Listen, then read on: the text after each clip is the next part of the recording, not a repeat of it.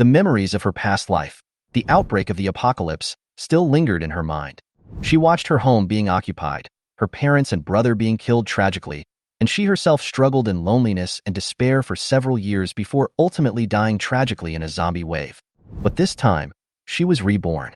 She stared blankly at the ceiling, and after a moment she sat up suddenly. Everything around her seemed extremely familiar to her, yet it seemed like a lifetime ago. She glanced at the calendar, her breathing quickening as she confirmed the date. There was still a whole month before the apocalyptic nightmare would begin. Not only that, a mysterious space appeared in her mind. It was extremely spacious, with bright sunshine in the sky and fertile farmland on the ground. The surroundings were filled with high-tech equipment and a large amount of supplies. More importantly, this space could be shared by family members. All this instantly ignited her hope. This time, I won't lose my family again. When Qian took a deep breath, his eyes firm.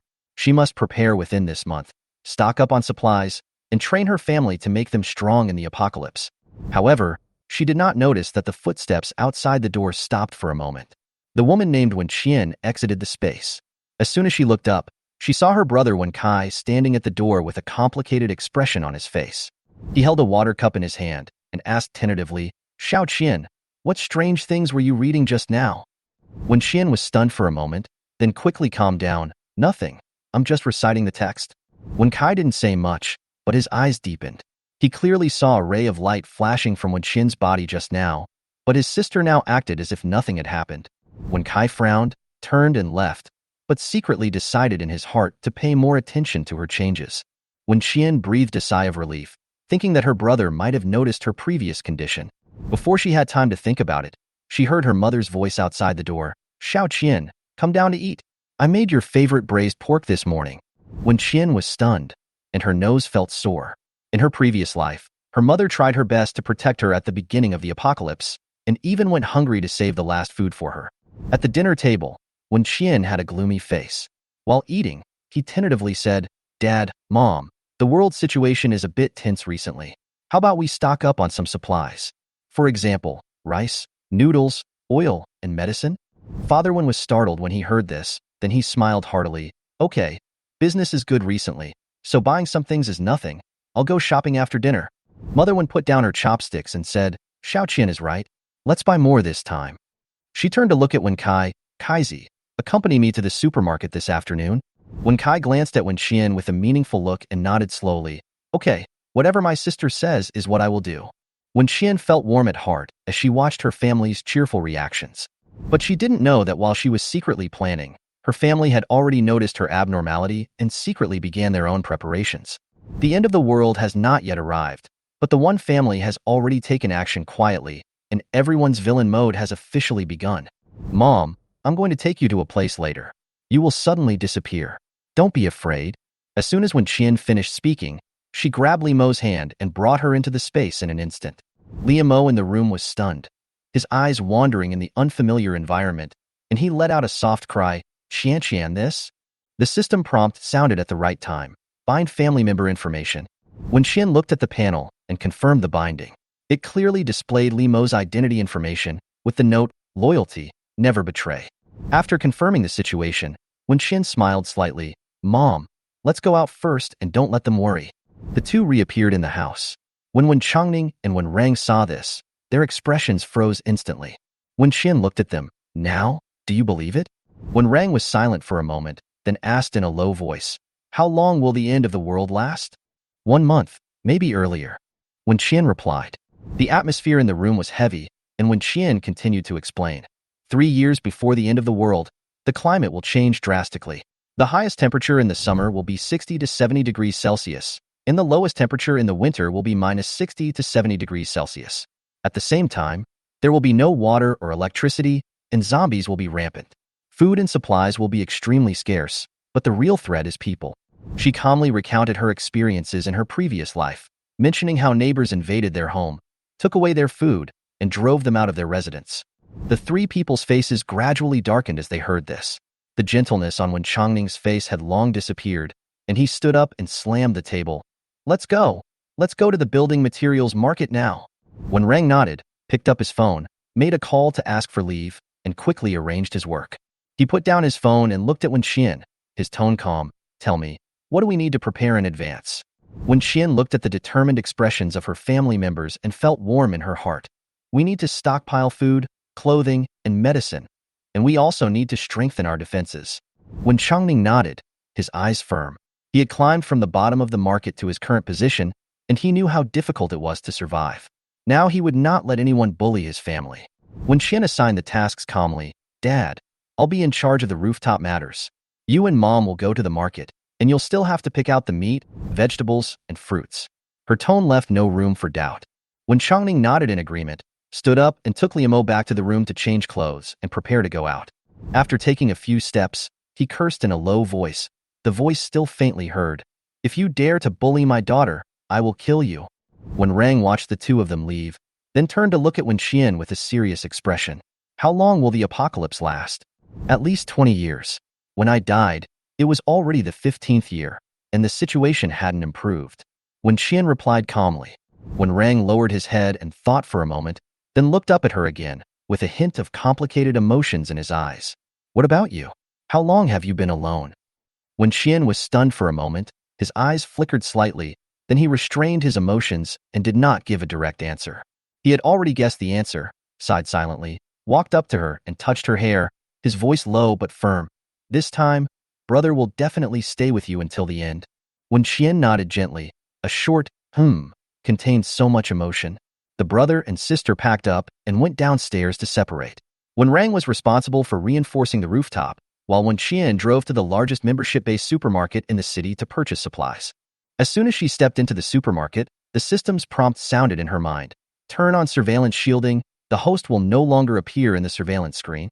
Wen Xian smiled slightly and started shopping with the shopping cart. She walked straight to the food area and took away 50 boxes of 40 jean rice.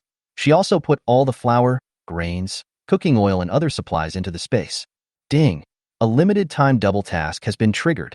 Within 1 hour, for every 1,000 yuan of war supplies stored, the space will increase by 2 square meters. The system's reminder sounded again. When Xian raised her lips and sped up. When she arrived at the refrigerator area, she unceremoniously filled the entire truck with high-quality meat. There was a full cart of meat, worth over 10,000 yuan, but the stock in the freezer had run out.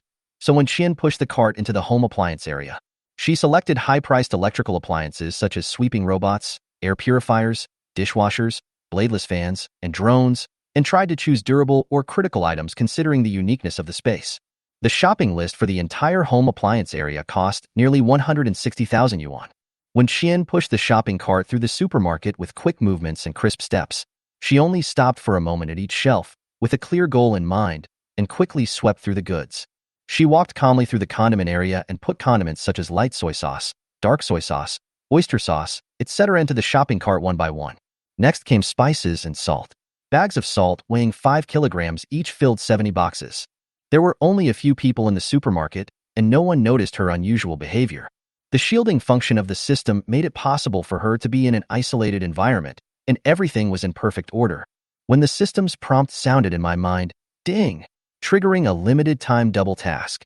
Within 1 hour, for every 1,000 yuan of war supplies, the space will increase by 2 square meters. When Xian's mouth curled up slightly, and he sped up again, she pushed the cart to the refrigerator area and started buying things with a clear goal. Pork ribs, pork belly, black pork ribs, beef rolls, steaks, and each kind of high-quality meat was put into the refrigerator area one by one, filling up the space. The high figures were running through her mind, but the freezer was almost empty, and the waiter couldn't move the goods fast enough to keep up with her needs. Next, she went to the home appliance section and scanned the various products, including robot vacuum cleaners, air purifiers, and dishwashers, all of which she selected based on the highest quality. Although these home appliances are not cheap, she knows that the space and electricity in the apocalypse can make these supplies play a huge role. The home's existing air conditioners and some large appliances will remain untouched for the time being, and she prioritizes small, efficient equipment to ensure she can fit as much into the space as possible. The shopping list totaled more than 150,000 yuan, but when Xian's eyes remained calm, she did not stop and continued to walk to the next area. When Xian pushed the shopping cart quickly between the supermarket shelves with a clear goal in mind, and every step was a mixture of urgency and calmness. She quickly moved 50 boxes of rice, each weighing 40 kilograms. She also took up an entire shelf each of high gluten, low gluten, and medium gluten flour, each box weighing 30 kilograms. Next comes the space for miscellaneous grains, black beans, mung beans, millet, red beans, etc. In the condiment area, she scanned the soy sauce, dark soy sauce, cooking wine, vinegar, and other condiments, and put 20 bottles of each in the account.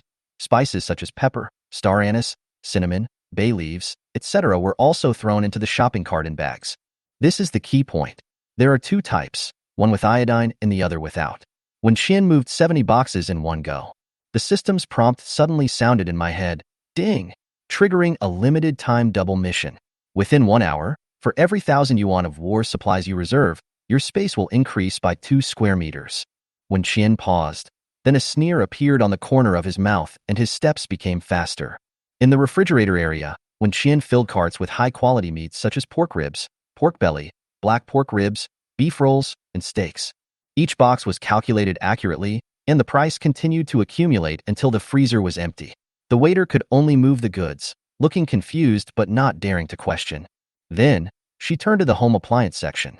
She bought out every item, including robot vacuum cleaners, air purifiers, dishwashers, bladeless fans, and drones, according to the shelf size. She knew clearly that the space had its own water and electricity, and the value of home appliances would be infinitely magnified in the end times. Her shopping cart was constantly emptied and filled, and every time she reached a dead corner, she quietly put the items into the space.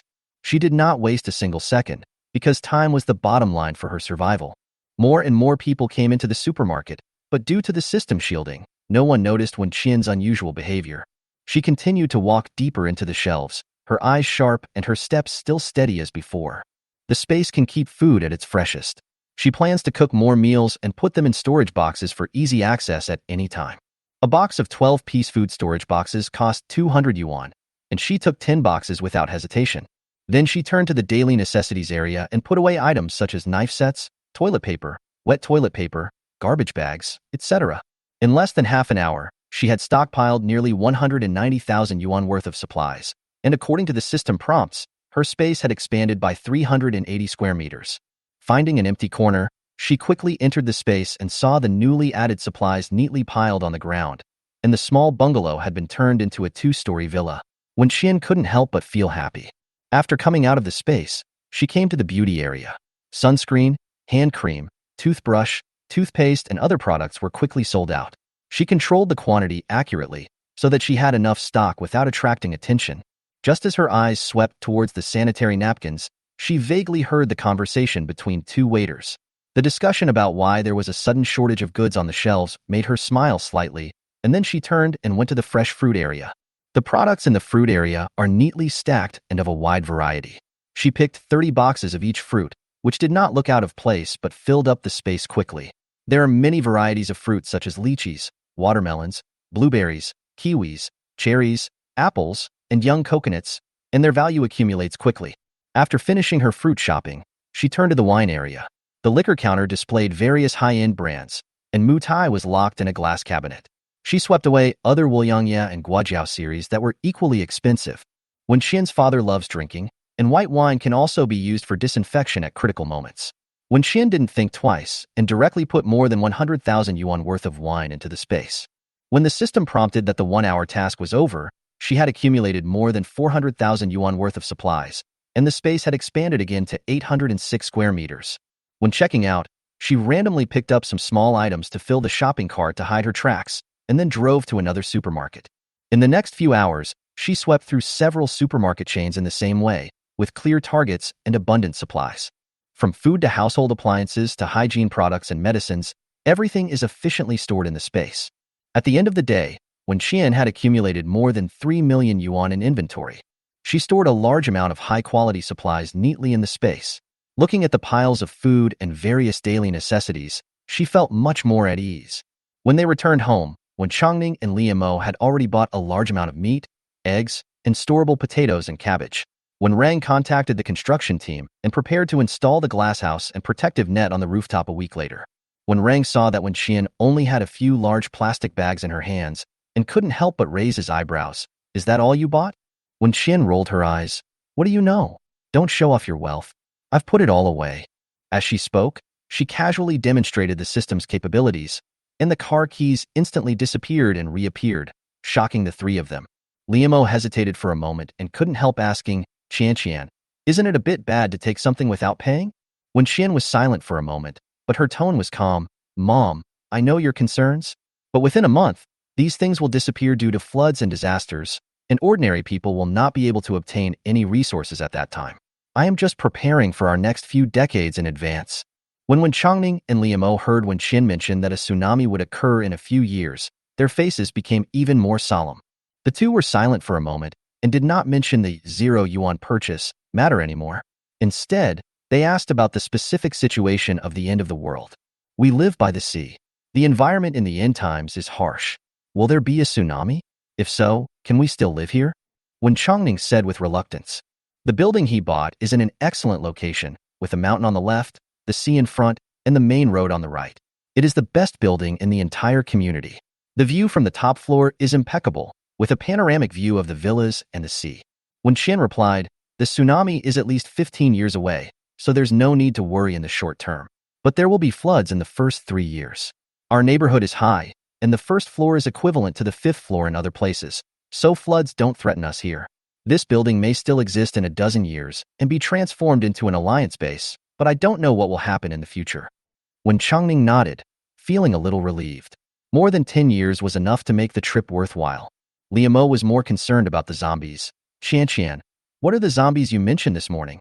Is it possible to develop drugs to fight them? No. When Qian said in a low voice, once infected, there is no cure. So sooner or later we will have to face them. Remember, no matter what the situation, you cannot be caught or bitten by zombies. When Changning looked down at his beer belly and secretly decided to start exercising tomorrow, he must not hold his family back. Liamo continued to ask, will it be difficult to get antibiotics and other drugs in the future? When Qian said, all Western medicines will become scarce, and most of them are in the hands of the top people. So now is the best time to purchase them. When Qian looked at Liamo and said solemnly, Mom, you used to be a doctor. You know which medicines are most important during plagues and disasters. Buy them as soon as possible. Don't worry about the shelf life. The space can keep the items in their original condition. Liamo nodded in agreement. Although she found all this unbelievable, she chose to believe her daughter. I would do it even if it meant losing everything I had. Money can be earned again, but I only have one daughter. When Qian then added, the locations of the drug warehouses and the hospital and the epidemic prevention station also need to be confirmed. I will go to get some vaccines and anesthetics that are not available on the market during the riots before the end of the world. In addition, a set of surgical instruments must also be prepared in case someone is injured. I understand. Liamo agreed readily. Although the atmosphere was still heavy, when Rang turned on the TV, he moved the TV from next door and switched it to the news channel, which happened to be reporting on the accidental deaths of several old men last night. After watching it, they continued to discuss the topic of the end of the world. How long does it take for mutation to occur after being bitten? When Rang asked, in the early stages, the virus has not evolved, so it takes about 3 to 7 days. In the later stages, it only takes 10 seconds. When Qian replied, is the only way to deal with them is to shoot them in the head? He asked. Yes, headshot is the most effective way. When Rang frowned, we can't get guns, and even if we did, we can't become sharpshooters. It seems we have to get some crossbows. You can get it. There will be people selling it in the early days of the apocalypse. Also, I will take advantage of the chaos to get a few guns for self-defense. When Qian turned to look at Wen Changning, who had been silent the whole time, Dad, can you find a good tang sword? It's very useful for chopping zombies. When Changning's eyes lit up, and he immediately stood up and took out his phone to contact an acquaintance. No problem, I can get the spot goods tomorrow. When Qian nodded and reminded, the more the better, get them as soon as possible. The end of the world may come early at any time. We must always be prepared. Liamo looked at Wen Changning's busy back and shook his head helplessly. Your dad is not sleepy anymore. He complained of back pain in the morning, but now he is full of energy. After hearing this, Wen Qian thought that in the apocalypse, time would be long and resources would be scarce, so she had to prepare more entertainment resources. She plans to purchase a large-capacity hard drive to download movies, animations, variety shows, and other programs for future use. Brother, can you contact someone who sells hard drives? Let's download something while there is still internet. She asked when Rang. When will the network be disconnected? When Rang asked as he stood up. It will be disconnected within 3 months after the apocalypse. When Qian explained, in the beginning, people still had illusions, but the zombies evolved too quickly, and even the army was defeated. After that, the network was completely disconnected, regardless of whether it was caused by man-made or natural disasters. When Rang nodded and picked up the car keys, then said as he checked his phone contacts, "Let's go and buy all the hard drives now." Liamo worriedly reminded, "Arung, take good care of your sister." When Rang responded without turning his head, and the brother and sister left quickly. When Rang took Wenxian to a hard drive store and saw that the largest capacity hard drive in the store was 20 terabytes, each priced at 2,300 yuan. He bought 30 without hesitation. Assuming that a normal 1 terabyte hard drive can store 100 movies, a 20 terabytes hard drive is enough to store about 2,000 normal movies. If it is a high-definition Blu-ray format, each movie will take up 30 to 50 gigabytes, and the storage capacity will be reduced, but it is still sufficient. After returning home, the brother and sister turned on all the computers in the house, subscribed to premium memberships of several downloading software, and started downloading movies and TV series in batches. When Rang focused on his work, and when Qian took the opportunity to enter the space. In this space, the supplies she had thrown in before were piled up in a mess, which made her feel quite uncomfortable. Plus, she was busy during the day, so she hadn't yet carefully examined the changes after the space upgrade. The original thatched hut has become a 3-story villa with a basement, and the surrounding vegetable fields have also expanded a lot. When Qian looked around the space and began to plan the layout. The audiovisual room in the basement of the villa is used for watching movies and entertainment, while the other rooms are used to store hard currency such as wine, cigarettes, and tea, as well as fast food such as buckets of instant noodles and self-heating hot pot. The ground floor has a living room, dining room, kitchen, and 3 bedrooms with separate bathrooms, which just meets the living needs of a family of 4. The second floor is used to store clothes, daily necessities, and books, while the third floor is reserved for medicines and medical equipment. She planned to pile some large items, such as rice, flour, grain, and oil, on a concrete floor behind the villa. When Qian envisioned installing supermarket-style shelves in the backyard, storing the supplies by category and labeling them for easy access later. If space continues to expand, she can also move in containers to store more items. After completing the planning, when Qian started to organize and found that he could move objects with his mind, but operating for too long would cause dizziness. So she combined automatic and manual sorting and spent 3 hours sorting out all the supplies she had stockpiled for the day. Just as I was about to leave the space, the system prompt sounded. Open the Doomsday Farming and Animal Husbandry system. Please complete the tasks of living chickens, ducks, geese, pigs, sheep, and cattle within 24 hours, and you will be rewarded with a fish pond. When Qian raised her eyebrows and was delighted, fish pond?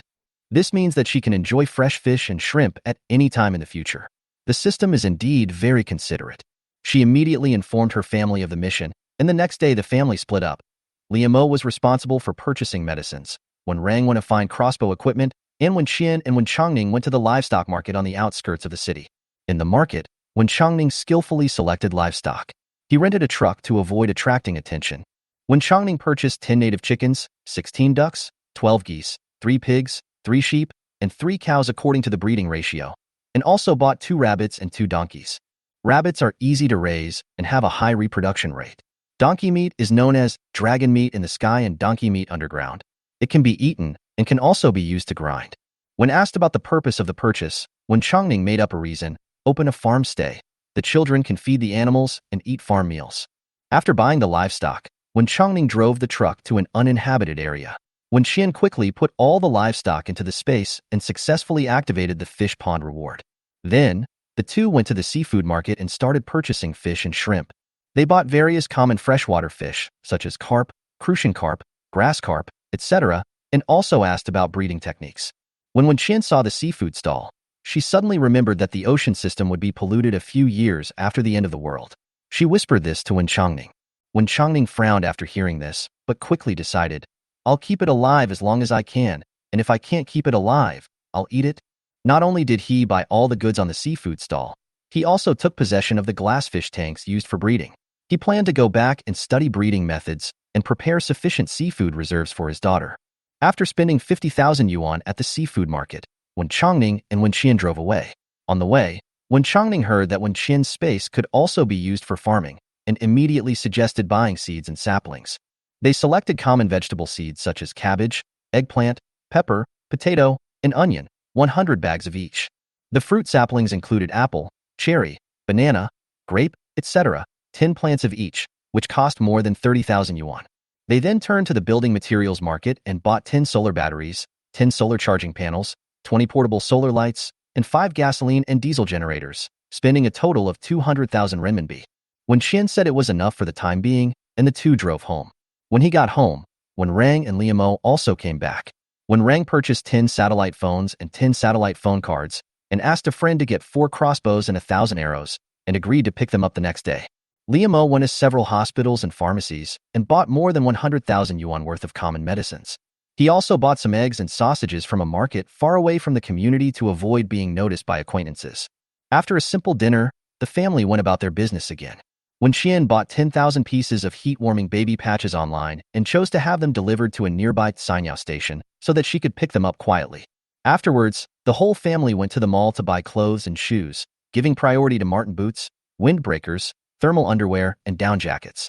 There are many people during the discount season, and their shopping behavior does not attract attention. When Qian and Liamo took advantage of the fact that there was no surveillance in the bathroom and put all the clothes they bought into the space. Then, when Qian took Rang to a sports equipment store to pick out baseball bats, protective gear, and outdoor equipment. Brother, have you almost spent all your salary these days? When Qian teased while swiping his card. When Rang sneered, not wanting to explain anymore. After signaling her to put the items into the space, the brother and sister and their family went to the underground supermarket. They acted separately, and when Qian took the opportunity to use the system's function to block surveillance and quickly bought a lot of convenience foods, rice, noodles, and mineral water. When they returned home at night, the family had a full load. In the underground garage, they ran into Zhang Yang's family, their downstairs neighbor. Zhang Yang greeted them warmly, but his eyes scanned the people to see if they had any items in their hands. Since the items had been stored in the space, when Changning casually said a few perfunctory words. When Zhang Yang's son Zhang Ziyang saw Wen Qian, he immediately came over and enthusiastically invited her to watch a movie and have dinner together. When Qian refused coldly, took Wen Rang's arm and said, "My brother and I have to go out tomorrow." When Rang noticed his sister's impatience and immediately cooperated, "Yes, there is no time." When the elevator reached the 29th floor, Zhang Yang and his family left. After entering the house, Zhang Yang's wife Su Yin sneered and complained, "When Qian, that damn girl, really takes herself seriously. Yang Yang has been pursuing her for so long, but she still doesn't agree." Zhang Ziyang replied nonchalantly, "Mom, don't worry, when she marries me, her 2 houses and the Qian will all be ours." The Zhang family had their own plans, but they had no idea that Wen Qian had already seen through their plans. When Qian returned home and sat on the sofa, his eyes cold. "Mom and Dad, do you remember what I said before, that the neighbors might target our family?" The two nodded. "However, I didn't tell you that it was the family downstairs who instigated the neighbors in the first place." When Qian's tone was calm, but the air suddenly became a little colder. She recounted the Zhang family's actions in the early days of the apocalypse. At first, Su Yin came crying to beg for food and made up a lie that the family could not even afford to eat. The Wen family kindly provided assistance for 2 days, but on the 3rd day they could no longer continue. They were maliciously slandered by Su Yin in the community group, which directly led to a riot among the neighbors. The Wen family's home was broken into and all their stored food was looted. What's even more outrageous is that they clearly still had 100 kilograms of rice at the time, but they were reluctant to eat it. "It's not like they were begging us because they couldn't survive," Wen Qian said coldly. When Changning was furious, his voice trembling as he cursed, "These beasts! I've noticed that there's something wrong with the family downstairs. Not only is their son ugly, but he also thinks about my daughter every day." Li Mo's face was gloomy. After a moment of silence, he turned to Wen Changning and asked, "When can I get the knife you contacted yesterday?" "I'll go get it tomorrow morning." Wen Changning gritted his teeth. Whoever dares to cause trouble will die alive. Although Wen Rang didn't say anything, the coldness in his eyes was not weakened at all. When Qian waved his hand to interrupt their anger, "I am not saying this to make you angry, but to remind you that in the end times, everyone is a villain. If we are weak, we will become prey to others' murderous intentions. So we must prepare in advance." Her tone was calm and firm. When Changning nodded and took her phone to research what other self-defense weapons she could get. When Rang looked at her and asked, "How much can the space hold? Is there a limit?" "Every 1,000 yuan of supplies can expand 1 square meter. Currently, there is a large villa of 1,000 square meters, 1 acre of land and 1,000 square meters of open space in the space, and it will continue to expand in the future." When Qian did not hide it and added, "There is only 1 quota for family members to be rewarded for the system task, but since we have started, there will definitely be more in the future. Then you and Dad will be able to go in and take a look. When Rang nodded, okay, wait and see what your debi looks like. The next morning, Wen Changning brought back 5 Tang swords, each worth 40,000 yuan. He looked at Wen Qian's delighted expression and crossed his legs proudly. This is what they call money makes the world go round? Wen Qian smiled brightly. With the knife, she felt more confident. On that day, Liamo suggested going to the old house to get the relics left by her parents, and Wen Qian drove with her. The old house was covered in dust. The floor-to-ceiling bookshelves were filled with books, and there were some usable medicinal herbs in the medicine cabinet. The two of them put all the usable items into the space and cleaned it up before leaving. Liamo sighed, will Chinese medicine be scarce in the future? We can find some, but not much. The climate is harsh and the environment is dangerous, Wen Qian replied. Can your space grow medicinal herbs? Liamo asked tentatively. It should be possible, but I'm not good at it. Wen Qian told the truth. It's okay, I'll do it. Liamo sighed. If I had known earlier, I would have listened to your grandfather and learned more. In the next few days, the whole family continued to busy themselves with shopping. Wen Qian bought some fitness equipment, intending to let the family exercise. When Rang purchased 10 speedboats, rubber boats, life jackets, and other flood prevention equipment. These things were expensive, but he didn't say a word and just swiped his card. A week later, the rooftop glasshouse began to be installed. Wen Qian followed the supervisor and saw the results of the design and full responsibility of Wen Rang. She couldn't help but give a thumbs up, brother awesome. When Wen Rang suggested installing a sunroom and diamond mesh, Wen Qian thought that the diamond mesh would be installed outside the glass. After all, that was the usual design. As a result, she found that the diamond mesh was installed inside the glass. Why put it in there? She asked Wen Rang in a low voice. To prevent acid rain. Wen Rang answered as a matter of course. Wen Qian's heart was shocked. Although she didn't want to admit it, her brother was indeed very smart. He even considered the possible corrosion problem caused by acid rain. She sighed and looked at his busy figure with complicated eyes. The noise of the installation attracted the attention of the property management of the community. The security guard called Wen Changning and said that this was an illegal construction and could not be installed. Wen Changning cursed and smiled as he responded, then go ahead and report it. I'll demolish it once the report is successful.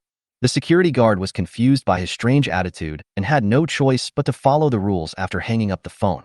Wen Changning knew very well that the reporting process took time, and by the time someone actually came to deal with it, it would probably have been a long time. The installation of the sunroom lasted a whole day. The roof was equipped with adjustable cellular sunshades. The south side is a sliding glass window with a built-in high-transparency diamond mesh that can be fixed with just a light pole. For this design, Wen Rang spent an extra 10,000 yuan. Just after finishing the sunroom, Wen Qian suddenly heard a system prompt in his mind. Activate the Doomsday Defense System. Congratulations on completing the defense upgrade task. Reward defense system upgrade, eternal defense space temperature, and 1 defense technician position. She was stunned, and before she could react, the glass house changed. All glass has been upgraded to bulletproof grade, and the outside can only be seen from the inside, with no way for outsiders to spy on it. At the same time, the windows of the house were also upgraded, and even the front door was turned into a bank-grade explosion-proof security door.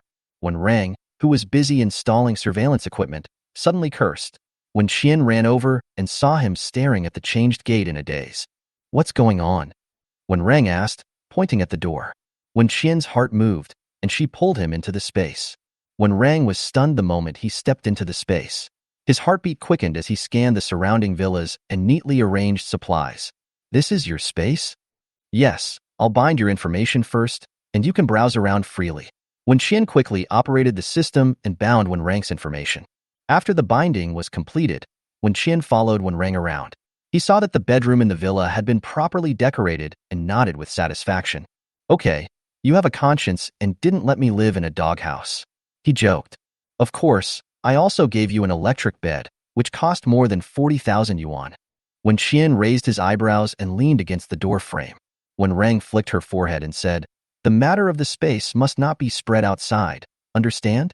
Otherwise, the consequences will be serious. Don't worry, I know better than you. Wen Qian answered straightforwardly. Wen Rang tested the mechanism for entering and exiting the space, and felt relieved after confirming that no one could enter without permission. He accompanied Wen Qian in farming for a while and found that they were very tired. The two hit it off and decided to purchase mechanical equipment directly after the space was created. They contacted a local agricultural machinery equipment factory and arranged to meet the next day. When Rang continued to be busy installing surveillance equipment, while Wen Qian prepared to go out again. When going down to the underground garage, Wen Qian unexpectedly saw Zhang Ziyang talking on the phone. "My girlfriend is Wen Qian. Who else could it be?" he said with pride in his tone.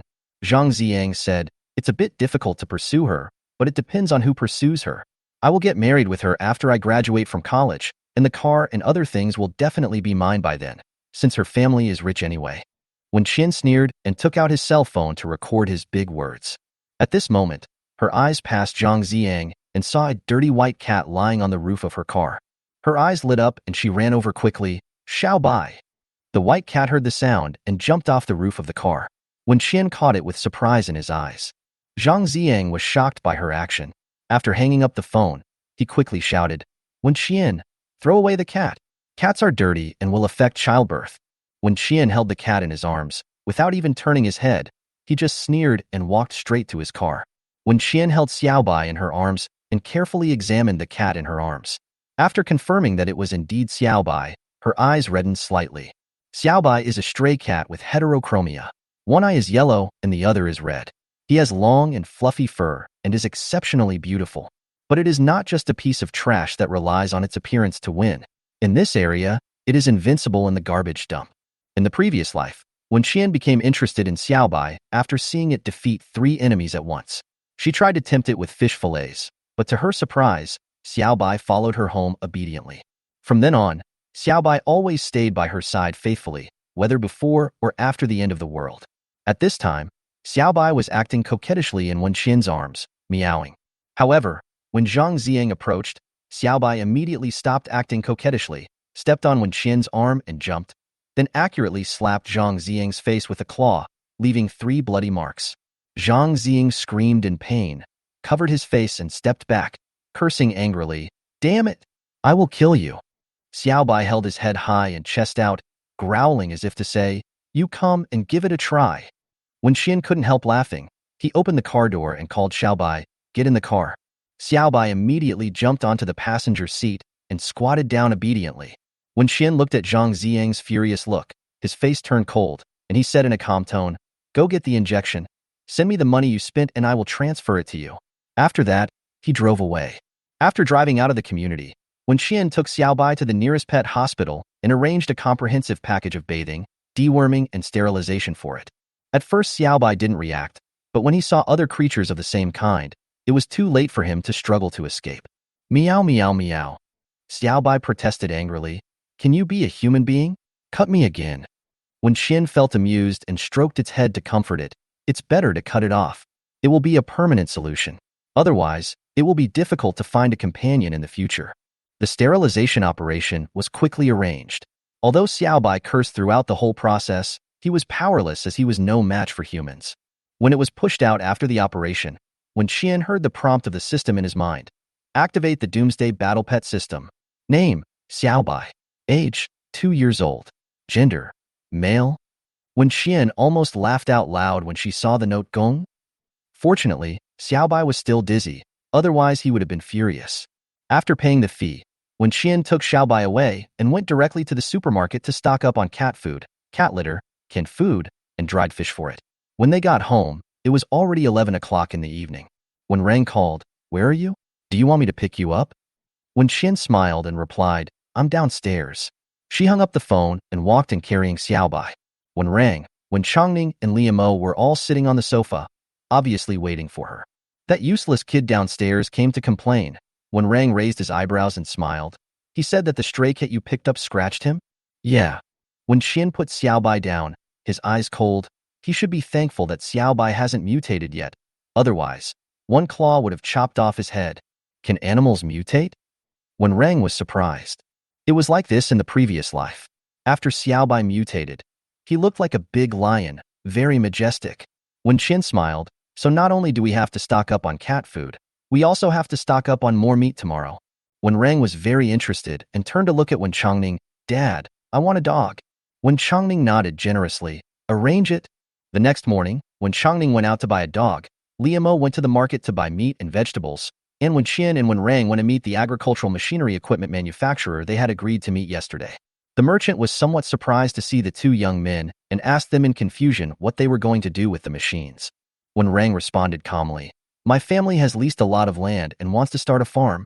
The merchant suddenly realized what was going on and enthusiastically showed them the products. When Qian knew nothing about this and could only follow behind when Rang as a background board. Seeing that when Rang was talking to the merchant in a serious manner, she couldn't help but whispered, "Did you study farming in college?" When Rang glanced at her sideways and replied disdainfully, "I checked the information last night. Do you think everyone is as mixed up as you?" When Qian gritted her teeth. After some negotiations, the two bought more than 10 pieces of equipment including harvesters, seed drills, pesticide sprayers, and rice mills, spending more than 100,000 yuan. After the transaction was completed, the merchant asked where the goods would be delivered. "Just drop it off at the entrance of the village," when Qian said, "We'll arrange for someone to pick up the car and try out the machine while we're at it." The merchant readily agreed. After the convoy arrived at the village entrance, the drivers and workers who had finished unloading left quickly, and when Qian, who was left, directly put the machine into the space. The system's voice sounded again. "Congratulations on completing the farm equipment mission, and you will be rewarded with a spot as a farming member." When Qian smiled, turned to Wen Rang and said, "It seems that Dad is the son chosen by heaven to farm. There is no doubt about it." On their way back, the two men passed by a grain store and a market and stocked up another 500 kilograms of rice and flour and 200 kilograms of beef. As they approached the city, when Qian suddenly spotted a large warehouse in the distance. "Brother, is that the storage area for several large e-commerce companies and supermarkets?" she asked excitedly, pointing ahead. When Rang found a secluded place to park the car, followed Wen Qian's directions, and opened the map to confirm. It should be correct, but the security measures in this kind of place must be very strict. "I'm afraid we can't get in."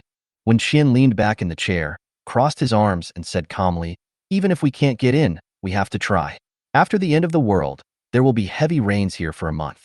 By then, the supplies inside will either be soaked or lost. Instead of wasting them, it's better to take them away in advance." When Rang frowned and thought, thinking of the terrain of Bincheng, he couldn't help but worry about those who lived at the foot of the mountain. He was silent for a moment, started the car, and drove around the perimeter of the e-commerce storage area. After letting Wen Qian familiarize himself with the surrounding terrain, he turned back and left. When he got home, Wen Chongning had already bought the dogs. He picked out 4 German shepherds, 2 males and 2 females, all puppies. Xiaobai smelled the scent of dogs and went over. When he saw a few puppies wagging their tails and frolicking, he was stunned, as if he had been betrayed greatly. When Qian was happily petting a puppy when she suddenly felt a chill. She turned around and saw Xiaobai staring at her with a caught-in-bed look, without saying a word. When Qian felt guilty and quickly put the puppy down, then squatted in front of Xiaobai to coax it. "Bai, listen to my explanation. These dogs are your subordinates. From now on, let them do all the dirty work. Only when they can't handle it will it be your turn. This way you can be more powerful." When Qian tried to comfort them, but Xiaobai didn't buy it, and meowed particularly harshly. "Bastard, I believed your lies." A few puppies didn't understand the cat's mood changes, so they came over to try to please it, wagging their tails. Xiaobai waved his claws to drive them away, but they still refused to give in and came up again. After going back and forth several times, Xiaobai finally turned around impatiently and walked towards the rooftop, with his tail raised high, and went to bask in the sun with a cold and arrogant look on his face. The puppies were not discouraged and followed it happily. Seeing this scene, Wen Qian couldn't help but laugh, and the system's voice sounded at this time. "Ding! The battle pet scale has increased, and a natural sand pool is rewarded." Wen Qian immediately entered the space to check and found a huge new sand pool of 2 meters by 4 meters, filled with soft cat litter. There is also a flushable squat toilet next to it, which is designed with the owner in mind. She couldn't help but turn around several times. This space was simply a treasure trove. After returning to reality, they began to name the 4 dogs. When Qian's was called Xiao He, when Rang's was called Xiao Lu, Li Mo's was called Bei Bei, and when Chongning's was called Dizhuang. The system updated the battle pet information synchronously. Afterwards, Wen Qian brought Wen Chongning into the space and bound his information. This was Wen Chongning's first time entering the space. He was as excited as a child. He walked around the house and finally ran back to hug Wen Qian, saying excitedly, "My daughter is amazing. The best." Wen Qian was stunned for a moment, then hugged him with her backhand, and said in a low voice, "Dad, I miss you so much." When Changning was stunned and patted his daughter on the back with mixed emotions in his heart. He comforted her softly. Dad will always be with you. After a brief moment of warmth, when Changning immediately got down to work, ran to the fields and started working.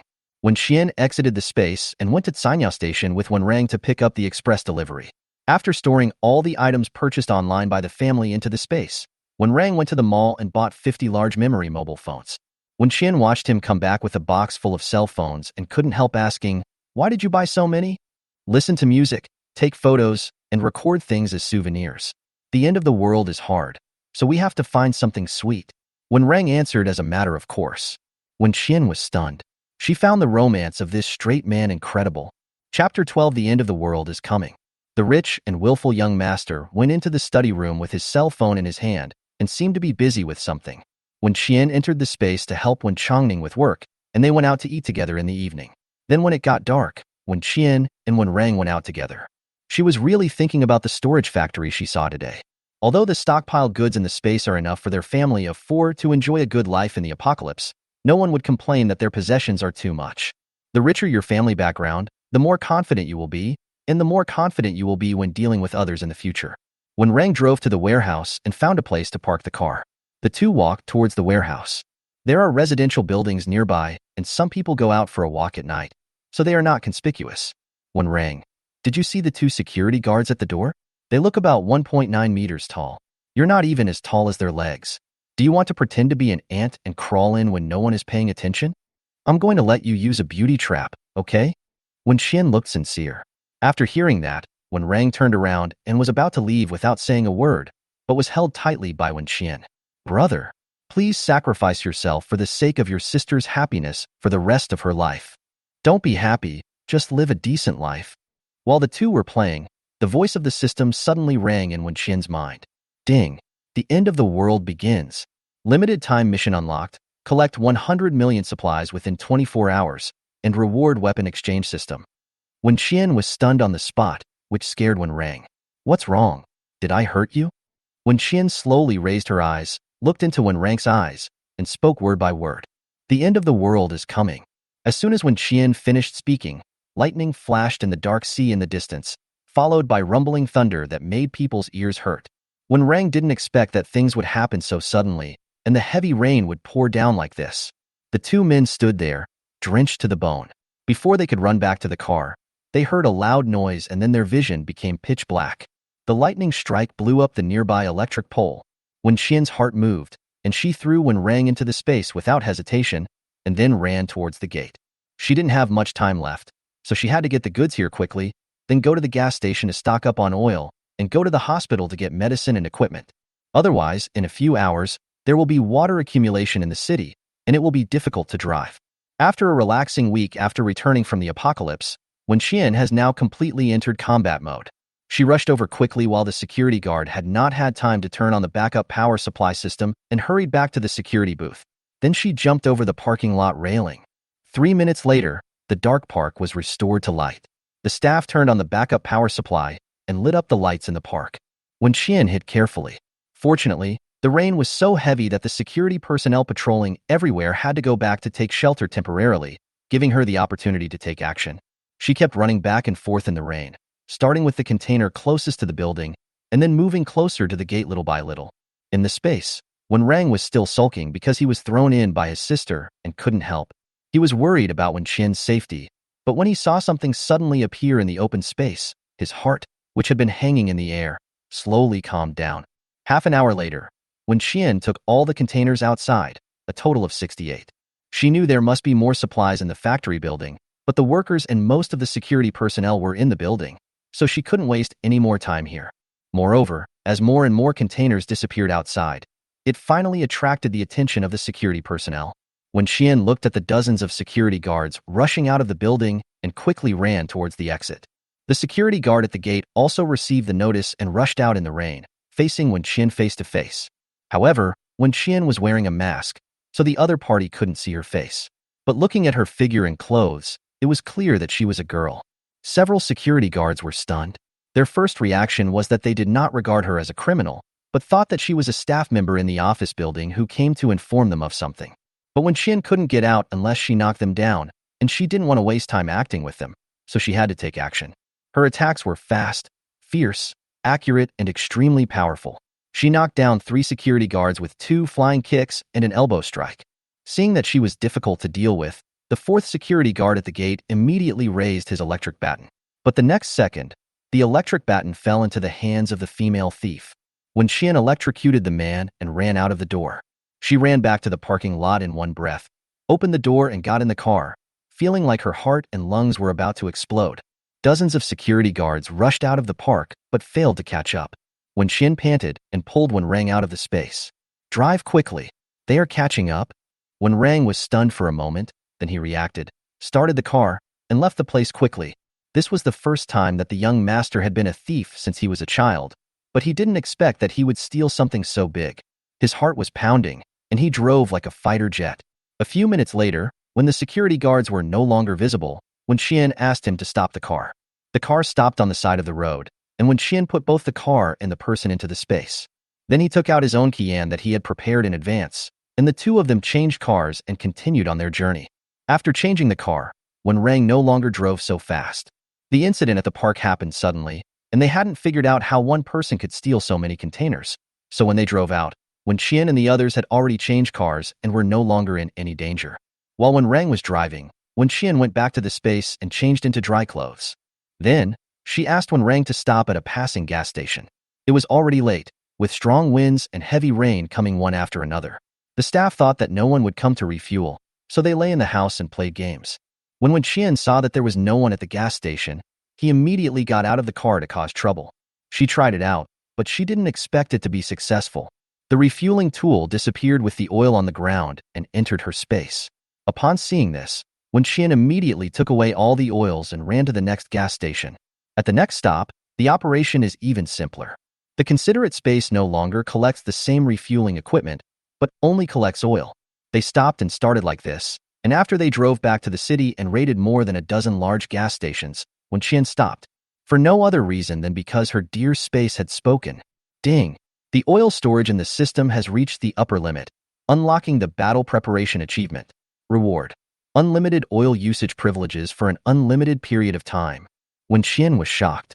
She could refuel whenever she wanted from now on. No need to worry about filling up your account number anymore. Chapter 13. His sister killed a zombie. Wen Qian told Wen Rang the good news and then called Li Mo.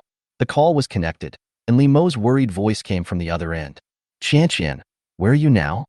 "On the way to the hospital." "Don't worry, Mom. My brother and I are together, and we will probably be home in the late night. You and Dad must not go out, and do not open the door to anyone. We have the key, and we'll open the door ourselves when we get back." After Wen Qian gave Li Mo some instructions, she hung up the phone and looked down at the map Li Mo had drawn for her in the photo. The map clearly marked the location she was going to. The car arrived at the destination, and this time Wen Qian didn't rush to let Wen Rang enter the space. After finding a place to store the car, the two walked into the hospital holding umbrellas. There was a power outage here due to a lightning strike, but the hospital's backup power supply can be started within 10 seconds and can run for more than 96 hours, so there was basically no major impact. We took the elevator to the operating room floor, outside the operating room, where family members were still waiting. Wen Qian and Wen Rang looked at each other and heard screams coming from inside. "Ah!" The sharp cries made Wen Qian alert instantly. Could it be? Several doctors ran out of the operating room in panic, their bodies and masks covered in blood, shouting as they ran. "Call the police! Call the police!" The patient suddenly went crazy and bit Director Qin to death.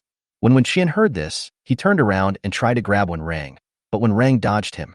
"If you dare to throw me in, I will break your dog's claws." Wen Rang looked at Wen Qian seriously. Now should be the stage where the attack power of those ghosts is the weakest.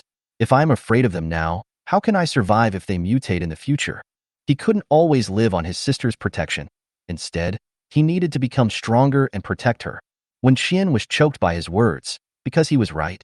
The early stage of the apocalypse is the stage when the zombies are at their weakest. Wen Qian gritted her teeth and said, "Then follow me closely and hide behind me." Wen Rang sneered and nodded nonchalantly. Wen Qian was the first to push open the door and walk into the operating room corridor. Coming towards her was the zombie patient who had just undergone surgery but mutated midway. He is a worker at the construction site. Because of the sudden storm tonight, a steel bar was blown down and pierced into his abdomen, so he was sent here for emergency surgery. When Qian looked at his white eyes and uncoordinated movements, knowing that he had been infected and there was no hope of recovery, she immediately took out a Tang sword from the space, raised her hand and swung the sword, and the zombie's head fell to the ground. When Rang stood behind Wen Qian, even though he was mentally prepared, he was still shocked by the shocking scene in front of him and took a step back. Damn, he killed someone? No, he killed a zombie. And his movements were extremely skillful, without any fear or hesitation. When Qian looked back at the frightened Wen Rang, said nothing, and turned into an uncontaminated operating room. She collected 3 sets of surgical instruments and equipment, and when she came out, Wen Rang looked to have recovered a lot. He looked at Wen Qian expressionlessly and said, "Get me a baseball bat." Wen Qian took something out of the space and threw it to him, and the two ran to the intensive care unit. Screams could be heard from time to time on every floor of the hospital, and there were even noises in the morgue.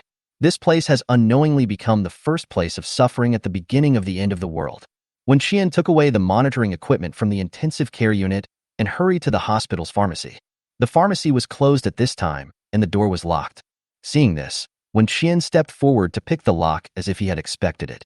When Rang thought she was joking, but he didn't expect that the door was opened in only about 10 seconds. Rushing in and putting all the shelves and medicines into the space, When Qian pulled Wen Rang out of the hospital. Along the way, they encountered several zombies. Just like in the operating room, When Qian cut the knife quickly and did not give them any chance to act arrogantly in front of him, nor did he give Wen Rang behind him any chance to show off. Ah! Murder! Someone nearby saw Wen Qian chopping off the zombie's head and screamed wildly in fear. Wen Qian didn't bother to pay attention to them and rushed to the hospital gate in a hurry. The entire hospital has been destroyed, and the parking lot exit is in chaos. Fortunately, Wen Qian had put the car into the space when they entered just now. She pulled Wen Rang in the rain to a nearby path without surveillance and took the car out again. Wen Rang drove in silence, occasionally turning his head to look at Wen Qian, who was sitting in the passenger seat. Wen Qian also said nothing. If possible, she didn't want him to discover so quickly that she had become so cold-blooded and cruel. In his heart, he must like his old self more, right? No one would like a female devil who kills people without blinking an eye. Wen Qian laughed at himself and calmly accepted the reality. You drive back first, I still have things to do. I'll accompany you. When Rang refused without hesitation, were you injured just now? No. When Rang's throat rolled for a moment, and he turned his head to look at Wen Qian again. I am a little scared, but not of you. You know, some scenes are different when you watch them on TV and in person, although I am mentally prepared, but those things are still too disgusting. I need some time to adapt. When Rang recalled the dashing figure of Wen Qian swinging a knife to kill the zombies just now, sighed, and raised the corners of his mouth slightly. What are you laughing at? Wen Qian noticed that he was laughing and couldn't help asking, why is my sister so awesome? If the kid named Jang downstairs saw this, he would probably pee his pants in fear, right? When Qian thought about the scene of Zhang Ziang peeing his pants, and her mood couldn't help but improve. On the way home, When Qian went to the epidemic prevention station and 2 large shopping malls and cleared out all the supplies he could see. There were also about a dozen tobacco and alcohol stores along the way, all of which were cleared out. At 3:30 in the morning, when she and Wen Rang arrived home safely, the system's time-limited task had been successfully completed. Inside the house, when Changning and Liamo did not sleep all night. There was a power outage at home. The two of them turned on a rechargeable nightlight and sat on the sofa anxiously waiting, while Xiaobai and his 4 puppies stayed by their side. Hearing the door opening, they quickly got up and ran to the door. After seeing that they were all safe and sound, Liamo wiped away his tears in fear. Fortunately, they are fine. If anything happened to them, how would she live on? It's okay, Mom. Don't cry. When Qian changed out of the blood-stained clothes outside, she went forward, hugged Liamo, and patted her back gently.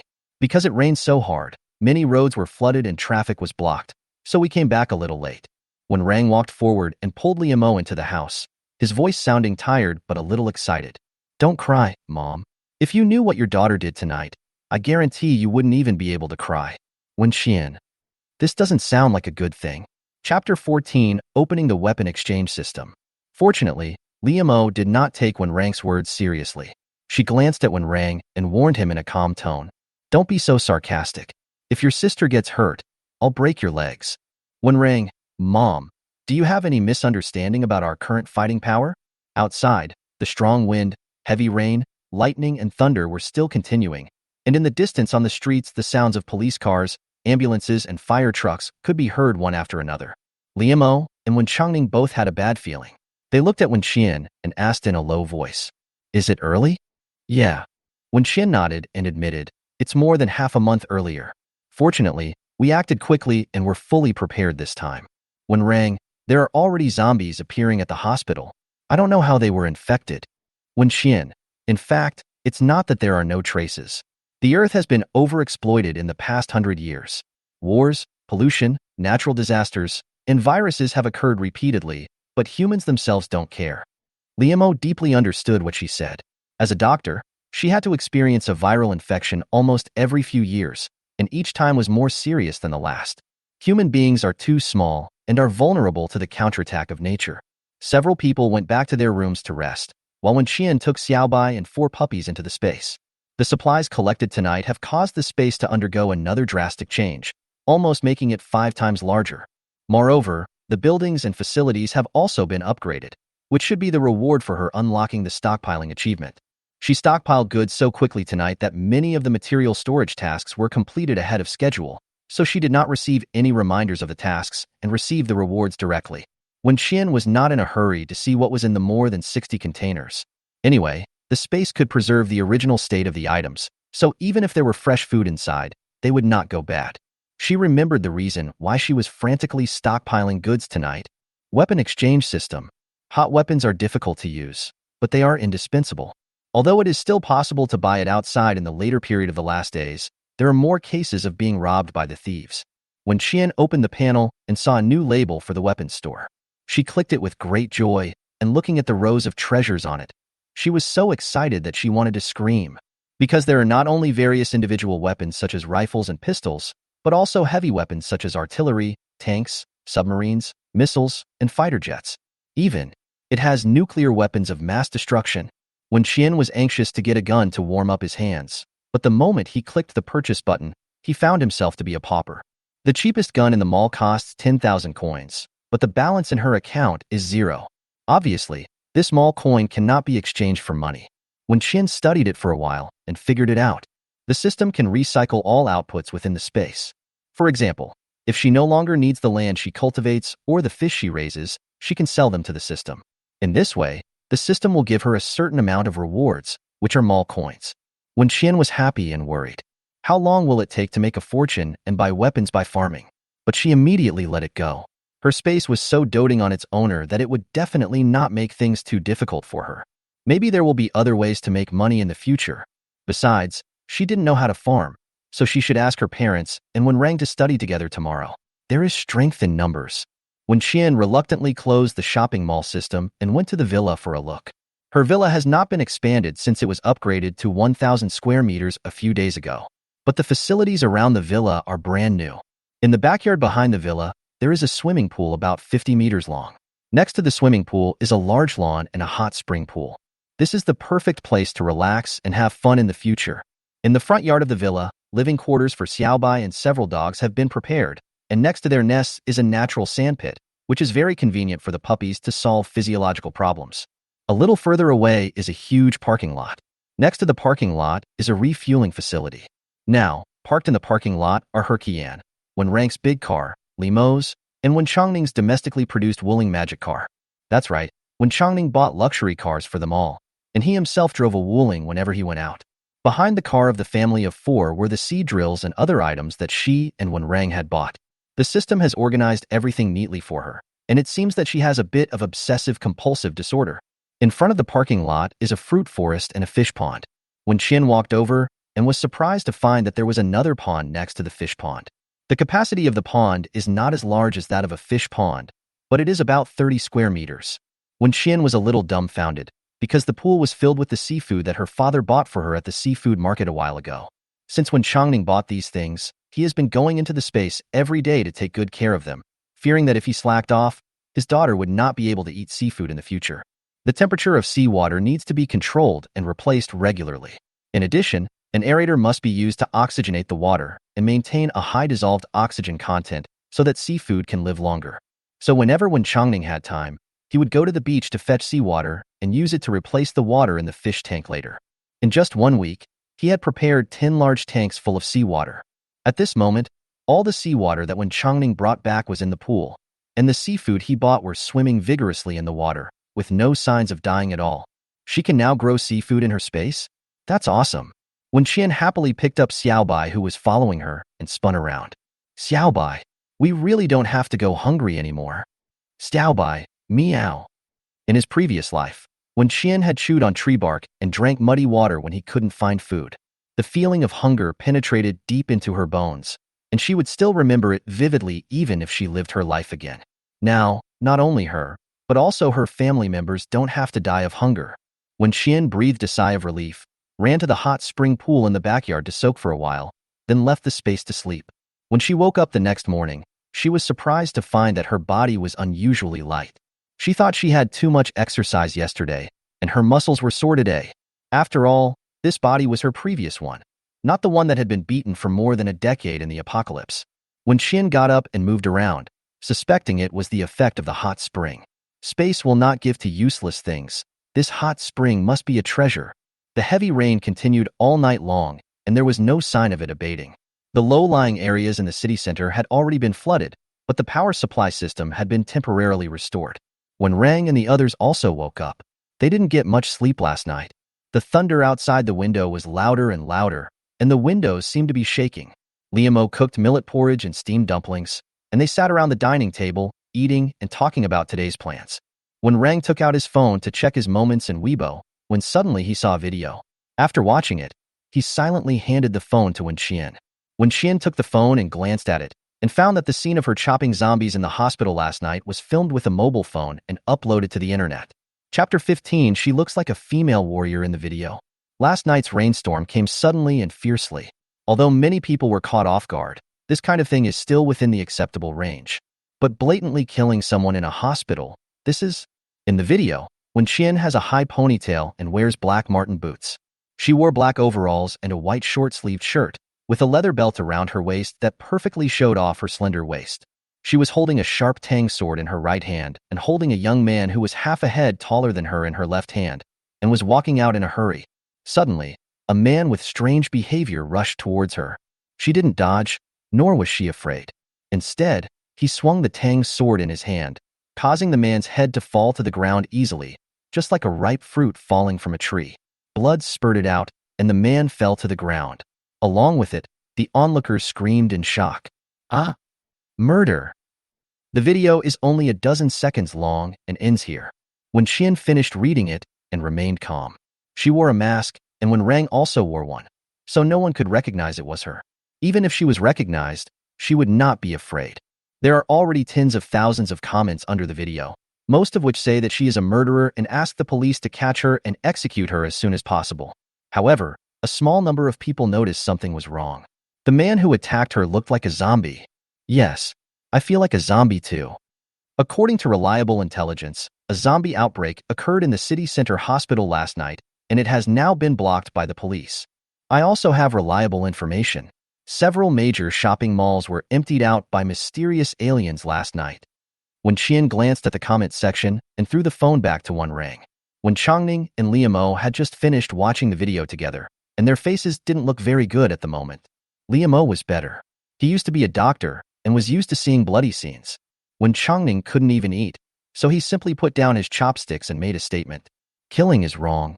Wen Rang, the one in the video is your daughter. But killing zombies is no problem. My daughter is so cool, like a female warrior. But what's up with the guy behind her? Why is he like a weak chicken? Dad, can your double standards be any more obvious? When Rang was so angry that he laughed. Your son, I didn't let her carry me back last night. I'm already very capable, okay? I'm not weak. I just saw that thing suddenly and was a little slow to react. When Rang was right. His performance last night was very good, and he did not hold Wen Qian back at all. Even after leaving the hospital, he drove the whole way and helped Wen Qian go shopping. Wen Rang would never admit that he was a weakling, but he also realized that there was a qualitative gap in strength between him and Wen Qian. So after having breakfast and resting for half an hour, he began to exercise seriously. Wen Qian placed all the fitness equipment upstairs, so there was an empty floor between the 29th floor and no noise could be heard downstairs.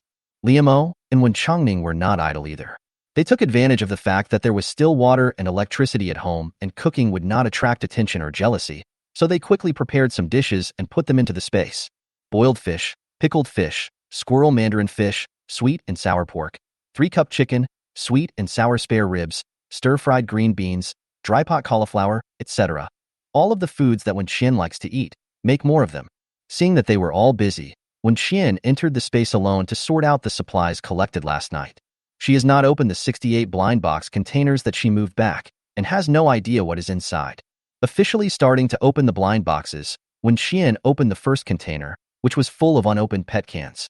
There are cats and dogs, and canned beef, mutton, chicken, duck, fish, and venison. A large container is estimated to contain about 100,000 boxes. Wen Qian nodded with satisfaction. She had originally thought that the food she had stored for Xiaobai and the others was a little too little, but now it was enough. The second container was filled with canned beer. Her father and Wen Rang would definitely be very happy if they saw it. The third container is for happy water, cola, Sprite, Red Bull, Pocari Sweat, herbal tea, coffee, juice, coconut juice, and many other varieties. When the fourth container was opened, a gust of cold air blew in my face. It was ice cream. The fifth container is still filled with frozen goods, including fish tofu, cuttlefish balls, lobster balls, beef balls, fish roe buns, crab sticks, shrimp balls, tripe, lasagna, yellowthroat, duck intestines, and other ingredients for hot pot. The sixth box contains towels, bath towels, socks, underwear, as well as daily consumables such as toothpaste, toothbrushes, laundry detergent, disinfectant, etc. The seventh box contains snacks such as potato chips, melon seeds, shrimp crackers, biscuits, chocolates, and lollipops. The containers at the back were opened one by one, revealing high-quality fruits, rice, flour, oil, grains, steak, lamb chops, salmon, sweet shrimps, daily necessities, table salt, children's milk powder, nutritional supplements, beauty and skincare products, home clothing, etc.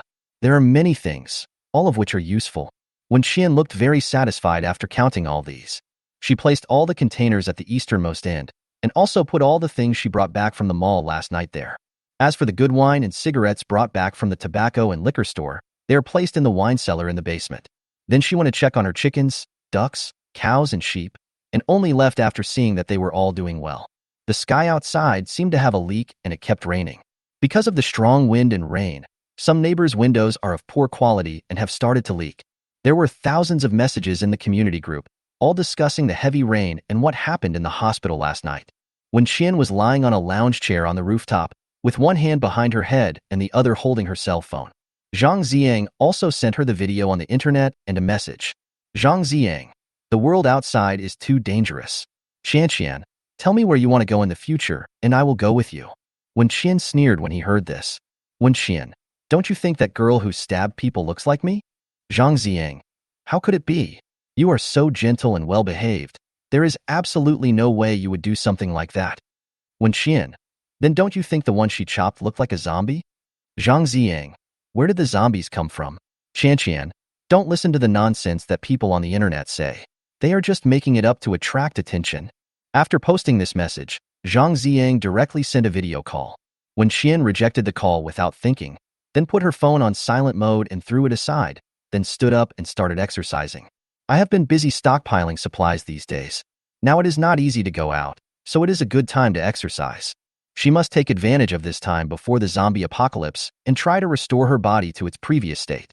After warming up, Wen Qian got on the treadmill and ran 10 kilometers. Then she did 500 jumping jacks, 5,000 mountain runners, 500 alternating shoulder touches, and 10 minutes of plank. After she finished this series of exercises, sweating profusely, she found that her parents and Wen Rang were sitting on the sofa, staring at her in amazement. Chapter 16. There are zombies in the neighborhood. Wen Rang had just run 10 kilometers, and he felt pretty good about himself as he ran all the way through without much effort. But now compared with his sister, why does he feel so weak? He, Liamo, and Wen Chongning looked at each other, stood up at the same time, and walked towards the fitness area. Hurry up and practice. Don't be the one who holds you back. Wen Qian couldn't help laughing when he saw what they were doing. She asked them to sit back on the sofa and gave them their own exercise plans. Wen Rang will be the main fighting force in the future, so he must be trained hard. Wen Qian asked him to run 10 kilometers with her every day before breakfast, 10 kilometers after lunch, and 10 kilometers before going to bed at night to build up his physical fitness. In addition, the two also have to do 1 hour of strength training and 2 hours of sparring every day. When Rang said with an inner struggle after hearing his sister's plan, "Let's not talk about whether I can stick to this intensity of training. Just think about running 30 kilometers a day. Will it kill my knees?" "No." When Qian replied calmly, "I forgot to tell you that there is a hot spring pool in the space, which can quickly restore the body's functions to their best condition." When Rang nodded and understood, what his sister meant was that if he practiced to death, as long as he had a breath left, the space would be able to save him. After Wen Rang's plan was finalized, the next one was Wen Changning's. Although Wen Qian didn't plan to let him charge into battle with her, he had to be stronger than other ordinary people. At least he should be able to protect himself when an accident occurs. So now he needs to run 10 kilometers every day, and then do 1 hour of strength training and 1 hour of sparring with Wen Qian. As for Liamo, he only needs to run 5 kilometers and do strength training for an hour. After hearing Wen Qian's words, Liamo frowned slightly and felt a little worried. "Mom knows you feel bad for me, but compared to your training, isn't it too easy for me?" "No, I know you have a lot of other things to do. Everyone has a different role. Liamo does not need to do too many things that require physical strength, but she needs to take care of the daily life of the whole family every day, and also sees the time to study and review the medical knowledge that she has abandoned for many years." When Qian knew that Liamo had recently downloaded and printed a lot of medical information, in the end of the world, it is impossible to go to the hospital to see a doctor when you are sick. Liamo knows the importance of his existence and studies until 2 or 3 in the morning every night. After when Qian finished talking to everyone about the training plan, he also mentioned that the space could be exchanged for weapons. "We need to grow more food as quickly as possible, and at least everyone needs a gun for self-defense." When Changning was no longer sleepy when he heard this. After finishing his exercise, he immediately took the initiative to ask to enter the space and go farming. When Changning hadn't entered the space for a day, and when he entered again, he was shocked because the changes inside were so huge. The original 1.5 acres of land has now become more than 10 acres, which makes Wen Changning excited and full of energy. His wife and children are working hard, so he has to work hard too. Roll up your sleeves and get to work. Wen Changning first renovated the new land, and then planted corn, wheat, and rice, several other staple crops. Next, we planned out a piece of land to grow fresh vegetables for the family to eat every day. After planting the seeds, he began to water them. After watering, he went to the breeding area. The grass in this space grows very well, and it seems that after being eaten on the first day, it will magically grow again on the second day. So raising livestock here is so easy.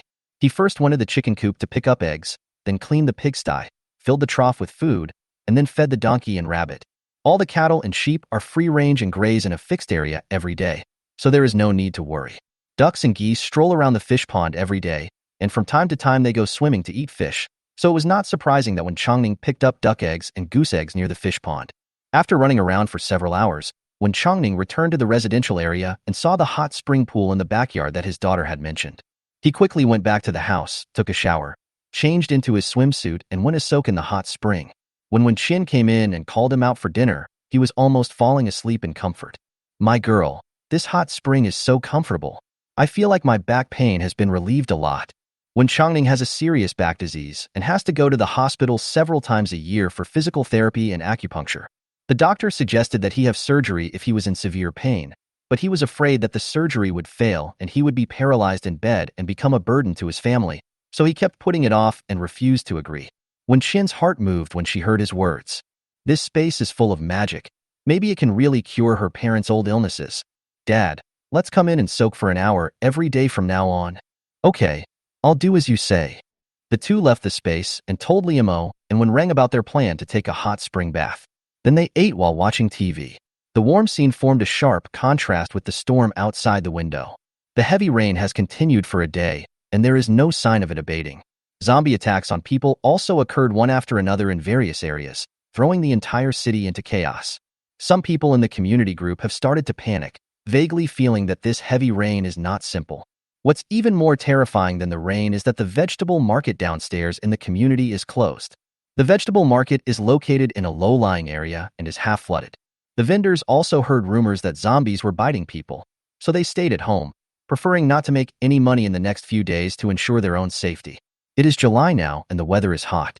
Vegetables and fruits are easy to spoil once you buy them, so no one has too much in stock. There is still some rice and flour, But who can eat without vegetables every day? For a time, all major online shopping platforms were flooded with orders. Everyone wants to order takeout or buy vegetables and fruits on e-commerce platforms, but they find that no one is taking orders. They have money in their cards now, but they can't spend it. When Xian had just finished reading the messages in the community group when the light in the house suddenly dimmed again. The whole community was shrouded in darkness and the power was out again. When Xian quickly turned on the backup power supply at home so that the several computers that were downloading things could continue to operate. But she didn't turn on the lights. Instead, she lit a candle, then moved a lounge chair, sat on the rooftop, petting the cat, eating ice cream, and listening to the wind and rain. This bad weather has lasted for 5 days, and some people have run out of food at home. But the rain still continued, and what was even more frightening was, there was also a zombie biting incident in their community. A young couple living in building number 5 were so hungry that they put on raincoats and rain boots and wanted to go to a nearby supermarket to buy some instant noodles to fill their stomachs.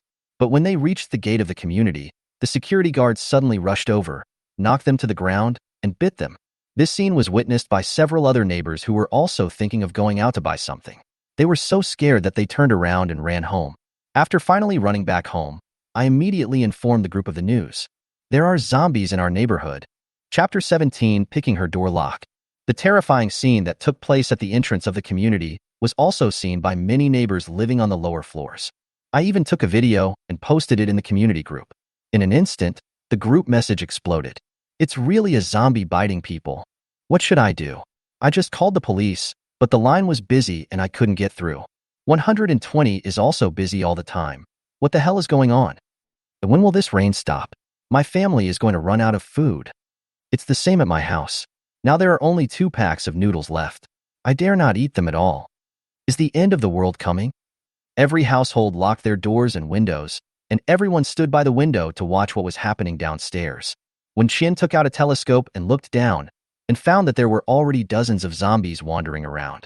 They were just scattered around, and because of the heavy rain and fog in the past 2 days, they were not discovered. When Rang and the other 2 saw this scene, they felt indescribably complicated.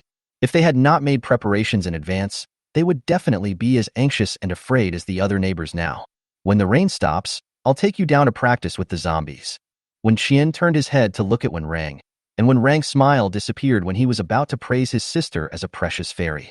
When Changning and Liamo heard this, their hearts suddenly jumped, but they didn't say anything and let their daughter make the arrangements.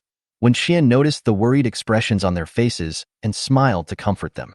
There's nothing to be afraid of in the early days of the apocalypse when there aren't any mutated zombies. But there's one thing you have to remember. If you really encounter one in the future, don't yell. Zombies have poor vision during the day, but they are very sensitive to sound. As soon as Qian finished speaking, a loud cry for help came from the street in the distance. Help! Help! A few people looked over and saw a car driving out of the villa area downstairs. The roar of the engine attracted the attack of zombies. The driver initially thought he had hit someone and got out of the car to check.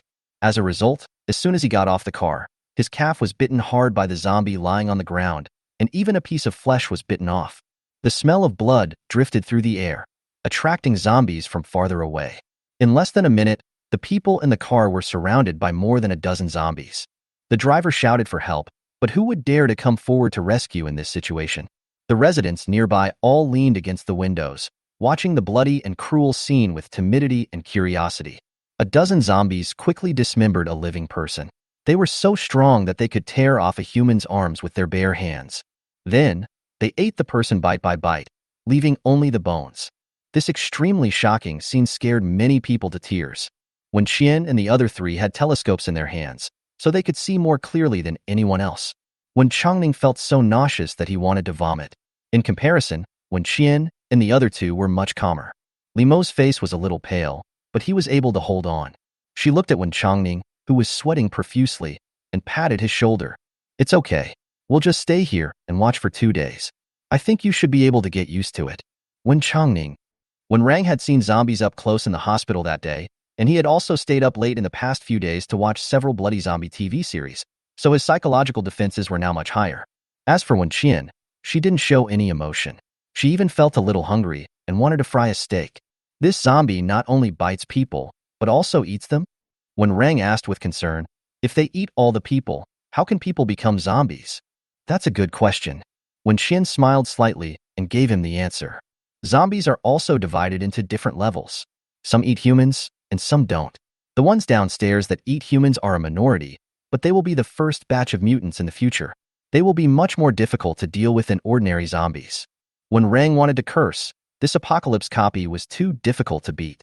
When Xian, half of the villa area is now flooded, and it will be completely flooded tomorrow morning. Within 3 days, the first floor of our community will also be flooded. Within a week, there will be civil unrest in the community, and our family will soon be targeted. In fact, some people have already started to target her family. Building, Zhang family. After witnessing 2 zombie attacks in succession, Zhang Yang and his family of 3 were so scared that their legs went limp. The couple were both doctors at the city central hospital. They knew that the hospital was in chaos and the situation outside was far more serious than what they saw. The 3 of them ran into the kitchen and took inventory of the remaining food in the house. There were 5 packs of instant noodles, a box of mineral water, and a frozen chicken and a pound of pork in the refrigerator. However, due to the power outage, they had thawed and could not be kept for long. All the fresh vegetables had been eaten, and the only fruits left were 2 cantaloupes. There is still a lot of rice left. Someone came to visit our house a while ago and gave us 100 kilograms of rice. They thought the gift was too shabby at the time, but they didn't expect it to become life-saving food now. Zhang Yang sat on the sofa with a frown on his face. We can't go on like this. The outside world will only get more chaotic. I don't know when it will end. 100 kilograms of rice will last us 3 months at most. What will we do after that? His wife Su Yin also had a worried look on her face. I heard from Lao Jiang at the hospital that many of our doctors and nurses on duty have died. It's unsafe outside now, and we can't go out to buy food. There's no movement in the community either, so it's impossible to expect them to distribute relief food. Zhang Ziang was silent for a while and looked up at the ceiling. Zhang Yang and Su Yin noticed his actions and looked over, puzzled. Su Yin, son, why are you looking at the ceiling? Qianqian's family always has good food, right? Zhang Ziang slowly withdrew his gaze and looked at Zhang Yang and Su Yin. Her family is so rich, and they are very particular about food and clothing. Maybe there will be a lot of things at home. That's right. Su Yin slapped her thigh. How could I forget about her house? Let's go upstairs and have a meal. The 3 of them packed up and went out, but the elevator was out of power, so they could only climb the stairs. When they reached the 30th floor, the 3 were a little dumbfounded. Did the one family's front door look like this before? Where did her doorbell go? Inside the house, the surveillance system installed by Wen Rang discovered them and the computer issued a warning. When Wen Rang and his companions heard the noise, they immediately ran to the study and saw Zhang Yang's family on the surveillance screen. Zhang Yang, when did she change the door? This door looks sturdy. It looks like it cost a lot of money. Su Yin, what a prodigal son. He just spends his money on useless things. Zhang Ziang, Mom, stop talking. Anyway, all the money will be ours in the future. Let's go in and have a meal first. Liamo was so angry when he heard their conversation. This Su Yin used to love to take advantage of small opportunities, and now her appetite is getting bigger and bigger. She even controls how we spend our money. When Changning, damn it, I'll chase them away. When Qian reached out to stop her father, don't be impatient, wait and see. Zhang Yang and his family knocked on the door, but no one responded. They put their ears to the door again, but still heard nothing. Su Yin, they're not at home, are they? The family of 3 exchanged glances, and Zhang Ziang suggested in a low voice. Mom, how about we pry open the door and go in to take a look? Chapter 18. Beating up the Zhang family. Zhang Ziang's simple words caused ripples in the hearts of the 3 people. They looked around with a guilty conscience and disgust in low voices. Su Yin, but we don't know how to open the lock. How can we pry it open? Zhang Ziang, don't worry, Mom. My dad and I have studied this at home these past 2 days, so it's a good opportunity to try this lock. Zhang Yang, that's right, if it succeeds, this will be our home from now on. Su Yan's eyes lit up after hearing this. This is a sky villa. She would never be able to afford it in her lifetime with her family's wealth. That bitch Liamo. I didn't expect she has such a good life. She had found a man from the countryside before, who had no education or background, and didn't even have a proper job. He was a fruit seller. Who among her colleagues in the department didn't laugh at her? Unexpectedly, after a few years, when Changning's business was getting better and better, he even made Liamo quit her job and became a rich wife at home. Although Su Yin didn't say anything, she was almost jealous to death in her heart. They both graduated from the same school, So why should the husband Liamo find make more money than her own? I am obviously prettier than her. This is not fair.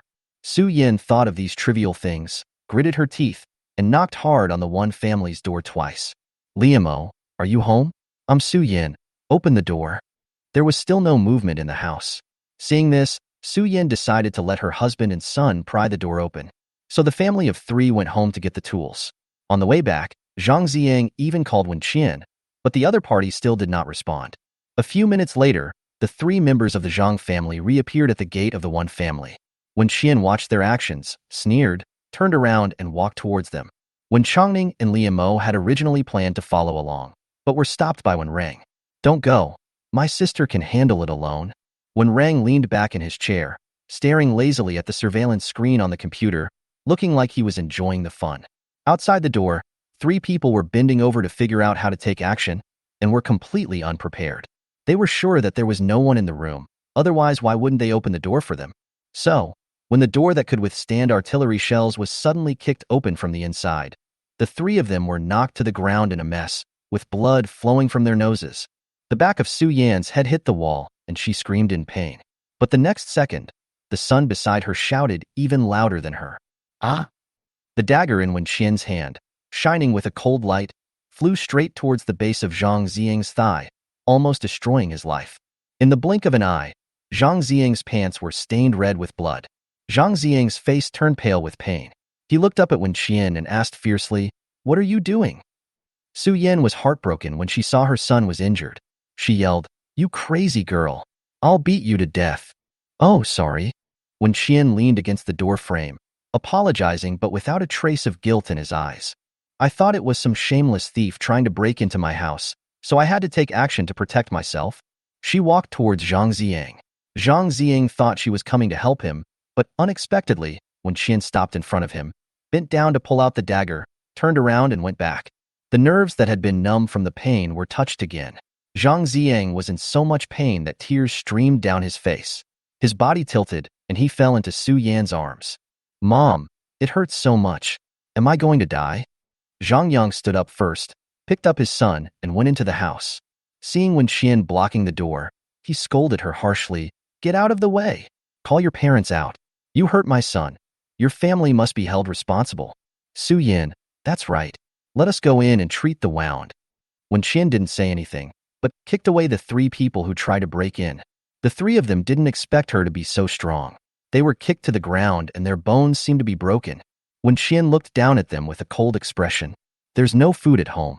My parents are so hungry that they can't get out of bed. My brother and I are so hungry that we want to bite people. Are you sure you want to come in? Itchy teeth? Want to bite someone?" The 3 members of the Zhang family keenly grasped the keywords and trembled with fear when they thought of the scene of zombies eating people they saw not long ago. Could it be that this damn girl Wen Qian was infected? Otherwise, how could she have the strength to kick them away? Inside the house, when Rang heard his sister's words, smiled maliciously and shouted, "Why do I seem to smell blood? Is there anything to eat?" His 2 words frightened the 3 members of the Zhang family, so much that they hurriedly got up and tried to run. But Wen Qian was like the god of death, blocking the entrance to the fire escape staircase. She looked at the 3 of them expressionlessly, her red lips slightly parted, and she spoke word by word. "If you try to attack my house again, I will kill you. You dare." Su Yin spoke faster than her brain, and she spoke reflexively. After hearing this, Wen Qian smiled, which made her feel creepy. "You will know if you dare to try. I will only give you one chance, so take care of yourself." After she finished speaking, she turned around and went back home and locked the door. The 3 members of the Zhang family returned downstairs in a panic. After the couple treated their son's wound, they couldn't swallow this humiliation. "Zhang Yang, what's wrong with Wen Chongning and Liamo? They taught such an uneducated person. That little bitch Wen Qian, how dare she threaten us?" Su Yin put one hand on her waist and used the other hand to call 110. Unfortunately, the call was not connected, and she was so angry that she cursed. "Are all these people dead? They don't even answer the phone. What's the point of having them?" Zhang Ziyang lay on the sofa, unable to speak due to the pain. How could he have suffered such an injury since he was a child? Zhang Ziyang was also filled with anger when he thought about how Wen Qian had hurt him and not allowed him to go to her house. "Since she is not behaving well, I will teach her a lesson." Zhang Ziyang's eyes were full of ruthlessness. Thinking of the scene of pressing Wen Qian under him and torturing her severely, he spoke weakly. Dad, Mom, we need to let the neighbors know about what happened today. Zhang Yang and Su Yin were stunned and listened to what he said again. Now there are more than one family without food. Everyone knows that the one family is rich, so they will definitely want to ask them for help. If the one family still has this attitude, it will arouse public anger. When they are desperate, they will naturally come to us for help. Zhang Ziying really wanted to see Wen Qian kneeling in front of him, crying and begging him. In the entire community, we have the best relationship with her family. They have no choice but to ask us for help. Once we get to the 30th floor, we can do whatever we want of them. Zhang Ziying's words made Su Yin and the others a little excited, but they still calmed down a little. Zhang Yang was worried. We don't know if his family of 4 has been infected yet. Wen Qian has suddenly become so powerful. What if we can't defeat him? Su Yin, it's okay. There are so many people in the community. Can't we deal with them? Let's unite with the people on the 28th floor first. If we can drive the one family out, each family will get one of the 2 houses. Then we can find a way to deal with the 28th floor. What do you think? Chapter 19. Crazy Face Slapping Output. After the 3 members of the Zhang family finished discussing, Su Yin immediately went to call the neighbors downstairs. After Wen Qian returned home, he also made preparations. At 6 o'clock in the evening, the quiet community began to become lively. Su Yin questioned Liamo first, then sent a photo of pants covered in blood. Su Yin, your daughter hurt my son today. How are you going to deal with this matter? The entire neighborhood was trapped in their homes, hungry and bored. Seeing this excitement, I feel a bit gloating. Just as Su Yin expected, someone immediately asked her what happened, so she exaggerated and started making up stories. Su Yin, when we were at home today, we heard some strange noises upstairs. We were a little worried, so we wanted to go upstairs to see what was going on. Su Yin, as soon as I knocked on the door, Wen Qian rushed out and stabbed my son with a knife. Su Yin, she also said that even if her family had food, they wouldn't give us a bite and told us to get as far away from them as possible. Su Yin, heaven and earth have conscience. Su Yin, we didn't go upstairs to beg for food today. Although my family is also out of food, I went there because I was worried about her family's situation. Su Yin, Li Mo, I have worked with you for more than 10 years. Is this how you do things? Su Yin, don't play dead, come out and apologize right now, and then give me a solution. Su Yin, Wen Qian also said that she feels itchy and wants to bite someone. Could your whole family be infected? Su Yin sent out a series of messages, which made some people who originally just wanted to watch the show quietly unable to sit still. Infected? Want to bite someone? This is a big deal. All of a sudden, everyone came forward to attack the one family. So much blood was shed. The attack was really ruthless. People are caring about you with good intentions, but you stab them with a knife. Come out and apologize quickly. I didn't expect that there would be such a neighbor in our neighborhood. Who can feel at ease living in the same neighborhood with such a person? If his family is infected, we're all doomed. Contact the property management and ask them to come and take a look. It's best to get rid of such hidden dangers directly. Within a few minutes, there were more than 100 group messages. When Changning and Liamo were furious when they saw the message in the group. They didn't expect the Zhang family to be so shameless and confuse right and wrong. Liamo was so angry that his fingers were shaking as he tried to type out an explanation, but Wen Qian snatched the phone away from him. Mom, don't talk nonsense with them.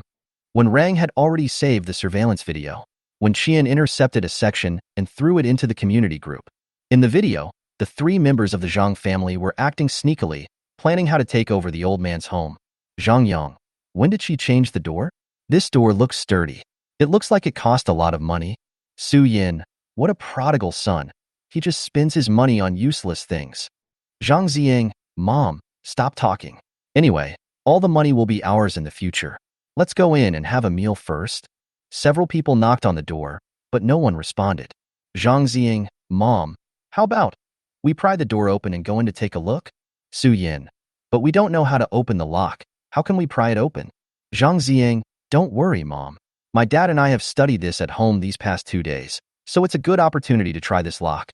Zhang Yang, that's right. If it succeeds, this will be our home from now on. In the picture, the faces and voices of the 3 people are extremely clear. After Wen Qian sent the video, Su Yin asked, Wen Qian, is this what you mean by worrying about us? Su Yin didn't expect that there was a surveillance camera at her door, and it recorded them. The other onlookers didn't expect to be slapped in the face so quickly, and they all fell silent. Qian, everyone knows what a special period this is. Let me ask you, if a neighbor suddenly comes to pry open your door, would you panic? Qian, from their conversation, I know they have been practicing at home for a while. Which good person would practice lock-picking and door-picking at home these days? You are picking my house today, what about tomorrow? Su Yin panicked for a moment, then quickly stepped forward to explain. Su Yin, stop talking nonsense. We were obviously worried about your safety, so we wanted to go in and take a look. Qian, oh, you mean you never thought about my family's things? Su Yin, bullshit. Do you really think you are some kind of priceless treasure that everyone wants? Su Yin, Qian, let me tell you, my family is rich. I don't care about your filthy money. Su Yin, I don't like people like you who don't respect their elders. My son doesn't like you either. Su Yin, don't think that because you like my son, if you fail to pursue him, you can turn the tables and frame us. Qian looked at the messages she sent and chuckled. She sent another video to the group. It was recorded in the garage that day when Jang was bragging to others that he would take her to the class reunion. In the video, Jang didn't notice anyone behind him at all, and his abacus was clanging loudly. Who is my girlfriend? Qian. Who else could it be? Haha, she's hard to chase, but it depends on who you chase. I've decided to get married to her after I graduate from college. I'm so handsome and my family is well off. Why would she disagree? Sooner or later, I'll get married, right? Yes, we'll go by car. What car? Just a Kian. I've already made an agreement with her that after we get married in 2 years, I'll get the car to drive to work. It's okay, but to be honest, I don't really like her car. I plan to ask her dad to buy me a bigger one in the future. Yes, her brother drives that one, but I heard he bought it himself. Qian not only recorded the voice, but also let Zhang show his face. In this case, even if Su Yin wanted to deny that he was her son, she couldn't do it. Qian asked after sending the video, Qian, I'm chasing after your son? Is he worthy? Are you worthy? Su Yin, delete the video for me. You are infringing on someone else's portrait rights. I can sue you. Qian, idiot, go and sue. Qian, I still say the same thing. If you try to target our family again, I will make you die on the 30th floor. If you don't believe me, just try it. After Qian finished typing, he remembered something else. She flipped through the chat box between herself and Zhang, found a conversation, and took a screenshot. Qian, your family still has 100 kilograms of rice left, but you are thinking of going to your neighbor's house for a free meal. Do you have any shame? Su Yin was stunned. How did Qian know that her family had food? Su Yin, what nonsense are you talking about? Where did my family get so much rice? Did you give it to me? Qian smiled and sent the screenshot. Qian, you can see for yourself. A week ago, your son complained to me that people nowadays are becoming more and more stingy in giving gifts. When he came to your house, he only gave you 100 kilograms of rice. Qian, you must not disown your own good son. Qian, also, guard your door well. There are 100 kilograms of rice, which is enough to eat for many days. Her words instantly sent a chill down Su Yan's spine. It was impossible to admit it, so she immediately denied it and said that Qian's picture was real and her family had no food. But whether it was true or not, the onlookers already had an idea in their minds. Chapter 20. Time-limited zombie killing mission. Su Yin was afraid that they would come to steal her food, so she deleted all the building numbers and house numbers she had noted. But what's the use? I've already remembered what I need to remember. When Changning and Liamo breathed a sigh of relief when they saw the evidence their daughter presented, and they felt much better. Su Yin frantically tried to explain herself in the group again, but this time no one paid any attention to her. Everyone is worried about their future survival. The power supply has not been restored since the second blackout. There are power outages all over the city right now, and the crews are simply unable to repair them. Power outage, food shortage, zombies. Fatal problems emerged one after another, and some smart people began to take out the pots and pans in their homes and stockpile water. If the water resources are polluted in a few days, or the water supply is cut off, we will really not be able to survive. No one knew when someone would be sent to rescue them. So everyone was wondering if the homeowners committee could take the lead and work with the property management to collect food from supermarkets near the community. There was a lot of heated discussion in the group, but Qian just found those words ridiculous. They are afraid of death and they don't want to starve. So they let the homeowners committee and the property management company go out and find food for them. Qian silently took note of the people who were urging others to go out and find food, and then, together with Liamo, prepared the ingredients for the hot pot. Other families have no water, electricity, or food, but hers doesn't. and her house isn't hot even without the air conditioner on. The system informed her that day that the temperature in the defense space was constant. When Shin noticed these days that her house was never too cold or too hot, but very comfortable. They moved a table to the rooftop garden, but because of the other rooms blocking the view, the neighbors in other buildings couldn't see them even with binoculars. Because Liamo can't eat spicy food, today's soup base is a double-flavored hot pot, half spicy and half tomato. Beef, mutton, grass carp fillets, tripe, yellowthroat, duck intestines, luncheon meat, fish balls, shrimp slips, potato chips, kelp slices, lettuce, bamboo shoots, winter melon, baby cabbage, enoki mushrooms, and oil curd skin. Everyone's favorite dishes were served, along with beer, cola, coconut milk, and hawthorn juice that had just been taken out of the refrigerator. When Shin originally wanted to eat some pig brains, but she was afraid that her father would associate it with other things and affect her appetite, so she gave up. A family of 4 sat around the table, eating and chatting, having completely forgotten about the shameless family downstairs. After eating and drinking, when Shin threw the kitchen waste into the processor and temporarily placed the other garbage in the space, she cleared out a container and put all the garbage in it, planning to throw it away together when she went out one day. Anyway, the garbage will remain in its original state in the space and will not ferment, breed insects, or become smelly, so she can accept it.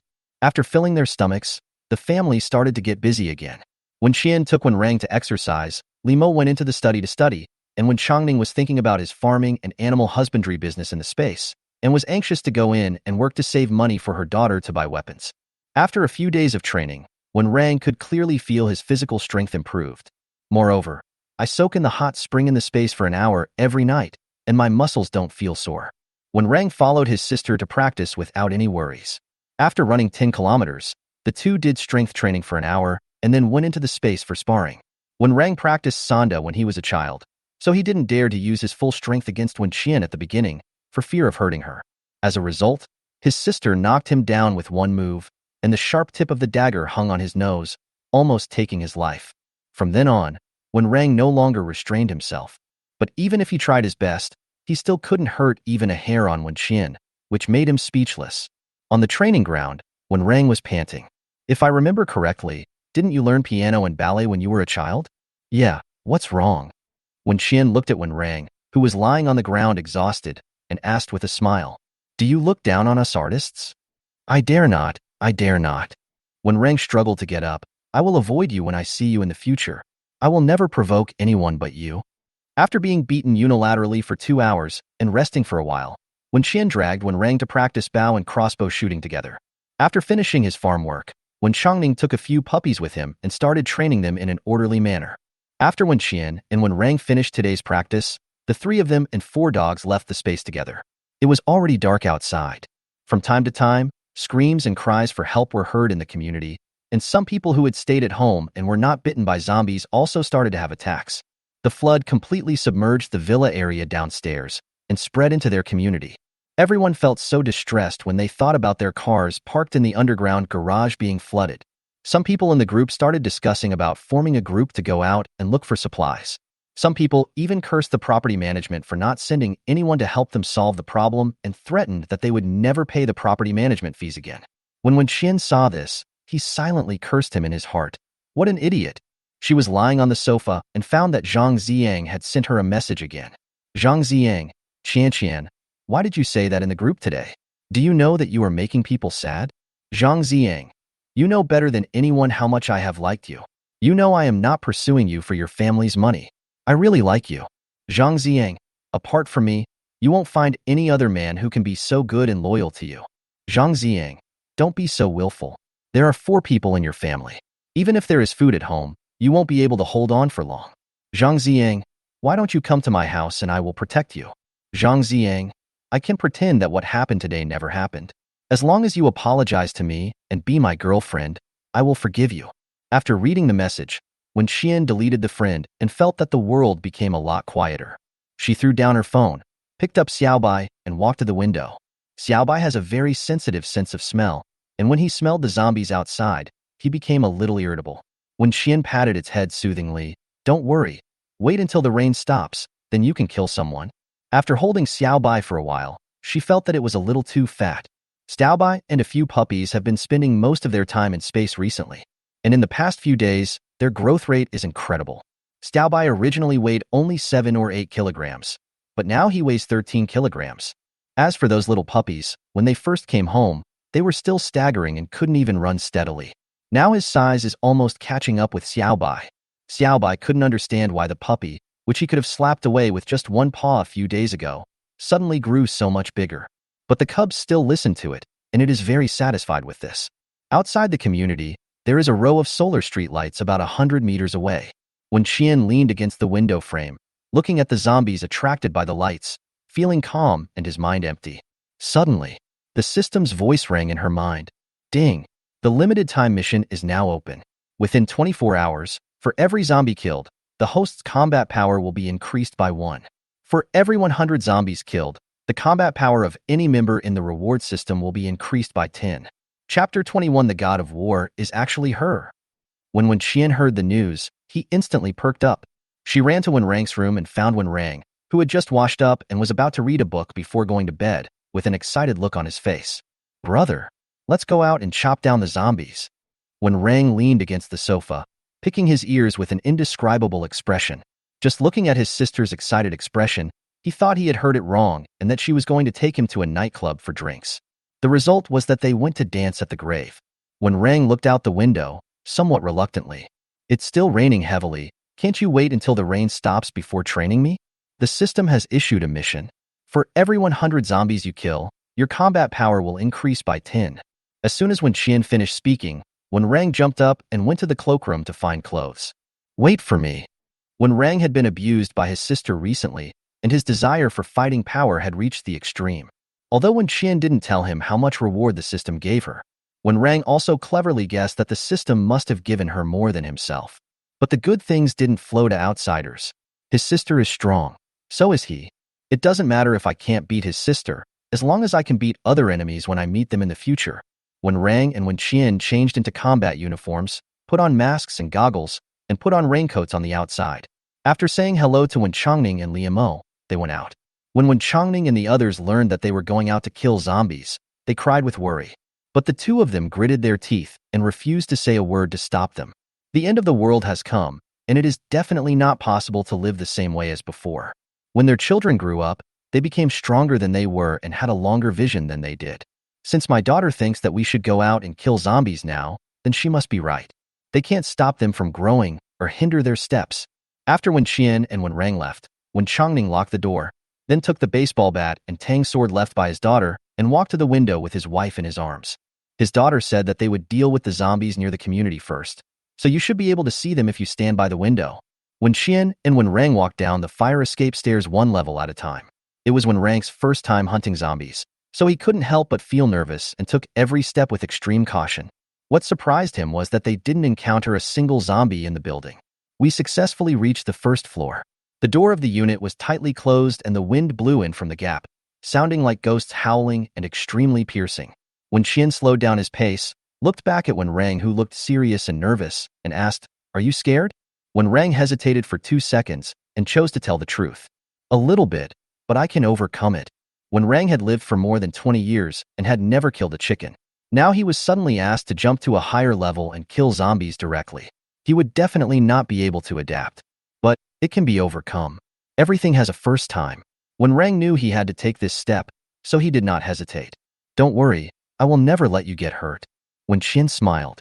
Even in the early days of the apocalypse, she still had some confidence. Qian held a tang sword in his hand and chose a bow and crossbow for Wenrang. He also took out a speedboat from the space. Now most of the outside world was flooded, and only their community was barely holding on. So Qian planned to lure all the nearby zombies to the entrance of the community and then move to other places. Seeing that Wenrang was mentally prepared, Qian opened the door of the unit. The strong wind and rainstorm hit us in the face, and the mask and goggles on our faces were instantly wet. Qian walked outside against the wind and rain. When he arrived, he knocked hard on the gate of the community. The slamming sound of the iron door was particularly loud late at night.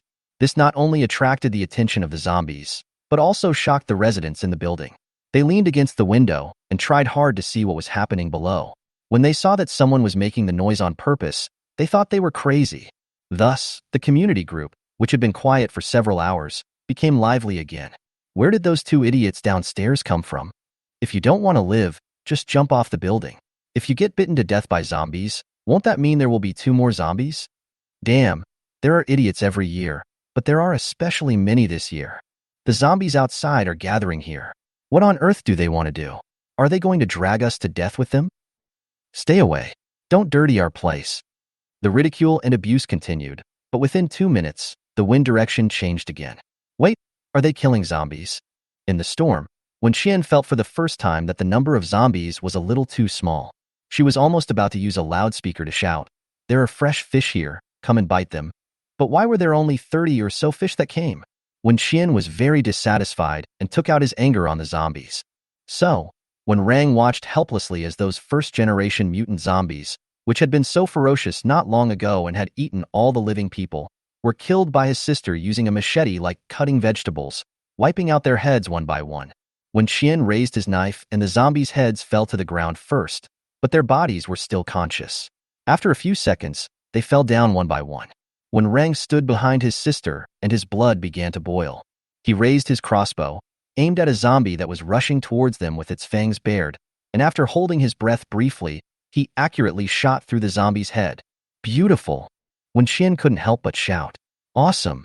After successfully shooting a zombie for the first time, when Rang was so excited that his palms were covered with sweat, he did not dare to relax and continued to cooperate with Wen Qian. Half an hour later, more than 50 zombie corpses had piled up in front of the big iron gate. Wen Qian continued to knock on the door to attract the zombies, but the zombies came much slower than they could kill them. If we continue like this, it will just be a waste of time. So Wen Qian decided to change places.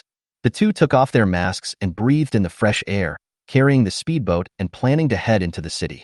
The central hospital is the hardest hit area, so there must be a lot of prey there. Wait for us. Just as the two were about to get on the speedboat and leave, a burst of excited voices suddenly came from the community.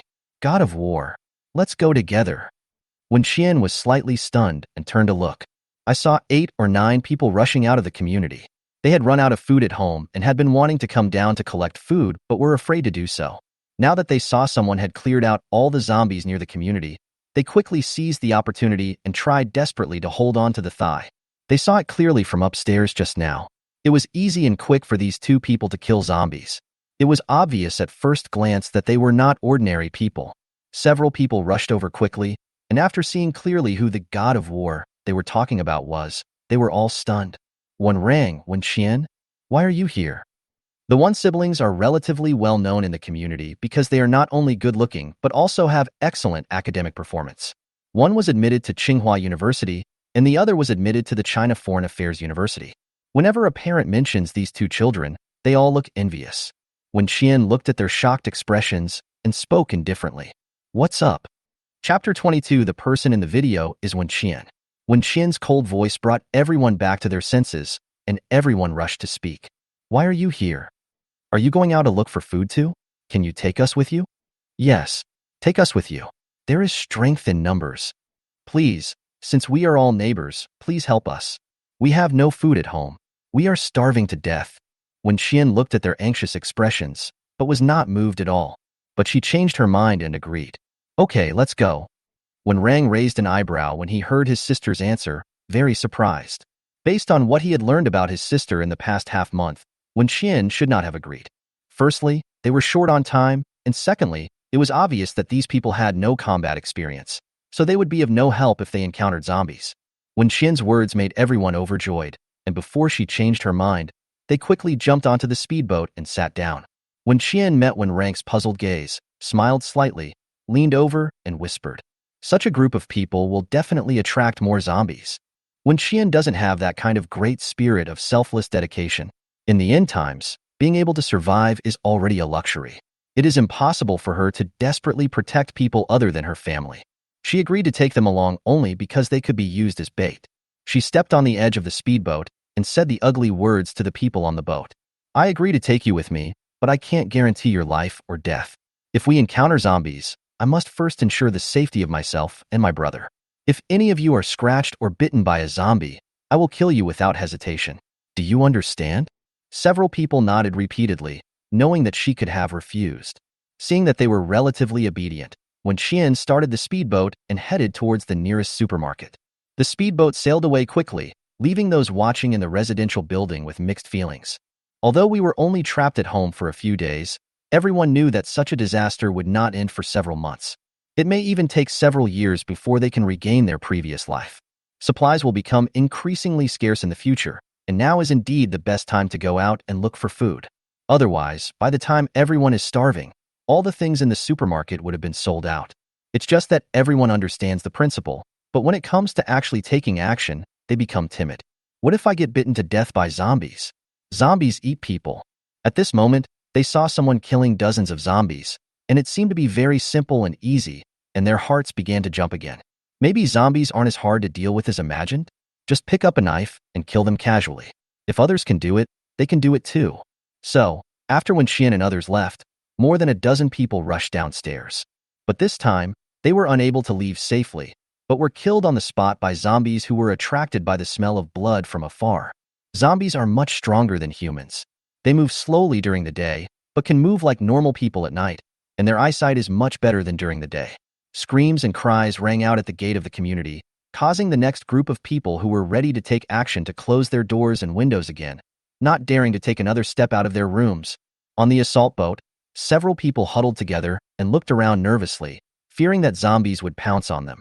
Fortunately, when Xian had just attracted all the zombies here and killed them, so he didn't encounter them for the time being. They looked at the brother and sister who looked calm and not afraid at all, and recalled the little incident that happened in the community group during the day, so they started chatting with them. Why are there only two of you out here? Where are your parents? When Xian glanced at the person who asked the question and answered slowly, my parents are not in good health and are starving, so only the two of us can come out. After hearing this, several people nodded. As people get older, they will have various minor health problems. They all have children at home, and that is why they would risk their lives to find food, not wanting their children to starve. With just two simple sentences, when Xian made everyone believe that her family had no food. After all, if they had enough food and drink, who would run out to die? In this way, no one will believe what the Jang family says in the community group in the future. The speedboat soon arrived near the supermarket, and there were indeed many zombies gathered there. When Xian stood up, glanced at the shivering person behind him, put the mask pulled down to his chin back on, and drew his sword without hesitation. When the zombies saw this group of living people, it was like seeing a buffet. They ran towards them, howling. When Xian leaped from the speedboat and landed steadily on a car parked on the side of the road. Before everyone could react, a cold light flashed and blood spurted out. The newly mutated zombies still have human blood flowing in their bodies. When Xian chopped off the zombie's entire head with great strength, glanced at the neighbors who were so scared that their legs were weak and they couldn't move, and shouted loudly, "Don't stay on the boat. Go to the supermarket." When Rang led the way in front, "Follow me." A few people came to their senses and hurriedly followed when Rang's footsteps. When Xian looked at the increasing number of zombies, the corners of his mouth couldn't help but rise, his eyes shining. They all increased damage. Come on, darlings. Her desire to kill zombies was so strong that the zombies that rushed in front of her could sense her malice. But now that they are here, how could Wen Xian give them a chance to escape? There are no living people nearby, so there is no need to worry about accidental injury. Wen Xian was killing people everywhere, and it had been a long time since he had felt so happy killing people. At the front of the team, when Rank's movements were becoming more and more skillful. If he could kill him, he would kill him. If he couldn't, he would run to his sister. The group of 10 people entered the supermarket safely. Some staff members inside turned into zombies, but were successfully dealt with by Wen Qian and Wen Rang. The neighbors who were traveling with them didn't expect the two to be so amazing. Looking at their clothes, they looked more and more familiar. Ah, I remember now. Suddenly, a neighbor remembered the video he saw on the internet a few days ago. He looked at Wen Qian with sudden realization. The female warrior who killed zombies in the hospital must be you, Wen Qian, right? Yes, it's me. Wen Qian did not deny it. It would be good to let them know how powerful she is, so that even if they want to take over her family in the future, they will have to consider their own strengths. Let's not talk about this for now. Let's see if there is anything we can take. Most of the things in the supermarket have been soaked in water, and since Wen Qian is here, he has to pretend to be nice.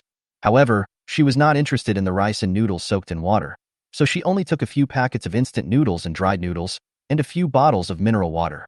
When the neighbors saw that she didn't take the rice or flour, they advised her, "Those things are not tasty. You should take something more substantial.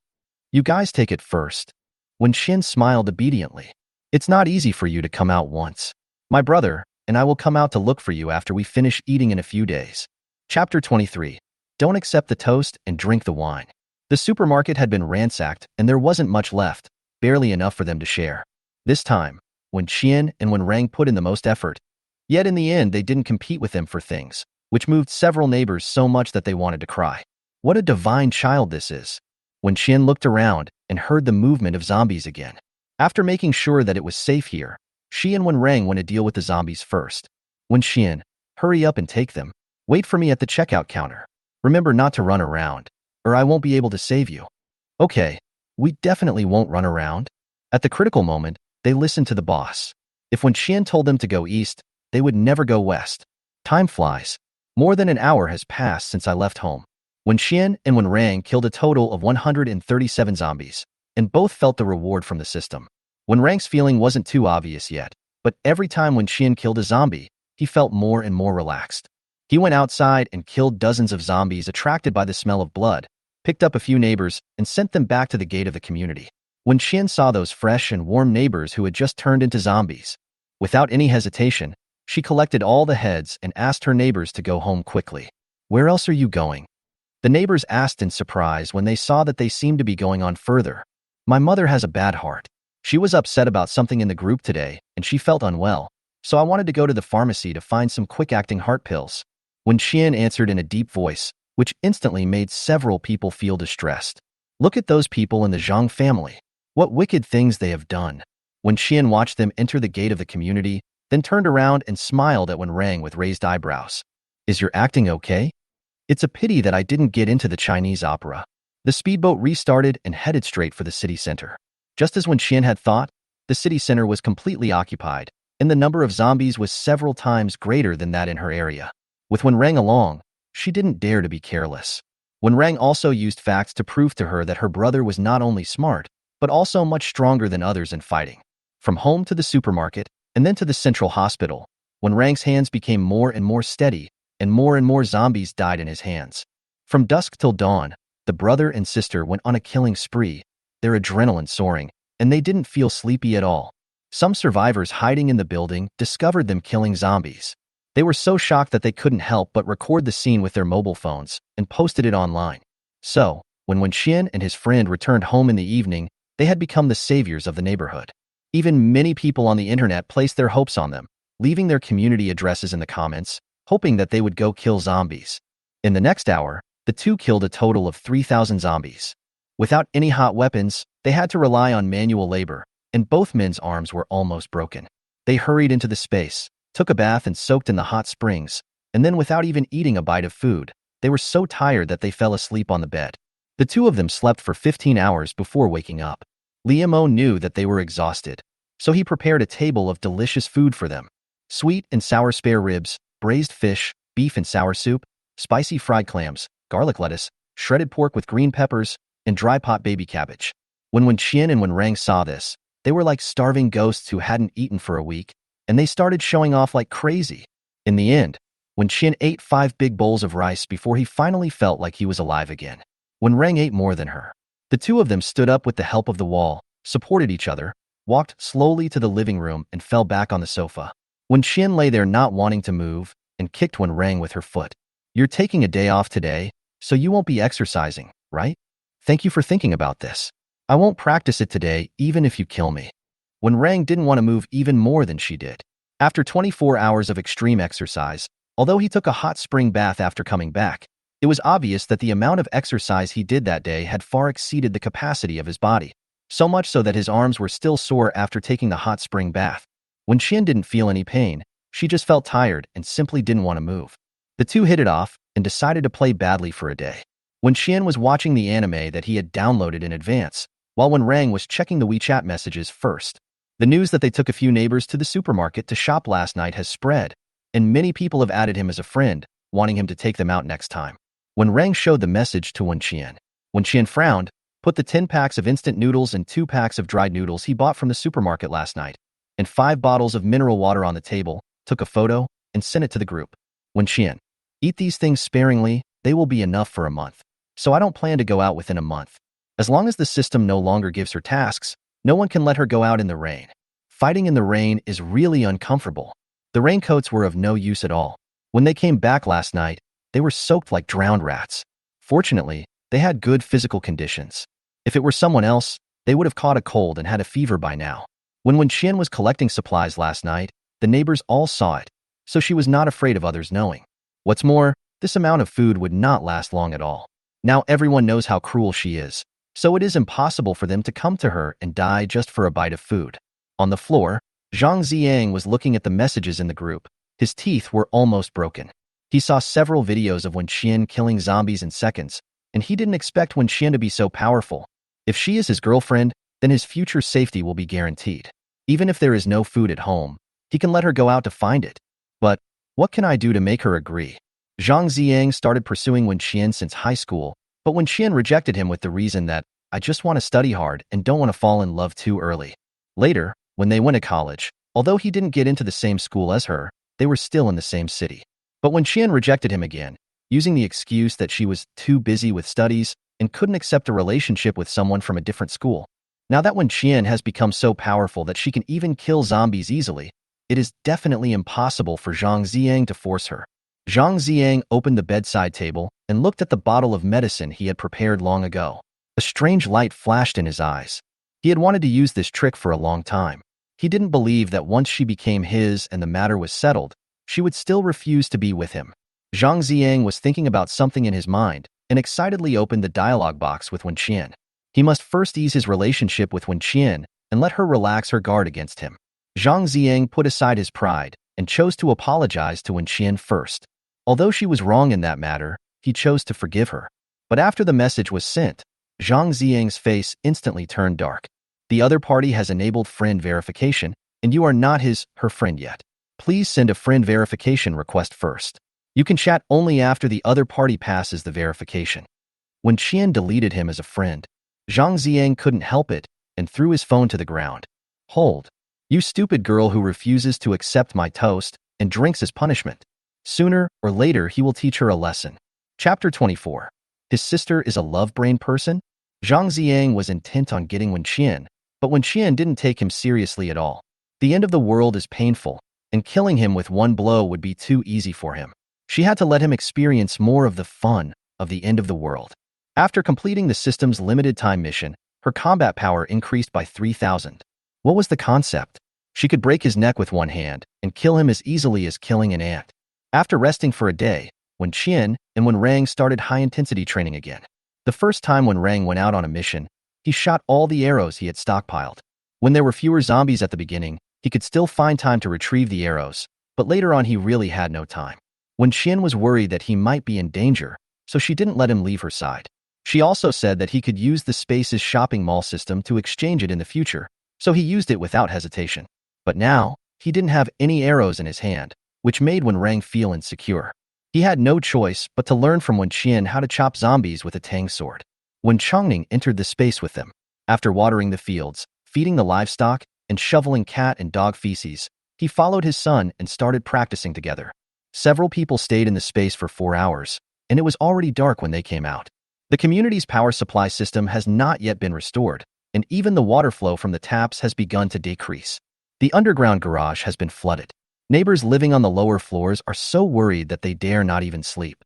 They asked in the group if there are any kind neighbors who can take them in. As long as they are given a room, they can pay. But at this time, everyone can't spend the money in their cards. Who would let strangers into their home for that little money? The apocalyptic atmosphere is becoming more and more intense. In addition to the continuous heavy rain and the increasing number of zombies, even the temperature is getting higher. In fact, Wen and Wen Rang discovered on the night they went out on the mission that it seemed like hot water was raining from the sky. It was hard to imagine how high the temperature would soar after the rain stopped. Fortunately, their home has a constant temperature, so they can stay comfortable at home no matter whether it is extremely hot or cold outside. In the evening, the family sat around the dining table, eating and chatting. When Changning, the food and fruits in the space will probably be mature in 2 months, and there is no need to apply fertilizer, and there will be no insects. It's really worry-free. Liamo, I don't know if it's my illusion, but I always feel that after drinking the water in the space and soaking in the hot spring every day, my body is much healthier than before. When Qian smiled after listening to what the two said. Don't we have a lot of hospital equipment? Let's have a full physical examination tomorrow for the whole family, and then we'll know if we're really healthy. Liemo nodded. That's a good suggestion. Go to bed early tonight. I'll wake you up for a physical examination tomorrow. When Rang wanted to say something, but the surveillance system at home suddenly sounded an alarm. Several people's faces changed, and they all stood up and walked towards the study. When Qian walked at the end, wondering which reckless person had the guts to come to her house and cause trouble. If it was the ones downstairs, she would just open the door and throw them out to feed the zombies and would never give them another chance. In the study, when Rang was sitting in front of the computer, frowning, Liemo and Wen Changning stood behind him, also with suspicious looks on their faces. When Qian leaned against the door frame, looked at the expressions of the three people, and asked, "What's wrong? What the hell?" When Rang, "It's not a ghost, it's a man with a child. I don't know which floor he is from or why he came to us." A man with a child? Who is so shameless as to come begging with his family? When Qian was a little curious, so she went to the computer to see what was going on. But when she saw the face on the screen, she gasped. Gu Ran? When Rang and the other two were stunned when they saw her reaction. She actually knew the neighbor whom they didn't even know. Outside the gate, Gu Ran was holding a 3-year-old girl in his arms. He looked up at the door in front of him in confusion. Would a normal family install this kind of professional explosion-proof door? After observing for a few seconds, Gu Ran found the location of the monitor. He stared at the direction of the surveillance camera and spoke politely. "Hello. Is this Li Mo's family? I'm Gu Ki's son. My name is Gu Ran. My sister is sick. Can you help take care of her?" Liemo was shocked. Gu Ki's son? Why is he here? Liemo bit his lip and decided not to open the door. When Changning and Wen Rang thought the same thing. They pretended to be dead until he got impatient and left. But what they never expected was that the female devil in their family turned around quickly and ran to the door and opened it with a click, when made the three of them dumbfounded. When Qian opened the door and confirmed once again that she had not recognized the wrong person, she looked Gu Ran up and down and asked simply and directly, "Are you hurt?" "No."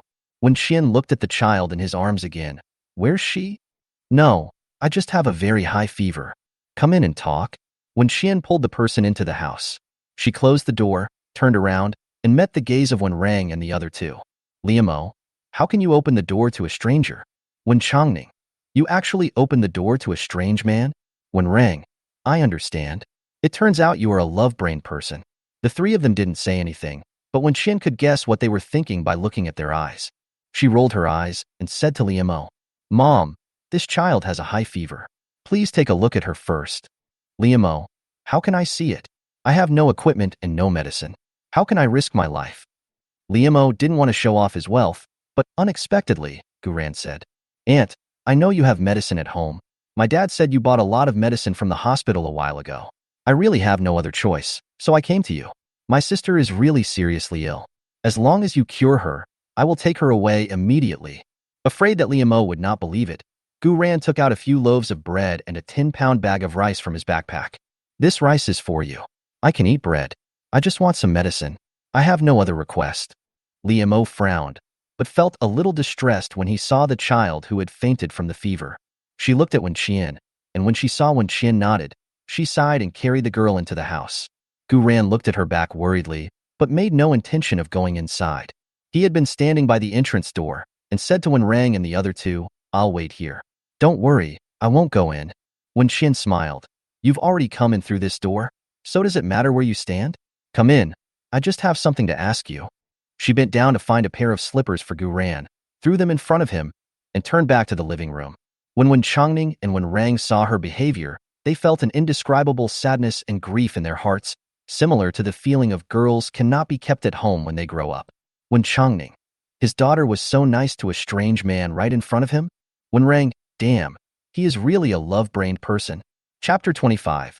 Double standards should not be too obvious. Wen Changning and Wen Rang glared at Gu Ran fiercely, then turned and went into the house. Gu Ran sensed the hostility of the two men, hesitated for a moment, then changed his shoes and went into the house.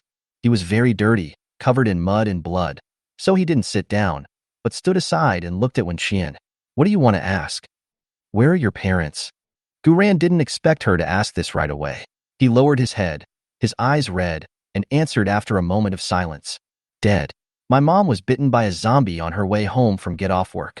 My dad wanted to bring me and my sister to your house to ask for medicine, but he was also attacked by a zombie on the way. Gu Ran's voice was flat, but everyone present could hear his sadness. When Rang winked at Wenqian, signaling her not to ask such a heart-wrenching question. As a result, when his sister saw his eyes, she immediately asked again, "Apart from your sister, are there any other living people in your family?" When Rang, "Is his sister so bad at chatting?" When Changning, "His daughter is really good at asking questions?" Gu Ran's face turned pale, and he shook his head. "No, they are all dead." When Qian, "Before coming to my house, have you been to the pharmacy and the hospital?" "Well, the hospital has been completely overwhelmed. I went to a few pharmacies, and they were all sold out. I really had no other choice, so I came here." When Qian nodded thoughtfully, looked at his dirty clothes, and then turned to look at Wen Rang. "Brother, take him to your room, find him some clothes, and let him take a bath." Gu Ran, "No, thank you, but it's really not necessary. I'll take my sister away when she gets better." "Where can you take her at this time?" When Qian sneered, "Do you think you can feed a 3-year-old child with the 2 loaves of bread in your bag?" Gu Ran's body stiffened, and his face turned black. When Rang quickly got up and dragged Gu Ran to his room to take a shower. He was so afraid that his sister would say something sarcastic again. This atmosphere was too deadly, and he couldn't stand it. After entering the bathroom, when Rang whispered, "There is a backup power supply system at home, but don't turn on the lights. I put your clothes outside. They are all new and I have never worn them." Gu Ran, "Thank you." After closing the door, when Rang hurried back to the living room and sat down next to Wen Qian. "You little bitch, why didn't I realize you were this kind of person before?" Wen Qian was puzzled. "Who am I? Serving based on appearance. Love-brained. Do you think I'm blind? You saw that guy's face on the surveillance camera just now, and you smiled immediately. Your eyes lit up.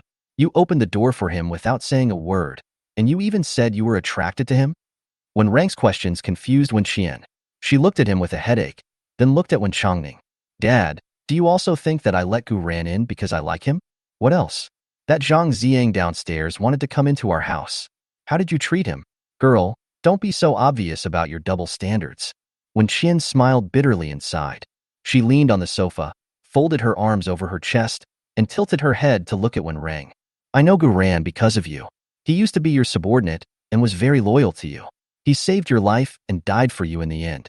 He is also a retired Special Forces soldier with strong combat power. It will be beneficial for us to keep him here." When Rang opened his mouth, not knowing what to say. When Qian, "Just think about it. He was able to run from the east to the west of the city with his sister, and went to the hospital, pharmacy, and even the supermarket without getting hurt. This is enough to prove his strength." When Rang, "That's true, but if we do it again, we can't be sure that he will still be as loyal as before." When Qian, "So we have to observe. If he has any ulterior motives, kill him immediately. I don't keep useless people, let alone disloyal people. With our current strength, killing him won't be a problem." When Rang and Wen Changning breathed a sigh of relief when they heard her say that. Wen Changning, "I was so scared. I thought you had a boyfriend behind your dad's back." Wen Qian, "Dad, I focus on my career and don't fall in love." Wen Changning, "Then we should talk about it. Finding the right person to fall in love with is a very happy thing. Just look at me and your mother, and you will know." Wen Qian didn't want to discuss this issue with him, so she got up and went to Li Mo's room. She received a system prompt that the unconscious injured person had 0 attack power and asked her if she needed permission to bring the injured person into the space for treatment. Li Mo had already given the little girl a simple examination. When he saw Wen Qian coming, the two of them immediately took her into the space and checked her again with professional instruments. Li Mo looked at the results with a frown on his face. "If you had come a little later, the child would have been beyond saving. Thank you for your hard work, Dr. Li." When Qian hugged Li Mo and told him about Gu Ran's situation and why she opened the door for him. After hearing this, Li Mo felt relieved. He took the medicine and took the child out of the space. Gu Ran had already finished taking a shower and changed his clothes, and was standing nervously in the living room waiting for news from Li Mo. Li Mo pushed the door open and saw that he was tense all over, and suddenly felt a little sad. "I just heard from my daughter that her parents are dead, and her sister is the only relative left in the family." Li Mo put himself in his family's shoes and imagined him as Wen Rang. He could not accept that such a thing had happened. "I've already given her antipyretic medicine and given her an injection. Please go in and take a look." "Thank you, Auntie." Gu Ran thanked him quickly, then went into the room and sat beside the bed, guarding his sister all night. The little girl's fever subsided around 4 o'clock in the middle of the night. She woke up for a while and then fell asleep again. Gu Ran didn't sleep all night, staring at the little man on the bed, feeling an indescribable fear in his heart.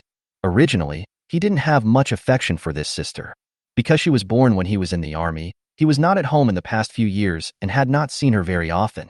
But now that he has returned from demobilization, his parents are gone, leaving only her and him to depend on each other. Gu Ran's eyes were bloodshot, and he didn't even dare to close them.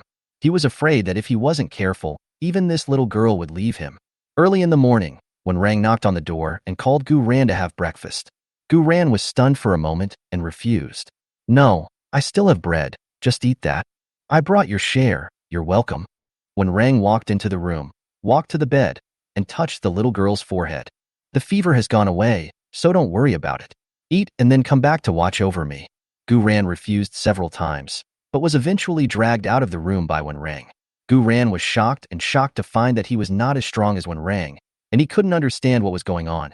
On the dining table, there were steaming wontons and beef noodles, which made Gu Ran drool. He didn't expect that the one family could still eat such food after being trapped for so many days. Being pressed on the dining chair by Wen Rang, Gu Ran looked at Liamo embarrassedly. "Thank you, Auntie, for saving my sister and giving me food. I will take my sister away when she wakes up. It's so chaotic outside now. Where can you take her?" Liamo sighed. "Why don't you just stay here? My house is big and there's room for you to stay."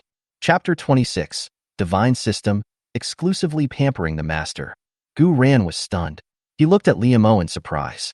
He really didn't expect that she would ask him to stay.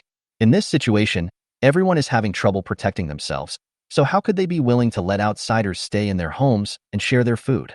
But Liamo spoke up, and when Changning and the others seemed to have no objection and nodded in agreement. "Liamo, your father and I are friends. If it weren't for his help, I wouldn't be able to buy these medicines." When Changning, "It's not peaceful outside right now. It's not easy for you to take care of your sister. Just stay." When Rang, "To be honest, I have a lot of stock at home, so it won't be a problem if we add 2 more of you." When Rang said this deliberately, thinking that if Gu Ran showed any intention of seizing his family's supplies, he would take action to deal with him. Gu Ran's eyes were already red with emotion, and after hearing Wen Rang's words, he immediately turned around and gave a serious reminder. "Don't tell others this kind of thing casually. It could be dangerous." Wen Rang, "I am thinking of stinging you, otherwise I wouldn't say it." Wen Qin smiled and said, "You can bring your sister across half the city to my house by yourself, so you must be very skilled. We will provide food and accommodation, and you will be responsible for protecting our safety. How about that?" At times like this, showing goodwill for no reason would only arouse more suspicion, so it would be better to make a deal and make him feel better. Sure enough, Gu Ran's tense shoulders slowly relaxed. He thought about it for a moment and nodded. "You saved my sister's life and are willing to help us. I am really grateful. Don't worry, I will do my best to protect your safety." As soon as Gu Ran finished speaking, the system's voice rang in Wan Qian's mind. Ding! 2 more combatants added. Space prosperity increased by 20. Bonus farm production increased by 20. Wen Qian originally wanted to find a strong teammate, but he didn't expect there would be an extra surprise. She happily accepted the reward from the system, and then bound the information of Gu Ran and his sister. Name, Gu Ran. Gender, male. Height, 182. Age, 23 years old. Blood type. Occupation, former Special Forces soldier. Loyalty, 90. Name, Gu Wanwan. Gender, female. Height, 90. Age, 3 years old. Blood type. Loyalty, 100. The information was successfully bound, and when Qian was about to continue eating, but the system sent out several notifications in succession. System prompts that personnel with loyalty below 90 cannot bind information. After successful binding, the system will automatically increase the loyalty to 100. If the member's subsequent loyalty drops to 80, the system will automatically kill the member and will no longer issue prompts or notifications to the host. In addition to the permanent space residence, for every 100 increase in space prosperity, the system will reward the combatants in the system with 2 hours of space activity time, which can be accumulated. In order to ensure the safety of the host and the space, all members in this system are forced not to disclose space-related information to outsiders. System member information updated, Gu Ran, loyalty 100. After reading these pieces of content, Wen Qian was so happy that he wanted to go out and kill a few hundred zombies to celebrate. A divine system that only pampers its master, right? If this was a man, she would marry him on the spot. When Rang looked at his sister's happy expression and felt a little disappointed, and she said she wasn't interested in Gu Ran, how happy was she to hear that he agreed to stay? It was simply unbearable to watch. When Qian didn't notice the stabbing look in her brother's eyes. After happily filling her stomach, she carried Xiaobai to the rooftop to play. After Gu Ran finished his meal, he heard crying coming from the room. He quickly ran into the room and found that Gu Wanwan had woken up and was looking for him frantically. Brother! Seeing Gu Ran, the little girl rushed over. Brother, don't go. Gu Ran squatted down, held her in his arms, and comforted her in a low voice. Brother won't leave. Brother will always be with you. The little girl sobbed in fear for a while, then spoke in a low voice. Brother, I'm hungry. Gu Ran felt a little embarrassed. He had just finished beef noodles, and it was not fair to give his sister bread. But he couldn't open his mouth to ask his aunt for food again. Just when Gu Ran was struggling, when Qian appeared at the door, she raised what was in her hand. I happen to have some infant formula at home, which is quite suitable for her age. Let me give her some first. My mother is going to make porridge for her, which will be ready soon. Gu Ran, thank you so much. We are all family now, so don't be so polite. Just ask if you need anything. Gu Wanwan hid in Gu Ran's arms and looked at the strange sister at the door with curiosity. Brother, who is she? Wen Qian smiled and waved to say hello. Hello, my name is Wen Qian, and I'm your brother's friend. This will be your home from now on. If you want to eat anything, you can come and ask me for it. Gu Wanwan's face was full of confusion. Her family? Her family didn't look like this. Gu Wanwan looked around and asked, Brother, where are mom and dad? Gu Ran's body suddenly stiffened. He did not tell Gu Wanwan about his mother's death. When his father died, Gu Wanwan fainted due to a high fever, so she didn't see it. Now, how was he going to tell her this? When Qian looked at Gu Ran, who was so nervous that the veins on his neck were exposed, sighed, and helped him out. Your parents went to a faraway place to carry out a mission. Gu Wanwan, what is a mission? When Qian, Tisk, that's right, he want to help others. Your father is a doctor, right? He's very good and can cure people. There were many people who were sick there, so he want to help. Gu Wanwan thought about it and nodded. Then I understand. Dad has gone out on missions before, and it took a long time for him to come back. When Qian, well, this time it will be longer than before, but your brother will accompany you, so don't be afraid. Gu Wanwan hugged Gu Ran's neck tightly, as if she was holding on to a life-saving straw, and was unwilling to let go. Gu Ran thanked Wen Qian gratefully. Wen Qian nodded casually, then turned and left, leaving the space to the brother and sister. When she was a child, she also loved to pester Wen Rang. When her parents were not at home, Wen Rang was her sky, so she could understand this little girl very well. Gu Wanwan drank a glass of milk and then left the room with Gu Ran. When she saw a few strangers, she was a little reserved at first. But after drinking the vegetable and shrimp porridge brought by Li Mo and seeing the dogs and cats in the house, he gradually regained his spirits and soon went to the rooftop to play. When Qian was afraid that Xiaobai would be annoyed and would call over with a paw, so she stayed beside him. Within half an hour, Gu Wanwan became familiar with her and called her sister in a very sweet way, which made Wen Qian feel quite accomplished. Seeing that they were having fun, Wen Rang walked silently to Gu Ran and asked in a low voice, What do you think of my sister? Gu Ran thought about it and answered seriously, He is a very good person, very kind. Wen Rang, are you afraid that you have some misunderstanding about my sister? Chapter 27 Community Distribution of Supplies. Before the end of the world, Wen Qian was innocent and kind, and this was absolutely true. She had never suffered any hardship or injustice since childhood, and was protected by her family so that she was unaware of the dangers of the world. But after the end of the world, she had been struggling for more than 10 years and had nothing to do with the word kindness anymore. When Rang coughed lightly and asked again, Do you have a girlfriend? What do you think of my sister? No matter how dumb Gu Ran was, he understood what he heard. His nervous breath hitched, and he shook his head repeatedly. I didn't mean that. Don't worry, I will never do anything to your sister. I'm not the kind of person who doesn't know what's good for me, not to mention, I have someone I like. It's over, his sister is out of luck. When Rang suddenly felt a little sorry for his sister, but just as this emotion spread from the bottom of his heart, he was dragged to the next room by Wen Qian and severely taught a lesson. Although Wen Qian didn't hear what the two said, she could guess it from their reactions. I told you I'm focused on my career. I don't like him. If you make trouble again, I'll beat you up and make you cry. When Rang was abused by his sister to the point where he had no power to fight back and could only cry out for injustice. I'm just afraid that you're in love with me. That's why I'm helping you find out. I never have a one-sided love. After dealing with Wen Rang and making him fully understand that he only regarded Gu Ran as a teammate, Wen Qian went for running training. At 3 o'clock in the afternoon, the water supply in the community was cut off. There was a lot of wailing in the community group, but Wen Qian was as steady as an old dog. In addition to the water in the space, she also stocked some extra at home. There are 2 large bathtubs and 5 oversized plastic buckets, which are enough for daily washing and brushing your teeth for a while. Before Gu Ran came, he knew that the One family must have stockpiled some supplies. His father said that the One family is very smart and has a long-term vision. Otherwise, they would not have bought so many medicines before the disaster struck. But after arriving at the One family and seeing the quality of their food every day, Gu Ran couldn't help but be shocked. Nowadays, people outside can fight to the point of bleeding over a pack of instant noodles. But the One family always maintains high standards for meals with a combination of meat and vegetables. Braised pork, kung pao chicken, mao shuang, pine nut corn, dry pot cauliflower, and shredded potatoes with tune sprouts. Not to mention the end of the world. Even in the past, not every family could afford to eat these. When Gu Ran thought of the bag of rice he brought with him, his face turned red all the way to his neck. After spending 2 peaceful days at the One family, Gu Ran hadn't slept so soundly for a long time, and the same went for Gu Wanwan. At noon on the 3rd day, after finishing their meal, several people stood by the window and observed the situation around the community.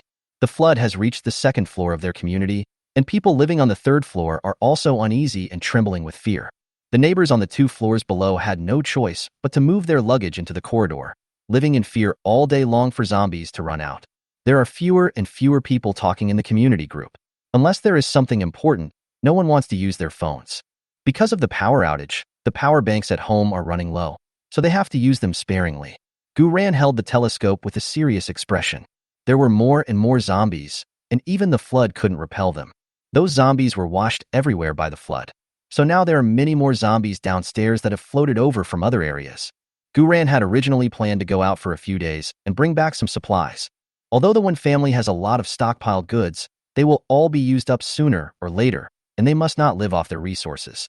Moreover, the One family saved his sister and took them in, so he must do something in return.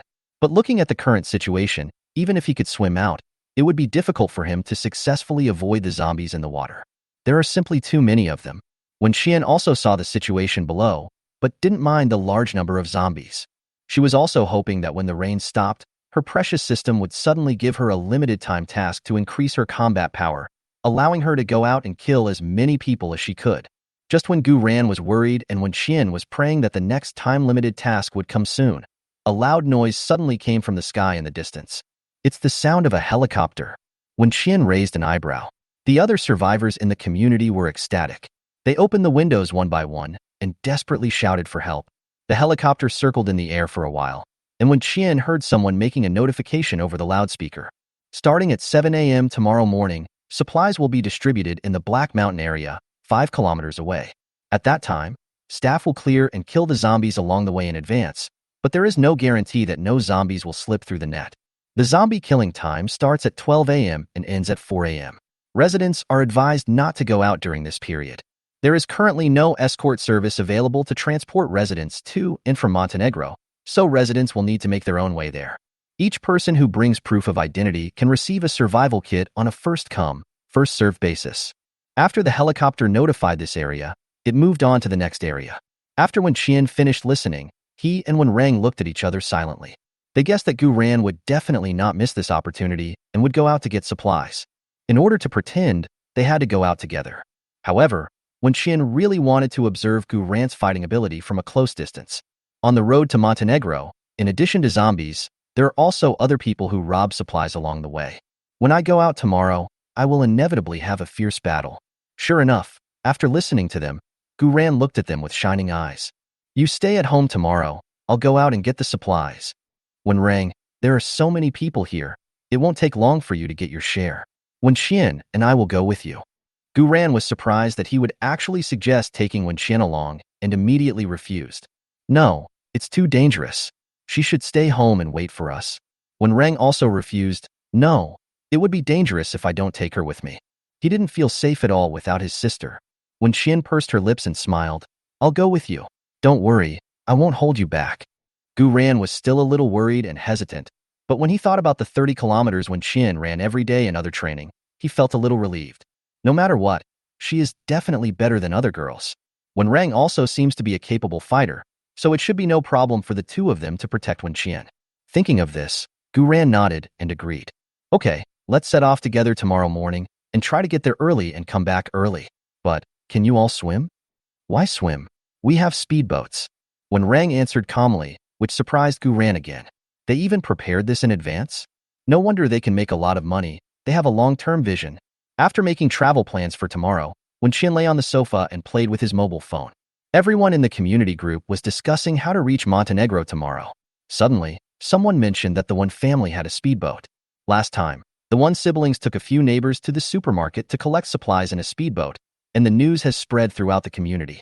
Therefore, everyone hopes that they will be willing to help this time and use speedboats to pick up neighbors in the community to collect supplies. Wen Qian looked at the screen full of messages about herself and Wen Rang, closed her eyes, and suppressed her anger. Her white and tender fingertips typed a few words on the screen and sent it. I owe you. Chapter 28. The fight has come to her. Wen Qian didn't expect this group of people to be so shameless, and they all asked her to pick them up with a clear conscience. She refused immediately, thinking that any hesitation for even a second would be disrespectful to herself. Soon, Wen Qian's refusal aroused everyone's dissatisfaction. Even the family living downstairs from her came out to join in the fun. Su Yan has always been resentful of Wen Qian for beating her son a few days ago. Seeing Wen Qian being criticized by everyone, she was extremely happy and also expressed her own opinions. Su Yan, you have a speedboat at home. What's wrong with helping everyone? Su Yan, the situation is special now. No one would be willing to beg you if it weren't for the last resort. Su Yan, don't be too selfish. Helping others is also helping yourself. Su Yan, I will escort the neighbors in the community back and forth tomorrow and do some good deeds for myself. Wen Qian laughed angrily when she saw what Su Yan said. What a saintly white lotus you are. How can you say such shameless words? Wen Qian, there are thousands of people in the community. Who should I take with me and who should I not take with me? Wen Qian, even if I do nothing but pick you up from morning till night, I may not be able to drop off everyone in a whole day. Wen Qian, besides, I pick you up and drop you off. What do you give me in return? Wen Qian, don't mention money to me. I'm not short of it. Everyone knows that the most useless thing right now is money, because you can't spend it at all. Wen Qian, Su Yan, if I remember correctly, your family has 2 kayaks. A month ago, when your son asked me to go to the beach to play, he sent me photos. Do you want me to find a screenshot of the chat history and show it to you now? Wen Qian, Su Yan, since you are so selfless, remember to bring a few more people tomorrow. Wen Qian, as for me, I won't take any. I'll just keep it to myself. After sending the message, Wen Qian threw the phone aside. She returned to her room, closed the door, and entered the space. A batch of vegetables that Wen Changning planted in the space have ripened. Because there are too many stocks to eat, he simply sells them to the system and recycles some of them. So Wen Qian now has 3,000 mall coins. Looking at the weapons on the mall panel, Wen Qian was so greedy that she almost cried. But she still gritted her teeth and spent the $3,000. There are also bows and arrows for sale in the mall. The arrows are very cheap, 1 mall coin per arrow. Wen Qian bought 3,000 arrows for her brother. After consumption, Wen Qian started his daily training again. When you are tired and sweating profusely, go back to the villa to take a shower, soak in the hot spring, then change into comfortable clothes, go out, lie on the bed, put on a facial mask, and close your eyes to relax. After dark, Wen Qian and the others lay down to rest early. At 12 o'clock in the morning, we heard bursts of machine gun fire in the distance. The zombies outside started to be cleared out. Wen Qian continued to rest, and at 4 o'clock, there was a knock on the door. Wen Qian, wake up, it's time for us to set off. Gu Ran's voice came from outside the door. Wen Qian sat up, stretched, and replied, coming right up. She went into the bathroom, washed her face, completed a set of skincare products, combed her hair into a ponytail, and then left the room. Wen Rang had already prepared the instant noodles. Wen Qian went over to eat them and told her brother the news that she had bought 3,000 arrows, which made Wen Rang feel more secure. After everything was ready, the 3 of them said hello to Wen Changning and Liamo and went out. Gu Ran and Wen Rang walked in front with the speedboat, while Wen Qian followed slowly behind with a bag on his back, looking as relaxed as if he was going for a picnic. When they reached the floors below, they found that some of their neighbors lived in the corridor and some were waiting for them. Seeing them appear, a group of people rushed up to them, wanting them to take them away. Wen Qian stood on the stairs, looking down at them. I thought I had made myself clear yesterday, but it turns out there are still people who don't understand me. You? When everyone saw that the soft approach didn't work, they tried a hard approach and tried to seize the speedboats. But this time, when Qian didn't even have to open her mouth and was directly solved by Gu Ran. After being beaten by Gu Ran with bruises and bloody heads, they all fled in panic. When Qian and a few others stopped on the third floor, jumped out of the window of the escape passage, then boarded the speedboat and headed straight for Heishan where supplies were being distributed. After several hours of clearing and killing, there were indeed no living zombies to be seen on the streets. Many people have already set out from their homes, some for swimming, some for riding on inflatable pool floats, and some even dismantled their own bedboards overnight and made simple rafts for travel. There are people like Wen Qian who ride in speedboats, but they are very rare. Wherever the speedboat went, cries for help could be heard. The few people did not stop and arrived at Black Mountain at the fastest speed. The place for distributing supplies was set up halfway up the mountain. Gu Ran carried the speedboat and walked in front without even taking a breath. After climbing the mountain for more than 20 minutes, we finally reached our final destination. At this time, there were nearly 2,000 people queuing up in front of us. The first people to arrive were residents living nearby. There were staff members with guns on guard on both sides of the team, so for the time being, no one was seen looting supplies. When Qian was wearing Bluetooth headphones, listening to music while quietly waiting in line. More than an hour passed like this, and finally, it was their turn in the line. After taking out his ID card to verify his identity, Wen Qian got the survival supplies. Each bag contains 5 packs of compressed biscuits, 5 bottles of mineral water, and 2 packs of instant noodles. Although there are not many things, but because there are so many people collecting supplies, the total amount is not a small number. After Wen Qian and the other two received their things, they turned around and walked down the mountain. Wen Rang took Gu Ran's copy and gave them to Wen Qian. Wen Qian pretended to put the things into her backpack, but actually threw them into the space. The road down the mountain away from the team was not so peaceful. At the bottom of the mountain, there were already quite a few robbers waiting there, intending to steal supplies. When they saw Wen Qian and the other two showing up with the speedboat, they immediately surrounded them as if they were crazy. Wen Qian was blocked by Wen Rang and Gu Ran behind her. She admired Gu Ran's neat and swift movements and secretly felt that he was worthy of being a former Special Forces soldier. His skills were really beautiful, and her brother is also very capable. Although Wen Rang had never received any professional training, he had been practicing Sanda since he was a child. In addition, he had been trained intensively by his sister during this period, and he also had the combat power bonus awarded by the system a few days ago. So he is actually better than Gu Ran now, but his practical experience is not as rich as Gu Ran's, so he doesn't look as at ease. Wen Qian didn't have the chance to make a move and stood in the corner chewing gum out of boredom. Unexpectedly, more and more people gathered around them. Some wanted the supplies in their hands, and some wanted their speedboats. Some others are neighbors in their community. Because they were resentful of Wen Qian for refusing to bring them along, they wanted to take this opportunity to teach Wen Qian a lesson. Wen Qian saw a few familiar people and smiled coldly. It seems that her reputation in the community is not that high. Otherwise, how could someone dare to mess with her? Chapter 29. Who has the guts to mess with me? More and more people were besieging them, and Gu Ran was a little overwhelmed for a while. He caught a glimpse of several tall and strong men holding folding knives and walking towards Wen Qian, and shouted anxiously, "Wen Qian, be careful." Gu Ran moved his hands fiercely, wanting to kill the person standing in front of him in an instant. Unexpectedly, the dozen or so people who rushed over later all had some kung fu skills, so he failed to achieve his wish.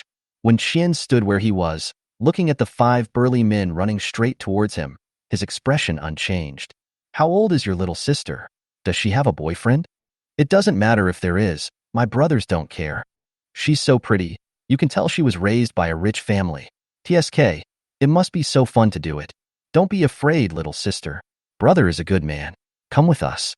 We have food." "Yes, there are plenty of food. One a night will ensure you won't go hungry. How about that?" Several men swore at each other, looked at each other, and then laughed out loud at the same time. Wen Qian looked at them coldly, and when one of them tried to touch her shoulder, she grabbed that person's wrist. "Ah!" The man's face changed instantly, and he shouted, "Let go! Let go! Ah! It's broken! My hand is broken!" Wen Qian obeyed and let go of his hand. The next second, she kicked the man away. The man flew 4 or 5 meters and fell to the ground. This dramatic scene stunned the men around, and they were unable to react for a moment. By the time they reacted, they had already suffered the same fate as the man.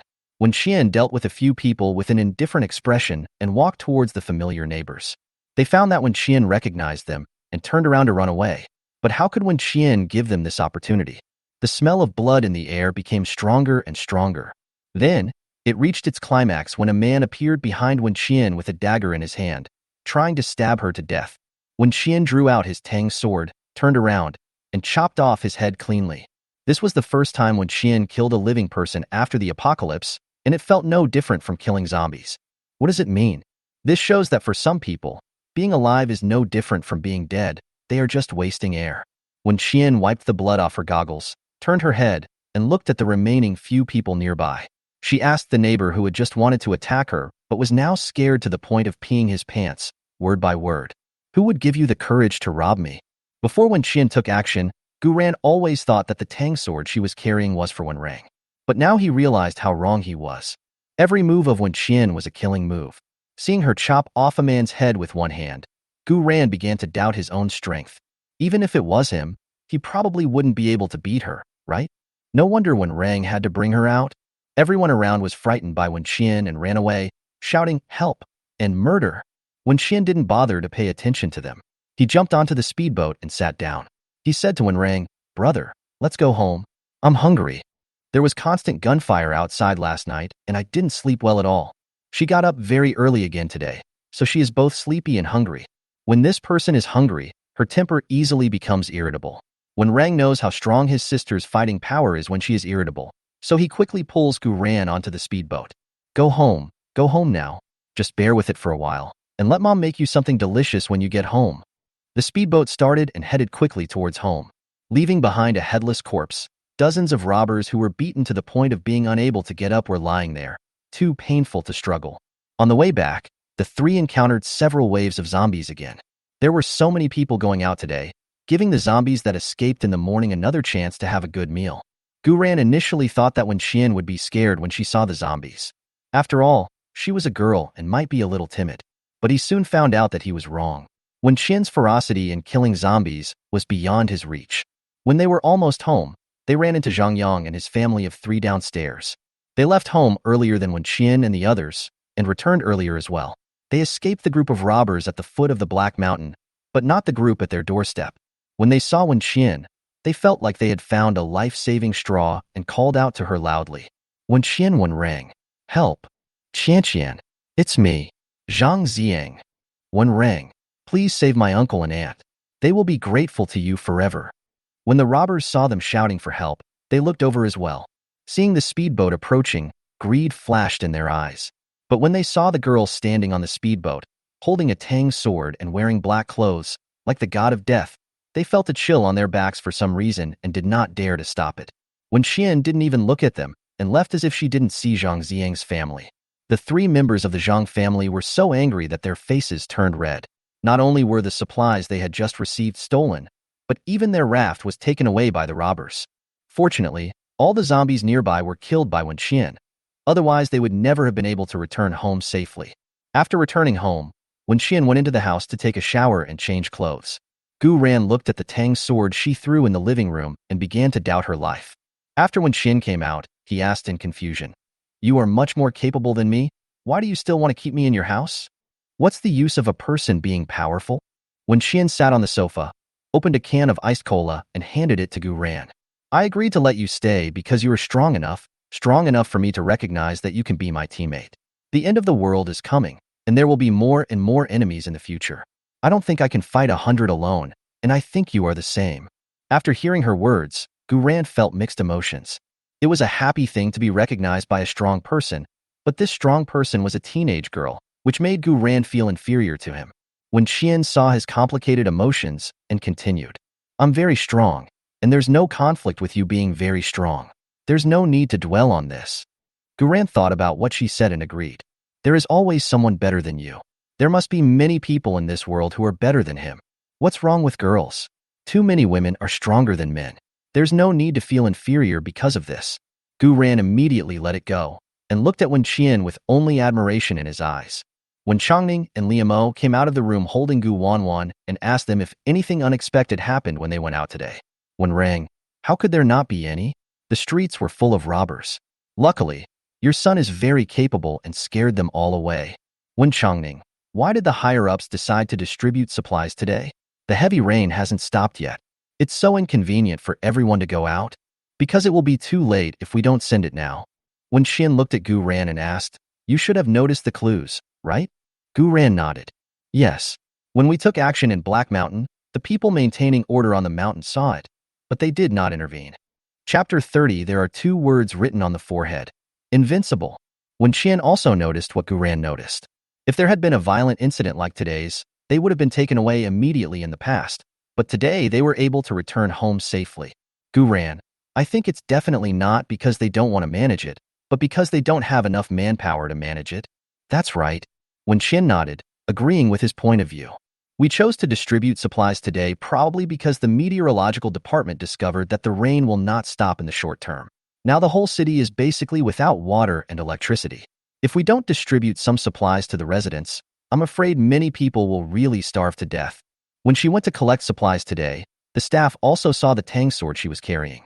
However, it was not confiscated, which shows that the authorities now tacitly allow residents to protect themselves to a certain extent. The entire city, the entire country, and even the entire planet is currently in chaos. The higher-ups have realized the seriousness of the matter, and it is obvious that benching is not on their first rescue list. When Xian, if I'm not mistaken, after today's batch of supplies is distributed, there shouldn't be a second batch later. Liamo, why do you say that? When Xian, because of our geographical problems. Benching is surrounded by the sea on 3 sides, and only one side is accessible. This place is easy to defend but difficult to attack, and transportation is extremely inconvenient. Now the whole country has fallen, and zombies are everywhere. The cities that the higher-ups want to rescue first must be those developed transportation hubs, not here. Liamo and Wen Changning were stunned, while Wen Rang and Gu Ran also opened their eyes wide. The 4 of them thought about it, and felt that what Wen Qian said made sense. If there is no rescue, what will happen to this city in the future?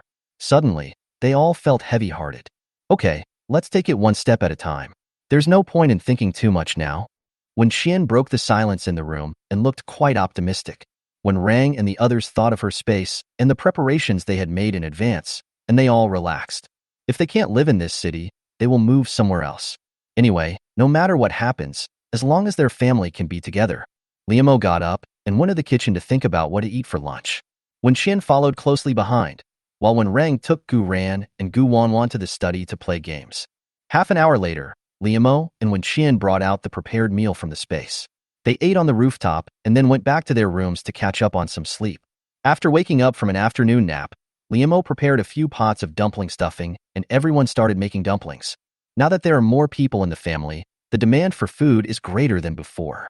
Liamo goes into the space to cook whenever she has time, but she still wants to make dumplings with everyone. Because there are more people, the food can be packed faster, and everyone can sit together and chat and keep in touch. She prepared 3 pots of dumpling fillings, one with pickled cabbage and pork, which Wen Qian liked, one with Spanish mackerel, which Wen Rang liked, and one with leeks and shrimp, which was Wen Changning's favorite. Although Gu Wanwan was young, she was not to be outdone. She washed her hands and sat aside, imitating everyone's movements. After a few minutes, she actually made a small dumpling. Although the dumplings had some filling leaking out, they still received unanimous praise and applause from everyone. It took several hours to wrap all the dumplings. When Qian helped Liamo take everything into the kitchen and then sent them to the space. The news of her murder today has spread throughout the community through the mouths of some neighbors.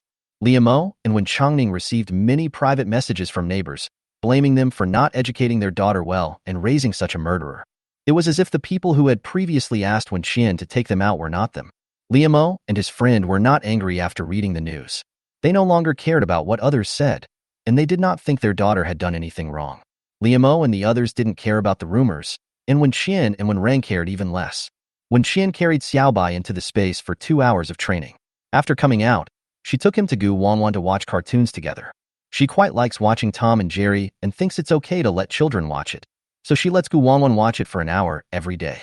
An adult and a child cuddled on the sofa, eating snacks and fruits while happily watching cartoons, as if life was no different from before the end of the world.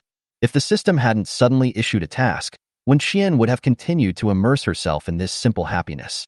Ding! The limited time mission is now open. Collect supplies on the map within 24 hours, and you will be rewarded with a steel plant. An additional 5,000 square meters of preparation space will be added. Hearing this voice, Wen Qian jumped up excitedly. She hasn't gone out to collect supplies for a long time. The last time was the day of the apocalypse. The system thoughtfully prepared a map for her, which clearly marked the specific locations where she needed to go shopping. Wen Qian took a look and found that most of them were in the suburbs. There was a grain processing plant, a canning plant, 2 garment factories, a building materials market, and a cement factory. Did the system mean that she should clear out all these places and then build a steel plant for her in her space? Is this going to lead her to do something big? Wen Qian was very excited. She quickly ran to Wen Rang's room and told him what happened. When Wen Rang heard about the reward given by the system, he felt it was not simple and started to prepare immediately. By the way, are you taking Gu Ran with you this time? Wen Qian hesitated for a moment. Take him away temporarily while I gather supplies. It's safer for the 3 of us to act together. As soon as she finished speaking, the system's voice rang again. Ding! The team's joint combat mission is started. Within 24 hours, for every zombie killed, the host's defense will be increased by 1. For every 100 zombies killed, the defense of any member in the reward system will be increased by 10. Wen Qian couldn't help herself and jumped a few times in excitement and screamed. System. She loves the system. Last time she had increased her combat power by 3,000. This time with the addition of Gu Ran, a powerful fighter, the data will definitely be higher and not lower. If her defense were to increase further, what weaknesses would she still have? From now on, whenever she goes out, there will be 2 words written on her forehead. Invincible. Wen Rang was startled by her actions, but after hearing her talk about the system's additional tasks and rewards, he couldn't help himself. He immediately ran to Gu Ran's room and pulled him out. Change your clothes. Let's go out. Gu Ran was a little confused. It's dark outside. It's not safe to go out at this time, right? Wen Rang, the less safe the better. Otherwise, how can we hone our physical and mental will? Gu Ran, although it sounds weird, it makes sense and is totally irrefutable. Chapter 31. Going out to collect supplies. After the 3 of them were ready, they talked to Liu Mo and the others and went out. Dragging the speedboat downstairs, Wen Qian frowned slightly when he met the neighbors living in the corridor. Which floor is this?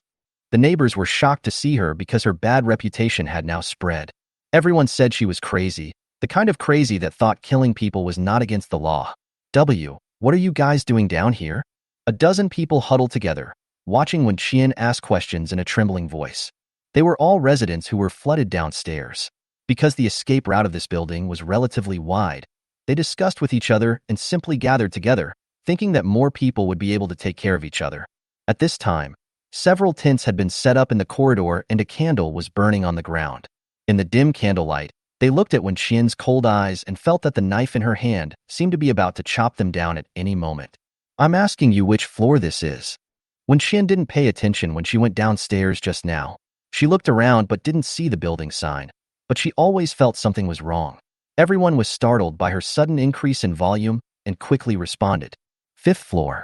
This is the 5th floor. It's all flooded down there. We had no choice but to come here.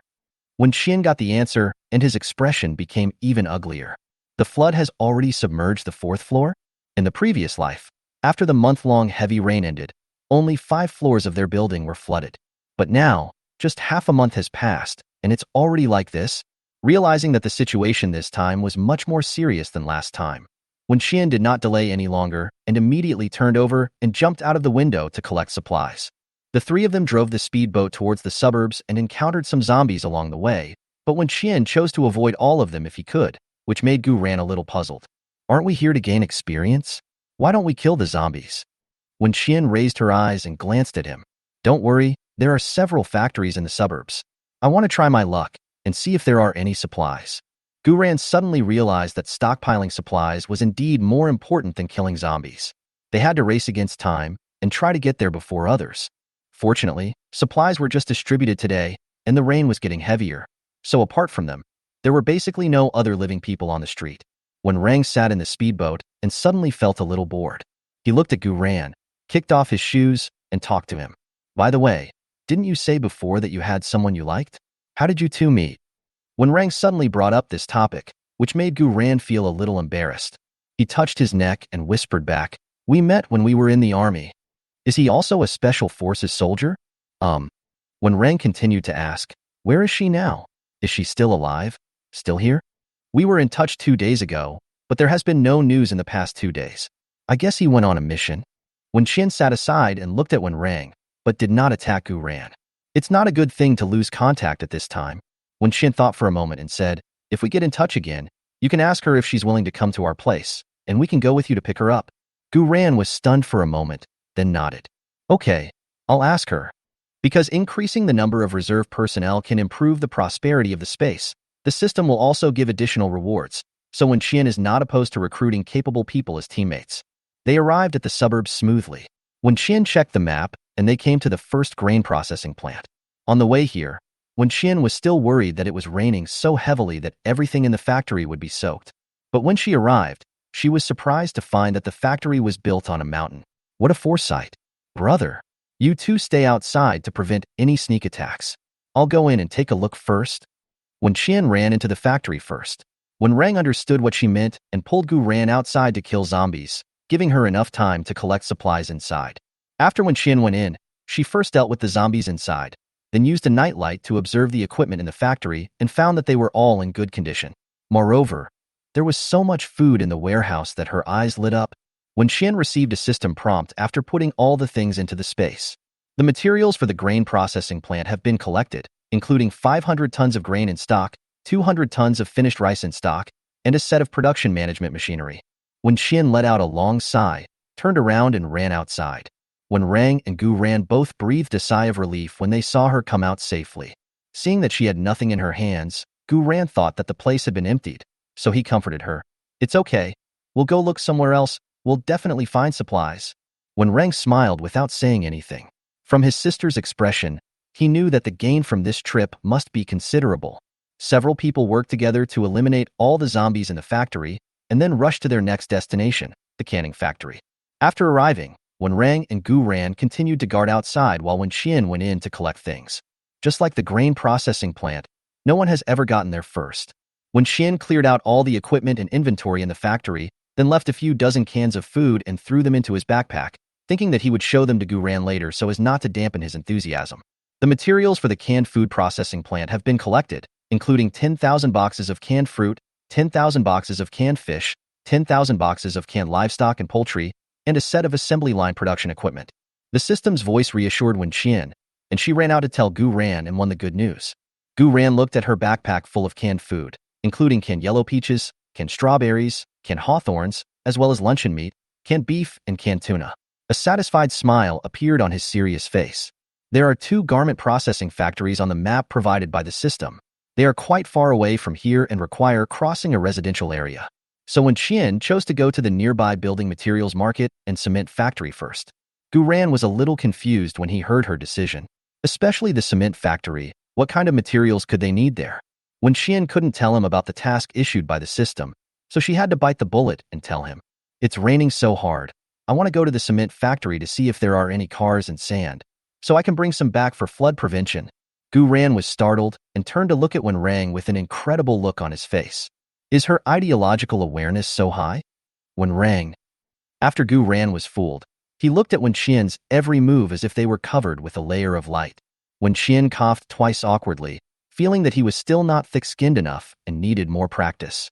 The number of zombies in the building materials factory is obviously much larger than in the previous 2 places, and the materials are distributed more scattered, so it takes more time than before.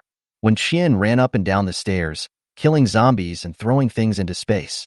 The light was too dim at night, and Gu Ran could barely see the area around him with the help of the nightlight.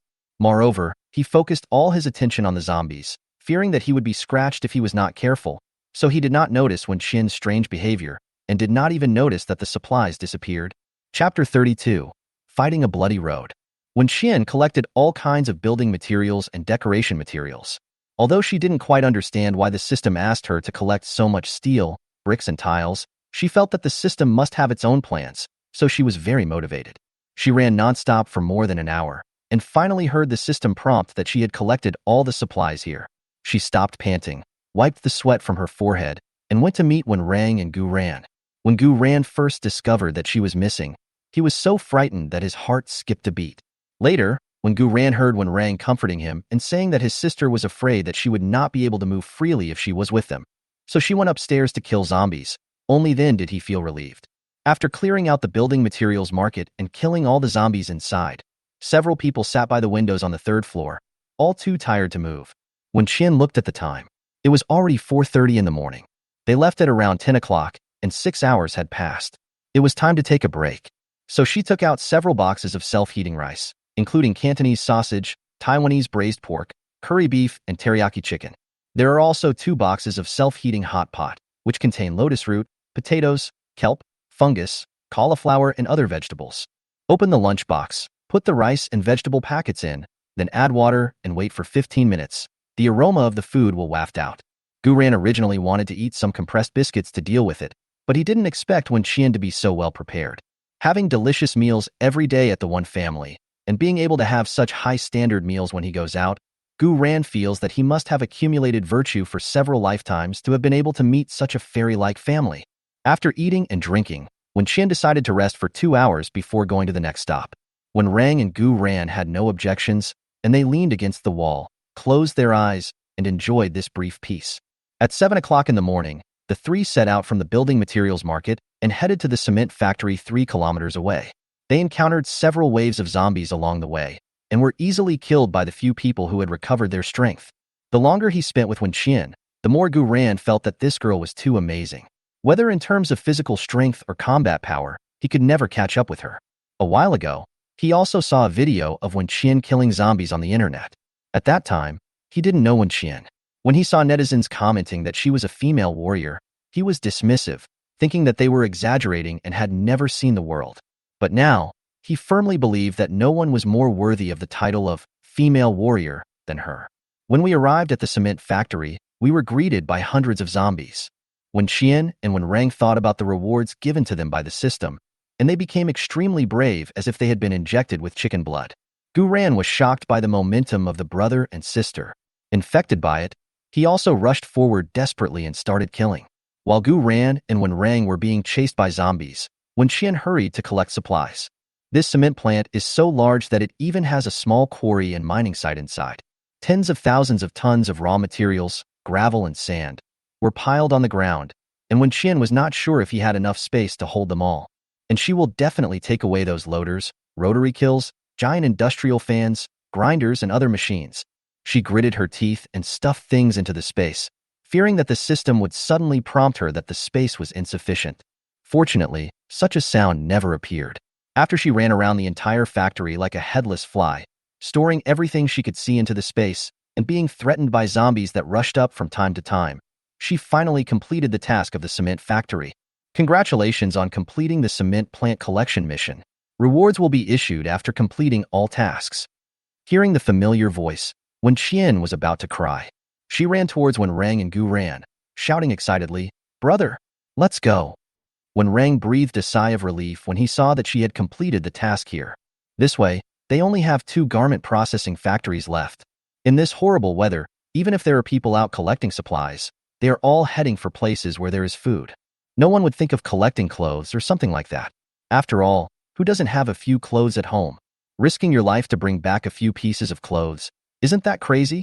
But Gu Ran didn't think there was anything wrong with Wen Qian's behavior.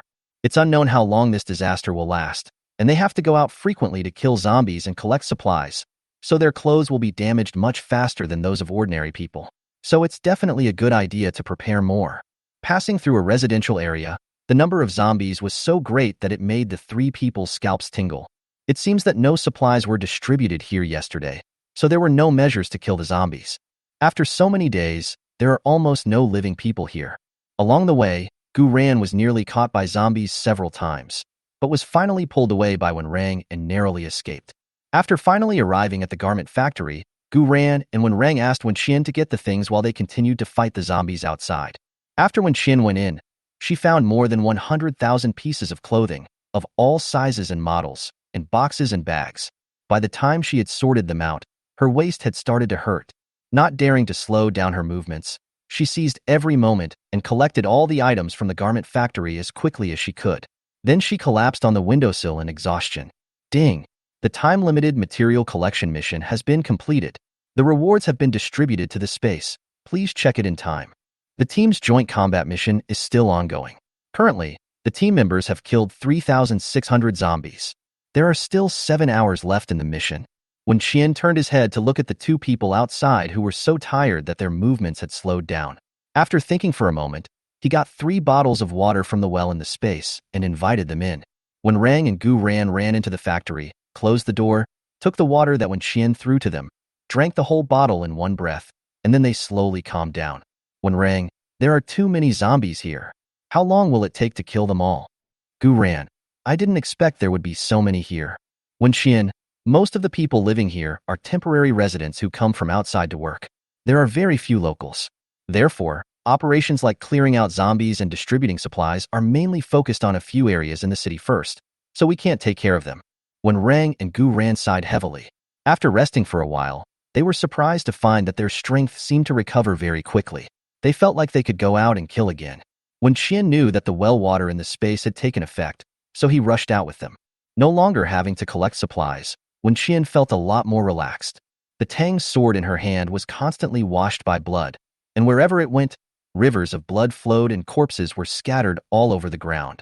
Coming out of the garment factory, when Qian rushed in front of Wen Rang and the other man, cutting a bloody path. Gu ran and Wen Rang were protected by her behind her. At first they wanted to struggle, but later they found that they really could not catch up with her speed. Her strength is obviously qualitatively different from theirs, and is not on the same level at all. Chapter 33, Being Surrounded in the Mall. Setting out on the journey home, when Qian originally planned to just fight his way back and not waste time shopping in the small supermarket on the street. However, when she saw a large chain store, she couldn't help but be greedy. Elder brother. She tugged at the corner of Wen Rang's clothes, then pointed to the shopping mall building in front of the left, and Wen Rang immediately understood what she meant. Changing direction and heading towards the mall, when Qian felt very happy, as if she was about to open a blind box, not knowing what was waiting for her inside. The speedboat was parked in front of the shopping mall, and the flood had already submerged the first floor of the mall. Just when Gu ran and Wen Rang were discussing how to enter the mall, they suddenly saw Wen Qian smash the thick glass windows of the mall with his bare fists and then invited them in. Wen Rang and Gu ran were both numb. They looked at each other and followed the boss obediently, not daring to breathe. There were zombies in the mall, but they were insignificant compared to the number we just encountered outside. Seeing that the danger level here was not high, Wen Qian talked to Wen Rang and the others. Let's split up. You don't have to follow me. Go see if there's anything you want.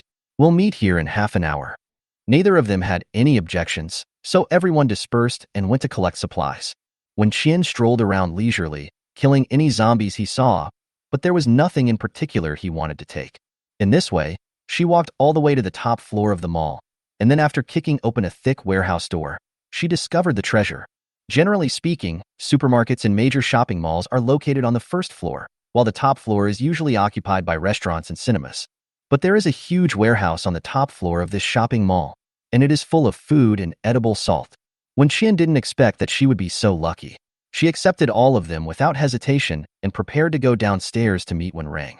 But before she reached the stairs, she encountered a group of people in uniform with guns in their hands, who quickly surrounded her. Wen Qian looked at them coldly, without showing any fear on her face. Is it appropriate for so many people to point guns at a little girl like me? She asked them softly. Someone in the team ran to the door of the warehouse, saw that it had been looted, and ran back to report the situation to the team leader in a low voice. The leading man frowned, put the gun to Wen Qian's temple, and asked sternly, "Where's the stuff inside? Hand it over." "I don't know what you're talking about. It was empty when I got here." "Impossible. We were here on patrol half an hour ago. Who told you not to stay here? If you have a treasure, you should keep it safe. You accidentally let someone steal it, and now you want to accuse me, an innocent person. Is that unreasonable?" Wen Qian didn't care what he said and insisted that she didn't know. Anyway, how could she move so many things by herself? Wen Qian. Gu Ran's nervous voice came from the distance. Gu ran, and Wen Rang noticed something was wrong downstairs and rushed over. Seeing Wen Qian surrounded by a group of people with guns, the two men instantly became angry. They ran over and stood in front of Wen Qian. Gu ran. "What are you doing?" Wen Rang. "So many people bullying a little girl. Do you have the nerve?" "We have no ill intentions, and we don't want to hurt her. We just want to know where the supplies in the warehouse went." The man leading the team had a blank expression on his face, as if he had already determined that the three people in front of him were the criminals. Even if it's not them, we must provide them with some useful clues, otherwise we will never let them go. When Qian saw the other party's intention and became angry, I said I don't know. She dropped her backpack to the ground. If you don't believe me, just look for yourself. These are the supplies I collected today. If you really want to rob me, just take them all. Anyway, all my belongings are here. If you want anything else, I don't have it. The two sides were in a stalemate, and when Qian stood beside Wenrang, ready to throw him into the space at any time. If this group of people really fired guns, then she would have no choice but to hide in the space and waste time with them. She just didn't believe that they could still stay here after the flood submerged the building. As for Gu Ran, the prosperity of the space has not yet reached 100, and he is not yet qualified to enter the space, so she has no choice. When Qian gritted his teeth and stared closely at the group's actions, the leading man sent people to check around and only found the speedboats brought by Wen Qian and his men, and no other means of transportation. A few minutes later, the rest of their team who came to move supplies also arrived. Looking at the empty warehouse, everyone was a little dumbfounded and whispered about what was going on. They specially collected and stored these supplies here, waiting for the zombies in the base to be cleared out, and then they would come and move the supplies back. They have been sending people to guard the place these days, but half an hour ago, they found a group of residents trapped in a building by zombies nearby. So everyone went out to rescue the residents. The residential building is very close to the shopping mall, less than 100 meters away. Everyone thought that even if someone came to steal the supplies, it would take several large trucks to carry so many things. Then they would be able to see them and just catch them. Unexpectedly, the truck didn't see it, and the item was still lost. The team leader repeatedly looked at Wen Qian and the other two and asked them about it. It seemed that they did not take these things, but there had to be an explanation for the matter. They were still suspects, so they decided to take them back. We are from Binching Base. Since you didn't get any supplies and have nowhere to go, come with us. The base has prepared shelter and food for the residents. You don't have to go out to find supplies anymore. Base? In the previous life, the Binching Base was built only a few years after the end of the world. Why was it built so fast this time? When Qian had not expected to have accidentally taken the rescue supplies from the base, but with so many people watching, she had no choice but to deny it. Otherwise, she would not be able to explain how she had taken the supplies, and her space would be easily exposed. When Qian interrupted him quickly, who said we have nowhere to go? We have elderly parents and children to take care of, and a 3-year-old child at home waiting for us to bring food back. I won't go with you. That's not up to you. The other party had a very strong attitude and pulled Wen Qian and the other two out. Wen Qian winked at Wenrang and the other man, watching them put away their guns, and planned to find a chance to take action. There were about 60 or 70 people on the other side, and they were obviously professionally trained. Wen Qian was held in the middle of the crowd, calculating his chances of winning. But just as he walked down one floor, the leader in front of him stopped. Sir, why are you here? Even from a distance of several meters, Wen Qian could hear the fear in the leader's voice. She tilted her head, curious to see what tough guy was coming. But the dozens of people in front of her were all over 1.8 meters tall, and all they could see were the backs of their heads. Wen Qian was furious. You think you are so tall? I will chop off all your legs when I get back. Let's see how you can block my sight. Chapter 34. Wen Qian, don't swear. Wen Qian sighed and lowered his head, then heard the ruthless guy asking the question. Why didn't you move the supplies? His words made dozens of people present freeze. The scene fell into a suffocating silence. Finally, the team leader mustered up the courage to answer. Reporting to the commander, the supplies were stolen. Where is the criminal? Got it. The leader turned around and looked in Wen Qian's direction. The other team members also turned around. Their movements were surprisingly consistent. Wen Qian was unhappy when she heard this. Don't give me that. Don't try to wrongly accuse us.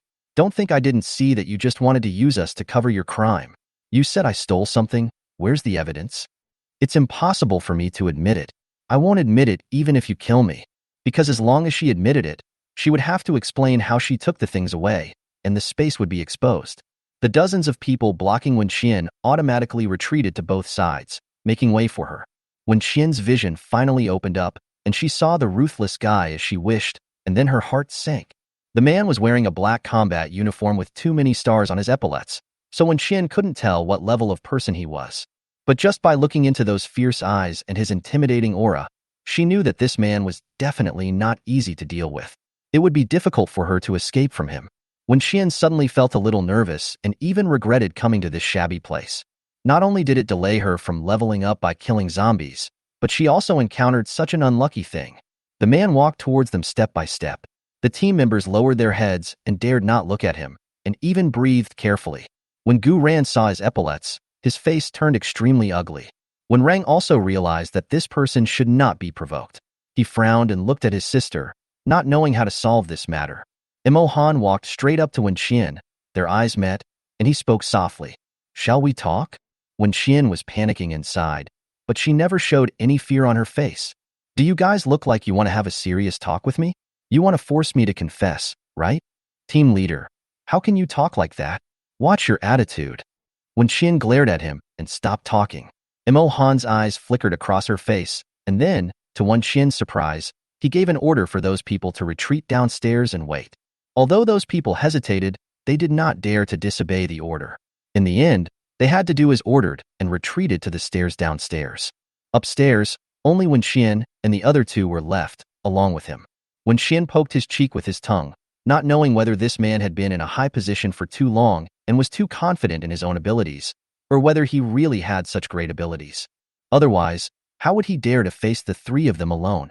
Imo Han glanced at the two people behind Wen Xian and asked, "Can I have a word with you? Just say whatever you want to say right here. Are you sure you can talk about everything here?" He asked a question in return, which made Wen Xian lose confidence. She had an inexplicable bad feeling. Wen Xian hesitated for a moment and walked with him to a position a few meters away. She didn't know if it was her illusion, but she seemed to hear him sigh. Walking to the window, Imo Han stopped and turned to look at Wen Xian. "Take out the things and I'll let you leave safely." "I just said, I didn't take those things. No matter how you threaten me, it's useless. Since you insist that I took them, then tell me, there are only 3 of us. How do we empty the warehouse?" Wen Xian was very determined. She questioned Imo Han with confidence, and her breath was held when she heard his answer. "Aren't you the only one here? The things are in your space, take them out." Wen Xian. How could he know about space? Damn, who is this bastard? If you have something to say it nicely, don't curse in secret. Wen Xian. Imo Han, you have superpowers and so do I, so I'm sure you did something. I need this batch of supplies urgently today, so I have to take it away. I don't know what you're talking about. Just act dumb. No matter what he says, just act dumb. This kind of person is the best at getting people to talk when interrogating prisoners. It is impossible for him to know that she is space, so he must be deceiving her. Imo Han seemed to see through her thoughts and suddenly smiled. Wen Xian was almost blinded by that smile, and then she was so frightened by his calling her by her full name that she almost had a myocardial infarction. Wen Xian, you know exactly what I'm talking about. So, I'll give you a batch of the same supplies in a week, but I'll definitely take away today's supplies. Wen Xian, you? How do you know my name? Not only do I know yours, I also know that the 2 people behind you are Wen Rang and Gu Ran. Where do you live, and what is the current situation of your parents? Wen Xian, you're threatening me? Not really. I just want you to know my sincerity. I said I would let you leave safely and give you the supplies in a week. If I didn't have this sincerity, I could just kill you and blow up your space, and even take care of your family. Wen Xian hadn't felt fear for a long time. As far as she could remember, the last time she was scared was when she killed someone for the first time 10 years ago. But now, she was so scared that her hands and feet turned cold because of the few short words from the man in front of her. Her intuition told her that he was not joking, and he also had the ability to kill her. At this point, she has no choice. Wen Xian glanced at the staircase and said, "Your people are downstairs. How can I get my things back? I'll give you an address and send the stuff there. Aren't you afraid that I'll run away? Can you?" Imo Han smiled slightly, which made Wen Xian silently curse him in her heart for being a smiling face. Wen Xian swallowed his breath silently and nodded. "Okay, tell me, where do you want me to send the things? I'll send the address to your phone. Remember to deliver it before 12 o'clock tonight," he said, and turned and left. "Wait." Wen Xian quickly chased after him and stopped him. "One more question. How do you know me? Know her name, where she lives, her family members, and even her cell phone number?" Imo Han was silent for a few seconds and then answered. "Your video is very popular on the internet. It's not difficult to find your information." Wen Xian thought about what he said and felt that it was true. Nowadays, personal information is no longer a secret. You need to fill in your ID number and mobile phone number when you go online. And when she went to the community to collect supplies, She also filled in her home address and mobile phone number. If the people above are interested in checking her, it is really not difficult at all. When Qian sighed helplessly, for the first time, she wished she could get disconnected from the internet as soon as possible. She doesn't want to be photographed and posted online every time she goes out. The first bird to stick its head out gets shot. Once this person becomes famous, all kinds of troubles will come to him. Look at her. Didn't she meet a big one today? Chapter 35. Defense increased by 6,000%. I have something else to do and I will leave first. I will send you the delivery address in an hour. I will contact you again in a week to inform you of the location to pick up the supplies. Imohan didn't say anything else and strode away. After when Qian waited for his figure to disappear around the corner of the stairs, she finally couldn't help it and slid down to sit on the ground, leaning against the wall. When Rang and Gu Ran hurried over. Gu Ran, are you okay? When Rang, what did he say? When Qian pouted, looked up at When Rang, hugged his legs, and felt aggrieved. Brother, I was scared to death. She wasn't lying. She was really scared. The other party knew her background clearly, but she knew nothing about the other party. That man said he also had supernatural powers. What were his supernatural powers? The ability to see other people's supernatural powers? When Rang helped her up from the ground, don't sit on the ground, it's cold. How did he scare you? He told me to return the supplies, and he would give me another batch in a week. When Rang, is this a scare? Gu Ran. They didn't take anything, why are they returning it? When Qian looked at their expressions and felt annoyed. She looked at the time. The man told her to return the supplies before 12 o'clock, but the system gave her a deadline of 10:30 tonight. So that means she can wait until she completes the mission before returning the supplies, and it won't waste her time. When Qian stuck his head out to look outside, and after making sure that the group of people had all left, he picked up his tang sword and walked out. After leaving the mall, when Qian was furious. When Rang followed behind her and could feel his sister's murderous intent from a few meters away. It was obvious that this girl was really stimulated today. When Qian kept killing zombies along the way and occasionally encountered several waves of survivors. Not surprisingly, she was filmed and posted on the internet. By 10:30 in the evening, when Qian and the other two had killed a total of 6,000 zombies and successfully received the generous reward from the system. Ding! The team's joint combat mission has been completed. The host's defense power has increased by 600. Please select a member within the system to receive a reward of 600 defense power increase. When Qian immediately gave the reward to Wan Rang, and then heard the system say again. The first team combat mission achievement is unlocked, and the reward is 100 space prosperity. Prosperity? When Qian remembered that the system had reminded him a few days ago that for every 100 increase in the prosperity of the space, the system's combatants would be rewarded with 2 hours of activity time in the space. So this means that now Gu Ran and Gu Wanwan can also enter the space and stay in it for 2 hours. Although time is short, if she encounters a crisis like today again, she can take them to shelter together. Magical system. She loves it. In an instant, when Qian's bad mood caused by the little incident that happened in the mall finally disappeared. She looked very happy and asked Wen Rang and Gu Ran to go home first. I still have some things to take care of. I will be home before 1 o'clock. Don't worry. Before Gu Ran could refuse, Wen Rang pulled him away. After they left, when Qian took out another speedboat from the space, then took out his cell phone, saw the address sent by the strange number, and headed there cursing. When they arrived at the place, when Qian looked around vigilantly but found no one ambushing there. Although she was a little reluctant, she still took out all the supplies, threw them down, and left without looking back. 10 minutes later, she received another message. The supplies have been received safely and are being sent to the base. When Qian didn't expect that person to send her another message and even tell her where the supplies were. Base. In the previous life, Binching also built bases, with more than a dozen of them, large and small. However, there was only one official one, which was the Binching base. Judging from the way those people are dressed today, they should be from that side. When Qian was once again puzzled as to why they were moving so fast this time. In the previous life, it was not until the 3rd year that the official base was built. She found it strange, but didn't think much about it. After all, there were many strange things. For example, she can be reborn, her system, and how that bastard knew today that she has space. She continued walking home and arrived on time before 1 o'clock. Several people in her family were waiting for her in the living room. Seeing her come back, everyone breathed a sigh of relief and went back to their rooms to rest. When Qian was pulled into the study by Wen Rang and asked in a low voice, "How did that person today determine that the supplies were taken by us?" I don't know, but he knows that I have space, and he knows all the details about us. When Rang frowned, he didn't expect things to be so tricky. He thought for a moment and asked again, "What are you going to do? Can this space be taken away?" "I don't know about the space, but at the moment it seems that the other party has no hostility. He even promised to return the supplies to me, so there is no need for us to move. And at this time, it is almost impossible to find another place to live like ours. He knows all about us and might be keeping an eye on us. Even if we move away, he will still come to our house if he wants to."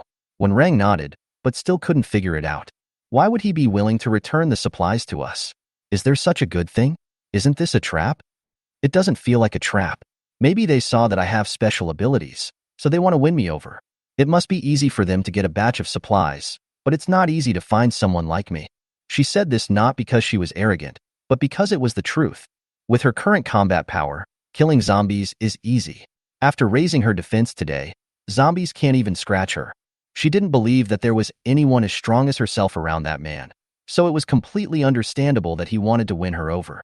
When Xian, "Forget it, let's not think about it for now, let's take it one step at a time. We will work hard to complete the tasks and upgrade. Once we have replaced all the weapons in the space mall, we will have the confidence and won't be so scared." When Rang, "Well, there's no point worrying about that now, but we should not go out in the next few days. There are too many videos about you on the internet, and there are even people who broadcast live to wait for you in various places. Our whereabouts are completely transparent now, so it's better to be careful." "I understand. As long as the system doesn't send any tasks, I will stay at home until the rain stops." After the two finished chatting, when Qian returned to his room, she went into the space to take a shower and change her clothes before checking the supplies she had collected today. When she was at the cement factory, when Qian was always worried that the large equipment and sand and gravel she threw in would crush all the land that her father had worked so hard to cultivate. Now that she saw that the fields were not damaged, she could finally breathe a sigh of relief. The space was much larger than before. After when Qian came out of the villa and walked for more than 20 minutes, she finally saw the steel plant that the system rewarded her. Chapter 36, 24-hour fully automatic operation factory startup. When Qian looked at the steel plant in front of him, a little confused, because there were several other factory buildings nearby, which were not in the original space. When Qian went over to check suspiciously, but couldn't open the door. When he looked up, he found a red light above his head. "Do you want to unlock the grain processing plant function?" "Huh." When Qian opened her eyes slightly and agreed immediately. The next second, the locked door in front of her opened automatically, and she was stunned when she walked in. All the equipment she moved back from the grain processing plant today were inside, and they looked brand new. When Qian's heart beat a little faster, she turned around and went out to check other factories nearby. "Do you want to unlock the canning factory function? Do you want to unlock the garment factory function?" When Qian agreed to all of them and then received a new task. "The factory's 24-hour fully automatic operation function has been enabled. Please write the program yourself and start it." When Qian was dumbfounded. How could she possibly do such a thing? But an idea suddenly came to her mind, and she immediately left the space and pulled Wen Rang, who was just lying on the bed and preparing to go to sleep in. "Brother, stop sleeping and get to work. What are you doing so late at night?"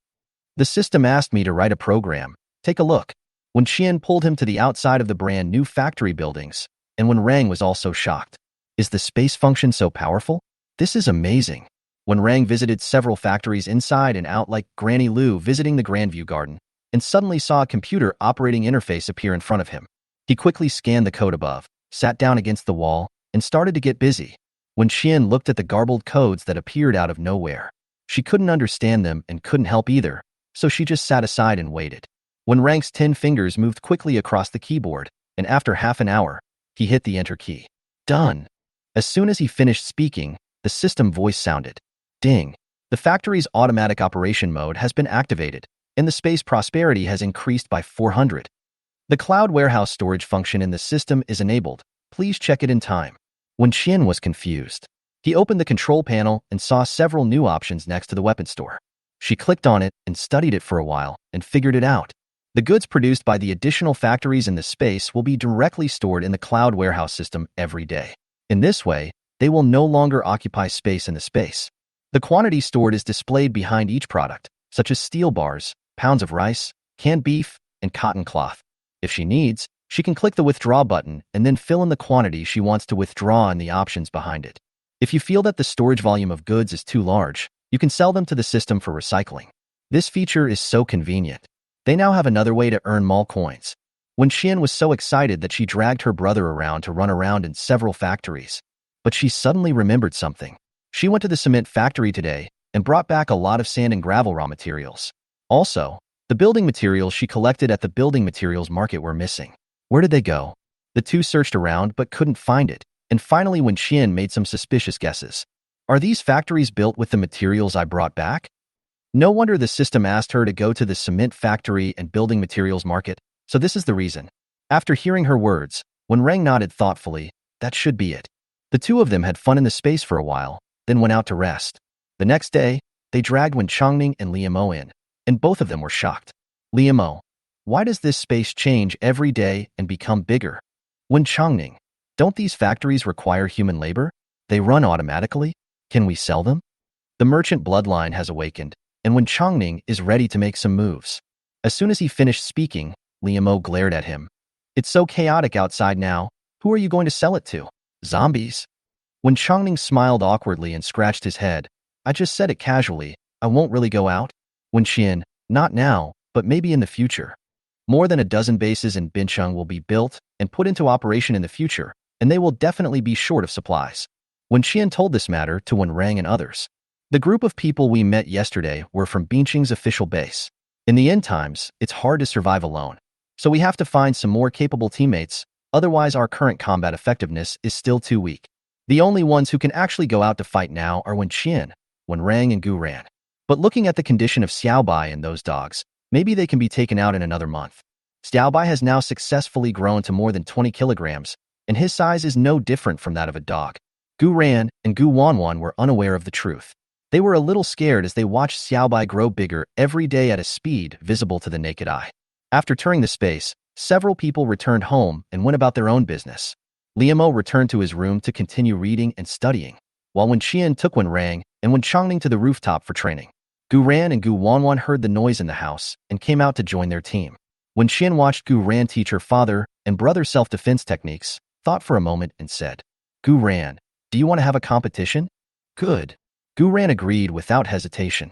In fact, he had wanted to compete with Wen Qian for a long time, but he never dared to say it. After all, he is a grown man and lives in someone else's house. If he said in front of Wen Chongning and Wen Rang that he wanted to compete with Wen Qian, he would be thrown out by the father and son. Wen Chongning looked worried when he heard what they said. Wen Rang just smiled and said nothing, then pulled his father and Gu Wanwan to the side to watch the fun. Wen Chongning pointed at Gu Ran and warned him seriously, I'm telling you, don't be too harsh. If you hurt my daughter, I will never forgive you. Gu Ran nodded and agreed, and within 2 minutes, he was knocked to the ground by Wen Qian. When Wen Chongning saw this scene, he slapped his thigh.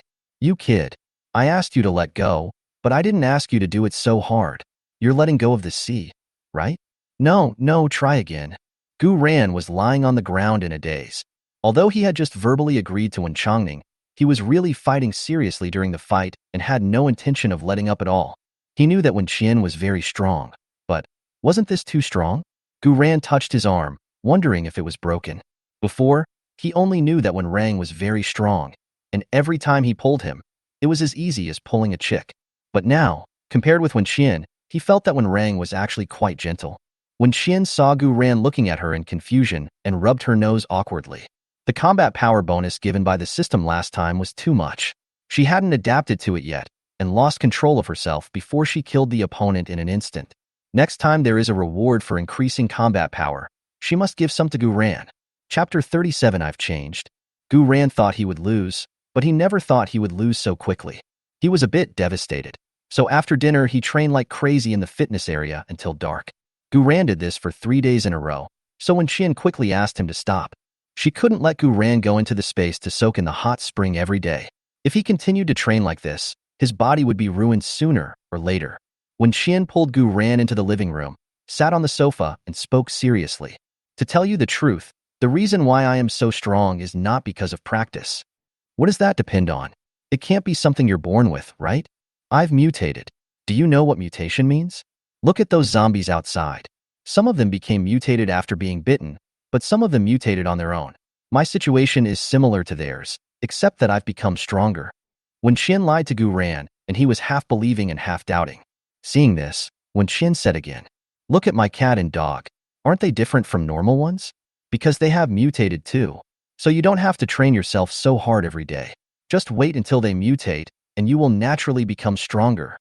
Gu Ran suddenly realized, no wonder they are so big. So this is the reason. But he soon became discouraged again. But mutation is something that won't happen to everyone. Don't worry.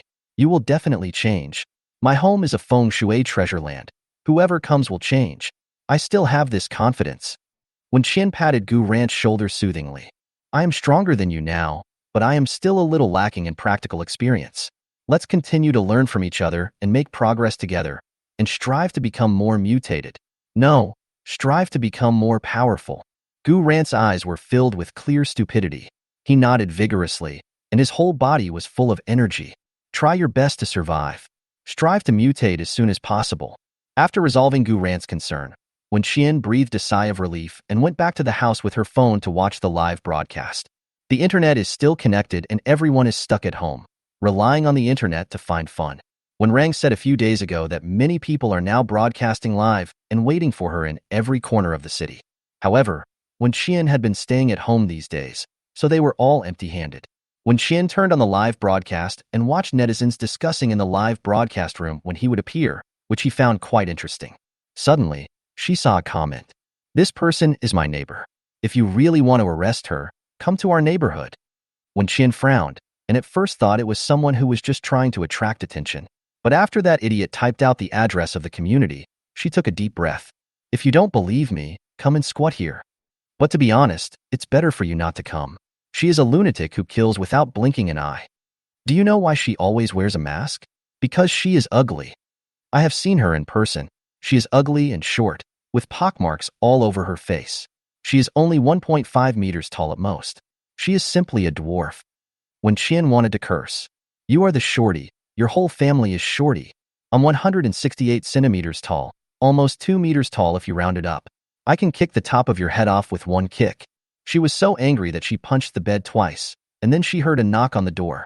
When Rang came in with his phone, trying hard to hold back his smile, but when he found out that Wen Qian was also watching the live broadcast, he couldn't help himself. "Did you see what that comment said? Do you want to taste my fist?" Wen Qian raised his fist and waved it, scaring Wen Rang so much that he quickly took 2 steps back. "Don't get excited. I'll help you figure out which idiot this is. Just wait." He went into the study room after he finished speaking. Wen Qian followed him out of curiosity, thinking he was joking. But after some manipulation, Wen Qian actually found the man's address and located it downstairs of her house. When Rang turned around in his chair and teased, "Zhang Ziang, are you going to destroy something you can't get? I really want to see if his head is full of water." Zhang Ziang posted her home address on the internet, and someone would definitely come to visit her. Some come to seek protection, and some come to steal supplies. After all, she had gone out so many times and killed so many zombies. No one would believe her if she said she didn't have any stock at home. However, with so many zombies outside, it is not easy to get to her side.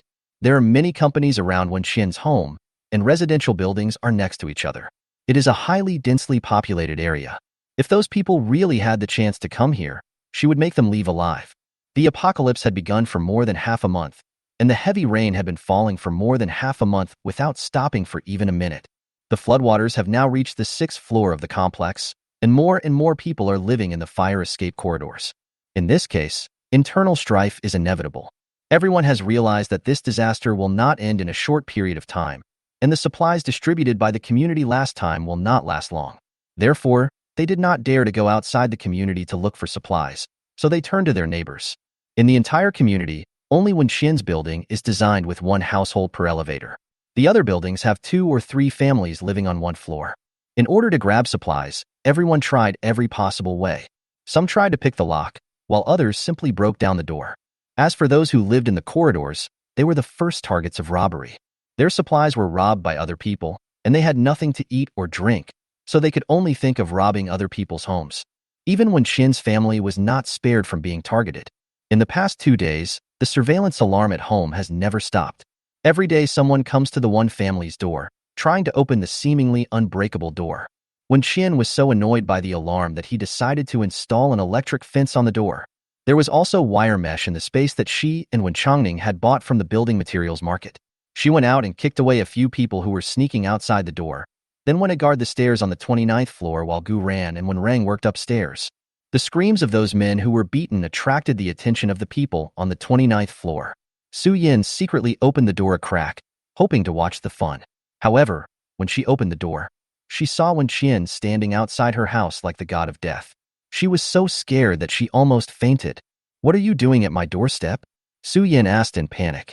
Zhang Yang and Zhang Ziyang came over after hearing the noise, and were both shocked and frightened when they saw Wen Qian. "Qian, do you have no food at home? I still have some. Come and stay at my house." Zhang Ziyang opened his mouth to make an invitation, but was stepped on hard by his mother. Wen Qian smiled slightly, which made Zhang Ziyang's breathing quicken and some yellow waste began to appear in his mind again. She looked at him for a moment, then parted her red lips and asked softly, word by word, "Do you think I will let you live until the day you finish eating all the food?" Chapter 38, he notified her to collect supplies. Wen Qian had a smile on her lips, which was so beautiful that it frightened the 3 members of the Zhang family. The door was slammed shut with a bang. Zhang Ziyang didn't even dare to answer her question and immediately locked the door. Wen Qian sneered at his useless look. He was so brave, and yet he dared to do something behind her back. She definitely wouldn't believe him if he said he was not mentally retarded. Wen Qian sat down on the stairs, waiting boredly for the 2 men to finish their work.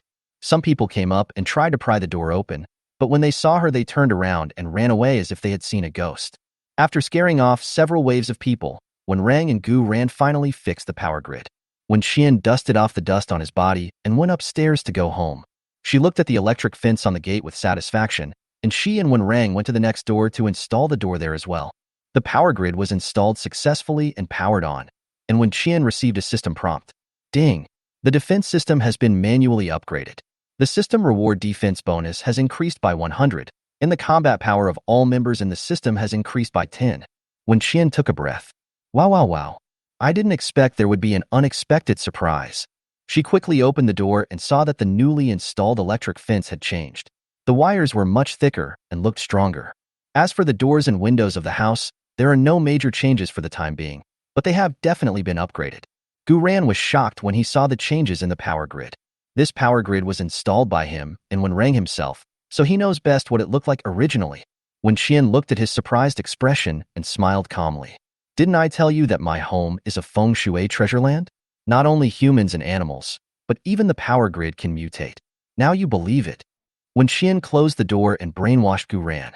"You've been in my house for so many days now, I think you should have changed a little bit. Feel it for yourself. Do you feel that your fighting power has increased?" Gu Ran slowly clenched his fists and waved them twice. Wen Qian nodded repeatedly upon seeing this. Not bad. It seems that the combat power has increased by about 10. Really? Believe me, it must be right.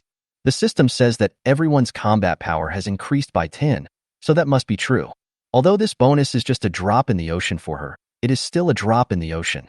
If it continues to accumulate like this, Gu Ran and the others will definitely become stronger.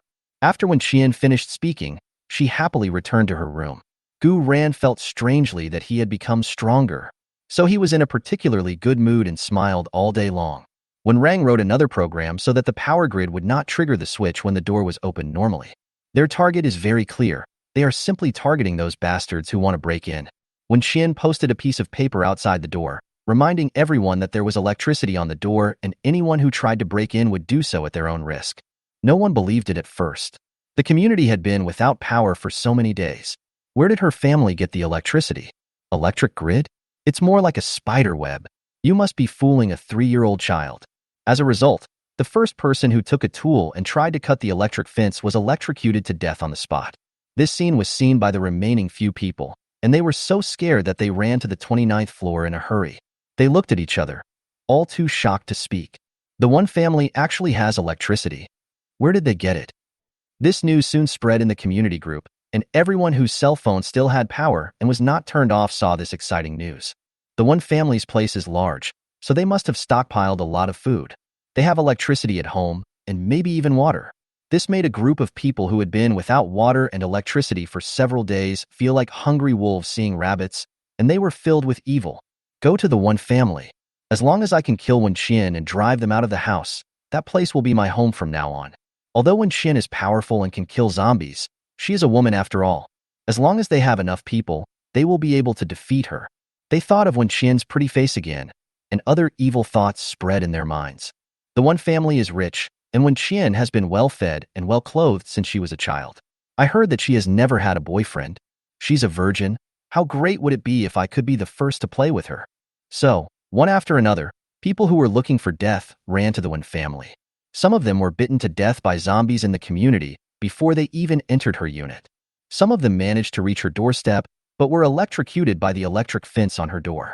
Just like that, Wen Qian, who was enjoying a carefree life at home, once again received a system prompt. Defense system repelled, killed 50 enemies cumulatively, unlocked the primary achievement of defense. System reward defense bonus increased by 100, and the combat power of all members in the system increased by 10. When Wen Qian heard this, she rolled around on the bed happily. She is so lucky that she can upgrade her combat power just by lying at home and reading comics. And so she stayed at home for a week. At noon on the 7th day, a message was received on the mobile phone. It was sent by the man a few days ago. He gave her an address and asked her to go there to pick up the supplies. Wen Qian stared at the message in a daze for a long time. She wasn't sure if it was a trap, but she wanted to go. That batch of supplies contained a lot of them. Although she didn't lack them now, she would definitely be able to use them in the future. Wen Qian has already talked with Wen Rang and Gu Ran in private, and she wants to build a base. Having lived alone for 10 years in his previous life, Wen Qian is well aware of the importance of teamwork in the later stages. She and Wen Rang had also been to other alliances, but she really didn't like the atmosphere of other alliances and didn't want to be used as a pawn by others, so she wanted to set up her own alliance. The industrial chain in her space is already able to ensure that she has no worries about food and clothing, so her alliance does not need too many people. She doesn't want basic labor. She only wants a sharp team with strong fighting capacity. In this way, as long as the weapons and equipment can keep up in the future, she will have nothing to worry about. So, she decided to go out and take this trip. She told Wen Rang about this, and Wen Rang was very worried. He felt that the man couldn't be so kind and was definitely trying to trick her into coming over and then take her away. So I have to go alone. If anything unexpected happens, I will hide in the space, and they can't do anything to me. By the way, I can also test the strength of that person. She was really curious about what special abilities that person had. When Rang frowned, I'm not trying to discourage you. I just have a feeling that this guy is very dangerous. We'd better not offend him. I know my limits. Besides, he asked me out today, and I didn't take the initiative to come to him to cause trouble. He has no reason to attack me. The two chatted for a while. When Rang saw that his sister was determined and he couldn't do anything about her, he could only remind her to be careful on the road. When Rang, you are a celebrity now. Many people know you. Be careful. Don't worry, I promise you'll come back safe and sound. When Qian changed her clothes, talked to Liamo and the others, and then went out. As a result, as soon as I left the community, I was targeted. Chapter 39, his ability is, it was dark outside, and the zombies were much more active than during the day. After when Qian discovered that someone was following her, she did not rush to get rid of them. She specifically chose to go to places where there were many zombies. Because she had a speedboat, she could go very fast. So when she killed her way through the zombie group and sped away, the zombies automatically shifted their targets to the pursuer. But later she met two groups of people with a little bit of strength, also driving speedboats. But after chasing her for several streets, he was still thrown off by her and lost her. It took Wen Qian nearly 2 hours to finally reach the place the man mentioned. It was a winding mountain road. After Wen Qian took a speedboat to a place without water, he moved the car directly out of the space and drove to the top of the mountain. Wen Qian drove extremely carefully and cautiously for the short 10-minute drive. She kept looking around, but never found any signs of an ambush. After arriving at the top of the mountain safely, Wen Qian saw the car on the top of the mountain and raised his eyebrows. When the other party saw her coming, he opened the door and got out of the car. Wen Qian walked over and looked into his car in disbelief. You came here alone? Aren't you afraid that I'll kill you? Mo Han didn't say anything, and even his expression didn't change. But Wen Qian felt that he was laughing. He was laughing at her for not knowing her own limitations. Wen Qian gritted her teeth, looked him up and down, then turned to look at the containers next to her. These things look just as good as those I found in the mall a few days ago. Wen Qian opened the container and made sure that there were no explosives or garbage inside before putting the things into the space. She walked back to the man and saw him standing next to the car in a uniform holding an umbrella.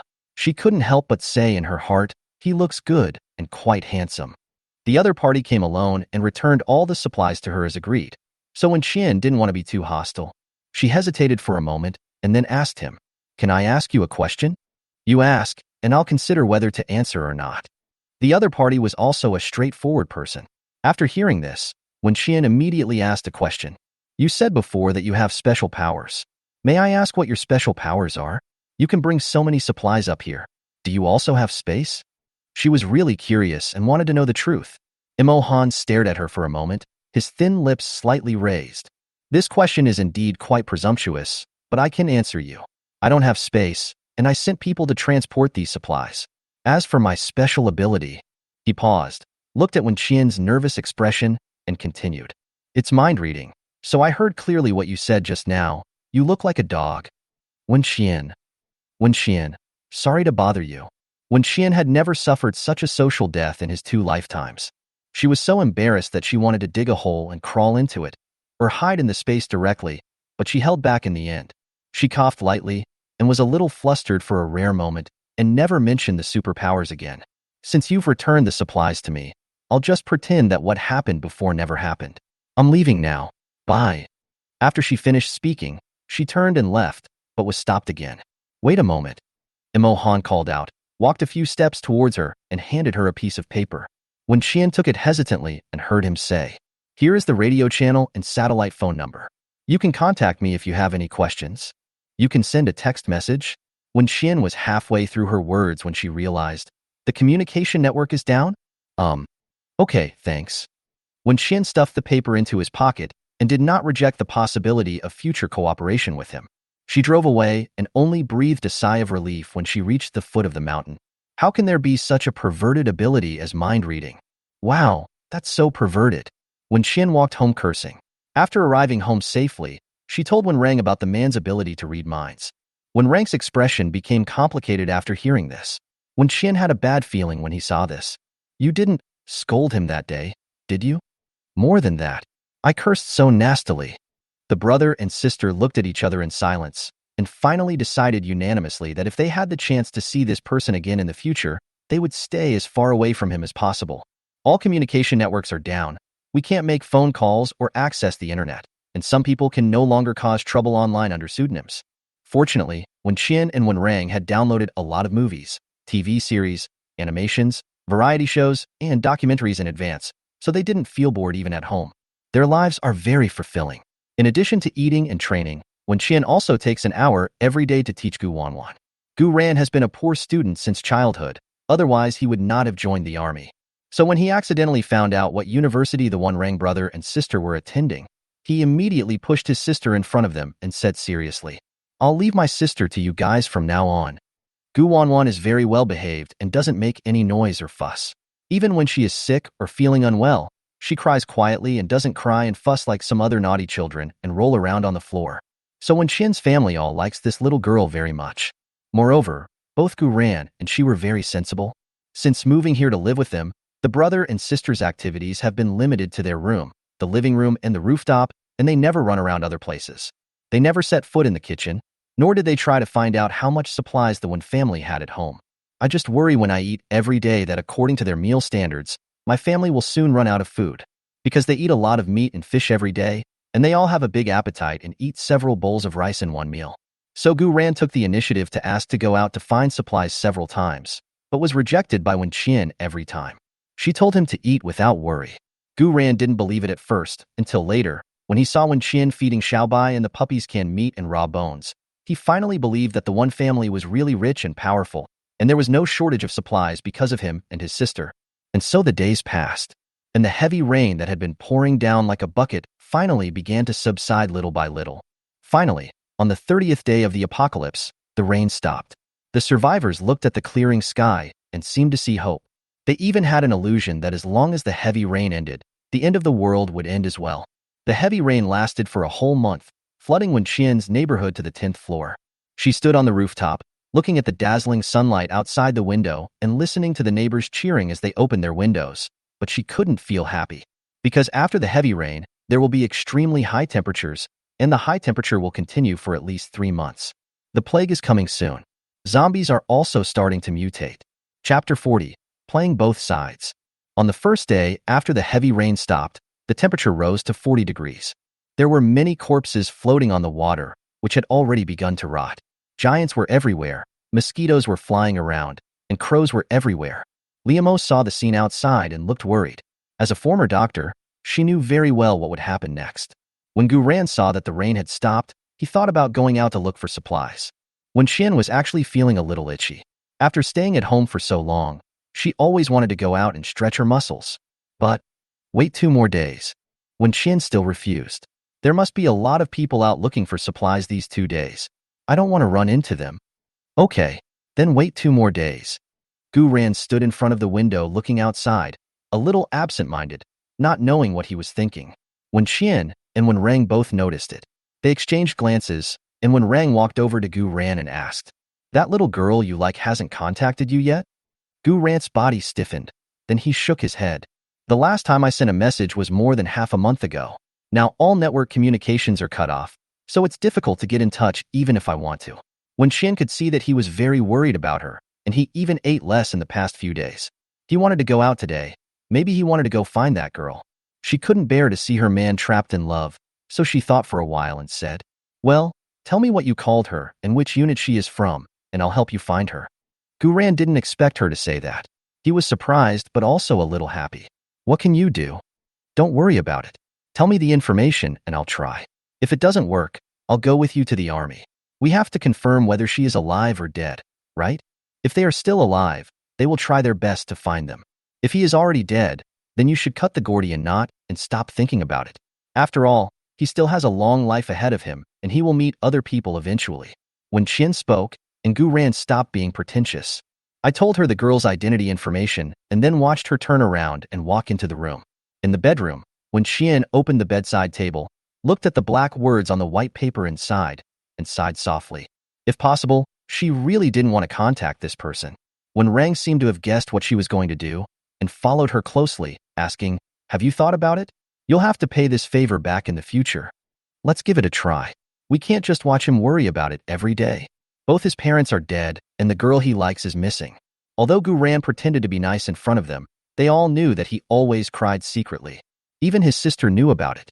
Once, she ran to Wen Qian's room and whispered to her, "Sister, my brother misses mom and dad and is crying again."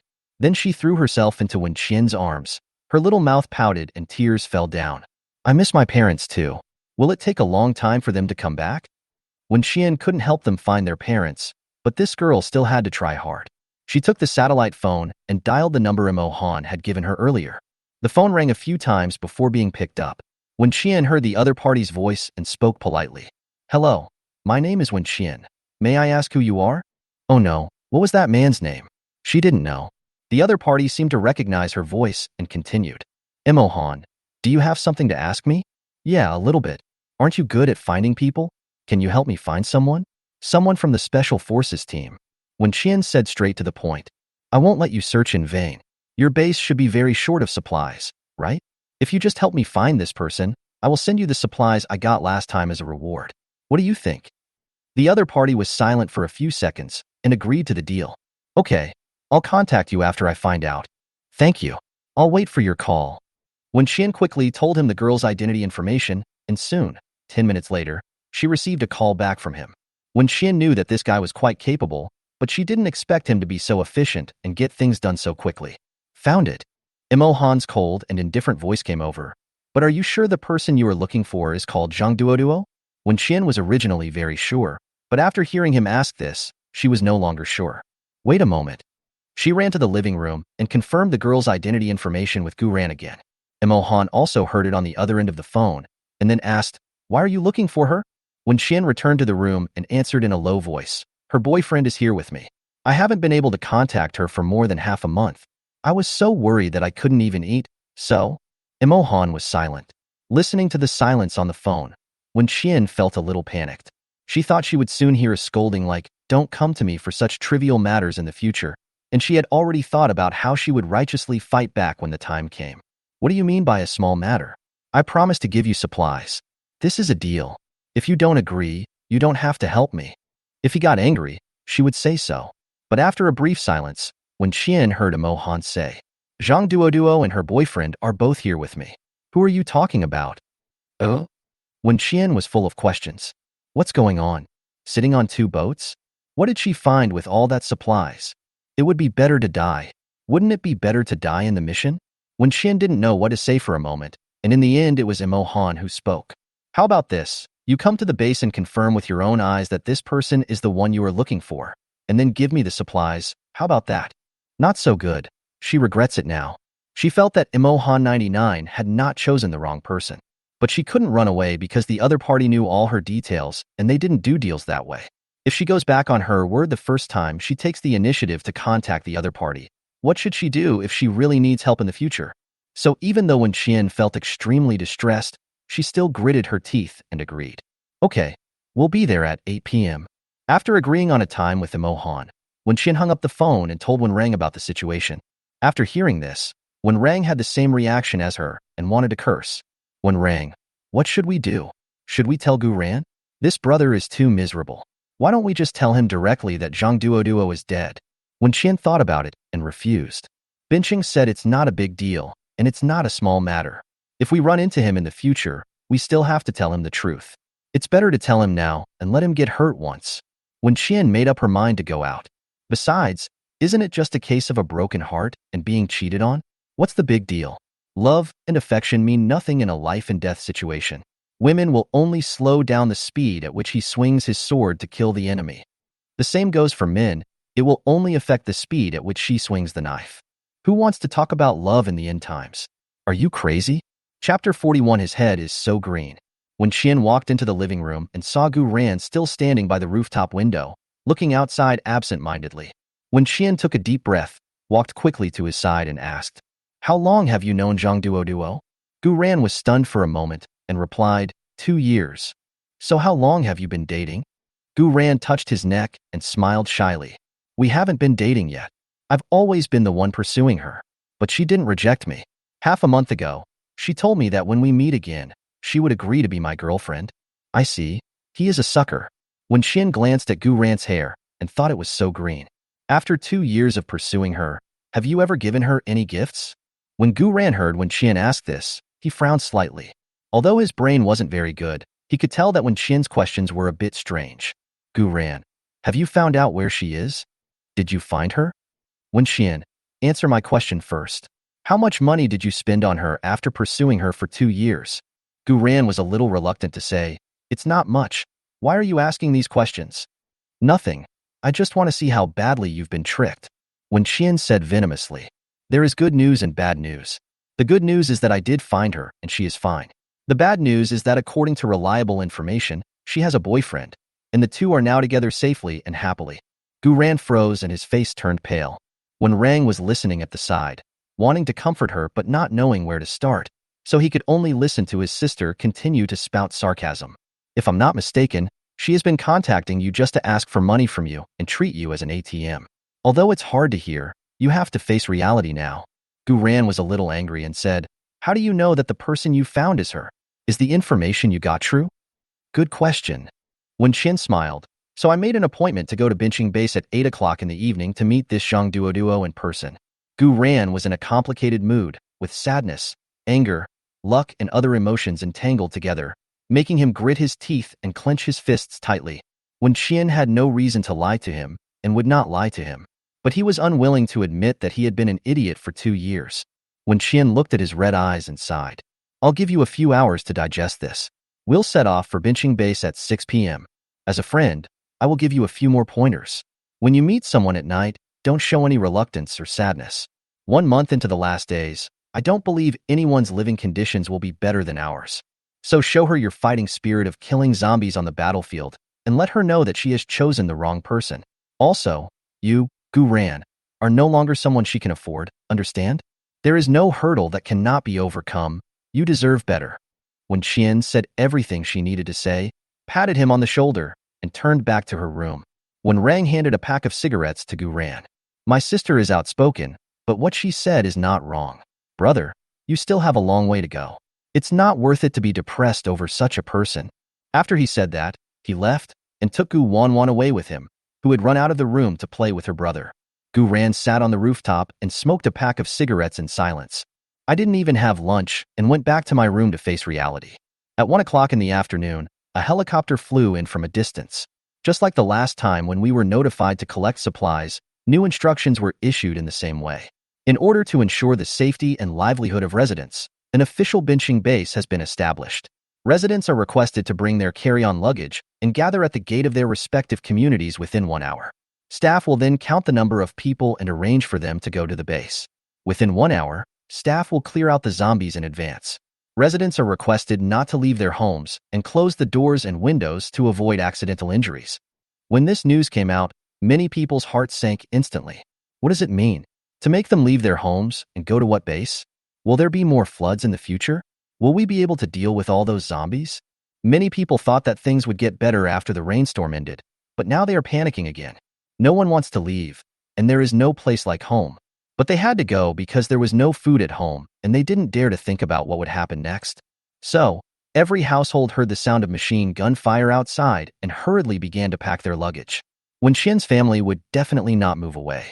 Everyone was bored, so they lay on the windowsill and watched the fun. After many days, the second comprehensive zombie extermination took place. But judging from the results, this time was far less smooth than last time. When Shin observed with the telescope for a while and heard Gu Ran's voice behind him, the zombies have mutated. When Shin looked back in surprise, thinking that he would hide in the room until night. Gu Ran was also holding a telescope and talking while looking at the situation below. Previously, if a zombie was hit by a bullet, it wouldn't be fatal, but it would slow down its movements. But now it won't happen at all. He just saw that 2 zombies were hit in the knees, but their movements were only slowed down for 2 seconds before they immediately recovered. When Shin nodded in agreement with him. Yes, this is only the first stage of mutation. The zombies are more aggressive and their defenses are also increased. There is no other way except to shoot them in the head. In the past few days, when Shin sold half of the products produced by several factories in the space and has saved more than 30,000 mall coins. She exchanged 2 guns and the rest for bullets, as well as 3 bulletproof vests, which she then distributed to Gu Ran and Wenrang. When the 2 saw it, their eyes widened. Gu Ran, where did you get it? It's a family heirloom, but I just haven't taken it out yet. When Shin said casually, my brother has never touched this thing. You teach him how to use it first. There are gunshots everywhere outside right now. You two can warm up your hands. Gu Ran was originally irritable, but he finally found something to distract himself. He immediately became extremely motivated and pulled Wenrang to practice shooting. Wenrang was a little scared when he touched a gun for the first time. He didn't expect that after studying poetry and books for more than 10 years, he would eventually embark on the difficult path of abandoning literature and pursuing martial arts. An hour passed quickly and hundreds of people gathered at the entrance of the community. When Qian roughly calculated that it was half of the original population of their community, which was already considered a community with a very high survival rate. Because the flood has not receded yet, the staff can only use lifeboats and other means to transport residents one by one. They first sent the residents to Montenegro and gathered them together with people from other communities, and then waited for the base to come and pick them up. Zhang Yang's family of 3 who lived downstairs from when Qian also set off for the base. They didn't want to leave, but there was really nothing to eat at home. There were only a few dozen kilograms of rice, and they couldn't even have a bite of vegetables every day. They thought that the food would be better at the base, and they also knew people at the base and could use the back door at critical moments, so they left reluctantly. Chapter 42. A massacre at the gate of the base. When Rang practiced shooting at home for an entire afternoon. At 6 o'clock in the evening, the weather was not so hot, so several people put on their bulletproof vests and set off for the base. Gu Ran didn't say a word along the way, and his face, which usually had no expression, now looked even more terrifying. He stood on the assault boat, holding a gun in his hand, with a murderous look on his face. The pistol that Wen Qin exchanged for him and Wen Rang had a double-row magazine with a capacity of 34 rounds. It had a fast rate of fire, strong penetration, an effective range of up to 100 meters, and could be fired in full automatic or single shot. Wen Rang has become proficient at this by now. He feels that this thing is much simpler and easier than a bow and crossbow. When he sees a zombie, he just raises his hand and shoots it. It feels so good. It's just that the weather is too hot. There are too many corpses floating in the water, and even the bodies of the zombies have begun to rot, so it looks too disgusting visually. When Qian and the other 2 were all wearing masks and goggles as they fought their way to the base. They met other neighbors in the community without any hesitation. An isolation net was set up 1 kilometer outside the base. The area inside the isolation net is temporarily safe, and many residents who have not yet moved into the base are waiting here. When Xian originally thought that since the people in the community had left so early, they must have arrived here a long time ago. Unexpectedly, there were so many people coming to the base today that they could not be accommodated at all. So they waited for several hours in Montenegro before being sent here. When the neighbors saw Wen Qian and his sister, they were all stunned. The heavy rain lasted for a whole month. Even if they barely survived, they would have become much thinner due to hunger. But looking at the state of the brother and sister, there is no difference at all. Even the lines of their bodies look a little stronger than before.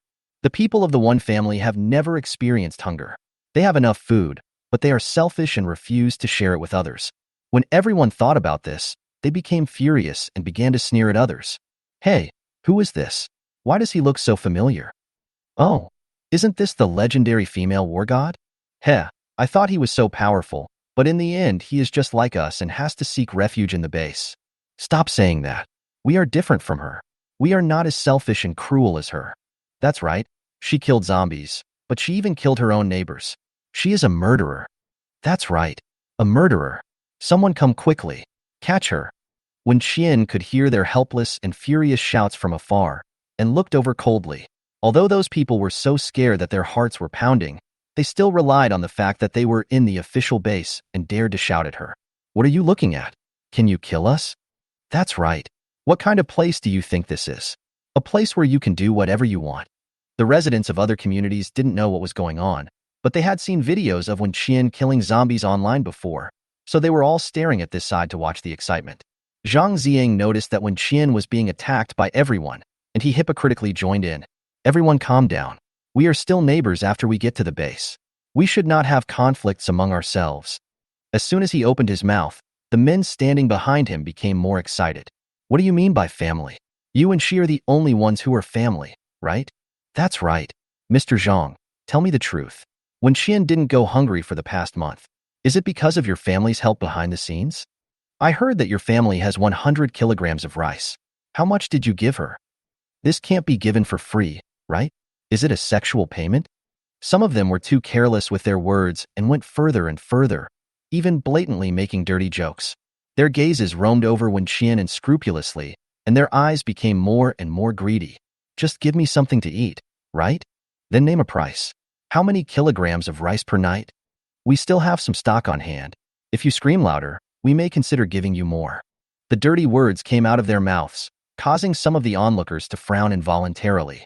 How could Wen Rang and Gu Ran bear to hear this? They immediately walked towards those people. But the one who moved faster than them was Wen Qian. A figure flashed quickly before everyone's eyes, and before anyone could react, Wen Qian was already standing in front of the men. She grabbed one of the men by the hair with her right hand, grabbed his head and hit him hard with her knee. The man's nose was broken instantly, his face was covered in blood. He was dizzy and about to lose consciousness. The onlookers gasped. They didn't expect Wen Qian to take direct action. In the next second, something they had never expected happened. Wen Qian actually broke the man's neck. The man's head fell to the ground with an incredible twist, scaring the other 3 men so much that their minds went blank. When they realized that Wen Qian had killed someone, they all thought that this bitch was really crazy. So they rushed over and wanted to join forces to subdue her. Wen Qian coldly watched the 3 losers huddle together, then kicked one of them in the balls, smashing him in the process, and kicked him away as well. The remaining 2 attacked her from the front and back simultaneously. One of them attacked her from behind, grabbed her neck, and tried to strangle her to death. One of them attacked her from the front, holding a dagger and trying to stab her to death. Wen Qian grabbed the man's arm with one hand and threw him to the ground with an over-the-shoulder throw. Then, she snatched the dagger from the last provocateur, knelt on one knee, and stabbed the dagger in her hand directly into the throat of the man lying on the ground. After solving this problem, she went back to look at the owner of the dagger. The other party had realized that he was no match for her, so he turned around and ran into the crowd. Help! Murder! He ran and shouted, and his pants were wet with fear. But he had only run 2 meters when his head flew off. His running body paused for a second before he fell to the ground with a bang. Wen Qian drew out the Tang sword he carried with him and chopped off his head. In just a few dozen seconds, Wen Qian killed 3 people and seriously injured one. There were screams at the scene, which soon attracted the attention of the staff. Wen Qian stood there, threatened with guns by 2 men in combat uniforms. Put down your weapons. Fighting and killing are not allowed in the base. You have violated the terms of the base and must accept the punishment. As soon as they finished speaking, their bodies suddenly stiffened. Because when Rang and Gu Ran had already put their guns to their temples, no one expected that Wen Qian and his gang would have guns. Wen Qian took off his goggles, wiped the blood off, then put them on and looked at the two stunned members of the base. She smiled and said, "The rules of your base have nothing to do with me. Put down your guns, or I don't mind showing you who has a faster gun." "Impossible. Don't think you can kill someone here and leave alive." Wen Qian. 3. Bang! A gunshot rang out from Gu Ran's gun, and the base member standing in front of him fell down. In a blink of an eye, Wen Qian took the gun from his hand and aimed at the remaining man together with Wen Rang. The man didn't expect them to attack first. He looked at his fallen teammates and shouted, "How dare you sneak attack?" He was the first to attack. Wen Qian raised the gun in his hand. "The bolt has been pulled. If he doesn't die, I will die." If Gu Ran had not fired the gun just now, she would be the one killed by the gun now. Chapter 43. I didn't provoke you. Why are you angry? The gunshots attracted more fighters in the base. They ran out one after another. When they saw Wen Qian and his team had killed one of their teammates and threatened another with guns, they immediately raised their guns and pointed them at them. "Put the gun down. Release the hostages." Wen Qian just found it funny when listening to their shouting. She lowered her head and played with the gun in her hand, then decided to put it in her pocket. "Wen Qian, I don't want to waste time with you. Take me to see him, Mohan. He asked me to come." When Wen Qian said the man's name, the group of people looked at each other in disbelief. "What are you all doing here?" A cold voice came from behind the crowd. Wen Qian looked over and saw the tour leader she met at the mall that day walking out of the crowd. He was also stunned for a moment when he saw the scene at the entrance of the base, then looked at Wen Qian with an unhappy face and asked, "You killed that person?" "Yes." Wen Qian readily admitted, "But he was the first to attack and wanted to kill me." Yi Xinghua didn't expect to meet such an arrogant person on his own turf. He got angry and pulled out his gun. Then, he heard the men beside him speak in a low voice. "Boss," she said. Chief Imo asked them to come. Yi Xinghua was stunned, looked at Wen Qian in confusion, and asked, "What's your name?" "Wen Qian." Yi Xinghua was silent and reluctantly put down his gun, and the people around him did the same. "Put down your guns." He was here to pick up Wen Qian and the other two under Imo Han's orders. Yi Xinghua couldn't understand why his superior, who was so busy, would want to meet such a person. He took Wen Qian and the other two to Imo Han's office, thinking that he would report them when he saw them. If the superiors knew that they had killed their own people, they would never let them go. Wen Qian was brought into the base unharmed, shocking the crowd of onlookers. They had just seen with their own eyes how Wen Qian killed the three men. Some people had previously suspected that the video on the internet had been processed with special effects, but after experiencing what happened today, they had completely believed in Wen Qian's ability. Zhang Ziyang was standing closer and could see more clearly. He was even covered in blood, and the body of the man with his head chopped off fell at his feet. He was so frightened that he broke out in a cold sweat and his legs went limp. Finally, with the help of his parents, he slowly walked into the gate of the base. Wen Qian was brought to Imo Han by Yi Xinghua. As soon as she entered the room, she heard Yi Xinghua complaining impatiently. "Report to the commander. Wen Qian just killed 3 civilians and one of our team members in front of the base gate. Please tell me how to deal with him." Wen Qian glanced at him speechlessly and couldn't help but complain in her heart. He is not good at anything and is the best at making complaints. You are the only one who has a mouth. You are the only one who can speak. Imo Han was flipping through a document. He read it carefully and signed his name on the last page before slowly looking up at Wen Qian. "Tell me what happened." "Report to the commander. His report just now is wrong. To be correct, I killed one of your team members, 3 civilians, and seriously injured another civilian." Wen Qian had a blank expression on his face, and his voice was calm. Although the bastard whose balls were broken by her is still alive, he will definitely live a life worse than death in the future. "I killed those 4 people because they wanted to rape me. I killed your team member because he wanted to shoot me. Look, the safety of the gun is on and the bolt is pulled. I would be dead if he just flicked his finger. I was scared to death." Wen Qian took out the gun and showed it to Imo Han, then quickly put his hands behind his back, fearing that Imo Han would ask for the gun. Yi Xinghua was shocked by her words. "Are you scared to death?" How could she have the nerve to say such a thing? He didn't see her looking scared at all. After hearing her words, Imo Han nodded thoughtfully. "Justifiable defense." Wen Qian, "That's right. Commander, you are wise." Yi Xinghua. Imo Han looked at Yi Xinghua and said, Send more people to maintain order in the base. I don't want to hear this again. Yi Xinghua, yes, sir. Go out and bring Zhang Duo from the medical team here. Yes, sir. Yi Xinghua turned and left, closing the door, and when Qian breathed a sigh of relief, she met Imohan's gaze. She didn't expect that this man was so nice and reasonable. When Rang and Gu Ran both broke out in cold sweats just now. After all, if this commander ordered them not to leave, they would definitely not be able to escape today. Imohan watched when Qian hid the gun, lowered his eyes, and continued to sign the documents on the table, reminding him in a calm voice. Go out and release the bomb, otherwise it will easily go off accidentally. Oh. Seeing that he was still thinking about the gun, when Qian curled her lips, looking a little unhappy. Why is this guy so stingy? He has so many people and guns under his command. What's wrong with giving her one? She came here today to give away supplies for free. It's not a loss for him to exchange so many supplies for useless intelligence and a gun, right? When Qian turned around and walked out, opened the door and fired a shot into the sky, scaring the people guarding the door. She came back after shooting, slammed the door shut, walked to the table and put the gun down. The table shook from the force of her firing, and the pin in Imohan's hand tilted, and the last stroke of his name was drawn out in a long line. When Qian saw it and quickly turned his head away, pretending not to see it, Imohan stared at the crooked name for a long time before looking at Wen Qian again. I didn't provoke you. Why are you angry? Wen Qian wanted to say that she didn't have it, but then she thought of his abnormal ability to read minds, so she simply gave up pretending and said what she thought. Who made you so stingy? It's just a gun, and you're still asking for it back? At worst, I can get some more supplies in exchange. Did I say I wanted this gun? When Qian fell silent all of a sudden, when Rang, who was behind him, lowered his head and held his forehead, wanting to pull his sister and run away. Imohan sighed and continued to look at the next document. When Qian pondered over what he had just said, and then carefully took the gun back. Seeing that he did not respond, she walked back to Rang. When Rang gritted his teeth and spoke to his sister in a low voice. Can you control your temper for a moment? If you want to die, don't drag me down with you. Brothers and sisters, if they are not born on the same day, they must die on the same day. The two of them were whispering, and Gu Ran was listening beside them, feeling extremely complicated.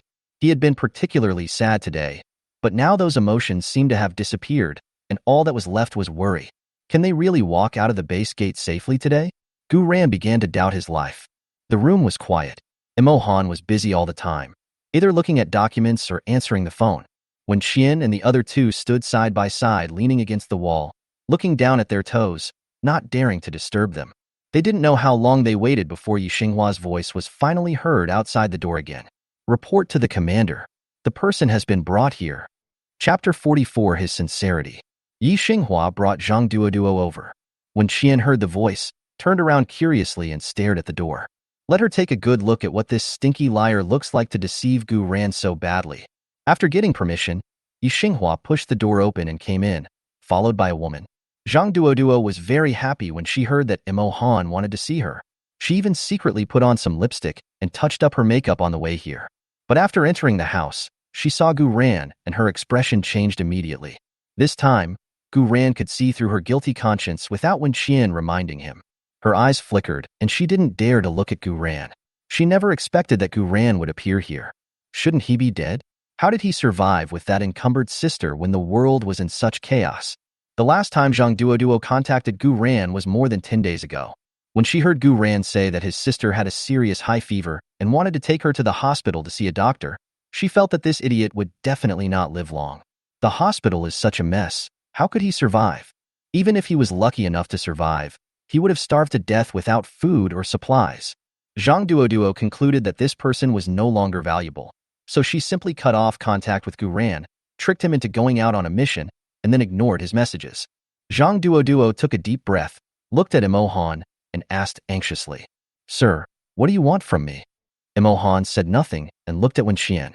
Gu Ran said in a cold voice, I have something to talk to you about. Zhang Duo's body froze. Gu Ran turned to look at Imohan and asked, Can I talk to her alone? There's no one in the next room. Thanks. Gu Ran walked up to Zhang Duo, and seeing her nervous look, he sneered. Let's go. Do you want your leader to know what shameful things you have done? You? Zhang Duo looked at him angrily, but Gu Ran ignored her and left to the next room. Zhang Duo bit her lower lip. Seeing that neither Imo Han nor Yi Xinghua had any intention of speaking for her, she had no choice but to bite the bullet and go with Gu Ran.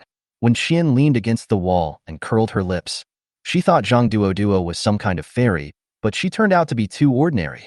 From head to toe, how could she match Gu Ran? When Qian decided that after returning home, she would test Gu Ran's eyesight. This child is probably severely myopic, or has glaucoma or cataracts, otherwise he couldn't be so blind.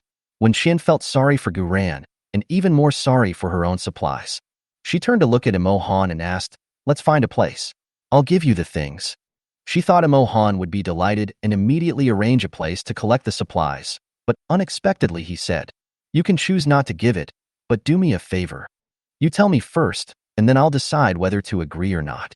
When Qian was not easily fooled, for fear that he would want her to stay and work for him. "We have several scientists who are out investigating and are missing. I hope you can cooperate with our team in the search and rescue. No matter what the outcome is, it will not affect our agreement." Before Wen Qian could say anything, Yi Xinghua beside him became anxious. "Sir, how can she help?" Yi Xinghua quickly glanced up and down at Wen Qian and Wen Rang, his expression full of disgust. These two people were clean and white, and it was obvious that they had never done any heavy work or suffered any hardship, especially Wen Qian, whose hands were as soft as tofu. "Wouldn't it be like bringing a burden if I brought her along?" This mission was inherently dangerous, and Yi Xinghua didn't want to bring two people who would hold him back and endanger the lives of his own team members, so he refused desperately. "I don't want to go with her. We can complete the mission smoothly." When Qian smiled, "I don't want to be with you yet." "What's so great about it? It's just supplies."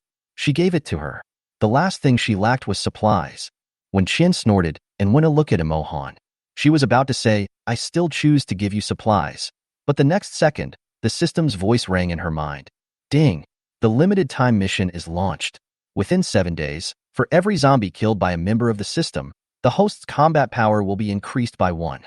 For every 100 zombies killed, the combat power of other members of the system will be increased by 10. Wen Qian. System, you are my father in another world." She looked carefully at the line of words that appeared out of thin air in front of her. She was not mistaken. For every 100 zombies killed, the combat power of all members in the system except her would be increased by 10. All, including her brother, including Gu Ran, even including her parents and Gu Wanwan. How could she miss such a great opportunity? However, she had just expressed her dissatisfaction and disgust towards Yi Xinghua, and it seemed a bit inappropriate for her to change her words immediately. So when Qian looked at Imo Han in silence, "Sir, can you give me a way out?" Imo Han stared at Yi Xinghua and ignored his rejection. "This is an order. You cannot refuse it. Moreover, Wen Qian and the other two are very powerful. If we have their help on this trip, the success rate can be at least doubled." Yi Xinghua's face was full of disbelief. He has already investigated the information of Wen Qian and the other two. One is a college student, the other is a programmer at a startup company, and the only one who is somewhat useful is Gu Ran, a retired Special Forces soldier. How can this be considered extraordinary strength? But after Imo Han said that, he didn't dare to talk back. Imo Han and Wen Qian looked at each other and said, "I can give you the command of this operation as a token of my sincerity. Why don't you consider it again?" Imo Han's step was too big. Wen Qian was shocked for a moment and then quickly said, "Forget about the command, but if I have a different opinion at a critical moment, your people must listen to me. If you agree, I will help you. I promise. Also, you can provide the guns and ammunition. I'm poor and don't have that much in stock." "Can?" Yi Xinghua was stunned. He began to wonder if their superior had some leverage over this little girl. Otherwise, why would she agree to everything? When Rang also frowned slightly beside him, vaguely sensing that something was wrong. Judging from his sister's personality, if she says she disagrees, she means she disagrees. It is impossible for her to change her mind just because this guy named Imo praised her a few words or gave her some benefits. Unless... When Rang took advantage of Yi Xinghua's inattention and silently said 2 words with his mouth. "Task?" Wen Qian nodded, and when Rang almost laughed out loud. Imo Han asked Yi Xinghua to take Wen Qian and the other man to choose guns. Yi Xinghua suddenly remembered that Wen Qian had killed his men and taken a gun, so he quickly told Imo Han about it. "Sir, she has one of our guns and needs to be recovered." Wen Qian. "I'm telling you, I hold a grudge. Just wait for me." Imo Han. "I have taken back the guns. Take them to get new ones." Wen Rang. "As a commander, you are really capable of telling lies with your eyes open. Chapter 45. I'll beat you every time I see you. Since Imohan said so, Yi Xinghua had no choice but to give up and reluctantly took Wen Qian and the other two to get the guns. Wen Qian left the room and glanced at the door next door, feeling a little worried. She didn't know how Gu Ran talked with that woman. When she saw Gu Ran later, she had to take a good look at his face. If Zhang Duo made a move, she would slap her so hard that she wouldn't even recognize her own mother. In the quiet room, Gu Ran and Zhang Duo looked at each other. Zhang Duo felt guilty when he looked at her and asked angrily, "What do you want from me? Don't you have anything you want to tell me? What do you want to hear from me?" Zhang Duo was furious. "All network communications are down. This is not what I wanted. I can't contact you. So you come to me, the leader? Gu Ran, are you crazy?" The more she spoke, the angrier she became, so she just turned the tables. "You've retired and you don't want to work here anymore, but I'm still going to continue. You've made a fuss about this little thing and let my leaders know about it. How can I hold my head up in front of them in the future?" Gu Ran gritted his teeth and listened to Zhang Duo's accusations.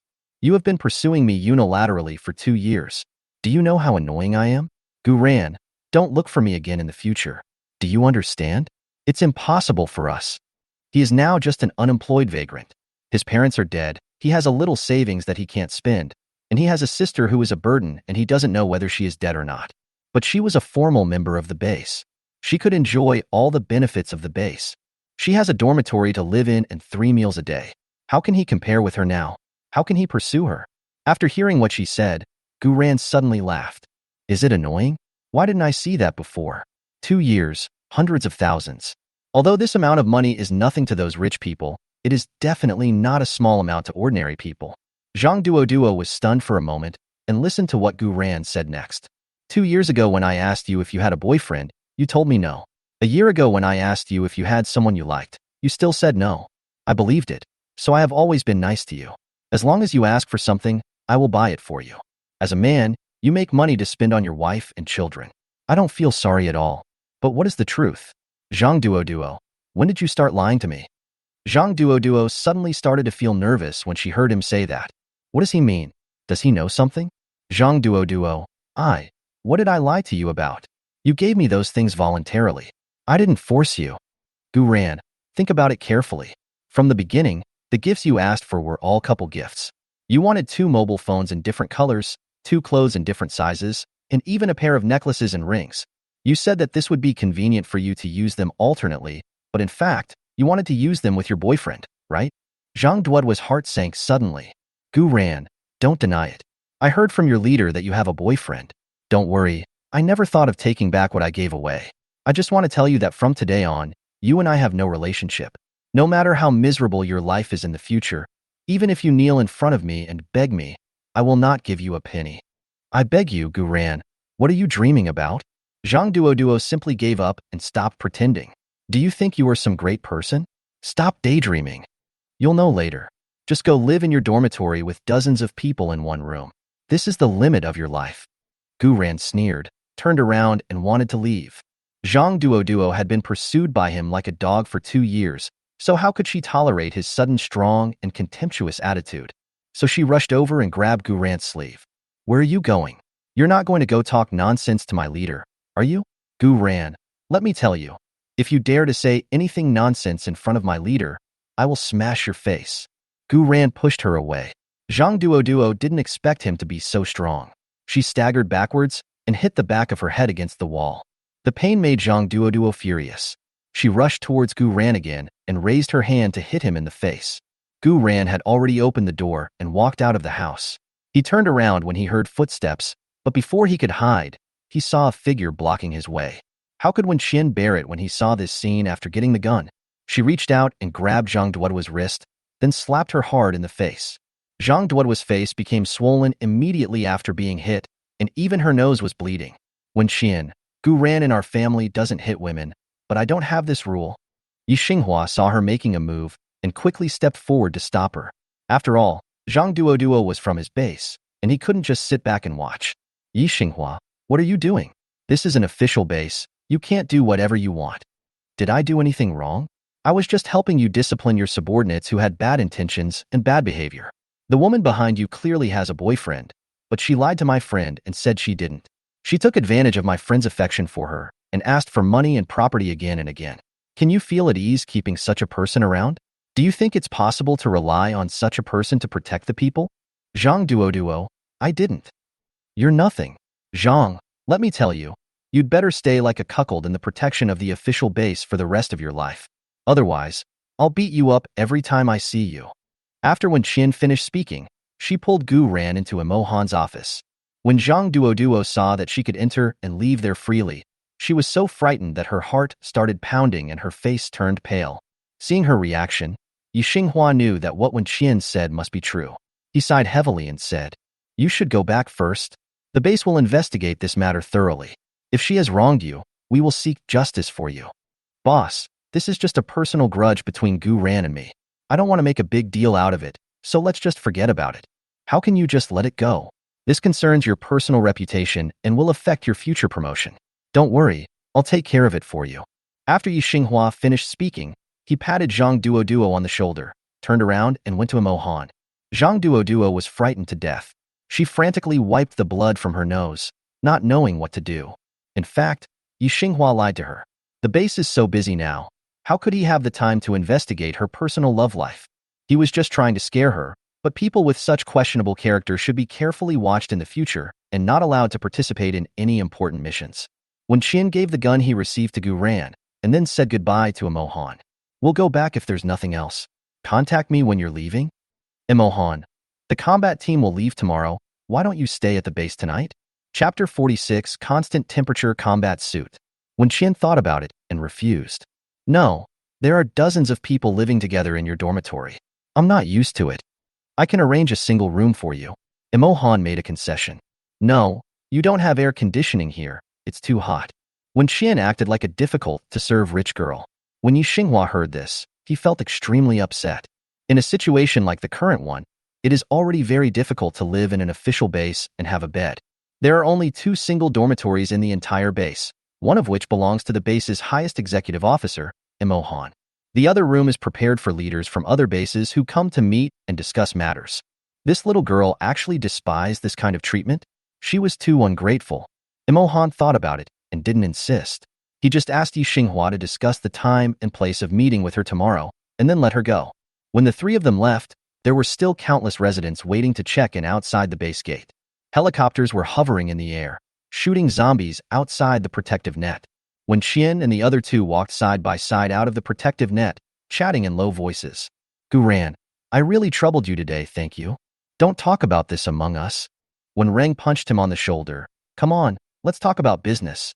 When Qian took out a map that Yi Xinghua had just given her, she pointed to a certain point on the map and said, we have to meet up with the special operations team at the base here at 6 o'clock tomorrow morning and cooperate with them to go into the mountains for search and rescue. We don't know how long it will take to get back, so get a good rest tonight and kill a lot tomorrow. Gu Ran nodded, then asked in confusion, why would the base want to cooperate with us? Because we are awesome. When Qian answered confidently, I've told you a long time ago that I'm awesome, and you're awesome too. Do you believe it now? Strength determines everything. If it weren't for their abilities, Wen Qian would have been shot by a Mohan after killing someone at the gate of the base today. Isn't it because you think she is of some use that you show mercy to her? Gu Ran and Wen Reng thought about what she said and both felt it made sense. Wen Reng, by the way, have you seen that Mohan before? No. Wen Qian told the truth. In her previous life, the official base was not established until the 3rd year after the apocalypse. As for Mohan, let alone meeting him, she had never even heard of his name. When Qian looked back at the base and asked them, have you noticed that the number of people at the base is not right? Gu Ran immediately nodded in response. I found out. I didn't see any old, weak, sick or disabled people inside. They were all young and middle-aged people. This so-called base was actually converted from a large air raid shelter. Then some simple houses were built outside the air raid shelter as dormitories. Maybe because of the rush to complete the work, those dormitories were not decorated. Each room had 10 beds with upper, middle, and lower bunks, which means 30 people lived in one room. When Reng also shared his findings, many people saw the accommodation conditions and immediately wanted to go home. But the base was only responsible for picking them up, not sending them back. Binching City has a population of 30 million, but the official base cannot even accommodate 1/10 of it. Although the conditions are a bit poor, at least the base can guarantee their safety as well as food and accommodation. Compared to them, Those who can't even enter the base gate are more pitiful. The three left the safety of the base and immediately steeled themselves to fight their way home. More than 2 hours later, they arrived safely. When Changning and the others were relieved to see that they were safe, Liamo hurriedly prepared food for them, while Gu Ran was accompanying his sister when Changning pulled Wenqian aside. In fact, he and Liamo accidentally overheard the conversation between Wenqian and Gu Ran in the morning and roughly guessed what happened. But I was afraid of hurting Gu Ran's self-esteem, so I never mentioned it and pretended that I knew nothing. At this moment, when Changning lowered his voice and asked Wenqian with concern, "Did you find that person?" "Found it." Wenqian sighed. Gu Ran has made it clear to her that they will no longer have any contact with each other. Hey, I guess that idiot Gu Ran has spent a lot of money on her. It's okay, just think of it as paying for a lesson. Next time he meets someone like this, he will definitely not be fooled. When Changning was open-minded and knew that Gu Ran had let it go, so he didn't ask any more questions. While eating, when Qian learned that some residents of the community had already returned. Because he did not meet the base's accommodation requirements, he was sent back. In the short few hours that they were away, the doors of several houses in the community were kicked open and all the supplies were looted. Even several groups of people came to their house, but when they saw the electric fence, they left without giving up. When Qian told Liamo and the others that they were going out to carry out a mission tomorrow, then gave Wen Changning a gun and asked Gu Ran to teach him how to use it. When Qian returned to his room to rest at night, entered the space, and filled dozens of bottles of water from the well to save for drinking in the next few days. She had discovered before that this well water was very effective in restoring physical strength and was essential when going out. Then she checked the factory's shipment volume and sold half of the inventory, exchanging all the mall coins for bullets. Just when she was about to close the mall and go out to sleep, the system prompted her that she had unlocked a new achievement. Congratulations on unlocking the primary achievement of shopping mall consumption, and you will be rewarded with 3 pieces of constant temperature combat uniforms. The battle suit will be available in the mall later. If needed, the host can purchase it by himself. Battle suit attributes: increase defense by 100, maintain a constant temperature of 24 degrees.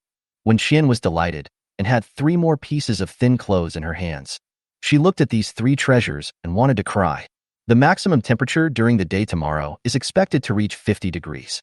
She was originally wondering if she would faint from heat stroke, but then the system came to deliver equipment. It also knows that it is hot outside, right? It doesn't want its host to die of heat.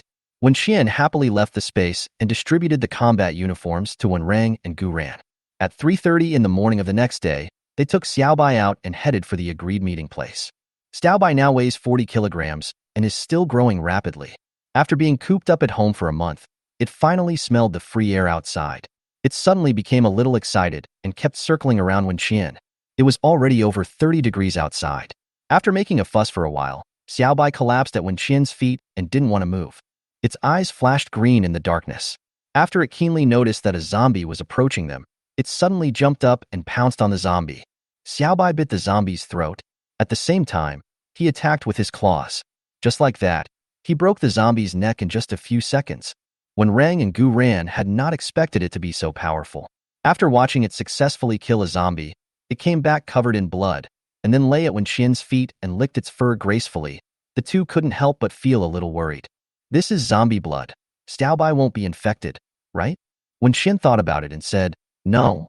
In his previous life, Xiaobai not only drank zombies' blood, but also ate their flesh. He had a strong ability to survive and was much more powerful than these 2-legged beasts. Chapter 47, Encountering a Mutated Zombie. With the addition of a strong teammate, the 3 of them successfully reached the meeting point. At this time, Yi Xinghua and the others had already arrived. When Qian glanced at the time, she was not late and was even 10 minutes early, so she didn't feel guilty at all. Yi Xinghua's group consists of 15 people, divided into 3 teams of 5.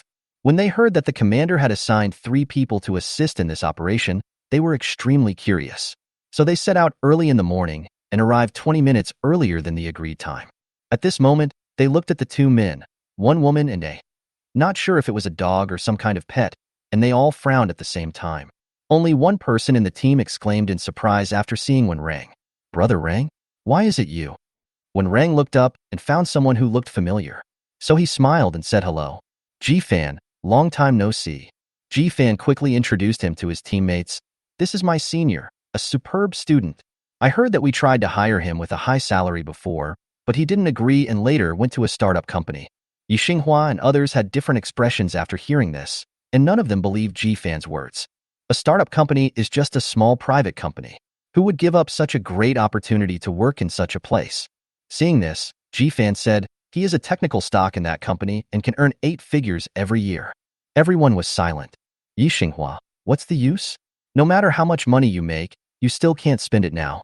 He always harbored hostility towards Wen Qian and the other two and didn't want to say a word to them. Wen Qian didn't care. She followed them onto the helicopter transport and headed for the location where the scientists disappeared. They also brought 2 search and rescue dogs. After seeing Xiaobai, they kept hiding far away, grinning and looking very alert. Xiaobai was too lazy to pay attention to them. He lay at Wen Qian's feet, rolling over from time to time, exposing his belly and meowing a few times to ask for petting. The helicopter quickly arrived near the mountains and found a wide area to land. At this time, the sky was beginning to brighten. Several scientists disappeared on an island, which was inhabited by fishermen and had a permanent population of about 20,000. According to previous investigations, 90% of the residents on the island have turned into zombies, so the survival rate of the missing people is very low, almost zero. However, because they were accompanied by special forces personnel and the research site was on the mountain, far away from residential areas, everyone still held on to a glimmer of hope and came for a final search and rescue. After getting off the plane, Yi Xinghua turned around and looked at Wen Qian and the other 2 behind him. Follow closely. If you get lost, we won't waste time looking for you. Yes, sir. Wen Qian spoke lazily, and his nonchalant look made Yi Xinghua frown again. Although Wen Qian and the other 2 were sent by Mo Han specifically, Yi Xinghua and his group did not slow down the search and rescue efforts just to take care of them. As the sun rose, the temperature began to rise gradually. Even though they were in the woods, they still felt the unprecedented high temperature. At 9 o'clock in the morning, the temperature had reached 42 degrees. The search and rescue team members were wearing combat uniforms and carrying search and rescue bags and backpacks on their backs. They walked nonstop for 2 hours and were already sweating all over and a little exhausted due to lack of water. Seeing that everyone was in a bad state, Yi Xinghua immediately ordered them to rest for 10 minutes. Everyone slumped down on the ground, quickly replenishing their water, too tired to even say a word. Yi Xinghua leaned against a big tree and turned to look at Wen Qian and the other 2. He originally thought that since even they were so exhausted, Wen Qian would definitely be exhausted and might even cry and ask to go back to the helicopter to rest. But he didn't expect that Wen Qian didn't even look tired, and his face wasn't even red and he wasn't out of breath. He was standing not far away, looking around with sharp eyes. After 2 hours, Wen Qian didn't encounter a single zombie, which made him feel a little uncomfortable. She did not dare to be careless and remained alert at all times. When she inadvertently met Yi Xinghua's gaze, she smiled and walked over. Yi Xinghua was still upset because she killed someone in the base yesterday, so he asked with a dark face, "What's the matter? I think our search speed is too slow. Why don't we split up? There are too many zombies on the island. It is not recommended to act separately. If there is a zombie attack, it is easy to get hurt or even die if you separate."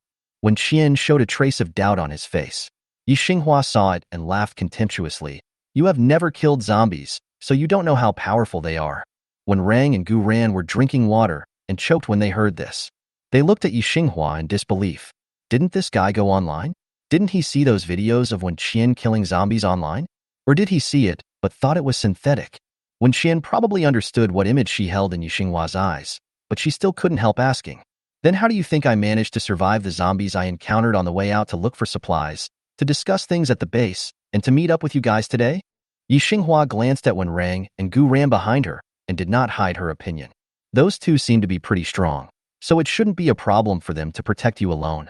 Okay. Wen Qian had nothing more to say, so she turned around and went back to Wen Rang. "If we act separately, I will be the one who suffers. Since he doesn't agree, I will just follow his plan. Anyway, whether those people can be rescued or not is none of her business." 10 minutes passed quickly, and everyone continued to move forward. Wen Qian followed them obediently, acting as a mascot who wouldn't kill zombies. Just when everyone thought the morning would pass peacefully, Xiaobai at Wen Qian's feet suddenly got angry. The two search and rescue dogs walking at the front of the team also stopped and kept barking in a certain direction. Everyone immediately raised their guns and looked around vigilantly. A few seconds later, a black shadow emerged from the woods. When they saw what it was, they could not help but be stunned. Even when Qian widened his eyes slightly, because it was obviously a mutated zombie. The zombie was more than 2 meters tall, with a rotten body and a swollen face. Its eyes, like those of a dead fish, scanned the people in front of it and finally fixed its sight on Wenqian. Wenqian looked into its eyes and raised her eyebrows, thinking that it had good taste. But at the same time, she also had a bad feeling and drew out the tang sword behind her. Seeing so many living people, the zombie did not rush up immediately. Yi Xinghua's people opened fire as soon as it appeared, and every shot hit its head, but they failed to bring it down. Suddenly, Wenqian understood why there were no other zombies on this mountain. Because this is its territory, and those low-level zombies dare not even step near here. When they realized that shooting it in the head was useless, Yi Xinghua and the others panicked. But no matter how scared they were, they couldn't retreat here. Especially after discovering that the zombie's eyes were fixed on Wenqian, Yi Xinghua directly stood in front of Wenqian. Chapter 48 Saved by Wenqian. Yi Xinghua doesn't like Wenqian since the first time they met in the mall. He felt that this girl was too flamboyant, not calm, and liked to use backdoors. Although no one knows what her relationship with her superior is, it is a fact that because of Mo Han, she killed a base member yesterday but was not punished. She also took 3 guns and 500 rounds of bullets from the base. But no matter how much he disliked it, Yi Xinghua could not watch an ordinary person die in front of him. Wenqian frowned when she saw his actions. Why is this person like this? If he had been more resolute and had continued to ignore her, she wouldn't have felt guilty for not helping him. But now he was standing in front of her again, looking like he wouldn't care even if he died, which made Wenqian suddenly angry. The mutated zombie locked onto its target and walked towards Wenqian. None of the 15 members of Yi Xinghua's team retreated, and they all rushed to Wenqian. Even the 2 rescue dogs rushed to the zombie and bit its thigh. Go! Get out of here! They fired their guns and shouted to the 3 people behind them. Wenqian stood there and sighed. Noob! Wenqian spoke in a stern voice, and when Xiaobai heard her order, he let out an ow and flew out. It stepped on Yi Xinghua's head and then pounced on the zombie's head. Yi Xinghua's body tilted, and he almost fell to the ground. After he stood up, he looked again and saw that the pet that Wenqian brought had pounced on the zombie's head and dug out one of the zombie's eyes with its claws. The zombies began to go crazy, and their targets were no longer just Wenqian. The few people closest to it were slapped away first, and another person was pulled by the arm into the air by it, intending to throw him into its mouth. Seeing that it was about to eat their teammates, everyone shot at its head even more desperately. But even after being shot so many times, it still did not fall down, and even its movements did not slow down. Everyone's heart sank to the bottom, and they were ready to die here today. But at this moment, a gust of wind suddenly blew past them, and a very faint fragrance drifted into their noses. It was a smell that only belonged to girls, like the scent of shower gel or laundry detergent. In short, it was completely different from the smell of these stinky men. And in their team, there is only one girl. Wenqian's name flashed through their minds, and at the same time, a figure rushed in front of them. Since the end of the world, Wenqian alone has probably killed more zombies than all of them combined. Unlike them who use thermal weapons to kill zombies from a distance, almost all the zombies that died at her hands had their heads chopped off by tang swords. Since bullets can't kill zombies, why not just chop off their heads and kick them like a ball? Will they still react? Wenqian was very curious about this, so she tried it. The knife flashed, the zombie roared, and the arm that was grabbing the team member and putting it into its mouth was chopped off by Wenqian. Wenqian frowned slightly, feeling that the bones of this zombie were several times harder than ordinary ones. If it weren't for the combat power bonus given by the system before, she probably wouldn't be able to do it. She flipped backwards in the air and landed steadily, avoiding the zombie's crazy attack. She attacked again, holding the hilt of the knife with both hands, aiming at the zombie's neck. The annoying howling sound finally disappeared, and the zombie's head rolled to the ground without any blood splattering. It seemed that it had been mutated for some time. Wenqian kicked the body lying on the ground, but there was no response. She turned around and picked up the zombie's head, lifted it up and shook it without opening her eyes. Wenqian was a little disappointed. She wanted to ask Yi Xinghua, didn't those scientists come here just to study this thing? When she turned her head, she saw that the others were staring at her motionlessly, with expressions as if they had seen a ghost. Yi Xinghua never thought that they would be saved by Wenqian. He watched Wenqian put the zombie's head into a large sealed bag and then threw it into his bag. Only then did he come to his senses and asked, "What are you doing? Aren't you going to take it back and study it? You guys have shot its head into a sieve, full of bullet holes, but it can still jump around so happily. It's quite interesting. So not only the head needs to be taken back, but the body as well." The zombies were so ferocious that when Qian felt that the survival rate of those researchers was not high. So she brought this back to Mohan, so that he wouldn't think that she had done nothing on this trip. Yi Xinghua and his group were so shocked by Wen Qian's actions that they were speechless. Wen Qian walked up to the people who had just been attacked by zombies and circled around them seriously. She wanted to see if they were scratched, and if so, kill them immediately. But after checking on several people, she discovered that none of them had any external injuries, and their combat uniforms were not damaged. They looked like they were made of special materials. The only person who was seriously injured was the one who was caught and almost eaten by the zombies, that is, Wen Ranks Jr., named Jifan. He had a wound on his face where he hit a rock when he fell. My arm is broken, but the rest of my body is fine.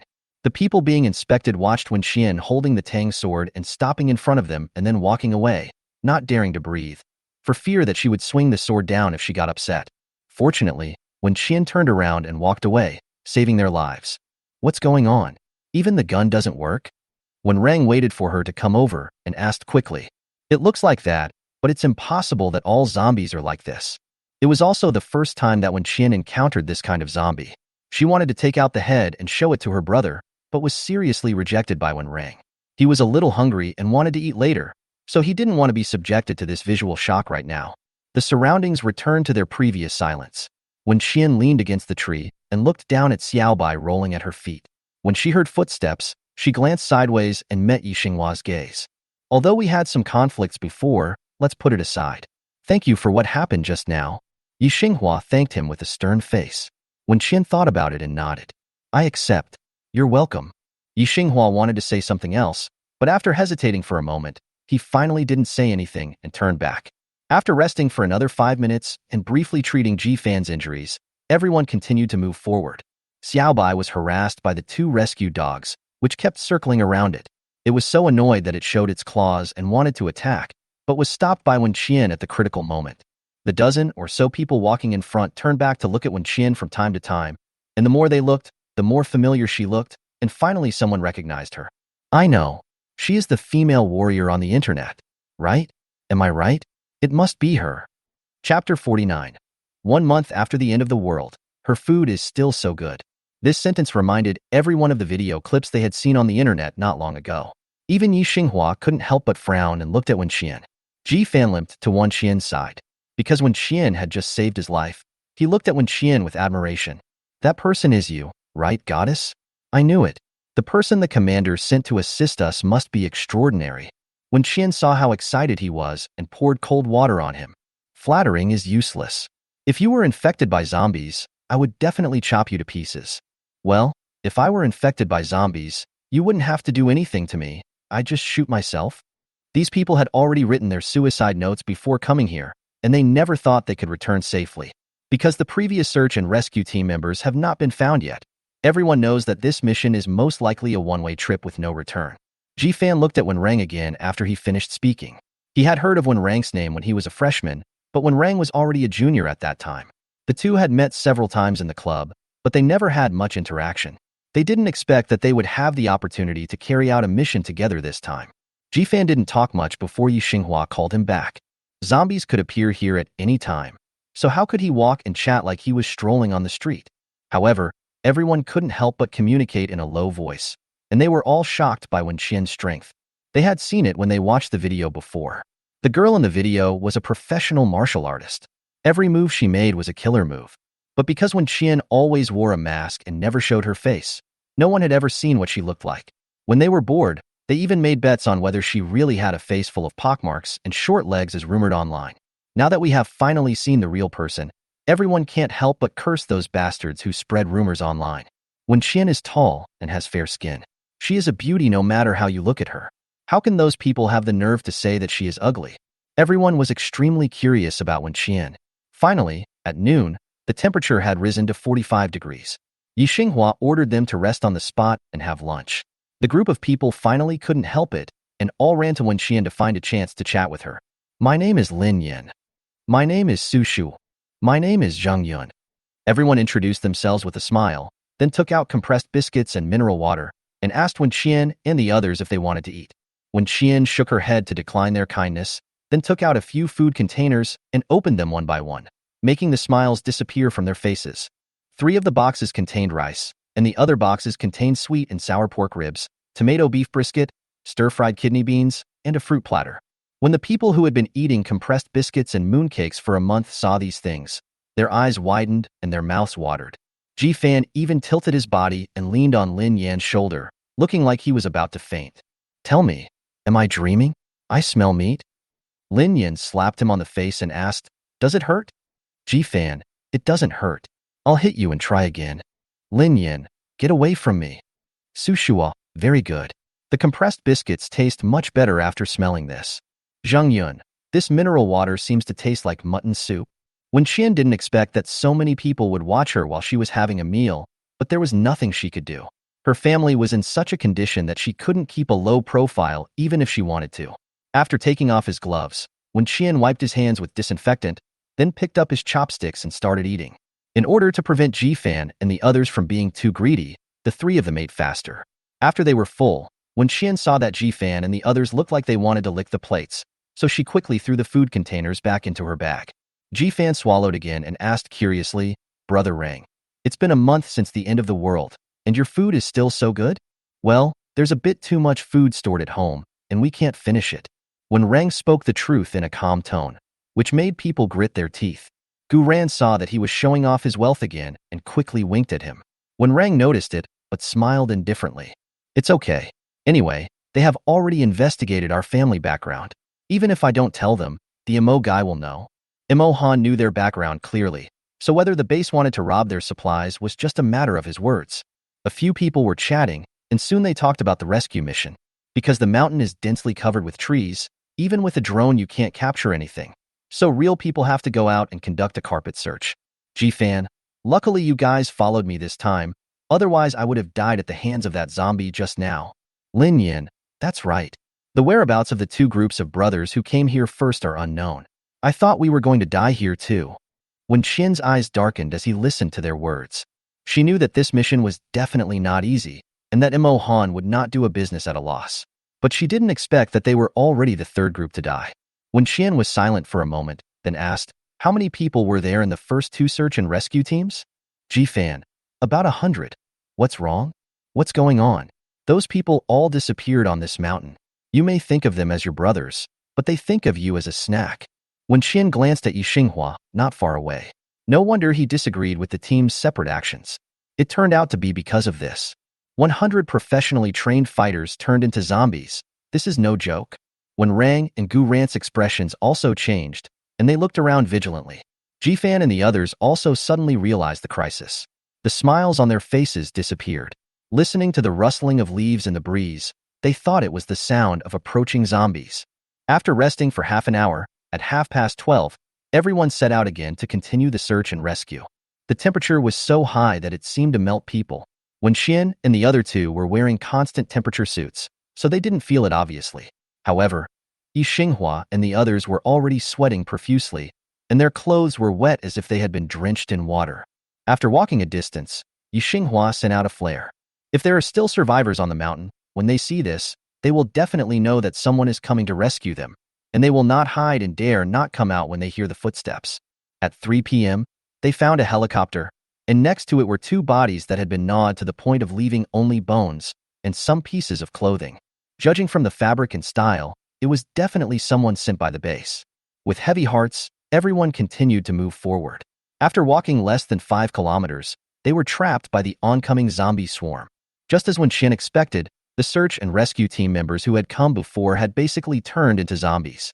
And unlike ordinary zombies that can be killed with one shot, 1/3 of them, like the one when Qian killed in the morning, have evolved. Chapter 50: Unlocking Combat Skills. The evolved zombies are much stronger than ordinary ones and are all over 2 meters tall. And maybe it's because this group of zombies were once combatants. When Qian feels that their aura is different from those zombies he had encountered before. Everyone, spread out. Deal with the ordinary zombies first. A cold female voice came from behind the crowd. At the same time, gunshots rang out, and when Qian was the first to eliminate an ordinary zombie. Xiaobai, go attract the attention of the evolved zombies. At her command, Xiaobai, who was guarding her, immediately took action and nimbly moved among the larger zombies. Xiaobai's strength isn't that great right now, but his jumping ability and speed have become amazing.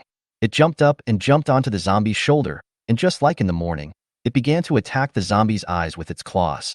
Everyone was once again shocked by its fighting ability. What on earth was this thing? A cat? A dog? A little lion?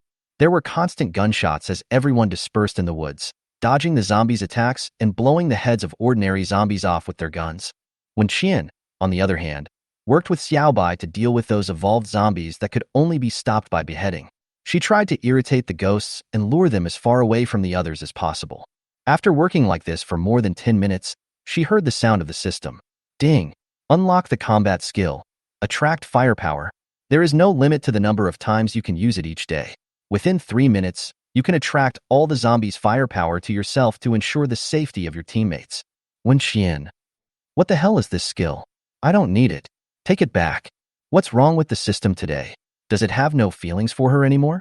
Does it no longer love her? Does it want her to die? How could it bear to let her be the bait? Wen Qian wanted to cry but had no tears. The next second, the system voice sounded again. While using this skill, for every zombie killed by a combatant in the system, the host's speed will be increased by 1. For every 100 zombies killed, the speed of any member in the system will be increased by 10. After this skill is activated for 1 minute, the zombies will ignore the host's existence. Wen Qian. Give me a slap in the face and I'll give you a sweet date, right? Okay, I'll take this one. Wen Qian took a deep breath and used the skill, Attract Fire. In the blink of an eye, all the zombies that were chasing others suddenly stopped, turned around, and rushed towards Wen Qian. Everyone didn't know what was going on. Seeing that they were about to besiege Wen Qian, they rushed forward to rescue her. When Rang and Gu Ran were so anxious that their eyes turned red, and they tried their best to rush to her. Wen Qian noticed their intentions and shouted, "Don't come over here. There are only 3 minutes left. Hurry up and do it while they are chasing me." When Rang heard this, he immediately understood what was going on. There is a fixed time limit. It is a task issued by the system. Within 3 minutes, the zombies treated everyone except Wen Qian as heir. Everyone noticed this and started to output at full strength. Only Wen Qian, who was chased everywhere, had a lot of curse words in his heart and wanted to sit down and have a good talk with the system. These zombies were all people who had received professional combat training. They ran very fast, and they almost caught Wen Qian's hair several times. Time passed by every second, and they finally managed to hold on for 3 minutes. When Rang and Gu Ran killed 23 zombies, while Yi Xinghua and others almost got rid of all the other ordinary zombies, leaving only the last 5 or 6 and the evolved mutant zombies. I have to say that the people Imo Han sent this time were excellent shooters, and every bullet hit the target. It was obvious that he had brought all the elites from the base here. But even so, there are still 30 mutated zombies waiting for them to deal with. As soon as the 3 minutes were over, Wen Qian immediately increased his speed by 23. She watched the zombies pause for a few seconds, as if waking up from a dream, then dispersed to hunt other people. She took a quick breath, and while they ignored her, she started to kill them. When Rang and Gu Ran were the closest to her, so Wen Qian turned around and ran towards them. Xiaobai seemed to have sensed who her target was and cooperated with her, allowing her to use 2 consecutive attacks to chop off the heads of the 2 zombies. The intense battle continued, and Wen Qian took advantage of her brother and Gu Ran's break to throw 2 Tang swords over. During this period, they practiced Tang swords with Wen Qian at home for an hour every day. Although they could not use it as skillfully as she did, they also knew the basic techniques of chopping zombies. You must be strong. If you can't chop off the zombie's head with 1 blow, then turn around and run away immediately. Don't try to pull the Tang sword out of the zombie's bones and then chase it a second time, because such a time difference is enough for the zombies to counterattack, especially when facing these evolved zombies. 1 second can kill them. The 2 of them kept Wen Qian's warning in mind, stretched their muscles quickly, and rushed towards the zombie group again. The first time when Rang saw his sister kill zombies, she used a Tang sword. After watching for a long time, he inevitably had the illusion that this operation is not difficult. Now it was finally his turn to play. When Rang tried his best and finally chopped off a zombie's head, he felt that his arm was about to be dislocated. Didn't the system increase his combat power? How could this happen? When Rang was numbed by the pain, and Gu Ran, whose combat power had not been increased much by the system, was unable to successfully cut off the zombie's neck. When Wen Qian saw him fail, she immediately stepped forward and struck him again, then took the Tang sword back and threw it back into his hands. In this way, after more than an hour of fighting, this group of perverted zombies was finally eliminated. 3 people died on Yi Xinghua's side. They were all scratched by zombies and then shot by him. Although the rest of the people were fine, they were already exhausted at this moment. They lay on the ground motionless, breathing so rapidly that their chests were about to explode. Wen Qian's condition wasn't as serious as theirs, but she also sat on the ground holding Xiaobai, feeling too tired to talk. She hasn't felt zombies are so difficult to kill in a long time, and this is only the first month after the apocalypse. Can the combat power bonus given to her by the system keep up with the speed of zombie evolution? Wen Qian looked up at the sky, thinking about the skill he had just acquired. As long as she uses this skill, she will continue to gain the speed bonus, right? Okay, the only martial arts in the world that cannot be defeated is speed. When she becomes the Flash, she'll see how those ghost zombies will catch her. Seeing that his sister looked like she had lost all hope in life, Wen Rang walked over and sat next to her. Wen Qian leaned her head over, let go of Xiaobai, and hugged his arms tightly. Just now her mind was blank, and she didn't feel scared. But now it was over, she started to feel scared. She is not strong enough, still not strong enough. She must make herself stronger. She must protect her family and not make the same mistake again. Chapter 51. He deserves to die. Everyone sat on the ground and rested in silence for half an hour. Finally, someone broke the silence. Goddess. Jifan turned his head to look at Wen Qian and Xiaobai at her feet and couldn't help but ask, "What kind of species is this battle pet you brought?" His words perked up the others, and they all pricked up their ears to listen to Wen Qian's answer. Wen Qian glanced at Jifan and replied calmly, "A cat. You haven't seen one?" Jifan was stunned by the question. "I've seen cats, but I've never seen one this fat." Xiaobai, meow. "What did you say?" "No, I've never seen one so strong and fierce." Jifan was afraid that Xiaobai would pounce on him, so he quickly changed his words. "This cat must weigh 40 to 50 kilograms? Has it been like this since it was a child?" Wen Qian scratched Xiaobai's chin. Xiaobai stretched out comfortably, rolled on the ground again, and exposed his belly for her to touch. Everyone was so cute when they saw it, and then they remembered how it had just torn the zombies apart with its bare hands, and they immediately shuddered. "Xiaobai is a stray cat. I picked him up and adopted him a month ago. He has a strong ability to adapt to the environment, so he mutated. You can also observe the military dogs in the base more after you go back. There will always be differences." Wen Qian didn't hide it. After all, in the apocalypse, Xiaobai was not the only animal that had mutated. She believed that Imo Han must have more information and data than she did. So even if she didn't say it, these people would know it sooner or later. After hearing this, Jifan and others turned to look at the two search and rescue dogs they brought. Two dogs also tried their best to join the battle today, but one was kicked several meters away by the zombies and now has broken bones all over his body. The other one also had an eye injury. The team doctor simply treated and bandaged it, but we don't know if it will be infected. The two poor little ones lay on the ground obediently, looking pitifully in the direction of Xiaobai. They looked like they wanted to go over but didn't dare to, and could only hum and groan to communicate with Xiaobai from a distance. But Xiaobai was too arrogant and wouldn't even look at the owner. He just wanted the poop scooper to rub his belly so he could poop. After asking about the cat, Jifan began to feel curious about Wen Qian, because he really couldn't understand how Wen Qian, a girl, could be so much stronger than them. Jifan can say without being modest that each of the 15 people who came this time is an elite in the team. They had a sense of superiority, but today, that sense of superiority was completely wiped out. Because if it weren't for Wen Qian, they would have died here today. "Goddess, you are so amazing. What did you do before? Were you a soldier?" Wen Qian thought for a moment and answered softly, "No, I'm just a bit of a fighter. When I was little, my family was poor and I couldn't afford to eat. My neighbors and classmates also looked down on me and always bullied me."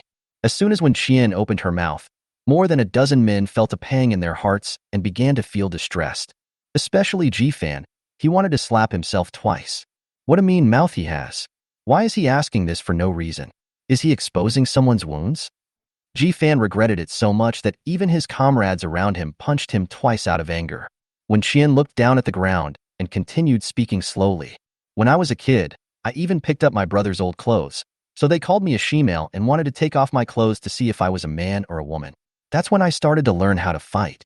Jifan, he really deserves to die. Wen Rang, why doesn't he remember when this happened? Wen Rang's face was full of suspicion. His family used to be poor, but things had improved when Wen Qian was in elementary school. Also, this little girl has never worn a piece of old clothes since she was a child. His parents would rather go without food than not buy their daughter a pretty dress.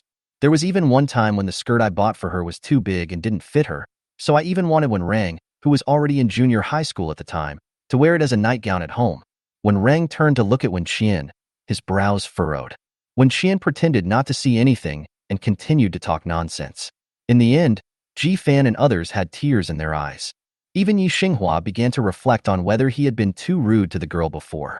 Finally finishing his speech, Wen Qian sighed lightly and concluded his speech. I am grateful to those who have hurt me for making me grow and become stronger. If we have the chance to meet again, everyone's heart was lifted, thinking that she would say something touching again. But Wen Qian suddenly changed the subject and smiled leisurely. I will definitely kill them and feed them to the dogs. Unless you are mentally ill, who would be grateful to their enemies? Wen Qian rolled his eyes, stood up and brushed the dirt off his body. It's getting late. Let's look for it before the sun sets. Otherwise, the zombies will move faster at night, and we may not have the same good luck as before. Wen Qian was a little tired now. Although she had drunk the well water in the space, she still hadn't recovered. If possible, she wanted to go into the space and soak in the hot springs, but the time and place did not allow it. The zombies at night are completely different species from those during the day. When everyone thought of this horrible thing, they quickly endured the pain in their bodies and stood up to continue searching. Except for Wen Qian and the other two, everyone else had some scratches and bruises. Dragging a body like this, no one dared to be careless, and every step had to be taken with extreme caution. So, when footsteps were heard in the woods again, everyone, including Wen Qian, raised their guns at the first moment with murderous intent in their eyes. Don't shoot. A trembling voice came from the bushes. Everyone looked sideways and saw a young man wearing a helmet and ragged clothes limping towards them. Bowen? Yi Xinghua recognized the other person and quickly stepped forward to support him.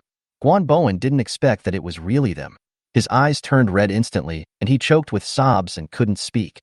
Wen Qian leaned against the tree, silently observing the survivor. One of his legs was broken, and one of his arms was broken. It was really not easy to survive in this state. Yi Xinghua patted Guan Bowen on the shoulder and asked in a trembling voice, Besides you, are there any other brothers who survived? Guan Bowen shook his head. No more, but Professor Ouyang and the others are still here. Hearing this, Yi Xinghua and others felt sad but also relieved. After all, their mission this time is to find those scientific researchers and bring them back to the base safely. Didn't you see the flare we sent out earlier? Wen Qian stood at the back of the crowd and asked curiously. Guan Bowen looked at her after hearing her and said with a complicated expression, I saw you, but I didn't expect you to survive. The zombies have evolved. The team members who came to search and rescue were found by them after sending out the signal flare. No one was spared. So he waited until the flares and gunfire were over before he mustered up the courage to come out. Chapter 52, Why do you have to provoke her for no reason? Wen Qian was originally wondering how they managed to survive in such a situation, but when he arrived at the place, he suddenly understood. In the woods, there were many zombie corpses lying in all directions. Without exception, they were all wearing the same combat uniforms as Guan Bowen and the others. And below those corpses, there were several man-made pits. Those scientific researchers were in the pit. Guan Bowen first buried them with soil, and then piled their bodies on top. He did not bury the soil very tightly, and left a few people with breathing tubes connecting underground and above ground. So even though this way of escape was very embarrassing, they still managed to avoid being tracked by the zombies. Yi Xinghua and others worked together to rescue several professors from the pit. Lin Yan, the rest of you quickly carry the professor on your back, and let's try to leave here before dark. Yi Xinghua gave orders, not wanting to stay in this damn place for another day. The others had the same idea and immediately carried the researchers on their backs and ran towards the helicopter.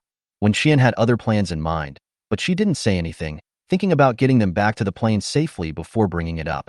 But within 2 minutes, she felt something was wrong. Wen Qian frowned and looked at the man on Lin Yan's back. The high temperature for many days and the shock brought by the zombies had made him so exhausted that he couldn't utter a word. But at this moment, he was staring at Xiaobai beside Wen Qian. His greedy eyes made Xiaobai feel the danger. The hair on his body stood up, and he kept growling warningly at the man. The man looked at Xiaobai, then at its owner, and smiled at Wen Qian. Wen Qian didn't give him a good look. She rolled her eyes at him, cursing in her heart and having a bad feeling. The way out of the mountain was much easier than the way in.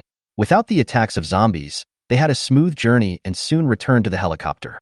Wen Qian watched Yi Xinghua and the others get on the plane, but had no intention of following them. You guys go first. She stood still and said shockingly, I have something else to do. so I won't go with you. Everyone was stunned after hearing what she said. Yi Xinghua, there are zombies everywhere here. You can't accomplish anything. Lin Yin, that's right, and if you don't go with us, how are you going to get back? Isn't there another helicopter in the woods? I'll send it back to your base in 6 days.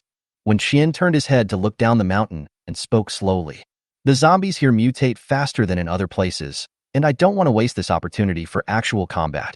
Although there are tasks issued by the system, if she leaves here and goes back to kill ordinary zombies, she will gain more combat power within a limited time. But that was too easy for her. For the sake of the future, she had to improve her combat experience as much as possible. When Yi Xinghua and others heard that she wanted to stay here and kill zombies, they couldn't help but feel that she was crazy. However, when Qian refused to listen, and when Rang and Gu Ran had no opinion on what she said, they both looked like they had had enough of living and wanted to go crazy with her. When Qian had made up her mind, she smiled and waved goodbye to the few people. Then she heard the professor named Yang, who had been silent the whole time, speak. You can stay, but I want to take this mutated animal away. He looked at Xiaobai with a dim gaze and spoke in a tone that brooked no rejection. It has great scientific value. It's a waste to follow you. When Qian sneered when she heard his words, she had originally felt that the surname Yang sounded familiar, and now she was completely sure of it. In the previous life, there was a very famous scientist named Yang Yong. His research on human experiment projects was so crazy. He was keen on studying the combination of mutant zombies and humans. I heard that in the end, he also began to study the possibilities between humans and mutant animals. When Qian had heard many rumors about him, but had never seen this person, unexpectedly, at the beginning of the apocalypse, he would meet this perverted devil. After Yang Yong finished speaking, he asked Yi Xinghua to take Xiaobai onto the plane. However, Yi Xinghua did not move after hearing this and just looked embarrassed. Professor, this animal is mild, and we have no right to take it away. Yang Yong didn't expect Yi Xinghua to refuse. He glanced at him, snorted coldly, and went to instruct Lin Yin next to him. You, go grab it. No, no, no. Lin Yin shook his head like a rattle. Professor, we can't rob in broad daylight. Are you kidding? That's the goddess's pet, and it saved their lives. The atmosphere suddenly became awkward. Yang Yong realized that he couldn't command this group of people, so he simply took action himself. He jumped off the plane and walked towards Xiaobai. Xiaobai was prepared and hit him hard in the abdomen, knocking him back a few steps and falling to the ground. Yi Xinghua and others stood by and watched. Only a few assistants brought by Yang Yong rushed forward and helped the man up. They looked at Wen Qian and felt that she was ungrateful. How dare you attack us? Do you know who we are? You are so lucky that the professor likes your stuff. That's right. Hand over that beast. Wen Qian looked at them expressionlessly. The other party, relying on their special status, wanted to start robbing directly. Yi Xinghua and others stepped forward to stop them. Seeing that they still had some conscience and did not help the perverted professor to bully him, Wen Qian did not make things difficult for them. She stepped forward and walked straight towards Yang Yong. Maybe it was because she was too violent that Yang Yong could sense the danger even from a few meters away. Anyway, she had just taken a step forward when she heard Yang Yong's warning. Yang Yong thought that she was Imo Han's soldier just like Yi Xinghua and the others, so he threatened her. What do you want to do? You were sent by Imo Han to protect my safety, and you dare to attack me? If I lose a hair today, you will never be able to stay in the official base again. When he said this, Yi Xinghua and others looked a little embarrassed. They really wanted to remind Yang Yong that Wen Qian was not from the base, and it was useless to scare her with the superiors. But Yang Yong seemed to have already determined Wen Qian's identity as a soldier, and asked the people around him to capture Xiaobai, not taking Wen Qian seriously at all. Wen Qian walked up to Yang Yong, took out a sealed bag from her backpack, and swung it towards Yang Yong's head. Yi Xinghua was standing at the back and saw clearly what was in the bag at a glance, and he shuddered with fear. Hey, don't do it. Yi Xinghua grabbed Wen Qian's wrist in a panic, but it was too late. Wen Qian had already knocked Yang Yong unconscious with the zombie's head, and kicked him again out of anger. Yang Yong didn't expect that she carried a zombie head with her. He was so shocked and frightened that his eyes rolled back and he fainted.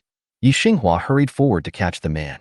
After confirming that Yang Yong was just fainted and was not in any danger of life, he sighed and couldn't help muttering. Tell me, why did you have to provoke her for no reason? Chapter 53. Is there anyone alive at the foot of the mountain? Seeing that Wen Qian knocked Yang Yong unconscious, the remaining researchers became angry and rolled up their sleeves to settle the score with her. They kept saying, Are you tired of living? And do you know who you hit? As if they were going to execute Wen Qian on the spot. Seeing this, Yi Xinghua quickly signaled to his men to stop the man. He was afraid that these people would really piss off Wen Qian, and that Wen Qian would become unhappy and dismantle the helicopter, and then no one would be able to leave today. Yi Xinghua brought everyone onto the plane, looked at Wen Qian, and asked with a frown, "You really don't plan to go with us?" "No." Wen Qian was angry, and Yi Xinghua heard it, so he didn't dare to provoke her. He said a few polite words and told her to be careful, then he left with Ouyang Yong and the others. Wen Qian looked up and watched the helicopter fly away, then spoke to Wen Rang and Gu Ran. Ouyang Yong is well known for his research on mutant zombies. He must have discovered something when he brought his team here this time.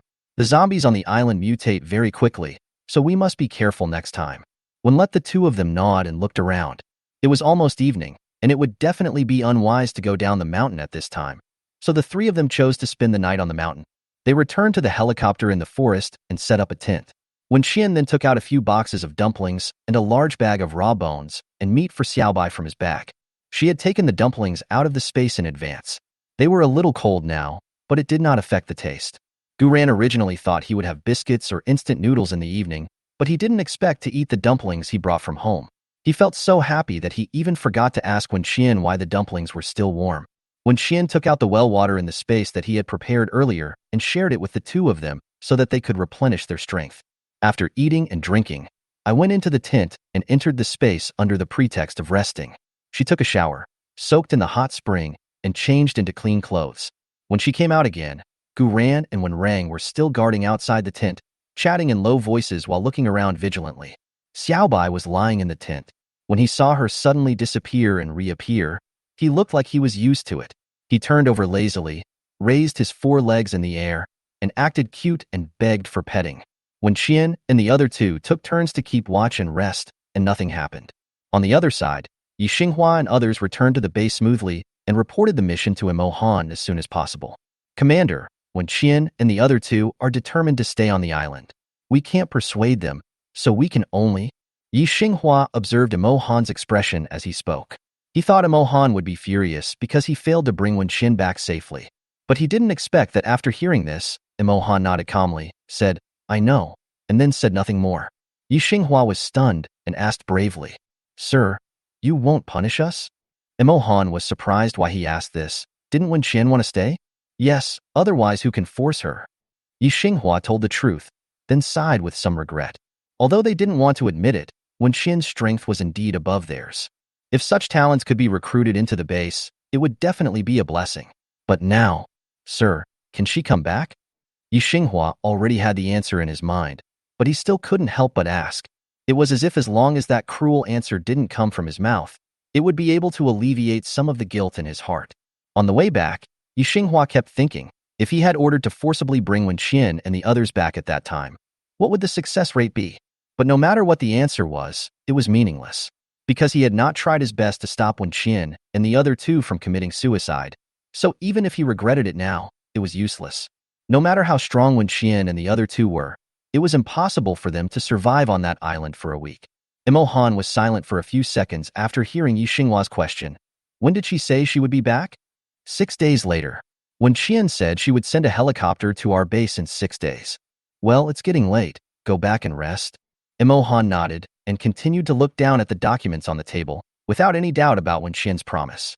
Seeing how calm he was, Yi Xinghua didn't dare to ask any further questions and turned away. Fishing Island.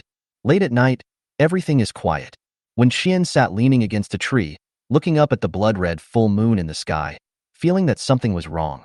She thought about it for a while, and then it dawned on her. It's too quiet. There are always the chirping of insects and birds in the woods, but now it is so quiet that only the sound of the wind can be heard. Wen Qian gritted her teeth and glanced at the tent. Wen Rang and Gu Ran were resting inside. She turned her head and looked around again, and suddenly, she heard a burst of drum beats coming from the foot of the mountain. Wen Qian raised his eyebrows. Are there still living people on this island? Wen Rang and Gu Ran were lying in the tent, but neither of them fell asleep. After hearing the drum beats, they came out of the tent and looked at Wen Qian with a puzzled look. Wen Rang, where's the noise coming from? Gu Ran, is there anyone down the mountain? I don't know.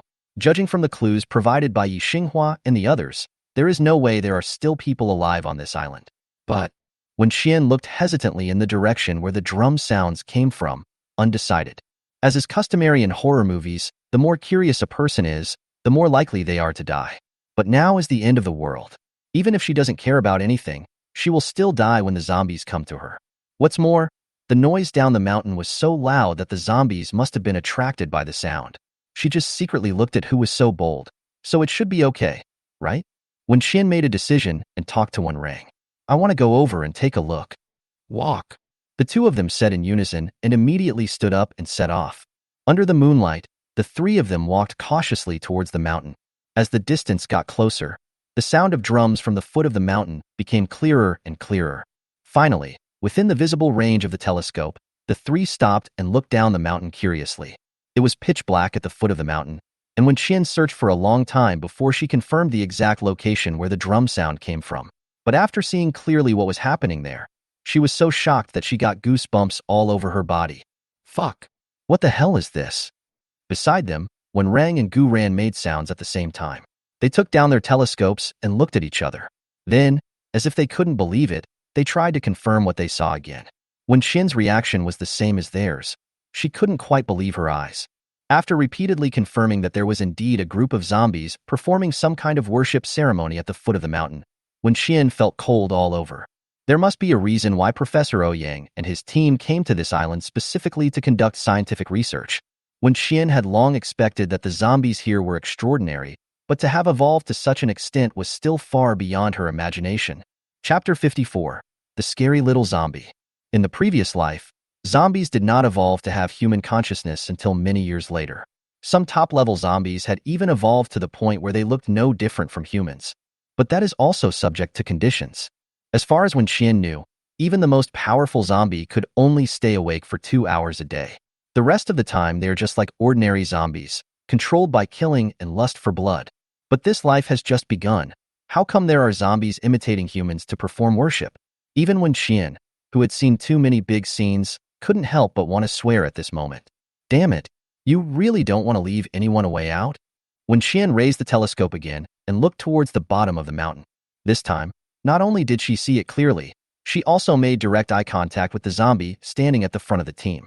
Standing at the front of the zombie group was a little zombie who looked only 5 or 6 years old. In the darkness of night, it seemed to sense that someone was watching it. It slowly turned its head, twisting it into an arc that humans could never achieve. After its eyes swept across the mountain in confusion, it accurately located Wen Xian's position. Wen Xian's heart sank when she realized that the other person had discovered her. Let's go back. She didn't have time to say much to Wenrang and the other man, and immediately turned and walked into the woods. Wenrang and Gu Ran also noticed something was wrong. They both remained silent and returned to the helicopter in cold sweats, both looking as if they had seen a ghost. The woods were still quiet. They could hear no other sound except each other's breathing and the wind. There was silence for a long time, and Wenrang finally couldn't help but ask, "What the hell are those people down the mountain? They behave like humans, but their rotten bodies and eyes like dead fish prove that they are not human at all." Gu Ran didn't come back to his senses at this moment. He waved his hand and said nothing more. "Don't ask me. I have a low IQ and can't figure it out." Xiaobai kept circling around the three of them, and from time to time he would grin vigilantly towards the direction of the mountain. When Xian originally thought that they would inevitably have a fierce battle after being discovered by the zombies. But after waiting for a full half hour, the zombies didn't make any movement, and even the previous drum sounds disappeared. This situation is so wrong. Is there really something on this mountain that makes them worried? When Xian glanced at the time, it was already 2:30 in the morning. If he didn't rest, he might not have enough energy and strength to kill zombies after dawn. So she thought about it and said, since he hasn't caught up for so long, he probably won't come. You guys take a rest first, and I'll continue to keep watch. I'll call you in 2 hours. At a time like this, how could Wenrang and Gu Ran bear to let a little girl keep watch all night? Wenrang, no, you should rest first, and the two of us will keep watch. Gu Ran, that's right. You are the main combat force. You must get enough rest. They refused immediately, but when Xian couldn't help but ridicule them after hearing them. Just know that I am the main fighting force. These zombies have evolved so much that you two won't be able to withstand them if they really charge at you. Don't waste your rest time. I will wake you up in 2 hours. Her words were so sharp that the two men were unable to refute her. In the end, one of them got into the helicopter and the other got into the tent. When Qian took advantage of the time when the two of them separated and immediately threw Wen Rang into the space. Wen Rang found himself in a space in the blink of an eye. After being stunned for a moment, he quickly went to take a bath in the hot spring to restore his strength. When Qian sat under a tree, holding the Tang sword tightly in his hand, with Xiaobai lying at his feet, he couldn't help but recall the scene he had just seen. If she guessed correctly, the little zombie that met her eyes should be the leader of the group of zombies. Normally speaking, children's combat effectiveness after becoming zombies is indeed stronger than that of adults. They are small but flexible, and they can become very terrifying after their strength evolves. When Qian folded her hands across her chest, wondering if she had any chance of winning if she fought that brat. The other party has evolved so quickly. Could it be that he has already acquired some special abilities? In her previous life, she had only encountered zombies with special powers twice. One was to enhance their strength, and the other was to copy human voices. I wonder what abilities the person I meet this time has. When Qian kept thinking about how to go down the mountain to kill zombies after daybreak, and how to deal with that little ghost if he met him. Time passed by second, and before I knew it, more than an hour had passed. When Qian gradually relaxed from her initial extremely tense state, and just when she thought that no more zombies would come to her door tonight, she suddenly felt a chill. It was difficult for Wen Qian to describe what that feeling was like, but in an instant, her scalp went numb and a chill spread from her spine to every part of her body. Wen Qian took a deep breath, and all her senses were magnified infinitely at this moment. Her grip on the Tang sword loosened and tightened again. After swallowing her saliva, she slowly raised her head and looked above the tree trunk she was leaning against. Just one glance, and she almost sent Wen Qian away. Because above her head, the little zombie that had met her eyes through the telescope before was now squatting on a tree branch with drooling. Its pale face looked like a blank sheet of paper under the moonlight. When it saw Wen Qian had discovered it, it grinned. Its 2 rows of small teeth were like fish teeth, sharp and pointed, as if they could bite through a person's throat at any time. Wen Qian took a deep breath and reacted the moment the little zombie launched its attack. The little zombie suddenly pounced towards her from the tree. Wen Qian rolled half a circle on the ground, swung the Tang sword in her hand, and chopped at its arm. The zombie didn't expect Wen Qian to be so powerful. He was caught off guard and his arm was chopped off by her. After a howl, he turned around and ran away. Wen Qian looked at its back as it quickly fled without any desire to fight, and she was so angry that her head was about to explode. Oh shit. The zombies on this island have such poor quality. It's fine if you eat people, but why do you scare people? Wen Qian's heart almost jumped out of her throat. She heard Gu Ran's voice coming from the tent and immediately released Wen Rang from the space. Wen Rang looked confused and didn't know what was going on, but he soon found the arm that his sister had cut off on the ground and asked nervously, "Zombies are coming?" Wen Qian nodded weakly. "Here it comes, it's a little devil," and when he realized he couldn't beat me, he ran away. As soon as Wen Qian finished speaking, Xiaobai came forward and sniffed it, then tilted his head back, picked up the arm and swallowed it into his stomach. This dog didn't show any fighting power just now, and now he was eating the meat very rudely. He even licked his lips with satisfaction, looking like he was not full. Chapter 55 Zombie Lair. Wen Qian was angry. It's only been over a month since the end of the world. How could she let a naughty zombie bully her? You want to play with her, right? Okay. You wait for me, you little bastard. Wen Qian glanced around and made sure that the little zombie had run away. She turned her head to look at Wen Rang and Gu Ran. "I'm sleepy and I'm going to take a nap. Call me in 3 hours." After saying that, she turned around and went into the tent, closed her eyes and fell asleep. Gu Ran was stunned and asked Wen Rang in a low voice in disbelief. "She can still sleep in this situation?" "I can sleep." Gu Ran didn't understand Wen Qian, but Wen Rang knew her too well. His sister is a very adaptable person and she never gives in. He still remembered that when Wen Qian was in high school, he studied science. In the first test after the class division, I was scored more than 10 points higher in math by a boy in the same class. This is actually nothing, but the key point is that after the boy got his results, he mocked Wen Qian. They say that girls' brains are not as good as boys, so they should study liberal arts instead of science. Wen Qian was so angry that she retorted, "It doesn't show how smart you are to say something like that," and then went on to class as usual as if nothing had happened. However, she went to bed very early after returning home that day. After dinner and finishing her homework, she went back to her room to sleep. The reason why Wen Rang remembered it so clearly was because Liamo and Wen Chongning felt that she was unhappy at the time and suspected that she was being bullied at school. They were afraid that Wen Qian didn't dare to tell them the truth, so they called Wen Rang and asked him what was going on. Wen Qian had nothing to hide from Wen Rang, so when he asked, she told him what happened. Then she said she was unhappy, but it would be fine after a good night's sleep, so he didn't need to worry. After hearing this, Wen Rang even took a leave of absence and went home, fearing that his sister would act stubbornly. But after returning, I found that Wen Qian was indeed fine, except that he was doing the questions a little harder than before. Wen Qian was either sleeping or doing exercises during that period, and as a result, he never performed worse than the boys in the class in subsequent exams. Wen Rang also discovered one thing. The more stressed his sister was, the more she wanted to sleep. Even during the lunch break before the college entrance examination, his parents were so worried that they couldn't even eat, but she just finished her meal, turned around and went back to her room and fell asleep. So Wen Rang thought that Wen Qian must have been really pissed off by the little zombie.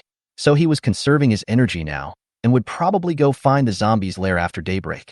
Wen Qian slept for 3 hours, and was then woken up by Wen Rang. She stretched and climbed out of the tent, took out the gas stove and pot from the space, as well as the hand-rolled noodles that Liu Mo had rolled earlier, and started cooking noodles. After cooking, they took out a bottle of beef sauce made by Liu Mo, and the three of them started to eat breakfast. Wen Qian ate 2 large bowls of noodles, stood up and looked towards the bottom of the mountain. Since arriving on the island, they have never gone down the mountain and have been searching in the woods, not knowing what the situation is down there. After the three of them had eaten and drunk their fill, they packed up their things and started walking down the mountain. When they reached the foot of the mountain, they found several statues around the mountain, which seemed to be what the zombies were worshipping last night. This island is inhabited by fishermen who make their livings by the sea. They are very respectful to the Dragon King, the sea god, Mazu, the river god, and so on. Guran has relatives who are fishermen in his hometown, so he knows a lot about these things. These are customs passed down from generation to generation. So even though those fishermen have turned into zombies, they have not forgotten the habits they developed since childhood. It is precisely because of the presence of these statues that ordinary zombies dare not go up this mountain. In any case, there are only a few zombies that can go up the mountain, so there is a relatively safe place, which made Wen Qian and the other two feel relieved. Wen Qian looked at the zombies wandering near the foot of the mountain, distributed the bullets exchanged in the space last night to Wen Rang and the other man, and gave them some instructions. If you can't win, run to the mountain. Don't worry about me. After she finished speaking, she went down the mountain carrying her Tang sword. Guran looked at her aggressive appearance and felt that if he was a zombie, he would have run away long ago. Guran and Wen Rang found a position that could be both offensive and defensive, and began shooting those zombies that did not appear to have mutated. The nearby zombies were attracted by the gunshots and were killed by Wen Qian, who was guarding at the foot of the mountain. The proportion of mutant zombies on this island is indeed higher than outside. Wen Qian suspects that they ate too much seafood that was irradiated by nuclear radiation when they were alive, which led to this result. She took out all the anger she had accumulated last night because of the little zombie on this group of unfortunate zombies. Xiaobai followed her, as if they were in an amusement park, jumping and running wildly among the zombies, and his movements of biting and killing the zombies became more and more skilled. Wen Qian also did not forget the unfortunate skill that the system gave her, attracting firepower. Within 3 minutes, for every zombie killed by a combatant in the system, the host's speed will be increased by 1. For killing 100 zombies, the speed of any member in the system will be increased by 10. Because there is no limit on the number of times it can be used, this skill will be activated as long as her condition allows. 3 minutes of extreme battle royale. The adrenaline rush is simply addictive. As more and more zombies died at their hands, Wen Qian's speed became faster and faster. The first day of killing ended just like that. Wen Qian did not see the little zombie that ran away after scaring her. By nightfall, the system prompted them that they had killed a total of 960 zombies, and 200 of them were killed by Wen Qian's attract fire skill. Wen Qian's speed increased by 200, and Wen Rang and Gu Ran's speeds also increased by 10 respectively. Wen Qian was quite satisfied with the result. As soon as the sun went down, she immediately took Wen Rang and the others back to the helicopter, and then took out a bunch of food from the space to satisfy their hunger. Wen Qian suddenly wanted to eat hot pot, but her conditions were limited. She was afraid that if she took out more than a dozen boxes of hot pot ingredients from her bag, it would scare Guran. So she had to step back and take out a few boxes of self-heating hot pot and a few boxes of self-heating braised pork rice. Although they are all fast food, being able to eat a hot meal in this situation is already a luxury. After filling their stomachs, Wen Qian asked Wen Rang and the other man to rest first, while she sat under a tree holding a Tang sword and waited for the little zombie. But the whole night passed, and the little devil did not show up. Wen Qian, who was full of murderous intent but waited in vain, was furious again. After daybreak, when Qian and the other two continued to go down the mountain to hunt, they successfully killed 1,200 zombies that day, when Qian's speed increased by 400, and when Rang and Gu Ran received a reward of 20 each. After returning to the mountain after dark, Gu ran, and when Rang could clearly feel that their movement speed had increased a lot. As for Wen Qian, her speed was now so fast that the zombies could not catch her. Chapter 56, Unlocking the Regeneration Ability. Noticing the changes in Wen Qian, both of them were a little excited. But Wen Qian's reaction was very calm. She was changing, and the zombies were also evolving. There are not many ordinary zombies left on the island, and the remaining ones are basically mutant zombies that are 2 or 3 meters tall. When Rang and Gu Ran could no longer blow their heads off with bullets alone. So on the third day, when Rang and Gu Ran had no choice but to do the same as Wen Qian and engage in close combat with tang swords. As a result, the speed of killing zombies slowed down. After a whole day of hard work, the three of them killed more than 800 zombies in total, most of whom died at the hands of Wen Qian. The little zombie never showed up again, and the days passed one by one. Soon it was the 7th day since they came to the island, and it was time for them to return. Wen Qian was in a bad mood because she didn't find the zombie leader, but she also accepted this fact. After all, it was a rare species and couldn't be killed so easily. However, just when Wen Qian had given up and was about to go home, that little devil appeared in front of her again. Moreover, the arm that was cut off by Wen Qian a few days ago has now grown back. When Wen Qian discovered this, she couldn't help but chuckle. When Rang turned his head to look at his sister and felt that his sister's eyes seemed to be glowing green when she looked at the zombie. For a moment, he couldn't tell which side was more like the villain. After not seeing each other for a few days, the little zombie saw Wen Qian again, and his little face was full of anger. Wen Qian didn't know whether it was angry because she cut off its arm, or because it was angry because she killed many of its men in the past few days. All in all, the angry little zombie actually looks kind of cute. If Wen Qian hadn't seen it squatting on a tree in the middle of the night, pretending to be a ghost and scaring people, she felt that she would even have an impulse to catch this zombie, put it on a leash, and take it home to raise it as a pet. The little zombie let out a roar, and the zombie army surrounding it immediately rushed towards Wen Qian and the other two. Seeing this, Wen Rang and Gu Ran made a prompt decision and turned around and ran up the mountain. But this time, the mutated zombies did not stop, but followed them up the mountain. Wen Qian glanced at their backs and did not follow them. She couldn't stay with them forever, and there would always be a time when they would have to act separately. After this period of training, the combat effectiveness of both of them has improved a lot. So those dozens of zombies may be a bit tricky for them, but they will definitely not take their lives. Wen Qian confirmed this and stared at the little zombie. The air was filled with the smell of rotten fish. Zombies swarmed towards Wen Qian from all directions. After failing to catch her again and again, their movements began to slow down, as if they were expressing their doubts. Wen Qian easily dodged their attacks, occasionally taking out one or two with a swing of his sword. She looked at the little zombie hiding in the zombie group and spoke coldly. "Little devil, whoever escapes today will be a grandson." The little zombie seemed to understand what she said and stared at her with a sinister expression. After a moment of silence, he suddenly rushed towards her. Wen Qian had been looking for it for almost a week, and seeing it come to him on its own initiative, he simply stood there without moving. She moved her wrist, and when the little zombie rushed in front of her, she dodged and went behind it. In the blink of an eye, the little zombie's newly grown arm was chopped off to the ground by Wen Qian again. It howled in pain, and then quickly grew a new arm, which looked much thicker than the previous one. A normal person would have been frightened to the point of weakness in the legs after seeing such a scene, but Wen Qian's eyes were filled with only excitement. This is a zombie with the ability to regenerate. The ability to regenerate is very rare. In a sense, possessing this ability means being able to achieve immortality. Because as long as you are strong enough and regenerate fast enough, there is no such thing as a fatal injury. The little zombie grew new arms, and without giving Wen Qian any extra time to rest, it immediately launched a new round of attacks. In just a few days, Wen Qian's strength has risen to a new level. The little zombie couldn't understand why she was so much stronger than that night, and after several unsuccessful attacks, it started to act like a real naughty child, yelling in anger. Wen Qian watched it rush up again, and this time she didn't use a knife, but directly grabbed its wrist with her hand. When it bared its fangs and tried to bite off her flesh, she swung its arm and smashed it to the ground. Wen Qian is very powerful now. When dealing with ordinary zombies, she can even tear the zombies' heads off with her hands. So, after her ruthless blow, the little zombie's head hit the ground directly, and for a moment it was completely dazed. Realizing that he was no match for Wen Qian, the little zombie started to think about escaping again. But Wen Qian had already caught it, so how could he let it escape? There was a gleam in her eyes, and her gaze was fixed on the little zombie's neck.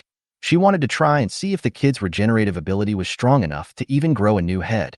The little zombie struggled frantically, but its strength was far inferior to Wen Qian's. Suddenly, it raised the other hand that was not held by Wen Qian, pressed the shoulder of its held arm, and exerted force suddenly, removing one of its arms. Finally regaining its freedom, it no longer wanted to fight and turned around to run. But soon it found that not only was it not as strong as the female devil, but it was also not as fast as her. Wen Qian didn't give the little ghost a chance to escape. She raised her knife and cut off its neck. When she saw the little zombie's body fall straight to the ground without any changes, her eyes were filled with disappointment. Tisk! Wen Qian sighed in disdain, bent down and picked up the little zombie's head, thinking of taking it back as a gift for Imohan and getting some supplies at the same time. That perverted professor will definitely be very interested in this thing if he is with him. But before she could put the head into the seal bag, she saw a fist-sized bead falling out of the zombie's head. Wen Qian caught it quickly and frowned slightly. What is this? A brain? This kid has a pretty big brain? She was puzzled and dodged the attacks of other zombies while retreating towards the mountain, hoping to find a place to study it carefully. In the distance, Xiaobai, who was fighting zombies, seemed to smell some tempting fragrance and rushed towards Wen Qian. Wen Qian was so busy dodging zombies that she ignored it for a moment, so she was hit on the back by it and fell face down on the ground. What's even worse is that when she opened her mouth to curse, she accidentally bit the white bead. A single fuck was met with a mouthful of zombie brains. Wen Qian wanted to vomit but couldn't, because the damn thing melted in her mouth and disappeared immediately. Wen Qian got up and looked at Xiaobai's innocent face, wanting to cry but having no tears. She didn't know whether she would be infected and mutated, so she didn't dare to act rashly for a while. Just when she was so anxious that she wanted to pluck all the hair off Xiaobai's body, the voice of the system came into her mind. Ding! Congratulations to the host for unlocking the regeneration ability. Chapter 57. She is scarier than zombies. Wen Qian's body froze, wondering if she was hallucinating because she had eaten something dirty. But the system's voice continued. This skill does not need to be activated, has no usage restrictions, and will change with the host's physical fitness. Host blood cannot bring regenerative effects to others. Based on the host's current physical condition, the fatal damage caused by the zombie attack cannot be regenerated for the time being. Congratulations to the host for unlocking the primary achievement of superpowers. You will be rewarded with 100,000 mall coins. The host's combat power will be increased by 100, the space prosperity will be increased by 100, and the combat power of all members in the system will be increased by 50. Wen Qian listened to the system's prompts and keenly grasped the keywords. Temporarily unable to regenerate. Temporary. That is to say, as long as she becomes strong enough in the future, and the quality of this body can support the unlimited use of this supernatural power, then she may be able to ignore the harm from zombies. Even if she was bitten by zombies and her heart was taken out by zombies, would she still have a chance to regenerate? What kind of fatal skill is this? If others knew about this, wouldn't she be hunted all over the world? As far as Wen Qian knew, superpowers could be taken away. In her previous life, she had witnessed many cruel incidents of people killing each other just to take away each other's superpowers. There are relatives whose blood is thicker than water. There are lovers who accompany you day and night. And there are friends who share weal and woe. No matter what kind of relationship it is, it can turn into enmity when faced with enough temptation. Wen Qian bit the corner of her lip, suddenly feeling a little uneasy. The system seemed to sense her emotional changes, and suddenly the sound rang again. Due to the host's special circumstances, all skills are bound to the host's identity and cannot be taken away. All members of the system are required not to reveal the host's information to the outside world while maintaining their current loyalty. When the loyalty of members in the system drops to 80, they will have the idea of seizing the host's abilities. If the loyalty of a member in the system drops to 80, the system will automatically kill the member and will no longer issue prompts or notifications to the host. Update member information in the system. Gu Ran, loyalty, never betray. Gu Wanwan, loyalty, never betray. System prompts that the loyalty of the top, never betray members will never change. Wen Qian, what should I do? I feel like crying.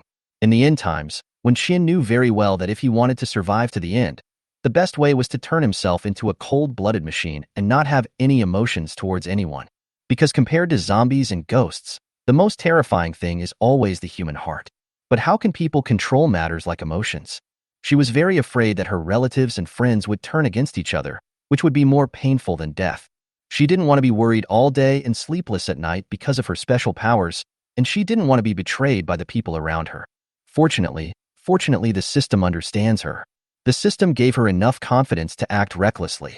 It forcibly mentally controlled everyone she cared about and ensured that they would never betray her. When Xian took a deep breath and a smile reappeared on his face, she turned to look at Xiaobai.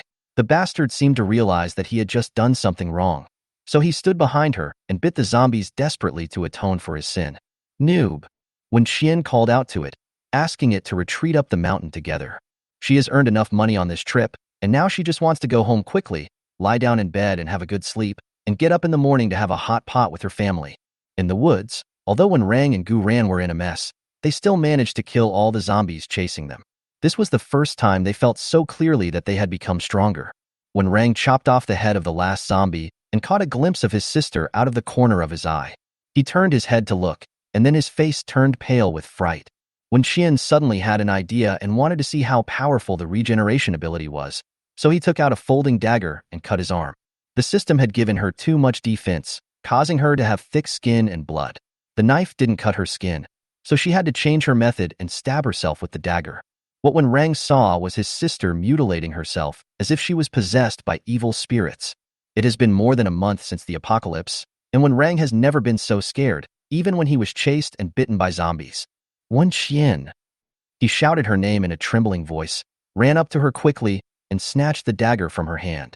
When Xian looked up and met her brother's red eyes, and found that there were tears in Wen Rang's eyes. What are you doing? Wen Rang nervously checked Wen Xian, and after confirming that she was not injured, his heart, which had been beating in his throat, slowly calmed down.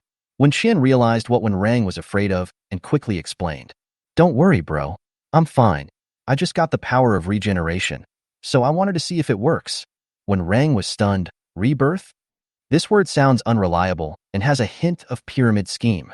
How could such an outrageous thing happen? When Xian pulled out another dagger from the space, and before her brother could react, she stabbed her little arm with force. The blood instantly dyed the blade red, but after just 3 seconds, the blood coagulated and the wound healed miraculously. When Xian and Wen Rang saw this magical scene, and they looked at each other, neither of them said a word for a while. When Xian was ecstatic, thinking that this skill was really awesome. Although she would still feel pain when she was injured, as long as she didn't die, she could endure the pain. When Rang's nervousness disappeared all at once, he suddenly felt calm and thought, it's over. If this continues, his sister will become a demon who destroys the world, right? She looks much scarier than those zombies now. Gu Ran walked over from a distance and looked at the brother and sister standing there facing each other, not knowing what they were doing. He moved closer out of curiosity, and before he could ask any questions, he saw Wen Xian take out a white bead and handed it to them. Come on, everyone take a bite. Wen Xian broke off a piece of the zombie's brain for each of them, hoping that they would develop some superpowers. When Rang and Gu Ran reached out to take the things and put them into their mouths before they remembered to ask, what is this? Wen Xian, zombie brain. When Rang, Gu Ran. When Rang, Gu Ran, ugh. The two men immediately turned around and tried to dry heave, but the brain melted in their mouths and they couldn't vomit it out even if they wanted to. Two big men, about 180 centimeters tall, held onto the tree trunk and felt nauseous. They looked at Wen Xian with an indescribable look and spoke weakly.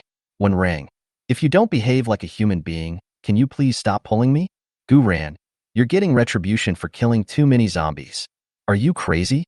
Wen Xian looked excited. Did you hear any voice in your head? The kind that prompts you to acquire skills? Wen Rang, Gu Ran. My head hurts. Someone come and drag her away.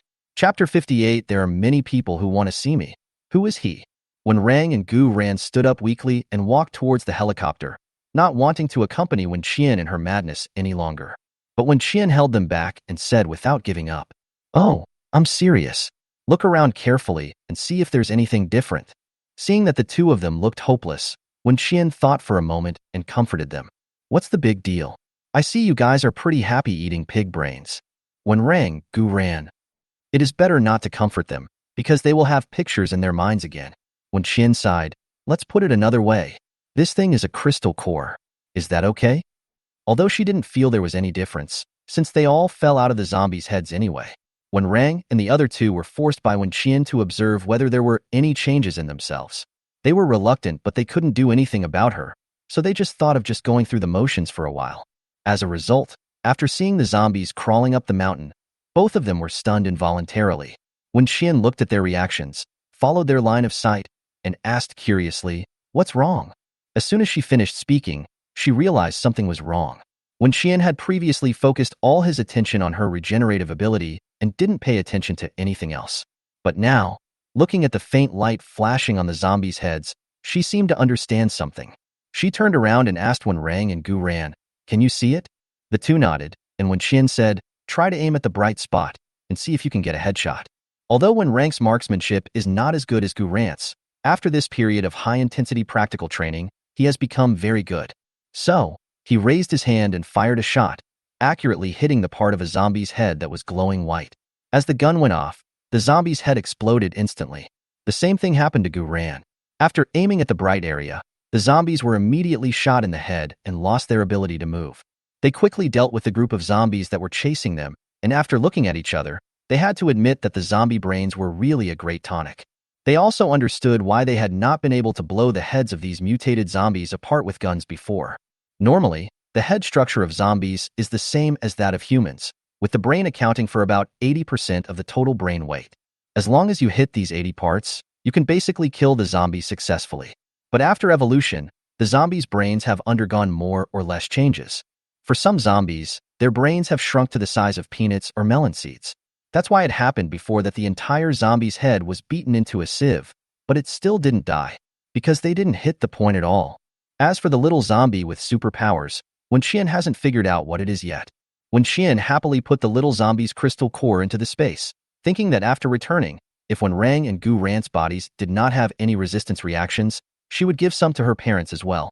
The two men who were used as experimental subjects by Wen Qian no longer looked hopeless, but now their faces were filled with excitement and happiness. After being chased by those mutated zombies for so many days, I feel as crazy now as I did before. The two men looked at each other, then went down the mountain with their guns.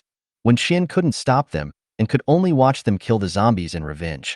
After venting their anger, Wen Rang and Gu Ran were as happy as two fools. After returning, they boarded the helicopter and set off for home.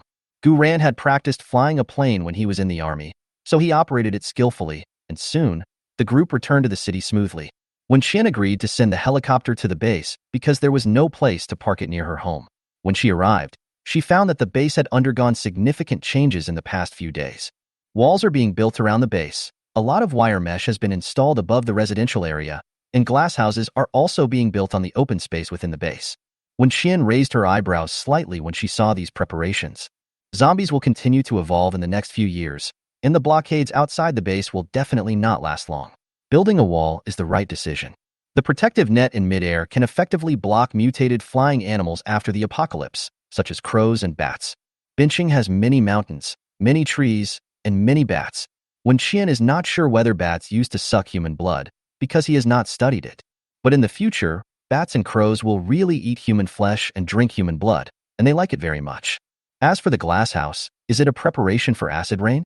Wen Qian jumped off the plane and fell into deep thought as he looked at the rows of glass houses in the distance. Someone inside the base spotted them and rushed over, thinking they were accomplices out for rescue and supplies collection. When they ran over, they saw three unfamiliar faces and a scary-sized animal that they didn't know if it was a cat or something else. They were all stunned. "Who are you? How did you get a helicopter from our base?" Wen Qian looked at the man who asked the question cautiously. He was wearing the same combat uniform as Yi Xinghua's group. "I'm here to give you a gift. Tell Yi Xinghua that I sent the helicopter back." Wen Qian spoke softly, then remembered something halfway through her words, turned back to the plane, and took down a large bag of zombie heads. This was something she picked up in the woods before she came back, and she treated it as perfunctorily as possible. "By the way, give this to Imohan and tell him that it was given by Wen Qian. Ask him to return the supplies to me later." Wen Qian didn't care whether the other party needed it or not. After all, gifts had to be given, and she couldn't suffer any loss. Under the stunned gaze of the crowd, Wen Qian threw the bag of heads to the ground, turned around and left. But before she walked far, she was surrounded by another group of people running towards her from a distance. Wen Qian frowned slightly, and seeing that they were not wearing the familiar combat uniforms, she roughly guessed their identities. Ouyang Yong has been holding a grudge against Wen Qian ever since he was beaten and frightened unconscious that day. But because he had already returned to the base, he wanted to go to the fishing island to settle accounts with Wen Qian and continue his research, but was rejected by Imo Han. Imo Han didn't say anything else. He told Ouyang Yong to go by himself if he wanted to. In any case, the base would not send anyone to escort him. Without the protection of Imo Han's men, it would be impossible to rely solely on the people Ouyang Yong brought with him. So Ouyang Yong was very angry these days. He accidentally heard Yi Xinghua's men chatting and said that after Wen Qian agreed to come to the base in the next few days, he ordered his men to keep an eye on every plane flying back to the base. Look, he finally caught me. Ouyang Yong's men looked at the mutated battle pet beside Wen Qian and confirmed that she was the person they were looking for. So they said in a cold tone, "Come with us. Professor Ouyang wants to see you." After listening to their words, Wen Qian smiled with disdain. "There are many people who want to see me. Who is he?" Anyway, they had already fought each other before, and Wen Qian didn't think about meeting again in the future, so he couldn't pretend that nothing had happened. What's more, if the other party wants to steal her things, he is the enemy. She never had a good face towards her enemies. Chapter 59. It's okay if you don't accept it, just beat them until they accept it. Ouyang Yong's men got angry when they saw Wen Qian was so arrogant. They didn't know what qualifications this woman had to say such things. In their opinion, refusing to meet with Professor Ouyang was ungrateful. Professor Ouyang is currently the top biology expert in China and even in the world. Normally, countless people want to see him, but what did this person named Wen Qian just say? Who does he think he is? How dare she say those words in that tone? Some of Ouyang Yong's team members were brought by him from their original places, and some were a small number of people drawn from the base after he arrived at the benching base to protect his safety. But no matter who they were, they all voluntarily came to Ouyang Yong's side because they admired his academic success. So now, seeing Wen Qian being so disdainful of the professor they admired, they all couldn't swallow this anger. There is nothing to say to this kind of person who refuses to accept a toast and drinks a forfeit. If she doesn't want to leave, then take her away by force. Without saying anything else, they took 2 steps forward and started to take action. Wen Qian stood there, looking at them with cold eyes. Gu Ran came from behind her and knocked all of them down neatly. If it were in the past, it might take him more time to deal with all these people at the same time. But ever since coming to Wen Qian's side, just as she had joked before, Gu Ran felt that he had changed. He was much stronger than before, and dealing with these people was as easy as dealing with unreasonable children. Xiaobai squatted beside Wen Qian, licking his fur lazily, watching those idiots fall to the ground one by one. The fighters at the base did not expect to see such a scene, and they became alert for a moment because the opponent was too strong. What's more, Professor Ouyang is now a member of their base. It seems a bit unreasonable to just watch a few strangers knock down our people and do nothing. The commotion here attracted the attention of people far away, and before long, dozens of people appeared in front of Wen Qian. Wen Qian lowered her eyes, feeling bad. She wanted to stretch her muscles. Just as Wen Qian was about to take action, she suddenly heard a familiar voice calling her name. Wen Qian? The voice came from behind the crowd. Wen Qian looked over and saw Yi Xinghua and several familiar figures. When Yi Xinghua and the others saw her, complex expressions of surprise and joy instantly appeared on their faces. Wen Qian said on the day she parted with them that she would be back in 6 days. Yi Xinghua always remembered these words, even though he had no hope at all. Today is the day Wen Qian said she would come back, so since morning, Yi Xinghua has been arranging people to keep an eye on the helipad. He had waited for a whole day but heard no news about Wen Qian, and thought he would never get to wait any longer. But just now, Lin Yin ran to his office breathlessly and said that Professor Ouyang's men were heading towards the helipad. Although they didn't know what happened here, they knew what was going on from the reactions of Ouyang's group. Yi Xinghua brought his men to block Wen Qian, the other 2, and Xiaobai behind them, and looked at the opposing group. There were a few familiar-looking people in the crowd. They were all from their base before, and were later selected by Ouyang Yong to become members of his team. "What are you doing?" Yi Xinghua asked, with a somewhat unhappy tone. The group didn't expect him to come, and after a moment of hesitation, they didn't want to be too tough. After all, Yi Xinghua was someone close to Imo Han, and Imo Han had the final say in this base. "Don't get me wrong, Professor Ouyang just wants to talk to this girl about something. Let's take her there." The other party answered politely with a smile on his face. What could Ouyang Yong want from Wen Qian? Yi Xinghua and the others knew it all too well. 6 days ago, this girl knocked Ouyang Yong unconscious with a zombie head. 6 days later, Ouyang Yong probably wanted to lock her and the zombies in a room for experiments. Yi Xinghua glanced at the people behind him. Even at this time, when Qian still looked fearless, he even had some doubts as to whether she would dare to rush up to Ouyang Yong and beat him up again if no one stopped her. Yi Xinghua sighed in his heart and spoke to the person opposite him. What a coincidence. We have something else to do with her, so we have to take her away. After he finished speaking, he winked at Lin Yin. Lin Yin and his companions were smart and immediately took Wen Qian and the others to leave, but the other party still refused to give way and block them again. The atmosphere suddenly became tense. When Qian stood at the back watching the fun, she didn't expect Yi Xinghua to bring people to protect her. They have a conscience. When Qian coughed lightly, not wanting to waste time with them here, she patted Yi Xinghua on the shoulder and walked out from behind him. Okay, I'll go with you to see Ouyang Yong. When Qian rolled up his sleeves as he spoke, which made Yi Xinghua and the others tremble with fear. They thought what she really wanted to say was, okay, I'll go with you to beat Ouyang Yong. Yi Xinghua quickly stopped the person, fearing that she might cause some big trouble. The commander is not at the base right now and will not be back until tomorrow. If something really happens, Yi Xinghua is afraid that he will not be able to protect Wen Qian. Wen Qian looked at Yi Xinghua's attempt to stop her and wondered what he was afraid of. But no matter how much Yi Xinghua didn't want Wen Qian and Ouyang Yong to meet, it was of no avail. Because Ouyang Yong is here. Wen Qian was happy when she saw Ouyang Yong leading a group of people towards her. I'm so popular. So many people came to pick me up at the airport when I came back. Ouyang Yong came over and just happened to hear her words. He snorted coldly and said, Mo Han is not in the base. Wen Qian, what does it have to do with me whether he is here or not? Ouyang Yong, do you know what this means? Wen Qian, does it mean that you are so annoying that he would rather leave his territory than see your old face? Wen Qian was silent for a few seconds and answered the question seriously. Ouyang Yong's face changed. It means no one can protect you today. Without him, I have the final say in this base. Oh my. Wen Qian was so angry that he was about to die. What is this? Is this the case that the monkey is the king when the tiger is away? Wen Qian raised the corners of her mouth slightly and smiled at Ouyang Yong. With Mo Han not here, shouldn't you be the one you should worry about the most? You don't think that these little soldiers and generals you brought with you can really do anything to me, do you? Wen Qian mocked a bunch of people with just one sentence, and the shrimp soldiers and crab generals behind Ouyang Yong all turned pale. Maybe they didn't beat women before, but today they can make that exception. This sharp-tongued woman won't behave herself unless she's beaten, right? Seeing that they were unconvinced, Wen Qian stopped talking nonsense. It's okay if you don't accept it, just beat them until they accept it. The only person who could make her feel a little cautious is no longer in this base, so how dare they be so arrogant? Chapter 60. The one who fired the shot was Mo Han. The moment when Qian took action, when Rang and Gu Ran also took action at the same time.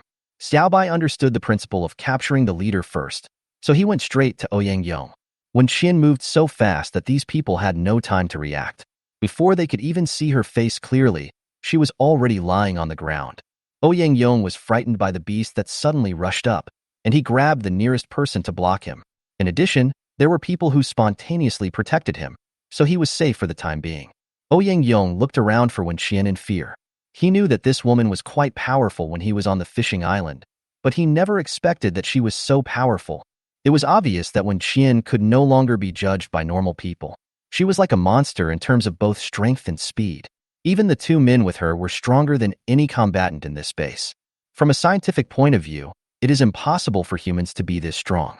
So there is only one possibility. They mutated. When Ouyang Yong thought of this, his eyes flashed with a greed that was almost crazy. Before, he just wanted to catch the beast for experiments, but now, he wants to catch these people, especially Wen Qian. He wants to use her for human experiments. All of Ouyang Yong's men were injured within just 2 minutes. Yi Xinghua and his gang were a little embarrassed at first, not knowing whether they should take action, but they soon realized that it was not their turn to take action. With Wen Qian's current momentum that can kick someone more than 10 meters away with one kick, let alone these 100 people, even if there were another 1,000 people, they would not be able to catch her. The men who were knocked down by Wen Qian were filled with shock and inferiority. They couldn't believe that they couldn't beat a woman. If you can't match her with bare hands, then use weapons. Ouyang Yong saw someone pull out a gun and shouted, "Don't shoot. I want to live. Only experiments done on living people are valuable." After hearing Ouyang Yong's words, most people put down their guns. But there was one person whose eyes always flashed with a fierce light. His name is Chao Wan, and he is Zhang Duo's boyfriend who cheated Gu Ran out of hundreds of thousands of dollars. He already knew Gu Ran was a simple-minded person with strong limbs and could be fooled by just a few words. Zhang Duo's contact with Gu Ran in the past 2 years was also done with Chao Wen's tacit consent. After all, who would be willing to refuse an ATM? Chao Wen had always looked down on Gu Ran, the fool, but now, he couldn't even take on one of Gu Ran's moves. The feeling of being killed in seconds made Chao Wen stunned for a moment. After he came to his senses, he was pierced by huge anger. He would lose to that loser Gu Ran? Impossible. Chao Wen raised his gun and pointed it at Gu Ran. Even after hearing Ouyang Yang's words, he did not put it down. He knew that Professor Ouyang mainly wanted that woman and that beast. So even if he killed Gu Ran, it wouldn't be a big problem. And that woman was too arrogant. He wouldn't kill her, but he could shoot and break her legs and feet. Anyway, according to the professor, as long as they're alive, it's fine. However, before he pulled the trigger, another gunshot was heard. Before everyone found the source of the gunshot, they saw Chao Wen lying in a pool of blood. One shot to the head, instant death. Except for Wen Qian and the other two, everyone present looked unhappy. It is forbidden to fire a gun without permission in the base. Who is so bold as to kill someone directly? Everyone rushed to look for the murderer, and soon they found the target.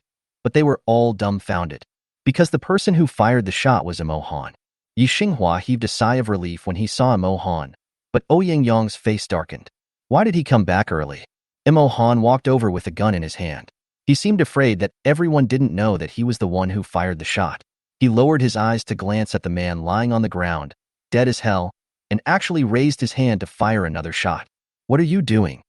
Ouyang Yang asked in shock and anger. Imo Han raised his eyes and looked at him. This is what I want to ask you. What are you doing? Ouyang Yang was stunned by his righteous tone. It was obviously him who killed the person, so how could he have the nerve to question him? Non-combat personnel in the base are not allowed to carry firearms. The scientific research team's guards are only allowed to carry guns in the laboratory where zombies are imprisoned and when they are out on operations. I thought this rule was very clear as early as the first day you came. Imo Han looked at Ouyang Yang with a cold look, and his tone was even more so. He glanced at the gunman behind Ouyang Yang, then looked down at the gun in Chao Wen's hand. The safety is on. I don't know who he was going to shoot. As the base's executive officer, I was only exercising self-defense when necessary. What do you think? Ouyang Yang. It was fucking self-defense. You were more than 10 meters away from here. You could tell with your feet that the person he wanted to kill was not you. Wen Qian. The reason of self-defense sounded familiar to her. Yi Xinghua, take them to my office. As soon as Imo Han gave the order, Yi Xinghua and the others hurried to Wen Qian's side, pulling and tugging her, fearing that this girl would not leave. After they walked away, Yi Xinghua couldn't help but ask Wen Qian in a low voice. Do you know who Ouyang Yang is? How dare you attack him? If Ouyang Yang died, the higher-ups would definitely investigate. In order to give an explanation to the higher-ups, the base would have no choice but to hand her over. Wen Qian was happy to hear this. It's because I know it too well that I can't let him have his way. If I were really captured by him, what would happen next? Don't you know? So even though she knew that Ouyang Yang had a high status, she still fought with all her might. Because once you are caught by him for experiments, life would be worse than death.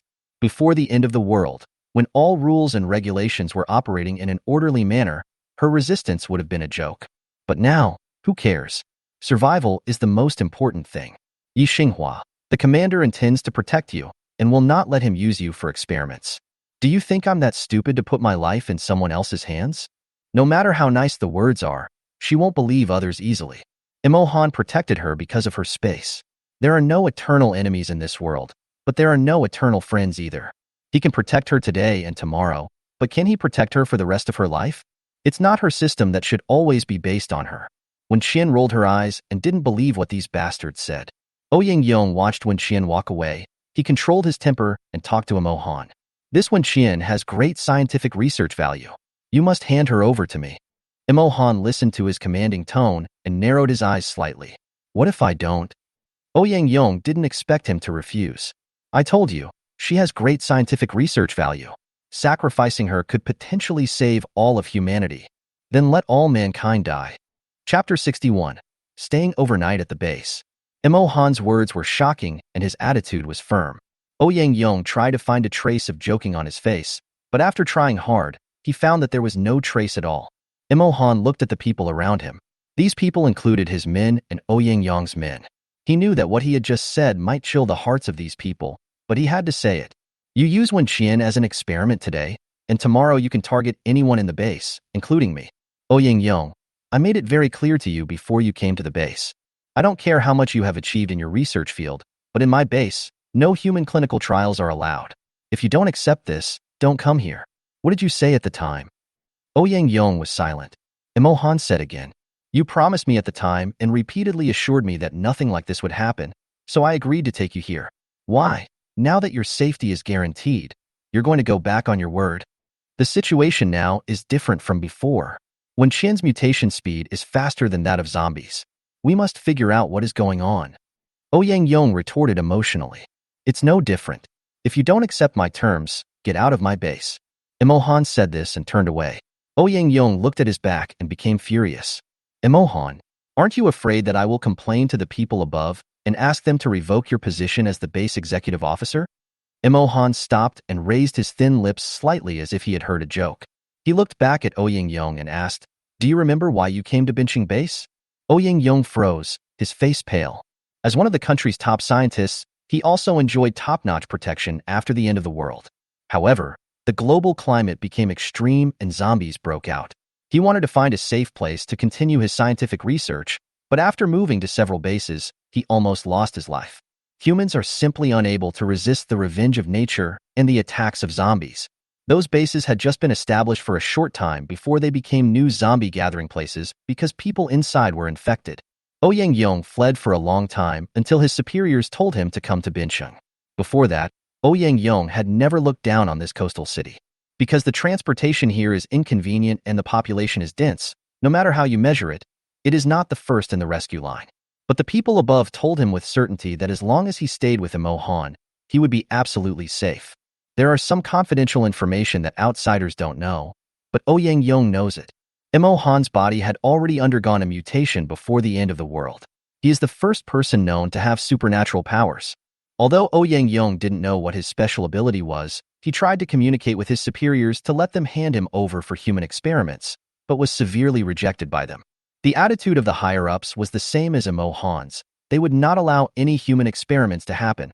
Otherwise, they would no longer provide him with protection. Ouyang signed the agreement and was sent to Binching Base. He felt that as the situation got worse, sooner or later the higher-ups would give in and allow him to do those experiments. But after hearing what Imohan said just now, he was no longer sure. If he wasn't at the Binching Base, he wouldn't be able to build a laboratory to conduct experiments, and he might even lose his life. Thinking of this, Ouyang hurriedly chased after Imohan, not wanting to leave because of offending him. But when he ran behind Imohan, he saw that Imohan was already on the phone with a satellite phone, asking for someone to pick him up. Imohan! Ouyang shouted at him, giving in.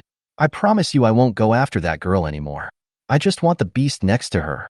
Imohan didn't even pause as he simply and clearly stated his demands to the person on the other end of the phone, asking them to get Ouyang away within 3 days. Otherwise, he would just throw him out of the base. Imohan returned to the office and saw Yi Xinghua standing outside the door.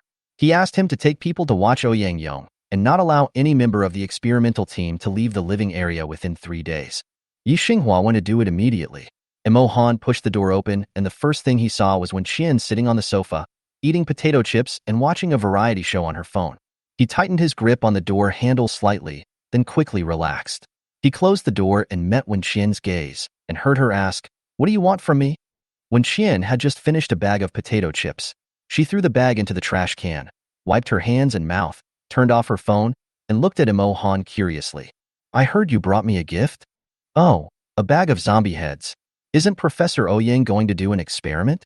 Maybe they can be used? He will leave Bincheng within 3 days. Imohan sat behind the table and shared the information with Wen Qian and the others. But those zombie heads will indeed be useful. Wen Qian perked up. What's the use? You've been on the fishing island for so long. You should have discovered some special mutant zombies, right? No. Wen Qian lied without blushing or breathing hard, while Wen Rang and Gu Ran felt a little guilty and didn't dare to look Imohan in the eye. Imohan smiled and continued, I just came back from another base. According to the latest intelligence, the crystal cores of zombies can greatly enhance human functions. Wen Qian pretended to be clueless and asked, Oh, how do I upgrade? The current method is to extract the harmless part of the crystal core and then inject it into the body. The crystal core has harmful parts? When Qian was dumbfounded. What side effects would there be if I ate the crystal core directly? Imohan was silent for a few seconds, then replied, "It is possible to be infected, but everyone's physical fitness is different, so the situation is also different." When Qian asked again, "If infected, how long will it take for the disease to break out?"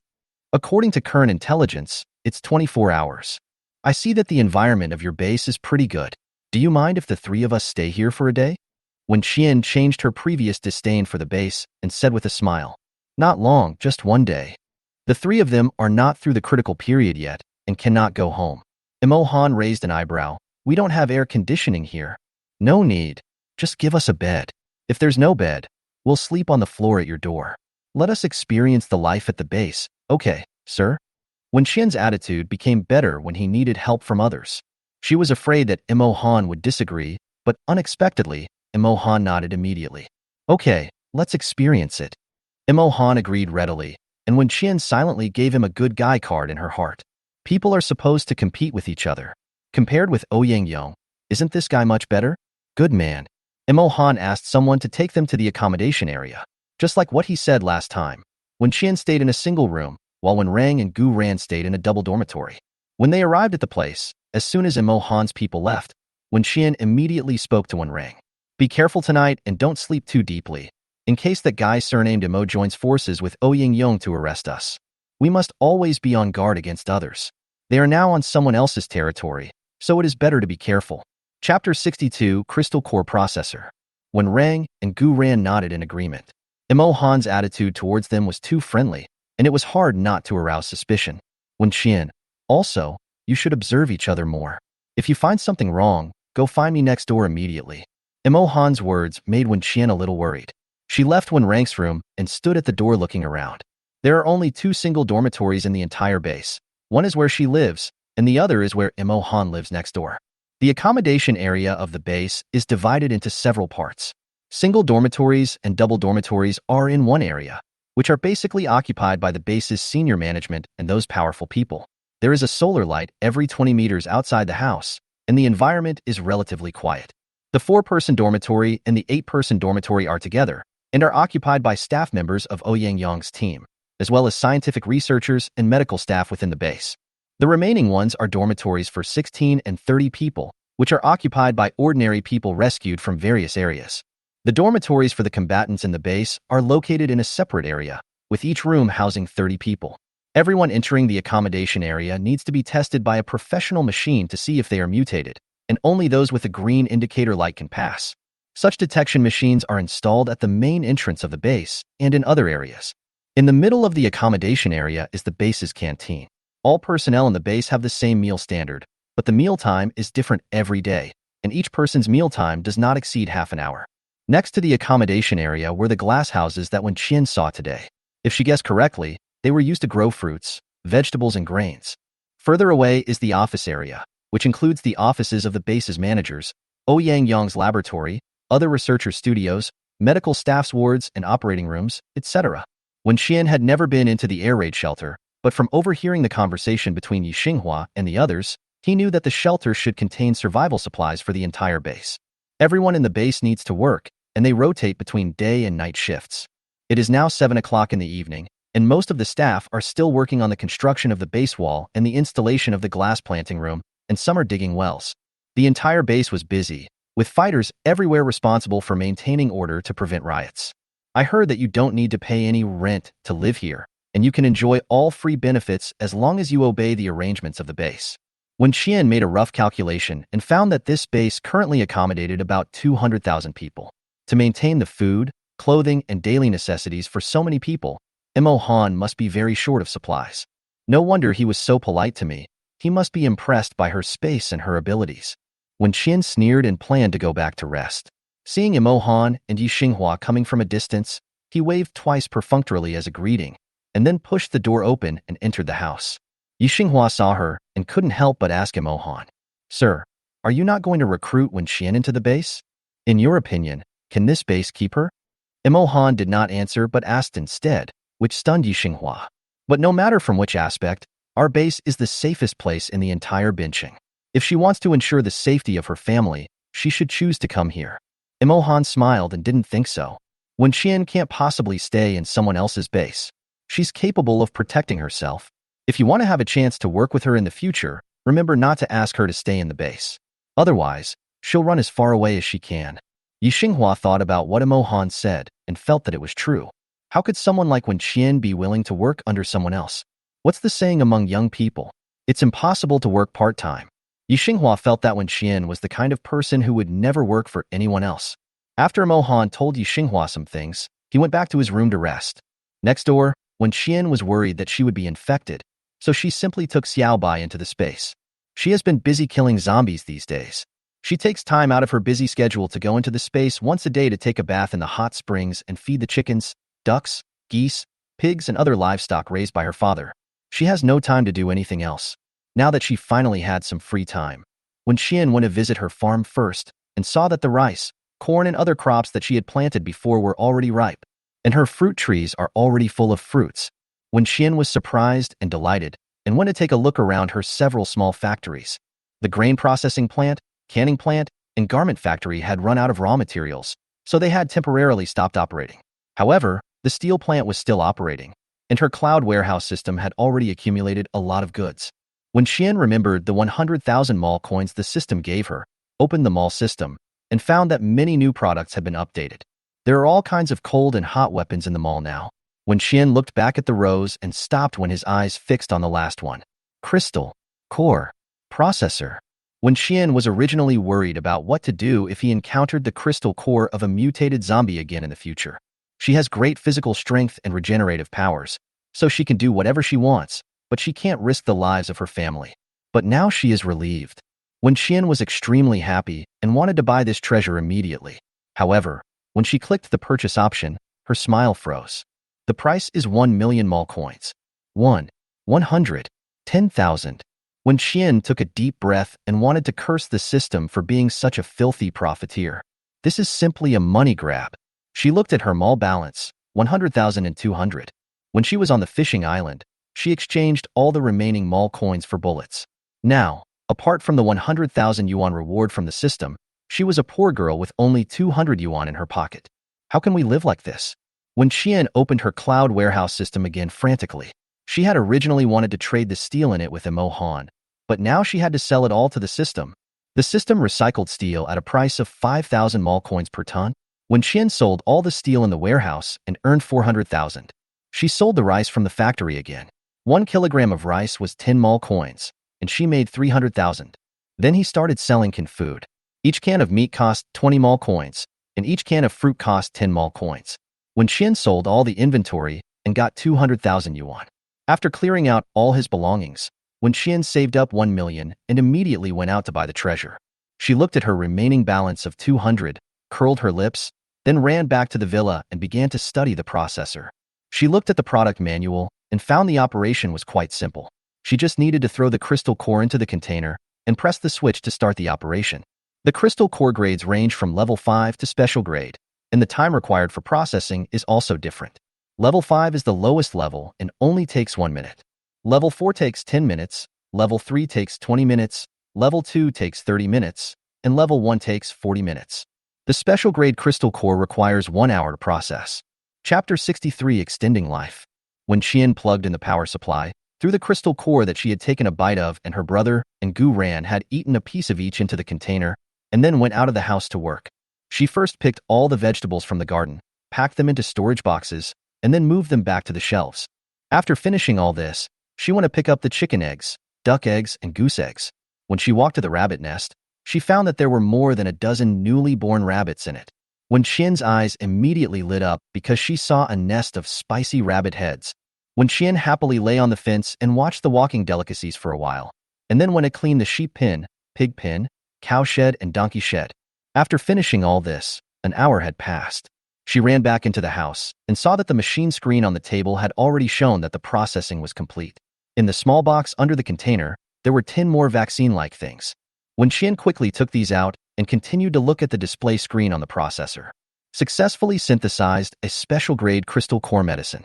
This crystal core can give the user the locking skill, greatly improve physical fitness, and extend life by 5 years. Lock skill details can accurately locate the zombie's fatal point. After hitting the fatal point, the zombie will immediately lose the ability to move, but the crystal core itself will not be damaged. Storage conditions for medicines. Store at room temperature and away from light. Wen Qian was stunned when he saw a few key words. Prolong life? This really looks like what her brother said. Why does it have a sense of unreliability like a pyramid scheme? And she thought that the zombie's crystal core was destroyed, so the zombie was shot in the head, but it turns out that is not the case. It seems that the same crystal core has different effects when used by different people. For example, she inherited the little zombie's regeneration ability, while others only have the locking skill. Wen Qian took the medicine back to her room and put it in a small box. Then she tore off a sticky note, marked the grade of the medicine and its effect, and stuck it on the box. She planned to give 1 bottle each to her parents after returning home tomorrow. As for little Gu Wanwan, she would wait until she was a little older before giving it to her. Wen Qian put the crystal core away, but because she was worried about the condition of Wen Rang and the other person, she decided to take Xiaobai out of the space. She stood inside the room and looked around the dormitory. I have to say, it was pretty good. Although the room is not big, only about 40 square meters, it has 2 floors. In addition to the bedroom upstairs, there is also a study. In addition to the living room, dining room, and kitchenette downstairs, there is also a cloakroom. So strictly speaking, this house can accommodate more than 1 person. Wen Qian walked around the room and couldn't help but sigh. This person must work hard to climb higher, otherwise he would never know how good his life would be after he gained status. Look at those dormitories for 30 people, and then look here. Isn't the difference obvious? Xiaobai lay at the door of the living room, drowsy. Wen Qian also went upstairs and lay on the bed. After a while, her eyelids became a little heavy and she fell asleep unconsciously. Next door, Wen Rang and Gu Rant's room. This place looks more like a college dormitory. The bed is an upper and lower structure, with a bed on top and a table on the bottom. There are 2 wardrobes and a bathroom in the house.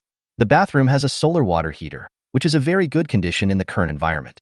But even in such superior accommodation conditions, the 2 still sat on the bed, staring at each other. They were very tired, but they gritted their teeth and dared not sleep, because they were worried that they would be infected, and when they opened their eyes tomorrow, the person opposite them might have been gnawed to pieces of meat and bones. The 2 of them were trying to find topics to chat about at first, but how could 2 grown men have so much to talk about? Before long, the room fell silent. Wen Rang was so sleepy that he thought for a while and got out of bed. I'm going to go out for a walk. You take a nap first. I'll come back and call you. The 2 of them took turns like this and barely made it through the night. Wen Qian, on the other hand, slept through the night until dawn and was finally woken up by Xiaobai's paw. When Xiaobai occasionally feels clingy, he will sleep with Wen Qian, and sometimes even likes to sleep on top of her. It used to weigh only a few kilograms, but now it weighs 50 kilograms. If it falls on a person, it will make him unable to breathe. Xiaobai didn't know that his body shape had changed, he just knew that he was uncomfortable lying on his owner. So he pawed at Wen Qian's face, trying to wake her up and make her change her position and go back to sleep. When Wen Qian opened her eyes, she saw a big cat face. She blinked and was stunned for a few seconds before she realized that she was not dreaming. Wen Qian pushed Xiaobai down and then took a while to slowly get up. She checked the time and it was already past 7 in the morning. Wen Qian quickly entered the space to wash up briefly, then went out to find her brother and Gu Ran. Wen Rang and the other 2 felt nothing but a little sleepy. Wen Qian heaved a sigh of relief, but it was not yet 24 hours after they had consumed the crystal core, so they could only continue to kill time in the base. Because Xiaobai attracted too much attention, Wen Qian threw it back into the space. The 3 of them strolled along the way and unknowingly arrived at the office area, where they met Yi Xinghua and others who had just finished their morning meeting and were preparing to go out for lunch. Wen Qian even saw Mo Han in the crowd, and she couldn't help but be a little surprised. After all, he is an executive officer of the base, and he is eating with everyone? When Yi Xinghua's men saw Wen Qian, they immediately ran over excitedly. Ji Fan, goddess, are you used to living here last night? Ji Fan is Wen Rang's junior. He had suffered a lot of injuries on the fishing island before, but looking at his spirits and energy now, it seems that he is no longer seriously injured. Before Wen Qian could answer, Lin Yin leaned over and spoke in a low voice. Goddess, don't worry. Our boss has already ordered that Ouyang be sent away. He will be gone within 3 days. In fact, Yi Xinghua and his gang looked down on Ouyang Yong. First, many of their brothers died because of him. Second, Ouyang Yong always yelled at them and didn't treat them as human beings. He always wanted to lock them up with zombies for experiments. But he is a famous professor and expert. No matter how much they look down on him, they are just a bunch of soldiers who can only fight and kill. It is useless. They still have to rush forward to protect his life at the critical moment. Unexpectedly, the matter was resolved by Wen Qian. After they heard last night that Imo Han had already contacted someone to pick up Ouyang Yong, they were so happy that they didn't fall asleep until late at night, and they are still excited now. After listening to their words, Wen Qian glanced at Imo Han. She thought he was joking yesterday, but he really took Ouyang Yong away? Yi Xinghua strode over and handed them 3 meal cards. It's a coincidence that I met you. I was planning to look for you guys. Here, let's go eat together. Wen Qian wanted to refuse, but then she changed her mind and realized that what she had told Imo Han yesterday was that she was coming to experience life at the base, so she had to go all out, so she nodded and agreed. Chapter 64. Are you looking for death? I'll help you. Because of Imo Han's presence, these dozen people became the focus wherever they went. Wen Qian stayed away from him, fearing that someone in the base might dislike him and bring trouble to him. Arriving at the cafeteria, as soon as Wen Qian walked in, he felt countless eyes flying towards him. She paused and heard Imo Han behind her ask, "What are you standing there for?" At this time of year, the combatants in the base are having their meals. They didn't expect Imo Han to come here today because he used to have his 3 meals a day alone in the office. Everyone straightened their backs instantly, stood up and greeted the officer, while curiously looking at the girl next to him. They hadn't seen such a clean and beautiful girl for a long time. She seemed to be completely unaffected by the end of the world. She had fair and tender skin, a tall figure, and a curvy figure. The temperature today is as high as 50 degrees. Whether indoors or outdoors, everyone is sweating profusely due to this horrible weather. But looking at her, there was not even a drop of sweat on her forehead. Her whole body was clean, and she looked like the kind of soft and sweet girl. For a moment, they even felt that the air in the cafeteria was purified. Being stared at by thousands of people like this, Wen Qian began to understand what it felt like to be a star. The group walked inside, took their plates to get their meals, and soon, Wen Qian saw someone he knew. It was Zhang Ziyang's family who lived downstairs from her. They were at 3 adjacent windows, responsible for serving food to people. Zhang Ziyang didn't expect to meet Wen Qian here. The last time they met was when she killed someone at the gate of the base. Zhang Ziyang was so scared that he had a nightmare that night and wet his pants. Wen Qian looked at the 3 people with great interest. In the past, Zhang Yang and Su Yin relied on their status as doctors and often looked down on others in the community. Now the doctor has turned into the canteen aunt, and I have met her. It is really a narrow road for enemies to meet, and fate is wonderful. But then again, given the current situation, being able to work in the cafeteria is already pretty good. Because most people are doing physical work outside under the scorching sun, but in the cafeteria they are not exposed to the wind and sun, and they can even sneak a bite to eat at critical moments without going hungry. When Qian handed over the meal card, Su Yin took it and swiped it on the machine, and was stunned. Everyone in the base will have a pass card with personal information such as name, age, member number in the base, and the area where they live. Su Yin knew that Wen Qian was a capable girl, so it was understandable that she was able to enter the base as a combatant. But at the moment, Wen Qian's card only showed her address, without any other relevant information. This meant that she was not a member of the base, but a guest. What's even worse is that she actually lives in single dormitory? Su Yin was dumbfounded when she saw what was displayed on the screen. There are only single and double dormitories in this area, and the core figures of the entire base live there. The smaller the address number, the higher the status, and numbers 1 and 2 are even rarer high-ranking figures. Su Yan's family of 3 was arranged to work in the cafeteria through connections. This was the first time she saw number 1 and number 2 since she arrived. Unexpectedly, Wen Qian was among them. Su Yan was stunned and didn't respond for a long time. Wen Qian didn't know what she saw and felt a little impatient. Have you seen enough? Let's eat. Su Yin came back to her senses and glared at Wen Qian fiercely, but dared not say anything and quickly lowered her head to work. Zhang Yang and his son had the same reaction as Su Yin. They were all shocked after seeing the information on the card. The staple food in the cafeteria today is brown rice, and the dishes include cabbage vermicelli and spicy fried potato shreds. Wen Qian thought about the number of people in the entire base and felt that it was already very good to have such food. After a month, if the cafeteria can still maintain the standard of 1 rice and 2 dishes per person, then Imo Han will be amazing. Wen Qian carried the food tray and quickly went to find a seat. She didn't want to sit with Imo Han, but if she thought so, people like Yi Xinghua were even more so. When Wen Qian turned around, She saw Yi Xinghua and his group huddled together around a large dining table, looking at her with pity. Wen Qian gritted his teeth and turned his gaze to look at Imo Han.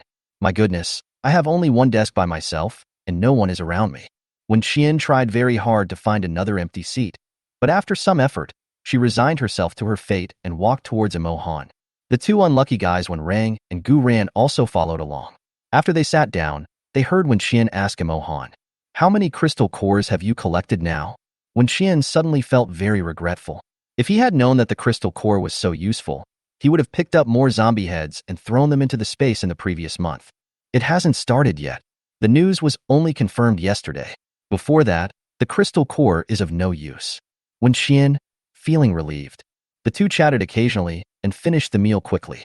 Wen Qian took the meal card, said bye to Imo Han, and ran away without looking back. Zhang Ziyang looked at her back from afar, with a hint of viciousness flashing in his eyes. He has already realized the gap between himself and Wen Qian. It will probably become increasingly difficult for him to meet her in the future. So he must seize this opportunity. Women will listen to you obediently once you sleep with them. Although he is no match for Wen Qian under normal circumstances, he can use other methods. All staff in the cafeteria must undergo a body search before entering the cafeteria every day. For safety reasons, staff are not allowed to bring any foreign objects here. However, Zhang Ziyang discovered in the past 2 days that he had a special power. Although he didn't know how it came about, he did have a space. The space is not big, only 1 square meter, but it can store a lot of things. Zhang Ziyang suspected that Wen Qian also had a space. Otherwise, how could she live so comfortably in the apocalypse? Zhang Ziyang didn't tell anyone about this, including his parents. At this moment, in his space, there was a bottle of medicine, which he had prepared specially for Wen Qian a long time ago. Zhang Ziyang lowered his head and smiled sinisterly, continuing to work busily until noon, when he saw Wen Qian again. Although the food in the cafeteria was not very good, there was no reason not to take advantage of the good deal. So Wen Qian planned to have lunch before going home. This time she deliberately squatted outside for a while, and only came in after making sure that Imo Han was not there. Wen Rang was asked by his junior to help solve a technical problem, while Gu Ran was asked by Yi Xinghua, who was mysterious and no one knew what the matter was. So now only Wen Qian comes to eat. Zhang Ziyang was overjoyed when he saw her appear alone. He immediately took out the bottle of medicine from the space, and under the operating table, quickly poured half a bowl of medicine into an empty bowl, and filled the remaining half bowl with soup. Wen Qian took the food tray and found a seat to sit down. Just as he took a sip of the egg soup, he heard the system's warning. The host is taking harmful substances. Please stop taking them immediately and monitor your condition in time. Wen Qian looked at the spoon in his hand and smiled. Okay, you want to die, right? I'll grant you your wish. Chapter 65. Annexing Zhang Ziyang's space. Wen Qian had chewed on the zombie crystal core before without causing the system to issue a warning, and now she just drank a sip of soup. Wen Qian threw down the spoon and looked up at Zhang Ziyang, just in time to meet his gaze as he was stealing glances at her. Zhang Ziyang was so happy when he saw Wen Qian drink the soup, but the next second, he found Wen Qian looking at him. His heart sank suddenly, especially after Wen Qian stood up. He felt a chill down his spine. What happened? She found out? This is impossible. The medicine was colorless and odorless. How did she detect it? Wen Qian walked straight to Zhang Ziyang and said coldly, "Get out." Zhang Ziyang was covered in cold sweat, but luckily there was a glass window in front of him, and there were people queuing outside the window. "Qian, I'm at work and don't have time to accompany you." Zhang Ziyang forced a smile and spoke in a tone that sounded very intimate with her. "Can we talk after I'm done?" "Okay. Fuck you." Wen Qian was in a bad mood. If she let him walk out of the cafeteria alive today, she would take his surname. Wen Qian looked around, found the door, and strode towards it. Zhang Ziyang was frightened by her actions, and his hands trembled. The spoon for rice fell into the basin, and he looked towards the entrance in horror. That door is burglar-proof and is locked now. She probably can't open it. Just as Zhang Ziyang had this thought, he saw Wen Qian kick the door open. She ran towards Zhang Ziyang with an attitude of killing gods and Buddhas. Coincidentally, the people who came to eat at this time were the same group of people who came in the morning. They were originally curious about how this girl had the ability to sit and have dinner with the executive officer, but they were all dumbfounded when they saw her kick open the heavy door. The door slammed loudly, startling the staff who were squatting in the kitchen picking, washing, and cooking vegetables. They quickly ran out to see what had happened. Wen Qian glanced at those people and found that some of them looked familiar. They were her neighbors in the community. She looked at the man and said, "Go to Zhang Ziang and help him get food." This neighbor had been taken to the supermarket by Wen Qian and his sister to collect supplies before, and had a good impression of her. He knew that she had some grudges with the Zhang family, and he also knew that she had a bad temper. So after hearing this, he immediately did as he was told and ran to Zhang Ziang and pushed him away. Zhang Ziang's parents were unhappy when they saw this scene. "Zhang Yang, Wen Qian, what are you doing? This is not a place where you can mess around. Su Yin, what are you doing, you little bitch? Someone come quickly. There's a lunatic here. Take her away." Zhang Ziang retreated step by step and had already retreated to the corner, trembling with fear. When Su Yin and his wife saw how frightened their son was, they guessed that he must have done something, so they tried hard to stop Wen Qian from going over. Wen Qian reached into his pocket, pulled out a rope from the space, and tied up the two men. He then grabbed two rags from the table and stuffed them into their mouths to stop them from shouting. She dragged them outside and called for someone to take their place and continue working. Her movements were extremely quick and professional, leaving the fighters outside stunned. They wanted to step forward to stop her, but when they thought of her identity, they shut up and watched the fun. No one could protect Zhang Ziang anymore, and Wen Qian came to him unhindered. Zhang Ziang's legs went weak, and he almost fell to the ground while leaning against the wall. "What do you want to do?" he cried, full of regret. "What did you put in my soup?" "I don't know what you're talking about." Zhang Ziang's voice trembled, but his eyes were wandering, and he didn't dare to look Wen Qian in the eye. "Don't know? Then let me help you think about it." Wen Qian pulled out the dagger from the side of his leg. A cold light flashed, and the sharp blade pierced into Zhang Ziang's shoulder. The intense pain made Zhang Ziang's eyes go black, and he screamed, "Ah!" Zhang Ziang struggled desperately, but in front of Wen Qian, everything he did was in vain. Wen Qian looked at his painful, expressionless face, pulled out the dagger and stabbed it fiercely, then pulled it out again, pointing the tip of the knife at the side of his face. From under his eyes to the corner of his mouth, a winding bloodstain appeared as Zhang Ziang cried. His face was pale, and he looked at the people watching the excitement around him in despair, crying, "Save me!" Wen Qian smiled softly. "Save you? Who do you think you are?" Wen Qian kicked him on the knee, and Zhang Ziang immediately knelt in front of her. She grabbed his hair and forced him to look up at her. "I should have killed you long before you came to the base. Do you know why I kept you alive until now? Because in the apocalypse, living is more difficult than dying."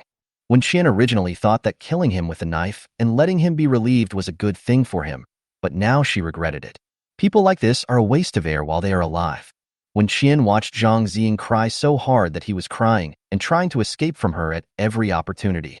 She simply cut his tendons in his hands and feet and dragged him out of the window area by his arms. The road was covered with blood. Zhang Ziang was in so much pain that he lost his strength and begged for mercy weakly. "I was wrong. I will never provoke you again. Please forgive me." Wen Qian was too lazy to pay attention to him, so he continued to cry. "You treat me like this just because I like you, and I dare not do anything to you. Why don't you find another man to vent your anger on?" When Wen Qian heard this, she swung him back and Zhang Ziang's body hit the wall, breaking several bones. She looked at him with disgust. "Say you like me again, and I'll cut off your tongue." Liking someone is supposed to be a beautiful thing, but he made these two words become extremely disgusting. Wen Qian squatted down and searched through several pockets of Zhang Ziang, but didn't find what she was looking for. Just when she was puzzled and suspected that he had hidden the medicine in the kitchen, she suddenly heard the system prompt sound. It is detected that there is a space ability with the same attribute around the host. Please be careful and pay attention. Wen Qian was slightly stunned, and when she looked at Zhang Ziang again, there was a smile on her face. God is really blind. Even a dog like this can awaken superpowers. Wen Qian no longer hesitated. She raised her hand and stabbed the dagger accurately into Zhang Ziang's neck. Blood spurted out. Wen Qian turned his head, but was still splashed with blood. Zhang Ziang opened his eyes wide, his look filled with despair and anger. Why is this happening? Is he going to die? Killed by this bitch? No, it shouldn't be like this. He had just acquired superpowers. His good days had just begun. He hadn't gotten this woman yet. The light in Zhang Ziang's eyes dimmed little by little, and finally, he fell to the ground. And at the moment his breathing stopped, the things hidden in his space exploded. At the same time, Wen Qian received another system prompt. Swallowing a power with the same attribute once will increase the space by 1,000 square meters and upgrade the space skill. All members in the system can store materials into the space at will, but only the host is qualified to take them out. In addition, the space prosperity degree is rewarded with 1,000. Chapter 66. Has she seen him before? When Qian didn't expect that killing this bastard would bring her an unexpected gain. All members of the system can store supplies into the space. This is great news for Wen Qian, who is in urgent need of collecting crystal cores. She raised her lips slightly and went to look for the things that exploded in Zhang Ziang's space. Just as she was about to pick them up, she heard a voice of "Hello, sir," coming from behind her. Imo Han is here. Wen Qian frowned. In fact, she didn't want to see him under such circumstances. The footsteps stopped behind her. Wen Qian sighed and stood up. She turned her head and looked at the person in front of her in the light. Imo Han stood in front of the crowd, his face covered with frost. There was anger in his eyes, and it seemed that there were some other emotions that Wen Qian could not understand. Wen Qian was slightly startled, and an inexplicable sense of familiarity suddenly surged into her heart. Had she seen him somewhere before? Wen Qian's mind suddenly went blank. She tried hard to recall but couldn't find an answer. Imo Han's gaze was fixed on her face. A drop of blood splashed under the corner of her eye, like a tear of blood, very dazzling. The body moves before the brain even reacts. Imo Han reached out and wiped off the red color. The warmth from his fingertips brought Wen Qian back to his senses, and then he heard Yi Xinghua's voice. "One drop? What is this?" Yi Xinghua bent down and picked up the white medicine bottle on the ground. After reading a few lines on the label, his face turned dark. The only sounds that could be heard in the cafeteria at this time were the sobbing and howling of Zhang Yang and his wife. They were unable to utter a complete sound because Wen Qian had blocked their mouths with a rag. But when they saw Imo Han, they still shouted desperately. They wanted justice for their dead son. The others witnessed Wen Qian killing Zhang Ziang and looked at each other in bewilderment. They didn't know how much hatred there was between the two men, nor did they know how to deal with this matter. Fortunately, the executive officer showed up, and everyone breathed a sigh of relief. They all stretched their necks to continue watching the excitement, waiting for a result. Imo Han took the medicine bottle handed to him by Yi Xinghua and quickly read the information on the label. This is a bottle of drug, and it is a very strong one. According to the instructions, just one drop can make a person unconscious for an hour, and half of the bottle has been used up at this time. Imo Han threw the bottle back into Yi Xinghua's hand and looked at Wen Qian. "Are you feeling unwell?" "Good. I feel a little dizzy, but I can hold on." She also felt that this crappy medicine was quite powerful. With her physical condition, she could actually react to it. What would happen if an ordinary person took her place? Wen Qian was already prepared for Imo Han's trouble. After all, this was a base and had its own rules. But Imo Han didn't say anything else. He just told Yi Xinghua, send her back to rest. Imo Han turned his head and looked at Zhang Yang and the other man not far away who were looking at him for help. When the other person met his gaze, it was as if he had seen a savior. "I'll take care of these two people." Imo Han's gaze retracted as soon as it was touched. He looked at Wen Qian again and spoke in a flat voice.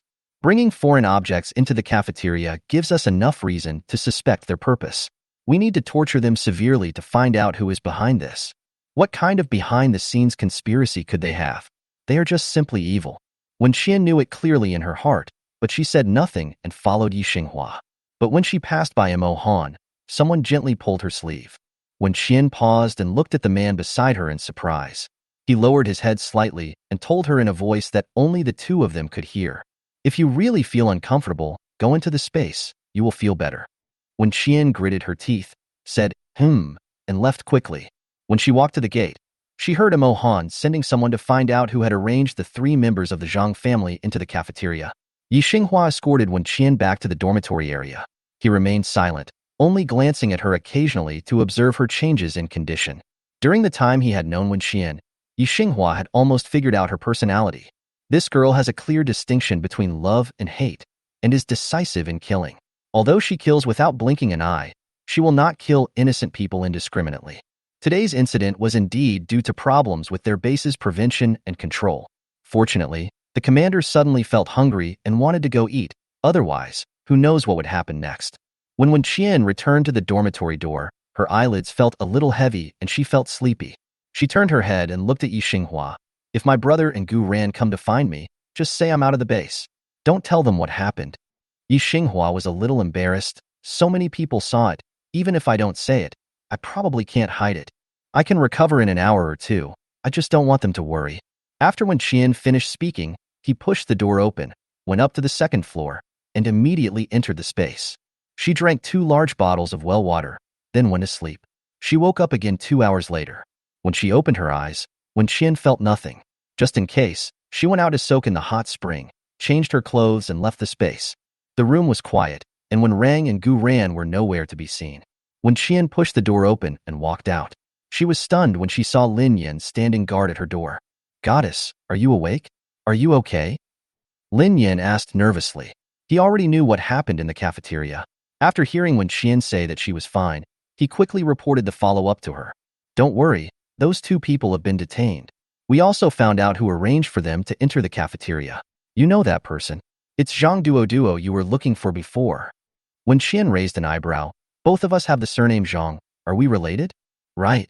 No wonder they are all so mean." Wen Qian sneered. "Where are my brother and Gu Ran?" "In the armory.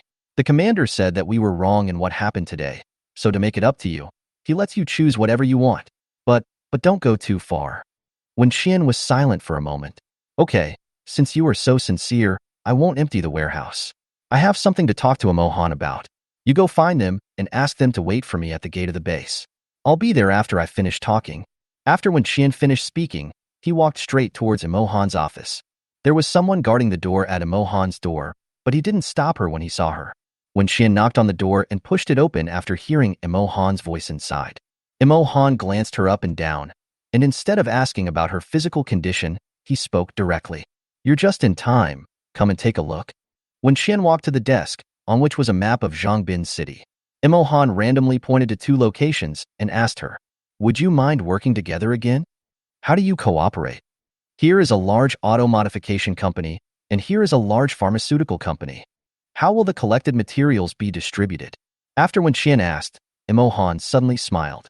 He leaned back in his chair and looked at her, then asked, "Isn't it you who has the final say?" Chapter 67. They look like bandits. No one knew about her space except him. If she wanted to, she could just take all the supplies away first, and then tell them that someone had already taken them away. No one knows how much supplies there are. Or in other words, there are as many supplies as Wen Qian says there are. Wen Qian saw that Imo Han didn't seem to be joking, and heard him say, "Pick the ones you like, and the remaining 50 to 50. Is that enough sincerity?" Action time. The base will leave at 5 a.m. Wen Qian lowered his eyes and thought. She had indeed not stockpiled cars before. There was a gas station in the space, so she didn't have to worry about energy problems. The 3 cars in her family might be scrapped one day. As for drugs and equipment, no one can have too much of them. She raised her eyes and met Imo Han's gaze. "I'll meet you at the car modification company." "Can." "Okay, I'll go first. I'll give this back to you." Wen Qian threw the dormitory room card on the table, took his map, and hurried home. She was more than a day later than originally planned, and her parents must have been very worried. Mohan glanced at the room card, replied, "Be careful on the road," and then continued with his work without saying anything else. After Wen Qian left, she headed straight for the gate of the base. From a distance, she saw her brother and Gu Ran had several submachine guns hanging around their necks and many more on their waists. Yi Xinghua stood aside, looking extremely distressed, with an expression that looked as if he wanted to say something but couldn't, which made Wen Qian laugh. Seeing Wen Qian coming, Wen Rang and the other man smiled and showed off to her proudly. Wen Rang, "Look, Captain Yi is in a good mood today, so he gave it to me for free." Yi Xinghua, "Do you think I really look like I'm in a good mood?" Gu Ran, "I wanted to get some more, but these are enough." Yi Xinghua, "I thank you for showing mercy." The bags behind the 2 men were filled with bullets, tens of thousands of rounds. Yi Xinghua just watched them stuffing bullets into the bag like bandits. They were not satisfied with just filling up 2 large bags, so they turned around and asked him if he had any luggage bags to lend them. How could Yi Xinghua dare to say yes? He quickly shook his head and dragged the 2 people who were still unsatisfied out of the armory. Wen Qian saw that Yi Xinghua's eyes were always looking at the guns on Wen Rang and the other man. He felt really distressed, but there was no reason to ask for something back after giving it away, so he could only feel distressed and say nothing. Wen Qian was afraid that he would cry out of pain, so she quickly changed the subject. "Thank you for the gift, Captain Yi. I just met with Imo Han, and he told me about collecting supplies tomorrow. Are you the one leading the team?" Yi Xinghua was stunned for a moment. "Yes, it's me." "Okay then. I'll wait for you at the car factory tomorrow." Wen Qian was about to leave after she finished speaking. Yi Xinghua looked around her in confusion and asked, "Where's Xiaobai?" "Xiaobai is sleeping soundly in the space." It turned into a butterfly and flew away. Wen Qian lied with his eyes wide open. Don't you know how powerful my pet's mutation is? No matter where it is, it can go back home instantly if it wants to. Yi Xinghua. Should he believe this? Yi Xinghua looked confused. Wen Qian held back a smile and said goodbye to him, then took Wen Rang Gu ran away. After walking out of the base, Wen Rang handed the gun to Wen Qian, who threw it into the space. Gu Ran gasped in shock as he watched those things disappear into thin air. Where is the gun? Entered my space. Wen Qian no longer hid things from him at this point. With systematic mental control, he would never betray her and would never reveal the space to outsiders. I'll take you to the space when we get home. All our belongings are inside. Gu Ran still didn't react. What space? Where is the space? Wen Qian, by the way, now all of us can put things into the space. You can try it. Just think about throwing things in. Gu Ran tried it according to her instructions, and sure enough, the gun in his hand disappeared immediately. Gu Ran was shocked. He put the remaining guns and bullets in it, and suddenly understood why they could continue to live a life of luxury after the apocalypse. It turned out that it was because of this space. Although this space is good, it is also too dangerous, isn't it? If outsiders knew about it, wouldn't it lead to fatal disaster? Gu Ran realized the seriousness of the matter and remained silent. No, he had to hurry up and become stronger so that he could help at the critical moment. Wen Qian didn't know what he was thinking, so he told the two of them about tomorrow's action plan, then looked at Wen Rang. Brother, I killed Zhang Ziyang today. Wen Rang was not surprised to hear this, but Gu Ran had some reaction when he heard the word Zhang. He turned his head to look at Wen Qian and said, I have something to tell you. Yi Xinghua called Gu Ran today and told him something. He said Zhang Duoduo's boyfriend was dead, the one who was beaten to death by Mo Han on the tarmac yesterday. After Zhang Duoduo found out, she cried and made a fuss all night. Everyone in the dormitory couldn't sleep because of her noise, and they finally started fighting. It has been more than a month since the end of the world, and who hasn't had a few deaths in their family? So although they sympathized with Zhang Duoduo, they were not soft-hearted enough to let her cry all night, because they still had to get up early to work tomorrow. Zhang Duoduo didn't expect that her support would be gone just like that. Chaowen had finally joined Professor Ouyang's team, and she was counting on following him to achieve success in the future, but the result? If he died, who would protect her in the future? How could she survive in the base alone? After Yi Xinghua heard his subordinates report what happened in Zhang Duo's dormitory, he was a little worried that she would look for Gu Ran again. So he gave Gu Ran a heads up in advance and advised him subtly that the woman was not worthy of his love at all and asked him not to believe her again. Gu Ran would definitely not believe it again. He now felt a little sick when he heard Zhang Duoduo's name. After listening to Gu Ran's words, Wen Qian seemed to be thinking about something. It turned out that Mo Han killed that bitch's boyfriend. What a coincidence. The three of them chatted and killed zombies all the way back home. The degree of mutation of the zombies in the city was not as strong as that on the island, so for the three of them, it was as easy as cutting melons and vegetables. They sent all the zombies' crystal cores into the space. This slowed down their return home. When they got home a few hours later, when Chongning and Liu Mo were already like ants on a hot pot, restless. Having not seen them for more than a week, when Chongning and his wife could not sleep well every day. Especially when they didn't come back at the agreed time, I was extremely scared. When Chongning didn't dare to contact them using the satellite phone, because the creatures outside were extremely sensitive to sound. He was afraid that the ringing of the phone would attract the attention of the zombies and put them in greater danger, so he could only bear with it. I didn't sleep the whole night and waited for most of the day, and finally the person came back. Chapter 68. The whole family goes out together. The tense emotions finally relaxed, and when Chongning and Li Mo's eyes were red, they turned around and wiped their tears. Wen Qian knew that she had made them worried, so she apologized softly. Dad, Mom, I'm sorry, I was delayed by something and came back late. I made you worried. Don't say sorry as a family, as long as you are safe. Liu Mo pulled her into the house and sat on the sofa to discuss with her. Qian, next time you go out, can you take me and Dad with you? We can't stay at home all the time. We also want to fight with you. Yes. When Chongning nodded repeatedly. Although we are old and not as capable as you, we can probably help as much as we can. It's better than staying at home and doing nothing. This kind of waiting was so unbearable that they could hardly bear it anymore. Besides, how could it make sense for parents to let their children work hard outside while they stay at home and enjoy a comfortable life? Parents should protect their children. Even if they die, they want to die next to their children. After listening to their words, Wen Qian was silent for a while. Before going to the fishing island this time, the system had issued a mission. For every zombie killed, her combat power increased by 1. For every 100 zombies killed, The combat power of everyone else increased by 10. In 7 whole days, the 3 of them killed 8,000 zombies. Because the zombies over there were badly mutated, the speed was a bit slow. In this way, not counting her, the combat power of everyone else in the family has increased by 800, including the little kid Gu Wanwan. As for her combat power, these data can no longer be used to calculate it. Although she did not gain power-type superpowers, Wen Xian was very sure that she was definitely not weaker than those with superpowers in terms of strength or speed. So in this case, there should be no problem taking your parents out for a walk. If they really encounter danger, they can be allowed to hide in space, so that they will not get hurt. Wen Xian thought about this and agreed, okay, I'll take you with me. She took out 2 bottles of crystal core potion from the space and a syringe and handed them to Liamo. Mom, you and my dad took this medicine. Liamo didn't ask what it was. He washed his hands and disinfected them before getting the injection. Then he heard Wen Xian say again, this medicine will allow you to clearly see the zombies' fatal points. Let's go to the rooftop and try it out. Several people came to the rooftop. Liamo and Wen Changning picked up the telescope and looked downstairs. Sure enough, they saw a glimmer of light in the zombie's brain. Wen Xian, when you go out tomorrow, just aim at that bright spot and shoot. Liamo and Wen Changning were both nervous and excited. After more than a month, it was finally time for them to go out and face the danger. When Rang found it hard to see his parents so nervous, so he sat on the sofa and watched for a while before speaking to comfort them. Dad, Mom, you can do whatever you want when you get out. Don't be afraid. We are here for you. That's right, Gu Ran said seriously. Uncle and Aunt, I will definitely protect you. Wen Xian pulled them back to the living room and talked to them again. We have to go out tomorrow morning.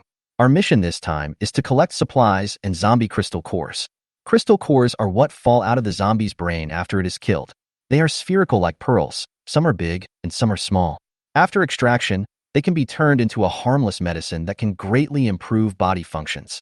If we are lucky enough to encounter a special grade zombie, it can also bring us useful skills. Wen Xian patiently explained to them the contents concerning the zombie crystal core. In fact, she didn't know much about crystal cores because she had never encountered this thing in her previous life.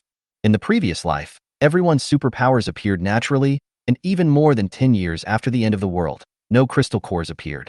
And in this life, before going to the island, Wen Xian had never discovered its existence. Judging from the information from Imohan, they only discovered this thing in recent days. When Rang and others listened to her explanation carefully, and then when Xian told Liamo and the others, after you pick up the crystal cores, just use your mind to put them into the space. Now all of us can put items into the space anytime and anywhere without restrictions. You can try it. Liamo and Wen Changning couldn't help but feel nervous when they saw her mention space directly in front of Gu Ran. But on second thought, they have been working side by side outside, so it is only a matter of time before they know this. Since Wen Xian chose to tell Gu Ran, she must have her own confidence and plan. This made them feel at ease, and they didn't say anything. Liamo tried to put the tissue on the table into the space, while Wen Changning threw a bottle of mineral water into it. Both of them succeeded smoothly and were a little excited. Wen Xian, tomorrow we will be joined by some people from the benching base. They are acquaintances, but we must be vigilant because they don't know about space. Everyone nodded like a woodpecker. They all knew how important this space was. It was related to Wen Xian's life safety and must not be known to others. We are going to a car modification company and a pharmaceutical factory. I plan to arrive at the car factory half an hour in advance. Everyone should put their favorite cars into the space first, and then decorate them casually after they arrive. As for the pharmaceutical company, Mom, you have to see which ones we are most likely to need in the future. We will take what we need first, and then split the rest with them 50-50. This operation is a sure win, but Wen Xian is a little worried about what will happen to little Gu Wanwan. She is only 3 years old, and we cannot take her out to take risks. Although it is possible to enter the space, the time spent in it is limited. Wen Xian is afraid that there will be emergencies in the future, so this time must be reserved. Wen Xian told Gu Ran all the factors and asked for his opinion. Gu Ran thought for a moment and said, "Leave her at home. I'll talk to her." Gu Wanwan was sleeping in the room at this moment. Gu Ran came in and woke her up. Gu Wanwan looked at him with sleepy eyes and soon woke up. "Brother." She threw herself into Gu Ran's arms, feeling a little aggrieved. "Why did you come back just now? I missed you so much." "Brother misses you too." Gu Ran kissed her forehead and coaxed her. Sister Wen Xian said, "She wants to take us somewhere to play. Shall we go out and look for her?" The child's attention was immediately diverted, and Gu Wanwan jumped up and cheered, "Okay, I want to go play." When Xian was about to take them into the space to familiarize them with the environment, but when she remembered Xiaobai who was sleeping inside, she quickly reminded him. Dad, Mom, Wanwan, Xiaobai has changed a lot recently. Don't be scared when you see him later. When Changning agreed with a smile, thinking how much could a cat change? But the next second he entered the space, and he was dumbfounded. This is called a little bit big? Chapter 69 Emohan is a bug. Xiaobai has woken up. He just finished pooping and burying his shit, and is sitting there licking his butt. Several poop scoopers and a few puppies suddenly appeared. Xiaobai heard the noise and looked up. He saw them staring at his butt motionlessly. He lay back on the ground silently and was surrounded by 4 puppies. When Changning never expected that he would see a cat weighing more than 50 kilograms in his lifetime. He walked closer and saw that Xiaobai's claws were as big as a human fist. It has long white fur and 1 yellow eye and 1 red eye. As its body grows bigger, it looks more and more like a mutated white lion. When Changning approaching, it nudged his legs lazily and almost knocked Changning down. Gu Wanwan hid behind Gu Ran, leaning her head to look at Xiaobai, feeling a little scared. Brother, it's so big. Will it eat me in 1 bite? Of course not. Xiaobai only eats the bad zombies outside. Gu Ran picked up his sister and looked around. He didn't expect the space to be so large. It was already the size of a small village. In addition to a huge villa, there are fish ponds, fields, orchards, and a lot of livestock. Gu Ran was so surprised that he was speechless. When Xian didn't want to waste his and Gu Wanwan's time in the space, so he quickly took him into the villa, arranged a guest room for them, and let them take a shower and change clothes. When Changning and Liamo hadn't entered the space for more than a week, seeing that the crops and vegetables they planted had matured, when Changning instantly became full of energy again. The group stayed in the space for half an hour, and finally everyone left with a few plates in their hands, ready to eat. Xiaobai and the 4 dogs stayed in the space to have fun. When Xian had been craving for hot pot for many days, her mouth was watering as she looked at the tripe, duck intestines, duck throat, duck blood, duck brains, crispy pork, beef and mutton rolls, potato chips, lotus root slices, enoki mushrooms, tofu skin, Chinese chrysanthemum, baby cabbage, lettuce, yam, and wide noodles on the table. The hot pot base is still half spicy and half tomato, because Liamo and Gu Wanwan can't eat spicy food. After eating and drinking, everyone cleaned up the dishes together and started chatting on the rooftop. The temperature outside is now almost 60 degrees. The water level that rose due to the heavy rain has gradually receded, bringing with it the spread of viruses and diseases. All the windows in the house were installed with diamond mesh. When Xian looked at the 2-centimeter-long mosquitoes outside the window, they seemed to be very sensitive to the smell of humans. At this moment, they were desperately hitting the diamond mesh and glass, trying to fly in and suck their blood. There are basically only a few people left in our community. Liamo frowned slightly and spoke softly. Because the young and strong had all been taken away by the base, the old, weak and sick were left at home. Without sufficient food and due to the extreme weather, they soon lost their lives. In fact, the base's approach is correct. Because resources are limited, the elderly, the weak, the sick, and the disabled have little labor output. Wasting food on them will not bring any hope. Anyone would choose to be with those who have a better chance of survival. Liamo watched as more and more zombies appeared in the community every day. Some of them were floating in the water, and some were wandering in the corridors. They were all once familiar neighbors, and Liamo felt a little uncomfortable to see them become like this. But no matter how uncomfortable she felt, she didn't want to go and help those who survived. She is not a savior, nor does she have such great power. She only wants her family to be safe and sound, and the lives of others have nothing to do with her. After listening to Liamo's words, when Xian pondered for a while and said, Dad, Mom, take another half an hour's rest. I'll take you downstairs to kill the zombies. Their community is built on a mountain. Due to the terrain, part of the accumulated water in the community is evaporated by the high temperature, and the remaining part flows down the mountain to other places. When Xian planned to clear out all the zombies in the community. In this way, as long as the only entrance to the community was guarded, the community would become a safe area. When Xian told everyone his thoughts, after clearing out all the zombies, I'm going to use the neighborhood as my base. Base? Liamo was puzzled.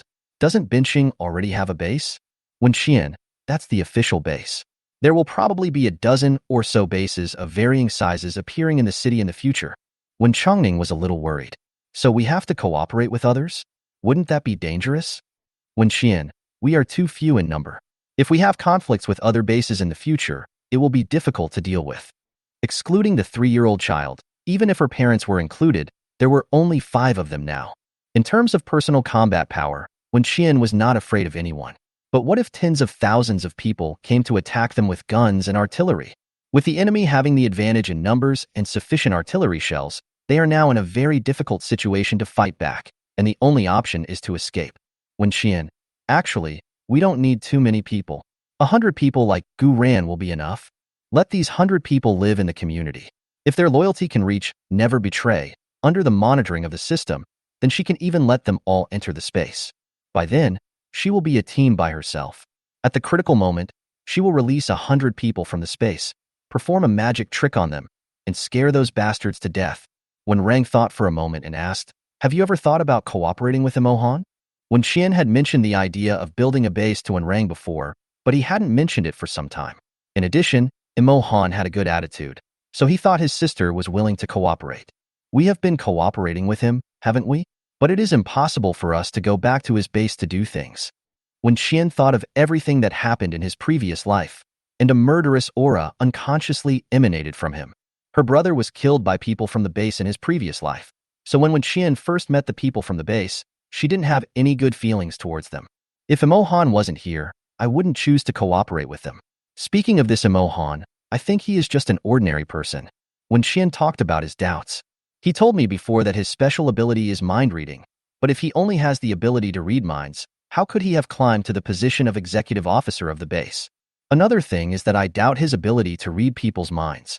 Although sometimes he does know that I am cursing him in my heart. He is a mysterious person, and the biggest problem now is his attitude. Don't you think he is too nice to us? You can even say that he will grant us whatever we ask for. It's hard not to be suspicious when a base executive officer is so close to our team of only 3 people. But like I said, that's why I think he is. I don't sense any hostility towards us from him. It's unscientific.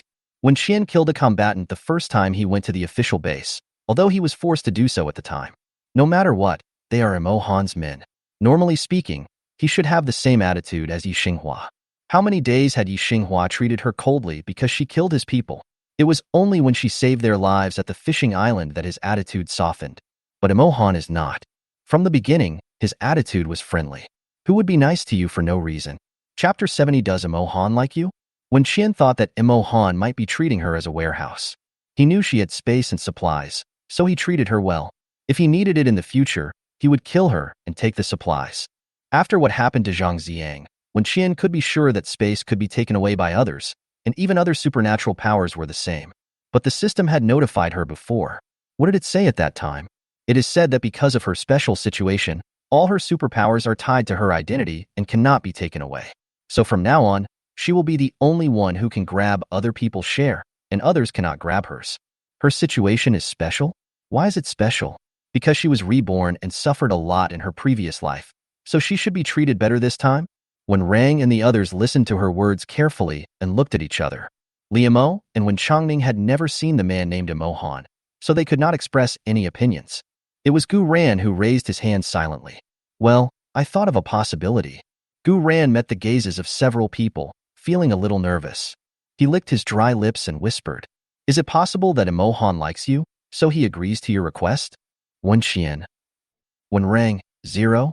Liamo Wen Changning. Wen Qian took a deep breath and resisted the urge to beat someone up. "I'll give you a chance. Give me an answer again." "No, you've never been in a relationship, so you don't understand. We men will always respond to any request from the girls we like." "So you're saying that the CEO of Binching Base is a love brain person?" Wen Qian rolled her eyes. "If I were Imohan, I'd kick you away right now. And more." Wen Qian raised her hand and poked Gu Ran's shoulder with her finger. "Not all men are like you. You are not always willing to help Zhang Duo. That's called being a licker. If you dare to use the supplies you exchanged for your life to lick others, I will chop off your hand. Do you hear me?" Gu Ran was shaken by her and nodded quickly. "I heard it." Wen Qian glared at him fiercely again. "In short, we need territory and teammates now. But we can't be too hasty in finding people, otherwise it will easily cause problems. People's hearts are not united, and we can't accept all the monsters and demons." After the few people finished chatting, Wen Qian entered the space and began to pack up his belongings, selling them to the system in exchange for mall coins, and then exchanged them for 2 sets of constant temperature combat suits for Liamo and Wen Changning. Although they had prepared themselves mentally, Liamo and the others couldn't help but feel nervous when they really had to go out to kill zombies. When Qian walked in front, Liamo and Wen Chongning were in the middle, and when Rang and Gu Ran followed behind. A group of 5 people staggered down the corridor and searched every floor. When they encountered zombies, they were tied up by Wen Qian before they could rush up to bite them. Wen Qian was holding a bundle of electrical wires in his hand, and he grabbed a zombie very skillfully, leaving Liamo and Wen Chongning stunned. So, is this operation still possible? From the 30th floor to the 1st floor, Wen Qian captured 16 living zombies. These zombies were tied up by her, and she carried the electric wire like walking a dog, kicking the zombies all the way down. As long as they rushed over, they would be kicked. After repeating this kicking for more than 10 times, the zombies would either have broken legs or arms. The most pitiful one had its head pulled out by Wen Qian with her bare hands, which made the remaining zombies so scared that they dared not attack her anymore. They walked out of the unit door smoothly. This was the first time Liamo and his friend went out after the apocalypse. Although they were wearing the constant temperature suits given by Wen Qian, the oncoming hot air still hit their faces, making them feel their skin burning instantly. The zombies active downstairs smelled the humans sent from afar and gathered here. But because the distance is a bit far and the zombies are distributed in different locations, the order of arrival is also different. Wen Qian would capture those he could, and for those he couldn't capture, he would let Liamo and Wen Chongning try to kill them by shooting them in the head. Several people waited at the door of the unit, like they were waiting for something to happen. In just over half an hour, Wen Qian had captured more than 70 living zombies. They were tied together by Wen Qian. Each of them opened their mouth wide as if trying to bite people, and some even bit the zombies next to them when they were anxious. Dad, Mom, practice your shooting by aiming at the light spots on their heads. Wen Qian dragged the zombie to a location several dozen meters away and asked Gu Ran to watch the zombie, while Wen Rang taught his parents how to shoot. As for Wen Qian, he continued to search other apartment buildings and catch zombies. Liamo and Wen Chongning have never touched a gun before, so they need to practice more. Wen Qian planned to let her parents practice shooting with these dead targets today to get familiar with the feeling of shooting.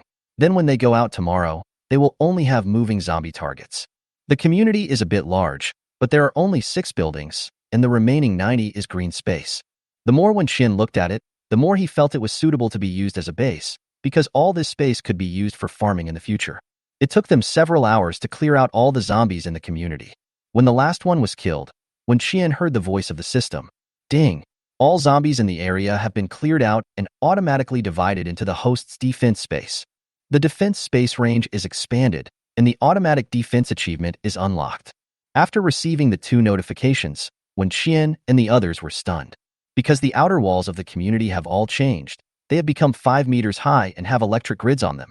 Even the door of the only exit had changed its appearance, becoming a professional explosion-proof grade, just like the door of Wen Qian's house. Wen Qian really didn't expect there would be such a reward. In this way, this community has completely become a base, and it looks very safe. But the system brought her more surprises than that. 1 minute later, the system voice sounded again. 50 people have been detected alive in the defensive space. The basic requirements for establishing a base have been met. The base system is activated. 50 people will automatically become ordinary members of the base, unlocking the base's primary prosperity achievement and rewarding the base's defense system upgrade.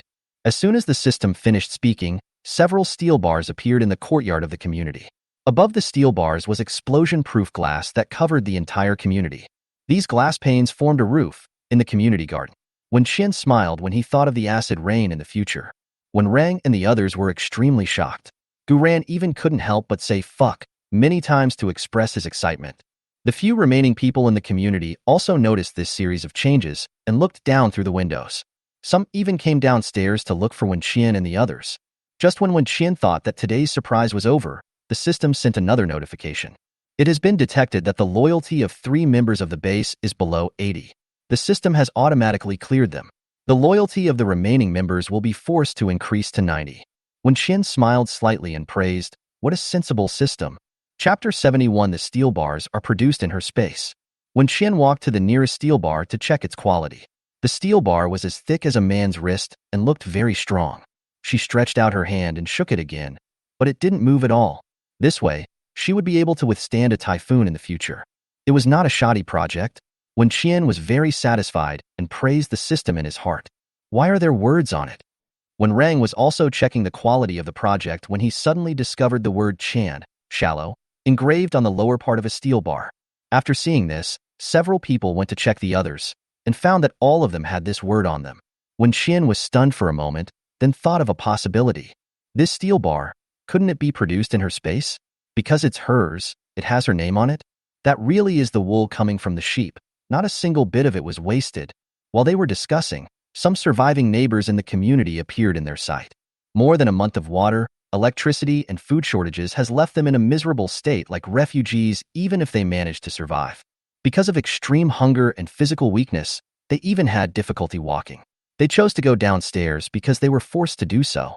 They looked at the zombie corpses on the ground with horror and looked around vigilantly, fearing that more zombies would attack. He walked and stopped like this until he came in front of Wen Qian, and without saying a word, he knelt on the ground.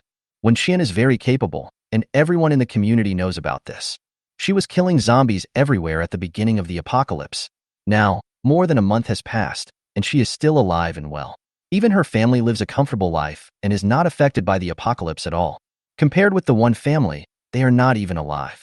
The leading man knelt in front of Wen Qian, kowtowed to her again and again, and spoke in a trembling voice with a tearful tone. Please, save us.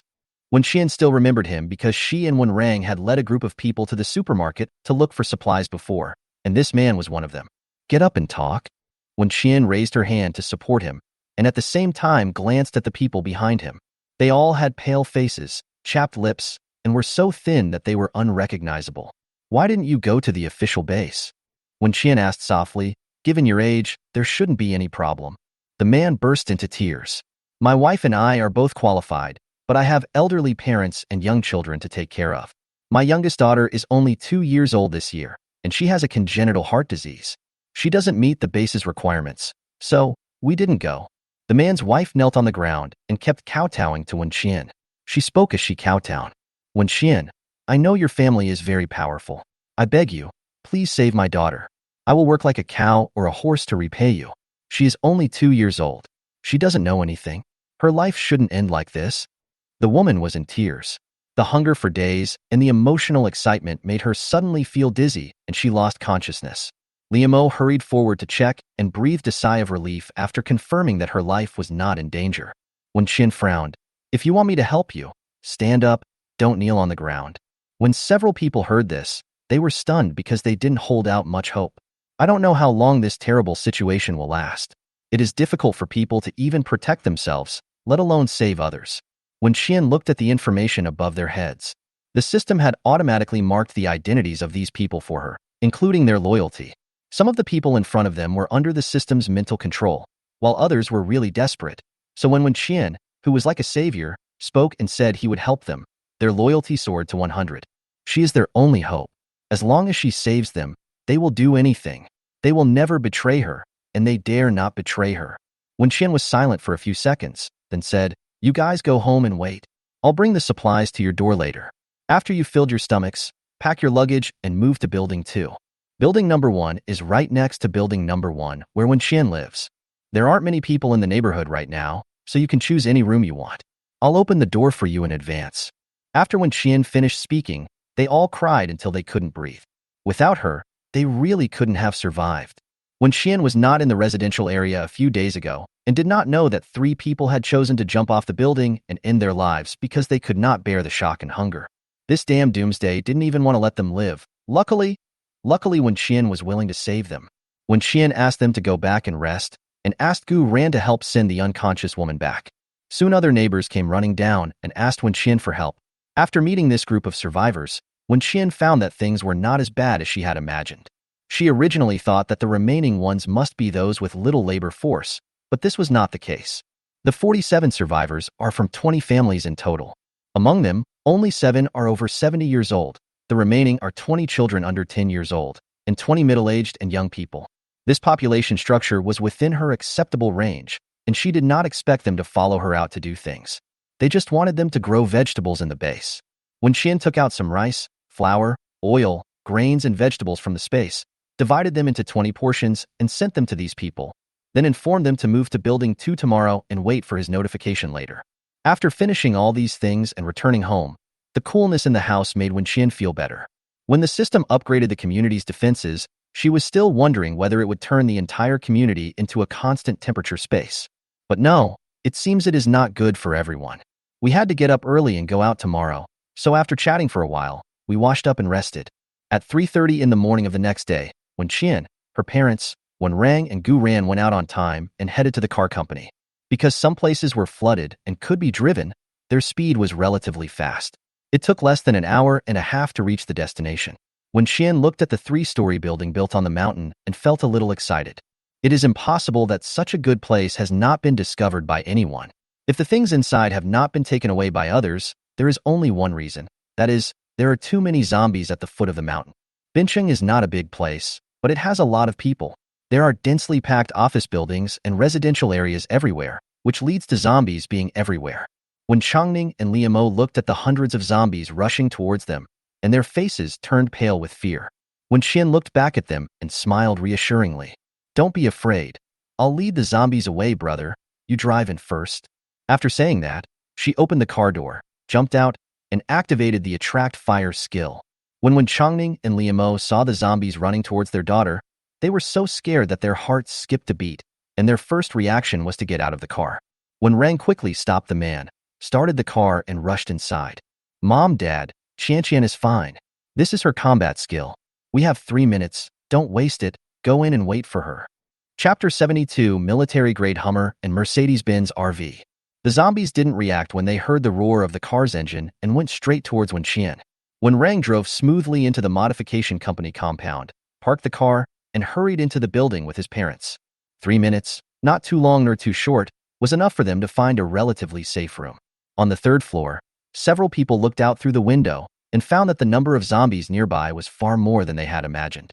When Changning and Liamo had only seen the 100 or 200 zombies in front of them just now, but now, looking at the zombies swarming like ants below, their hearts almost stopped beating, and they hurriedly looked around for Qian.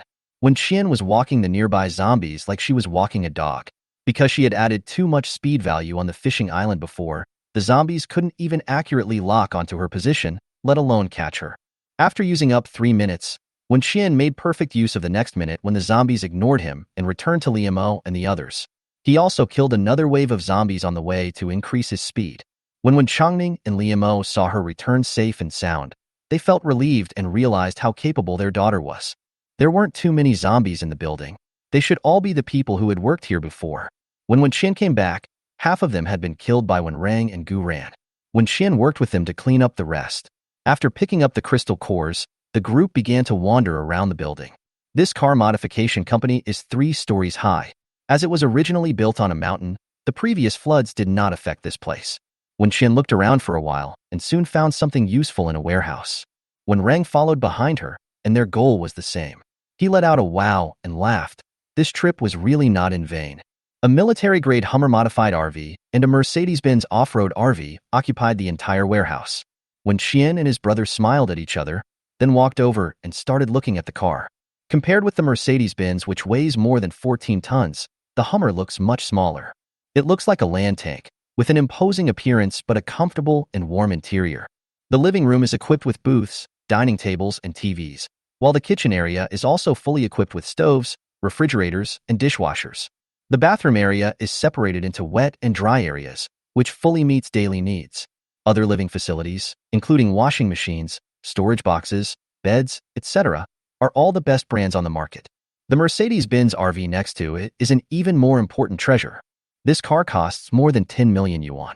One of its wheels is as high as a person's chest, and the car logo is bigger than a person's face. With powerful driving force, 800-ton fuel tank, and 12 1,320-ton solar panels on the roof, the car can escape from difficult situations on ice and snow, deserts, tunnels, and other dangerous roads.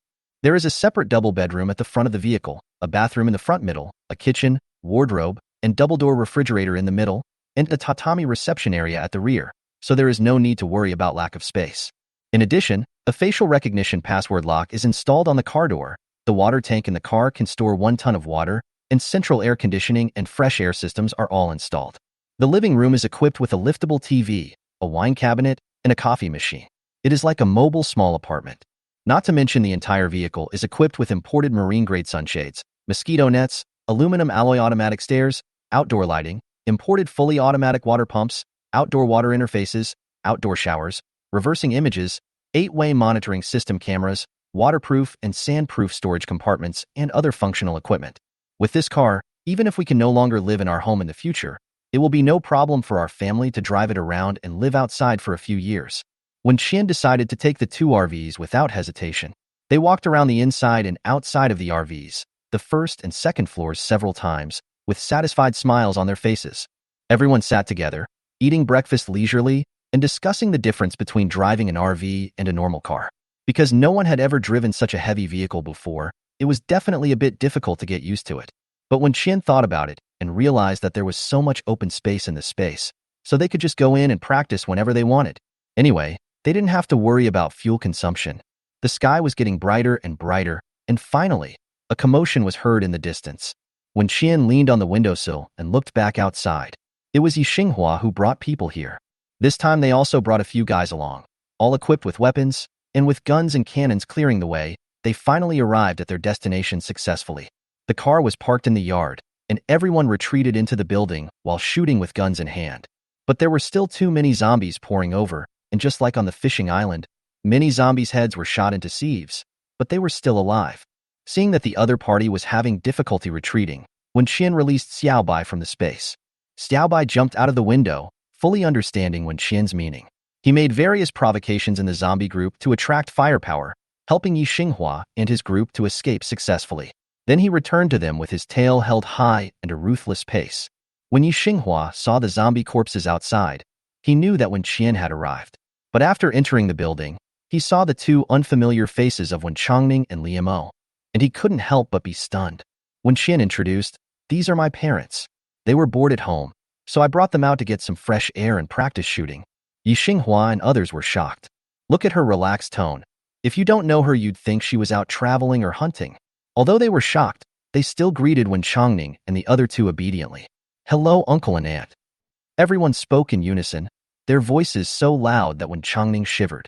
He looked at the people in front of him. They were all about the same age as his son and daughter. The youngest was in their teens, and the oldest was only about 30 years old. He couldn't help but feel a little uncomfortable. It is so hard for them to be children at home and be spoiled by their parents, but now they have to go out and collect supplies to save others.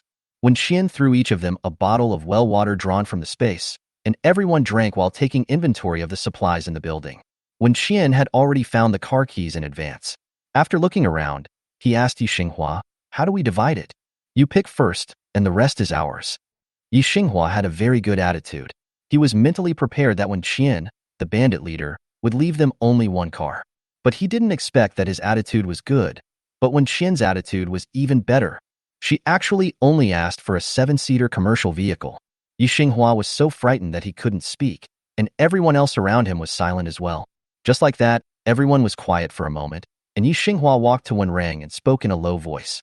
"Is your sister feeling unwell today? If she has a fever, our action plan can be postponed." Wen Rang.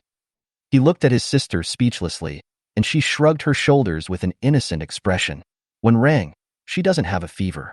She just suddenly feels that you guys are having a hard time and wants to be nicer to you." Yi Xinghua. The female Yama was so kind-hearted that he almost cried. Chapter 73. Meet the little zombie again?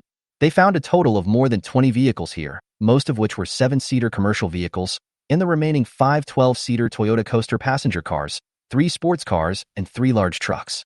When Qian's intuition told him that the 3 sports cars and the large truck should belong to the same group of people, because only the second-generation rich who have too much money to spend would buy such supercars with a starting price of tens of millions. Ferrari, Bugatti, Hennessy, each one is a global limited edition, and the total price is more than 80 million. As for the 3 large trucks, it was obvious that they were sent here for fun.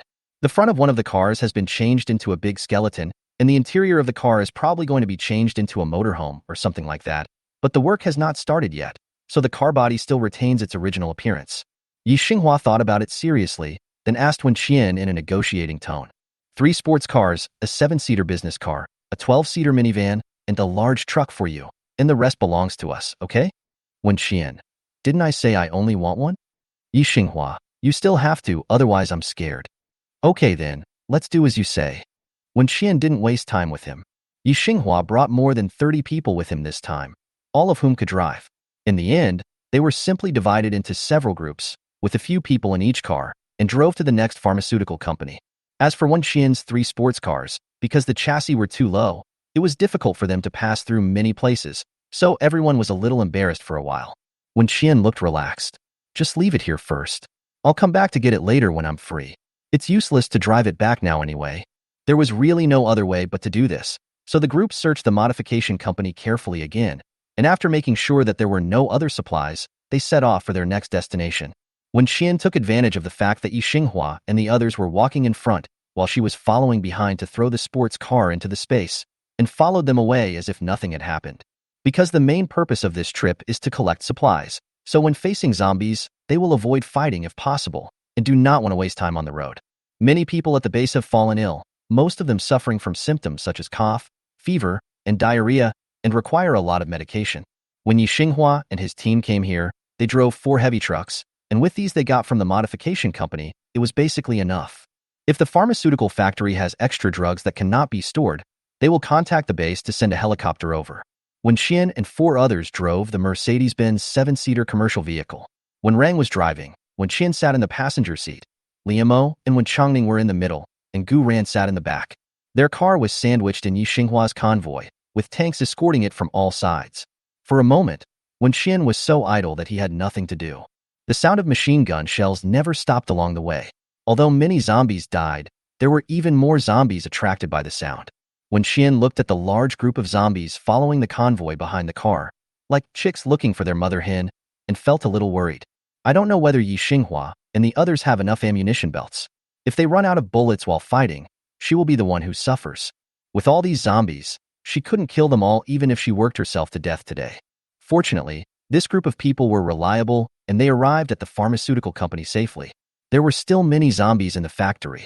Everyone parked their cars and ran into the building. After closing the security door, they began to clear the zombies in the building. Although when Changning and Liamo were out for the first time and couldn't help much, they didn't hold back either. When Qian went to the fishing island a few days ago, they exercised seriously at home every day, so their physical fitness has improved a lot now. They followed the large group throughout the whole process without falling behind. When Qian and the others started killing zombies, they first found a safe room, hid inside, opened a window, and took out their guns to work. With Wen Qian and others guarding outside the door, there is no need to worry about zombies rushing into the house. Under the high temperature, the flesh of the zombies began to rot. Some were even covered with maggots, and some had their stomachs hollowed out with a big hole, but they were still alive. When Changning had watched too many zombie movies before, so now that he was face to face with these ghost creatures, he couldn't help but feel panic and nausea. He and Liamo fought slowly, but because they had been injected with crystal core potion before, they could accurately lock onto the zombies' fatal points. So compared to Yi Xinghua and others who were confused and fighting everywhere, they basically did not waste any bullets. Yi Xinghua and his group soon discovered this and were shocked. But they thought about it again. It made sense. If their parents weren't strong, how could they give birth to a daughter like Wen Qian? They soon calmed down. Liamo was firing a gun and killing zombies when her body suddenly froze. Her ears were always sharp, and she seemed to have heard something in the house. When Changning sensed something was wrong with her and asked nervously, "What's wrong? Are you feeling unwell?" Liamo didn't reply, but slowly turned his head to look behind him. She scanned the room, her eyes finally landing on a row of cabinets. "There's movement in there." Liamo quickly called Wen Qian over and told her about it. Wen Qian frowned and immediately hid the 2 of them behind her, staring at the cabinet. It was a row of low cabinets that adults couldn't fit into at all. When Qian thought of the little zombie she met on the fishing island last time. Could she meet another one? Let me see which naughty kid is playing hide and seek with me again. When Qian's voice was cheerful, she walked to the low cabinet, bent down, and opened the doors one by one. Soon, only the last one was left. The closer you are, the clearer you can hear. When Qian was sure that there was something inside, and she was prepared to be pounced upon by the little zombies. But when she opened the cabinet door and raised her gun, what she saw was a dying little boy. No one knew how long the child had been hiding in there. After seeing Wen Qian, he was so scared that he cried at first. Later, when he found out that she was not a zombie but a human, he went to see her cautiously, trembling all over. Wen Qian noticed that his thin arms were covered with teeth marks. They must have been caused by him biting himself when he was scared in order to avoid shouting. She reached out and carried the person out, and when she turned around, she found that Yi Xinghua and the others had all come into the house. When Rang and Gu Ran entered the house one after another, Yi Xinghua and others thought that something had happened to their uncle and aunt, so they hurried over. The zombies outside the house were howling and banging on the door. When Xian carried the child to the sofa and then found a lot of food packaging bags in the corner, she glanced around the room and belatedly noticed the name tag on the table. This is the office of the chairman of the pharmaceutical company. There is a family photo on the table. The little boy who was smiling happily in the photo was now lying next to her, almost lifeless. When Xian had just seen his parents, who had turned into two cold corpses, lying outside the door of this room. Chapter 74. You Won't Die. They committed suicide. One of the woman's arms had been torn off by zombies, and the man's legs had been gnawed by zombies until the bones were exposed. The two were probably afraid that they would become monsters like them after being infected, so they simply chose to end their lives in this way. When Xian stared at the boy in silence, the boy looked only about 5 or 6 years old. He hadn't eaten proper food for many days, so he was so weak that he could hardly open his eyes. He seemed to sense that he was about to die, so he spoke with great effort and in a very low voice to Wen Xian. "Sister, I'm dying. I'll give it to you to eat." When Xian watched his hand move, then slowly spread out his palm, revealing a chocolate biscuit in it. The temperature was too high and he had been holding the cookie in his hand, so the chocolate on it had melted and turned it into a dirty mess. This was his last ration. He had already taken a bite and was reluctant to eat the rest, fearing that there would be nothing left after he finished it. But now he couldn't eat even if he wanted to. He no longer had the strength to raise his hands to put food into his mouth, and he could hardly even speak. This sister is so beautiful. The little boy thought, she must be hungry too, right? Then give her this cookie, since you are dying soon anyway. Children should be very unfamiliar with death. He didn't understand what death was, but he saw his parents die in front of him. Thinking of his parents' departure, his tears began to fall again. Liamo and others stood aside, their eyes red. Even though they had seen too many deaths and lives, they could not help but be moved when they saw such a scene again. Only Wen Xian's expression remained unchanged. She just looked at the boy silently, at the small piece of cookie in his hand. Just when everyone thought she would remain indifferent, Wen Xian squatted down, took the biscuit and put it in her mouth. She didn't mind the dirtiness. She chewed it slowly to savor its flavor, then touched the boy's head and spoke gently. "Thank you for the gift. You won't die. I will take you home." After swallowing the biscuits, Wen Xian stood up and looked at Liamo, then took out a bottle of well water from the backpack behind him and handed it to her. "Mom, take care of him. I'll be back soon." Then he went to see Gu Ran and Wen Rang. "You guys stay here and guard." After Wen Xian finished speaking, he put on his goggles and mask and walked towards the door. Dozens of zombies gathered outside the door, banging on it non-stop. Just when the door was about to be knocked open, someone unexpectedly opened it from the inside. The zombies instantly lost their balance and rushed forward. Wen Xian kicked them away and walked out with a knife in hand. She activated the skill of attracting fire and led the zombies to the distant hall. When Yi Xinghua and the others saw that the zombies were chasing her, they quickly chased after them. Then they saw her fighting against hundreds of zombies alone. She had cold eyes and a murderous aura as she wandered among the zombies. Dust flew and blood splattered. When Xian looked at these people in front of him who were once human beings, who once had living bodies, who had experienced love and hate, family ties, joys and sorrows, but who have now become monsters like zombies, and her emotions were surging in her heart. Today, no zombie can walk out of here alive. They couldn't find their way home, so she came to help them find their way home. As time passed, more and more bodies fell to the ground. When Wen Xian dealt with the last one, her arms felt a little numb. With blood all over his body, Wen Xian stepped on the pile of corpses with one foot, threw down his tang sword, took off his goggles, and looked back at Yi Xinghua and others who were already exhausted. Although they were in a mess, they were still alive. And just now during the battle, Wen Xian discovered that there were people with special abilities among them. There are two people who should have just awakened combat abilities. When one of them was caught by a zombie and was about to be bitten to death, his body suddenly turned into a ball of water. The water drops scattered on the ground and soon gathered together to form a human shape. This kind of water-based ability was the first time Wen Xian had seen it, and it was quite interesting. There was another person from the plant type who controlled the branches and vines to tie up several waves of zombies, but because his strength was not strong enough, the zombies soon broke free. Wen Xian knew both of them. The one from the water department was Yi Xinghua, and the one from the plant department was Lin Yin, who always liked to call her goddess. Wen Xian felt a little itchy and walked over to poach people. Is Imo Han usually nice to you guys? She suddenly asked this, and Yi Xinghua and the others were stunned. Before they could react and answer, they heard Wen Qian say it again. Why don't you come to my place? I promise you'll have 3 dishes and 1 soup with meat for every meal, and the single dormitory will be warm in winter and cool in summer. Yi Xinghua, are you trying to poach us now? Yeah, isn't it obvious enough? If I wasn't afraid that Imo Han would come after me, I would have thrown a bucket of dirty water on him, said a lot of bad things about him, and then brainwashed you. But by the way, when did you awaken your superpowers? Wen Qian knew that they would never agree, so she simply changed the subject and tried to get some information. Yi Xinghua and Lin Yan looked at each other and knew that they couldn't keep this secret. They were all life-saving skills that would be used sooner or later, so they replied happily. Yi Xinghua, it just happened suddenly in the last 2 days.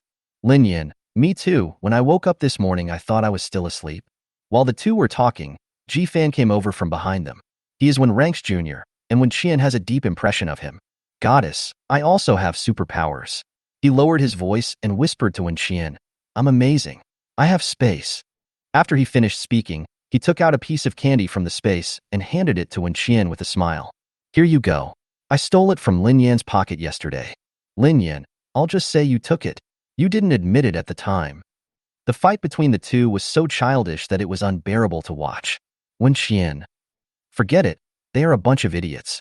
If I dig them over, I will have to worry about them. It's better not to come. However, Wen Qian didn't expect that they were so defenseless towards her and actually told her everything. She sighed and asked everyone to go to the warehouse and workshop to find medicine. The pharmaceutical company was not particularly large, but it still found several thousand boxes of medicines. Wen Qian didn't cheat them this time. She already had a large amount of medicine in her space, enough, so she asked for some that she didn't have. The children who survived in the community all had congenital diseases, some had heart disease, and some had asthma. She had not stockpiled these medicines before, so she mainly wanted these this time. After everyone distributed the medicine, they looked outside the building. The zombies inside have been cleared out, but there are still many outside. So Wen Qian and Yi Xinghua went out first and drove 2 cars into the warehouse, while the others provided fire support. After the 2 cars were full, they would bring in other vehicles. This was done again and again, and finally all the medicines were moved into the car, completed the mission, and prepared to go home. Wen Qian was not traveling with them and did not ask them to escort her. She watched them get in the car and leave, then looked dimly toward a factory building a few dozen meters away. For some reason, she suddenly had a feeling that something was staring at her. Chapter 75 Zombies. Help! Stai was at Wen Qian's feet and seemed to have noticed something strange over there. Its back was arched and its fur was standing on end. It kept growling warnings from its throat, and its claws and teeth were exposed, ready to attack at any time. Wen Qian bit her lip. After seeing the door of the factory slowly open and the zombies in the yard fleeing in panic, she clenched the knife in her hand tightly. A 3-meter-tall figure slowly walked into Wen Qian's sight from the factory. Just like the little zombie I met on the fishing island last time, its skin was as white as a piece of paper and had no blood at all. But unlike that little zombie, it has a broad frame, a strong body, and 2 heads on a neck. Walking from the dim light into the sunshine, it looked straight in the direction of Wen Qian, eating the live mouse in its hand while walking towards her. The 2 people's eyes met in the air, and Wen Qian clearly saw it grinning, as if it had not met such a satisfactory prey in a long time. Wen Qian frowned, feeling that it was more difficult to deal with than the last little zombie, both in strength and size. But it has only been a month and a half since the end of the world. Why are there so many high-level zombies? She didn't even dare to call this kind of thing special because it was too common. Wen Qian's mind went blank for a moment, and she subconsciously wanted to pull out her gun and kill it. But after finding that there were no fatal spots on its heads, she turned around and ran quickly towards the room where Wen Rang and others were. She returned to them as quickly as possible. Several people had heard the noise outside and were leaning against the window to look out. After seeing the giant zombie, they were all shocked. Wen Qian didn't even have time to say a word before reaching out and throwing them into space. The little boy was not a member of the system, so the reminder was triggered again. Detected a wounded person with 0 attack power. Do you need permission to bring the wounded person into the space for treatment? The wounded person is still conscious, and his memory of the space will be automatically erased after leaving the space. Wen Qian agreed without hesitation. After sending him into the space, she heard a loud noise. It was the zombies who kicked down the heavy security door at the entrance. Wen Qian took a deep breath and turned to look out the window. The low-level zombies outside had already hidden far away. When Qian smashed the glass with a punch, turned over, and jumped out. The space in the building is narrow, and it's hard to make full use of it. It's more convenient to be outside. The zombies were already outside the room where she had just been.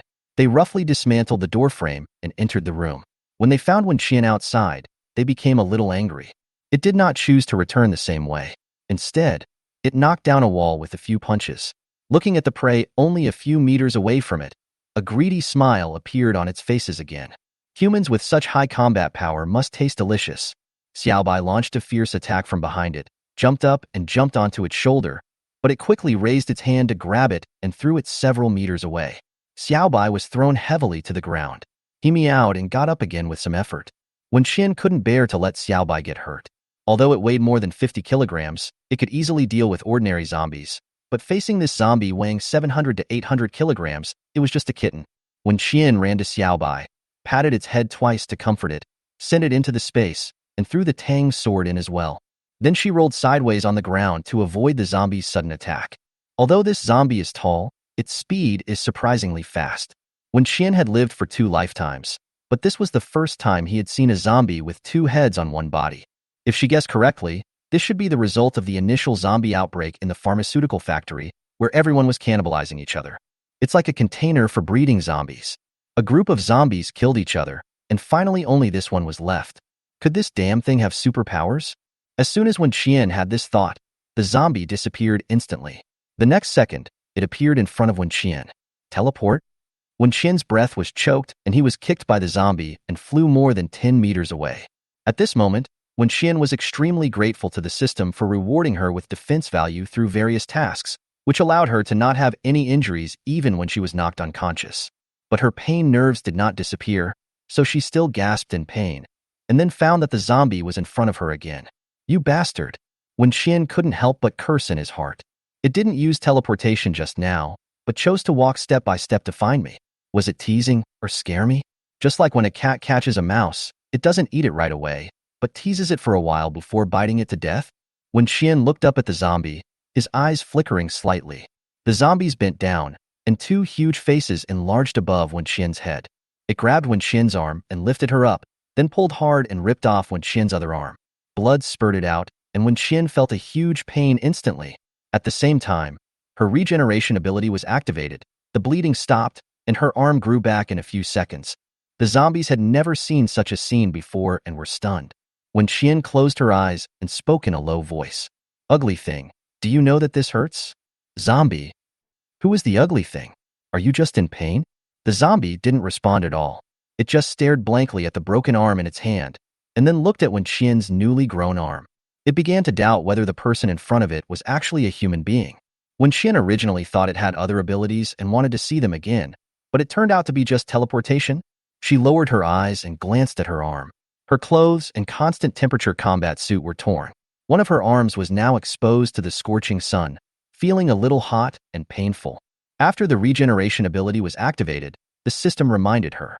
Each time this ability is activated, defense is increased by 100 and strength is increased by 100. This was earned with her life, and it must also feel the pain she endured for it. A dagger appeared in Wen Qian's hand, and she took advantage of the zombie's confusion to stab it into one of its eyes. The zombie was caught off guard because she had no weapons in her hands. It roared in pain and subconsciously let go to cover its eyes. Wen Qian fell from a few meters away and landed steadily and flexibly. The zombie's other head stared at Wen Qian fiercely. Wen Qian tilted her head and smiled at it, but the smile was fleeting. At the same time, the Tang sword appeared in her hand again. She rushed towards the zombie as fast as lightning and chopped off its legs with her knife. The zombie tilted its body and fell to the ground with a loud bang, leaving a large hole. Wen Qian was even shocked so much that he jumped up slightly. She held the knife, took 2 steps forward, and looked down at the ugly thing lying on the ground. I'm a reasonable person. You just broke my arm, so I'll cut you into pieces. That'll make it even. What do you think? Zombie. Help. Chapter 76. Please don't be angry, okay? The zombie's turbid eyes were filled with fear, and it activated teleportation again and disappeared on the spot. Wen Qian smiled slightly and accurately locked onto the location where it appeared. As she expected, even teleportation has a range limit, and its range is limited to within 10 meters. Moreover, activating superpowers is very physically demanding, so after just a few times, coupled with Wen Qian's constant pursuit and cutting off its arms and legs, it became tired and had no strength to run. Wen Qian just said that he wanted to cut it into 8 pieces, so there would only be more, not less. With an expressionless face, she tortured and killed the zombie that had tried to eat her not long ago. Its howling scared the lower-level zombies around it so much that they dared not approach it at all. Wen Qian released Xiaobai from the space again. As soon as Xiaobai came out, he saw corpses all over the ground. After calling out to Wen Qian, he turned around and started eating his meal. Wen Qian fell into deep thought as he looked at the zombie, which was still alive but had only its upper body and head left. There are 2 heads, so there must be 2 crystal cores, right? Wen Qian's eyes were filled with excitement when he thought of this. The zombies saw this and regretted their impulsiveness. In fact, it had already had a big meal in the morning and ate up another team that came to the pharmaceutical factory to collect supplies. Because it was not hungry, it did not appear when Yi Xinghua and others came. Later, after feeling Wen Qian's powerful fighting power, it wanted to eat her. But now, it has become the one being eaten. Wen Qian chopped off its 2 heads one after another, and the excitement in his eyes gradually disappeared, leaving only boredom. Pooh. It's useless to have 2 heads. There is only 1 crystal core. What a waste of resources. Wen Qian had unlocked an achievement reward when he was killing zombies in the building. For all bound members in the system, every time they killed a zombie, the crystal core would be automatically stored in the space, so they would no longer have to waste time picking them up one by one. After putting the crystal core in her pocket, Wen Qian released Wen Rang and the others from the space. Everyone breathed a sigh of relief when they saw that she was safe. When Changning and Liamo circled around her, checking her from head to toe for any injuries, their faces covered in tear marks. Gu Ran stared at the zombie body parts on the ground in a daze, while Wen Rang looked at the broken arm on the ground in the distance, with a dark face and no words. Wen Qian put the car and medicine in the building into the space, and then several people drove home in one car. It was Wan who gave way to the car. Wen Qian felt that he was angry and probably guessed the reason, so he didn't dare to say anything. When he returned safely to the gate of the community, Wen Qian discovered that the appearance of the community had also changed. The system marked the community as her base space yesterday and upgraded the whole space. The wall material changed, and the quality was comparable to that of a turret, and even cannons and tanks could not knock it down. Wen Qian and his friends went out too early in the morning, and it was still dark, so they didn't notice the difference outside the community. Now, she saw that the name of the community originally engraved on the outer wall of the community had disappeared, and the entrance to the underground garage was sealed, and she once again marveled at the invincibility of the system. The entire community, apart from a main gate, has only one entrance, which is the underground garage. Now that this place is sealed off, the underground garage is safe. The garage in their community has 3 underground floors, and each unit can access the garage through the elevator and stairs in the building. This was originally an emergency air raid shelter in the city with a huge space. In this way, children in the community can play in the garage in the future without having to worry about the noise of their play attracting the attention of zombies. Wen Qian was very satisfied. After several people got off the car, Wen Qian threw the car into the space. The gate of the base opened automatically. They fought off the zombies, walked into the gate, and returned home smoothly. After closing the door, Wen Qian saw Wen Rang rush into the room without saying a word to her. She first helped Liamo settle the little boy down, then walked to Wen Rang's door and knocked carefully. Wen Rang rarely gets angry with her. It has been like this since he was a child. Basically, he agrees with everything she says. After he went to college, he started working part-time and transferred the money he earned to her. After she went to college, he even sent her money once a month, even though he knew that her parents would give her living expenses. So Wen Qian was always fearless in front of him. But she was also afraid that he would get angry, because she knew that her brother was very scary when he got angry. There was no response from the room. Wen Qian leaned against the door and listened. After hearing the sound of the TV inside, he said, "Brother, I'm coming in." She pushed open the door and saw Wen Rang sitting on the floor playing games. He was a killer in the game, but outside the game he had a look of despair on his face. When Wen Qian came in, he didn't even look at her. Wen Qian suddenly felt a little nervous. She moved closer to Wen Rang and gently tugged at the corner of his clothes. "Brother, please don't be angry, okay?" Wen Rang said nothing. "I know I was wrong." Wen Rang paused for a moment as he pressed the key. "Really? I promise. I won't throw you into space next time." Wen Rang threw down the game controller and turned to look at her. His eyes were bloodshot, and he was very emotional. "What do you know? You know nothing. You are always like this. Every time you see danger, you rush to the front alone. Tears welled up in Wenrang's eyes, and he looked at the girl in front of him seriously. Besides the doctors and nurses, he was the first person to hold her after she was born. After she started learning to speak, the first word she called was also brother. She never knew how much she meant to him. When Qian, I can die, but you can't. I can accept my own death, but I can't accept your leaving. Do you understand? When Qian was slightly stunned, and in the blink of an eye, tears began to fall. Wenrang panicked when he saw her crying. Don't cry. I didn't hit you. Why are you crying? The warm tears made Wenqian feel unfamiliar, as she hadn't cried for a long, long time. She raised her hand and wiped her face roughly, then smiled at Wenrang. Brother, I won't let you die. In her previous life, everyone died to protect her. This time, she would never let that happen again. Let's become stronger together. I won't throw you into space so easily anymore, so don't be angry, okay? I'm scared if you ignore me. Wenqian tugged at the corner of Wenrang's clothes. Seeing his pitiful look, Wenrang sighed heavily. He lowered his eyes to look at her blood-stained body and cursed, Go back to your room and change your clothes. Come over and play games with me later. Good. Wenqian's eyes lit up, and he immediately stood up and left. Wenrang watched her go out. He spread out his hands and then clenched his fists. He has been feeling unwell for the past 2 days, but he can't tell where he is feeling unwell.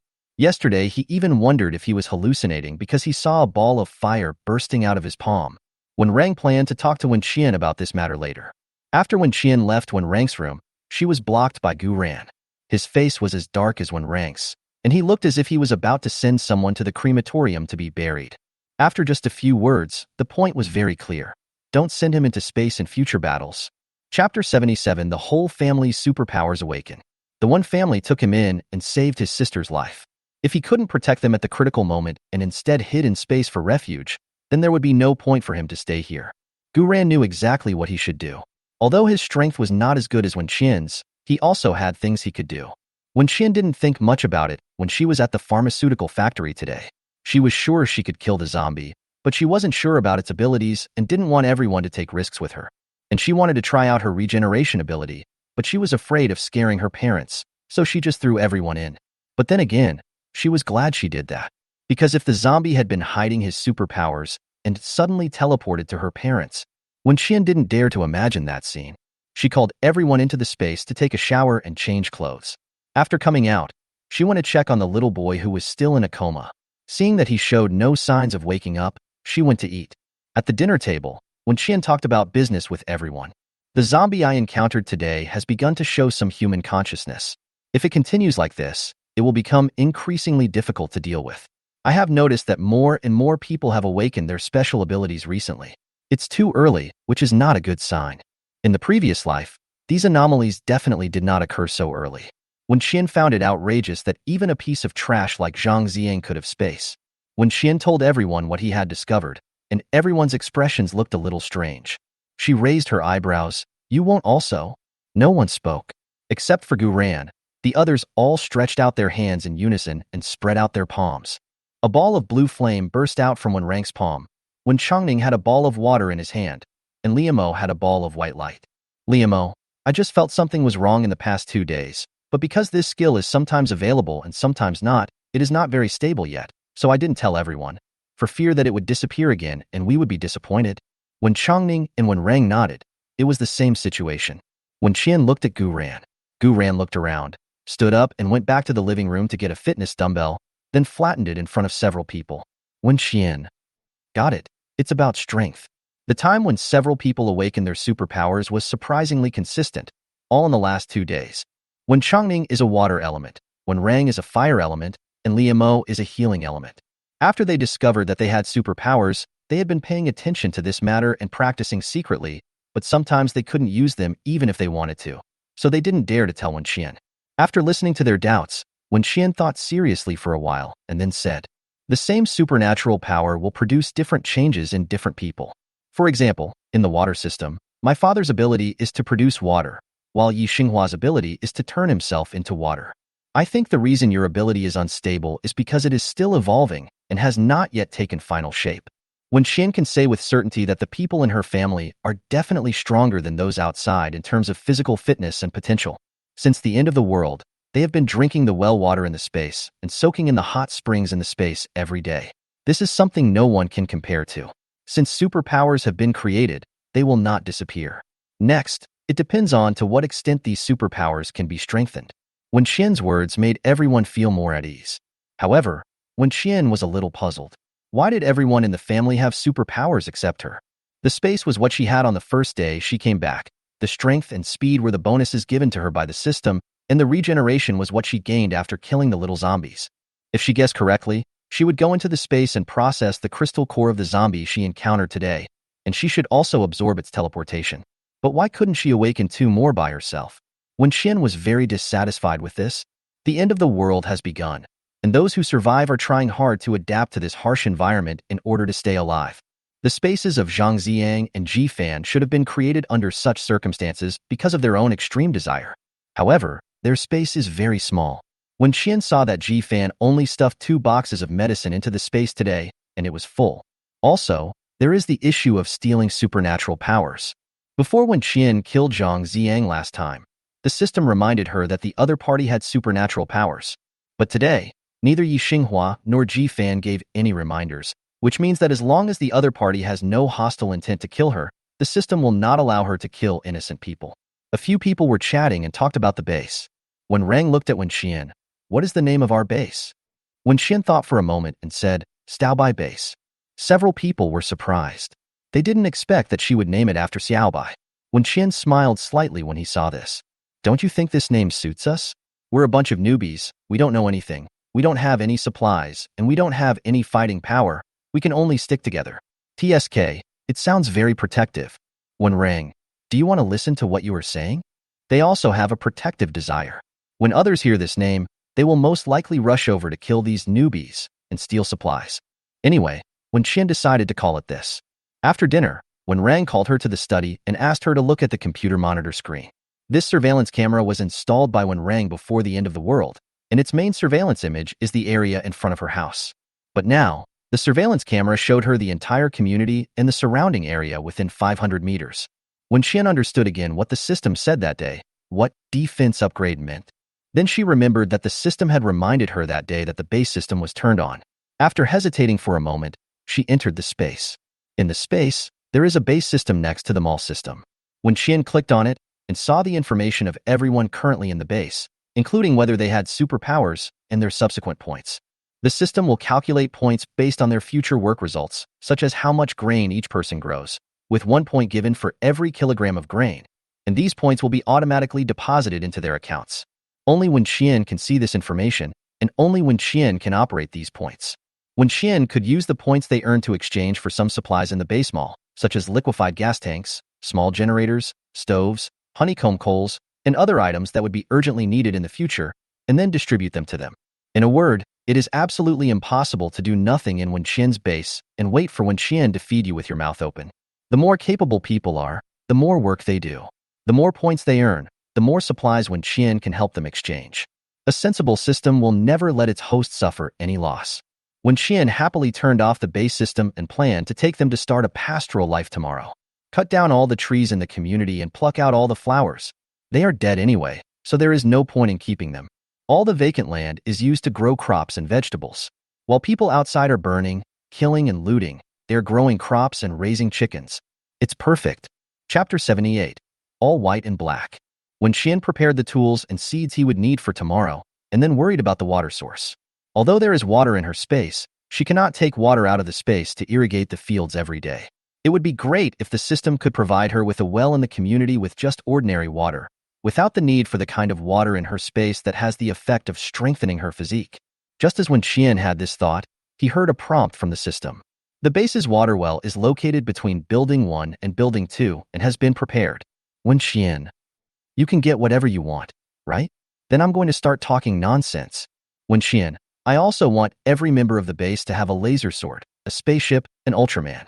The system's silence was deafening. When Qian felt that if it could show up, it would definitely give her 4 words. You want nothing. When Qian smiled, turned around, and went into the villa to process the crystal core she brought back today. All the crystal cores were placed in the medical room by the system, including her processor. When Qian went upstairs and saw that the crystal cores were neatly placed in boxes and classified by level. She found the crystal core of the two zombies and saw the words marked on it. Level 2. Level 2? The crystal core levels range from level 5 to level 1 and then to special level, with level 5 being the lowest and special level being the highest. Last time, the crystal core of the little zombie was marked as special grade, but this time, the one with stronger combat power than the little zombie was marked as level 2. It can be seen that the level of zombies changes according to the mutation situation. The current special level may be reduced to level 5 in a year. When Qian frowned and threw all the crystal cores into the processor, then went out to clean the chicken coop, cow sheet, etc., to avoid having to clean them when her father came in. When I came back from taking a shower, the processor had finished working. This time it was not an injection, but an oral medication like a capsule. It seems that the system is also aware of how much of a waste of resources injections are. It is not appropriate for each person to need a needle and get an injection every time. When Qian lowered his head to check the information displayed on the screen, which contained the rules for crystal nucleus synthesis. Level 5 crystal cores are synthesized into a capsule medicine. Effect: enhances the ability of the player, increasing the strength by 3. Level 4 crystal cores are synthesized into a capsule medicine. Effect: enhances the power of the character, increasing the strength by 5. A third level crystal core is synthesized into a capsule medicine. Effect: enhances the power of the person, increasing the strength by 10. Second level crystal cores synthesize 5 capsule medicines. Effect: enhance the power of the player, increase the strength by 20. Level 1 crystal cores synthesize 10 capsules of medicine. Effect: enhances the power of the person, increases strength by 40. Increases lifespan by 2 years. Special crystal cores can be synthesized into 10 capsules. Effect: enhances the power of the person, increases the strength by 50, adds other skills, and increases the lifespan by 5 years. In addition, all levels of crystal cores can greatly improve physical fitness, but the effect varies from person to person. Most of the crystal cores when Qian brought back this time were level 5 crystal cores. She now had 20 level 5 medicines, 20 level 4 medicines, 30 level 3 medicines, and 5 level 2 medicines.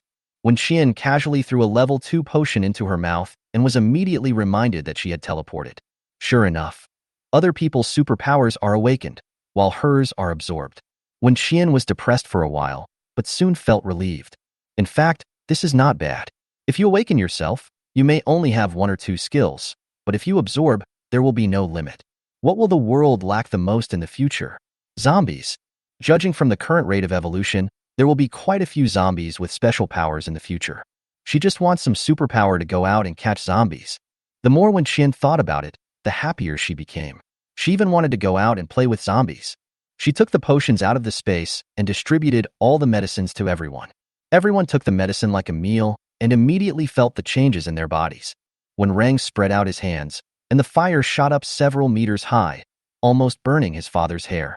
When Changning was so frightened that he immediately let out a pee. After a commotion, the living room was in a mess. Liamo looked at the father and son expressionlessly. They immediately tidied up the house with their tails between their legs, not daring to make a sound. When Qian watched the fun with a smile and returned to her room, she lay on the bed and read comics for a while, then turned her head to look at the satellite phone on the bedside, wanting to find Imo Han for some news. There must be a lot of people with special abilities at the benching base. Now that they have discovered the function of crystal cores, they will definitely collect a large number of them. When Qian hesitated for a moment, then picked up the phone and dialed the number. The phone rang twice before I picked it up. Imo Han's voice came from the receiver. What's wrong? I want to ask about the crystal core. Didn't you say before that the harmless part of the crystal core can be extracted and injected into the body? So how is your research going? Has the extraction been successful? I'm in a meeting. I'll call you in 10 minutes. Okay. When Qian hung up the phone and frowned slightly. This guy is quite busy. Is he really in a meeting? Or is he finding a reason to turn me down? He wouldn't have meetings every day, would he? Is it appropriate for him to sit in the base and hold meetings when there is chaos outside? He has never been seen leading a team to carry out missions. Look at others and look at himself. They are both the top leaders of the base, so why is there such a big gap? When Qian sat cross-legged on the bed, cursing for 10 minutes, and then received a call from Imo Han. The experimental team is still conducting research. It is difficult to extract 100% of the harmless part. The experimental results can only reach 30% at most. When Qian, then you guys are quite slow. When Qian said, oh, but didn't show off. Imo Han, what else do you want to know? Today I saw Yi Xinghua, Lin Yin, and Ji Fan all awaken their superpowers. You should have a lot of people with superpowers, right? They have awakened in recent days, but their numbers are not large overall. Including residents, there are only about a dozen in the entire base right now. There are nearly 300,000 people, but only a dozen awakened. That is not a lot. But whether it will increase significantly in the future is uncertain. Imohan seemed to guess what she was thinking. If you don't awaken within the first 3 months of the apocalypse, it will be difficult in the future. When Qian was surprised, why do you say that? Survival of the fittest. The gap in strength will only grow larger in the future. All those chosen by the apocalypse are in the first echelon, and only this group of people will have superpowers. It was the first time that when Qian heard such a statement. Was she chosen by the apocalypse? Then what kind of person is she, being chosen to come back and challenge the apocalypse? When Qian laughed at herself, thought about it, and told him about her base building. By the way, I have set up a base, so you must be careful with your words in the future. Don't accidentally reveal any secrets that cannot be told, and then blame me for stealing the secrets later. Imohan was silent for 2 seconds, then asked, "What's the name of the base?" Little White Base. All white and black? When Qian didn't expect that he was quite understanding, so she denied hypocritically, No, literally, they are all Xiaobai. There was a light laugh in her ear, but Imohan didn't expose her. He just said, "Okay, if you need anything in the future, let me know and I'll help you find supplies." Chapter 79 Mind Reading is fake. When Qian thought he was just being polite, so she also politely said, "Thank you. I hope we can continue to have a pleasant cooperation in the future." After getting the useful information, she didn't want to have awkward conversation with him anymore. But when she was about to say goodbye, she heard Imohan ask her, "Are you free next Friday?" When Qian, "In this last days, we don't have to go to work or school, so when will we have free time?" When Qian, "Yes. Have you found any new supply points? Where is the specific location? I'll go over and wait for Yi Xinghua and the others. I have something to talk to you about. If you have time, I'll take you somewhere. Then I won't go." When Qian didn't even ask where it was and refused directly. The other party seemed to have never been rejected before and fell into deep thought. After a while, he spoke again. Why? That's a good question." When Qian smiled, "You really have no idea at all? With his crappy mind-reading ability, who would be willing to stay with him if they knew about it?" Imohan went over all the details of his last meeting with Wen Qian, but couldn't figure out what he had done to offend her. Finally, when Qian asked him, "Does your mind-reading ability allow you to hear everyone's thoughts at the same time? You must be very busy at the base every day. Do you get enough sleep? There are 200,000 or 300,000 people here. Your ears must be very tired." He felt like he was shooting himself in the foot. He closed his eyes and leaned back in his chair, holding the phone in one hand and pressing his brow with the other. If I tell her now that mind reading is fake, she will definitely not believe it, and there is no way to explain it. Imohan sighed in self-abandonment and replied, "I can't hear others. I can only hear you. This is impossible." When Qian was confused. Why? Is she so unlucky? We haven't seen it. When Qian was halfway through her words when she recalled the familiar feeling that suddenly came over her that day at the base, and she swallowed the last 2 words back. Imohan, nothing? Fine. Imohan, it's only for you in special circumstances, not all the time. When Qian was half believing and half doubting, then when does this special situation refer to? When I want to listen. When Qian gritted his teeth, "Do you mind if I swear? I don't really want to hear it." Then there's nothing more to say. Bye. When Qian hung up the phone directly. What a fucking special situation. How is this special? When Qian took a deep breath, rolled her eyes, and threw the phone back on the bedside table. She was not sure how much of Imohan's words were true and how much were false, so the only way was to stay away from him as much as possible. Even the most powerful mind-reading skills have to have a distance limit, right? She didn't believe that he could hear what she was thinking when they were in different places. Imohan glanced at the 2 invitations on the table, sighed, and deeply regretted what he had said to her about mind-reading. Imohan was not in a good mood. So when Yi Xinghua knocked on the door and came in to report something, his first reaction was, is he coming at a bad time? When Qian threw down her phone and heard her brother knocking on the door, saying that the little boy had woken up. The bedroom door was always open, but they didn't hear any movement. Finally, Gu Wanwan lay down at the door and looked inside, only to find that the little brother was missing. She finally found him in the closet. After Liamo carried him out, his eyes were full of tears. It was obvious that he was too frightened and had not yet recovered. When Qian passed by, he was curled up in the quilt, like a shivering puppy after being drenched in the rain. She lifted a corner of the quilt and looked at him. When he saw her, his nervous expression changed a little. Don't be afraid, you are safe now, this is my home. When Qian reached out and poked his cheek and asked, "What's your name?" The boy was quiet for a while, then answered in a low voice, "Fu Yuan." When Qian looked at him thoughtfully, didn't ask anything else, and brought him some food. Liamo and Gu Wanwan stayed to have dinner with him. After the others left the room, when Qian spoke in a low voice, "This little guy has superpowers." In fact, when Qian had felt it when he was at the pharmaceutical factory, he was the only survivor in such a large place. Even if his parents tried their best to protect him, it would be impossible. Soft and fragrant little one. How could the zombies let go? The smell of it would make you drool, right? But looking at the little guy's current condition, there's nothing I can get out of him. Let's wait and see. When Qian returned to her room and continued to act like Gu Yu, watching Country Love until 1 in the morning, then yawned and went asleep. In the dream, she beat up Xie Guangquan and hung him on the wall of the base to catch zombies. The zombies below saw him like fish seeing bait, and the scene was extremely comfortable. When Qian slept until dawn, after waking up, he had breakfast first, and then used the intercom to notify the people living in Building 2 to gather downstairs. Building No is designed with 2 elevators and 4 households, and the remaining 20 households occupy just 5 floors. In the past 2 days, they have filled their stomachs, no longer have to worry about the zombies downstairs and in the corridors, and have had enough rest, so they all seem to be in much better mental state now. When Qian saw them downstairs, he got straight to the point. From now on, you will all be members of the base. You all know that there is no free lunch in the world, and I have no obligation to save you or raise you. So here, if I find someone who has different intentions, I will kill him. If someone is sneaky and cunning, I will kick him out. Although there is systematic and powerful mental monitoring, Qian is still used to saying ugly things up front. Today's task is to clear all the trees and flowers in the community, and then plant grains and vegetables. The water source is between Building 1 and Building 2, and you can also get your daily water from here. Everyone listened to Qian's speech carefully, then turned to look at the well, stunned. Their community is built on a mountain. Although the mountain is not too high, there is an underground garage downstairs. How did she dig this well? Everyone was stunned for a while, and silently digested this matter. It's the end of the world, there are even zombies. What is there to be unacceptable? Qian is the god sent by God to save them. They just need to listen to what the god says and don't worry about anything else. When Qian looked at the children snuggling next to the adults, they were like a group of little quails, with panic in their eyes. They looked around from time to time, fearing that more terrible zombies would run out. These children all have congenital diseases and have been unable to run and play vigorously since childhood. They are much quieter than normal children.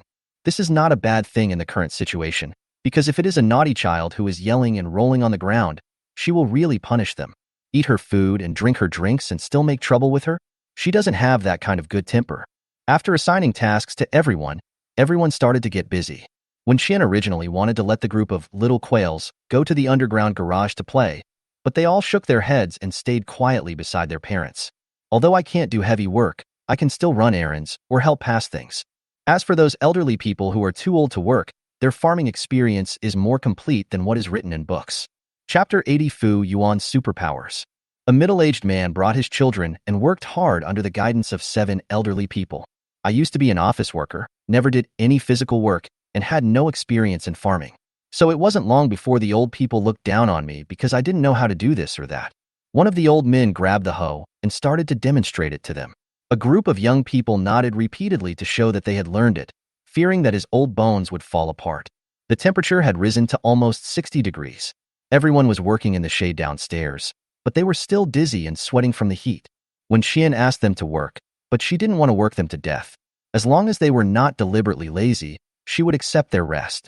We worked from dawn to dusk and ate lunch and dinner together downstairs. Steamed buns, pickled vegetables, and boiled water, things that I used to despise, now seem sweet to me. They seriously felt the feeling of being alive, especially the older ones, whose eyes were filled with tears without them realizing it. It was getting dark, but the temperature was dropping.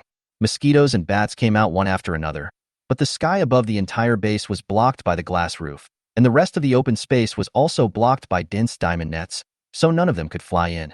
There were solar street lights in the yard, and everyone continued to work by the light.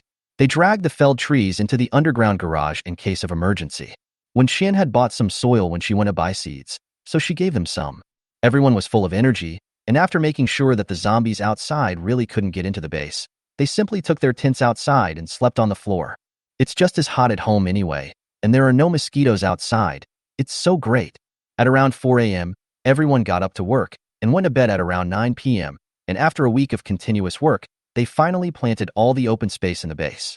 Looking at the achievements in the yard, everyone was full of pride. After fetching water from the well and going home to wash and change clothes, they used the intercom to contact Wen Xian and asked if there was anything else they could do. Wen Xian didn't have any plans for the time being, so he asked them to exercise, running 5 kilometers every day and increasing it to 10 kilometers after a week. Everyone obeyed, so the next morning, Wen Xian saw a group of people running in circles in the community downstairs, young and old, fast and slow. The base system showed that there were 47 residents, and there were actually 47 people downstairs. For the elderly who are in poor health, if they can't run, just walk. If they can't walk, just rest for a while before continuing. After looking for a while, Wen Xian turned to look at the door of Fu Yuan's room. He appeared there at some point and was stretching his head to peek at her cautiously. He hadn't left his room for a week and hadn't spoken more than 10 sentences. She hooked her finger at him, but she didn't expect that the little guy hesitated for a while and then really ran to her side. Sister. Fu Yuan spoke softly and looked up at him. Good boy. Wen Xian touched his head. Is the room comfortable? If you don't like it, you can choose another one. That's good. After Fu Yuan finished speaking, he turned his head and looked behind him. When he didn't see Gu Wanwan, he asked in a low voice, were Wanwan's parents also eaten by the monster? Wen Xian. She wanted to say yes, but was afraid that the child would blurt it out. After all, Gu Wanwan is only 3 years old, so it's better to keep it a secret for a while. Wen Xian, no, her parents work far away, so they can't come back for the time being. Fu Yuan seemed relieved and was happy for Gu Wanwan. It's okay if there is no one, as long as there is mom and dad.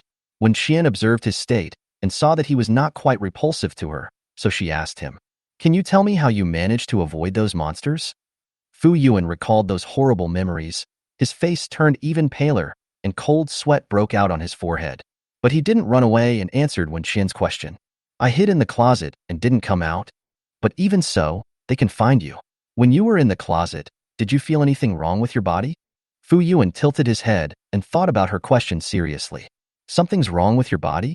He thought for a while, then looked at Wen Xian again and asked, is that so? Wen Xian opened her eyes slightly, because she saw an almost transparent barrier appearing around Fu Yuan, enveloping him. Wen Xian reached out and touched it, but felt nothing. She asked, can I come in here too? As soon as Wen Xian finished speaking, the pale white light began to expand, protecting her as well. Wen Xian nodded thoughtfully. It seemed that this was it. As long as they are within this barrier, the zombies cannot sense the presence of humans. But Fu Yuan is still young, and his ability to control his supernatural powers is not strong. So the maximum capacity of this barrier is probably only 2 people. Thinking of this, Wen Xian called Gu Wanwan out to do the experiment. As expected, no matter how hard Fu Yuan tried, no third person could enter the barrier. Wen Xian smiled with satisfaction and asked them to go back to the house to play. Unexpectedly, Fu Yuan did not leave. He stood there and asked her, Sister, can you teach me how to kill monsters? Although he was still afraid and trembling when he thought of those disgusting monsters, he still wanted to kill them. Wen Xian was slightly startled and listened to what he said again. Can you take me with you next time you go out? I'll hide well and won't cause you any trouble. Wen Xian smiled, not next time, but I promise I will take you out. You stay at home during this time and take Wanwan and the kids downstairs to exercise together. I will teach you a few moves later. When you are ready, I will take you out. How about it? Okay, I will study hard. Fu Yuan had a tough look on his face. He turned around and ran back to his room, closed the door, and stayed alone again. Wen Xian had been staying at home for a week and decided to go out and find some zombies to play with today. While others have not yet extracted the harmless part of the crystal core, she must first increase the strength of her own and her family's superpowers. If you are lucky, you might even encounter level 1 and level 3 zombies.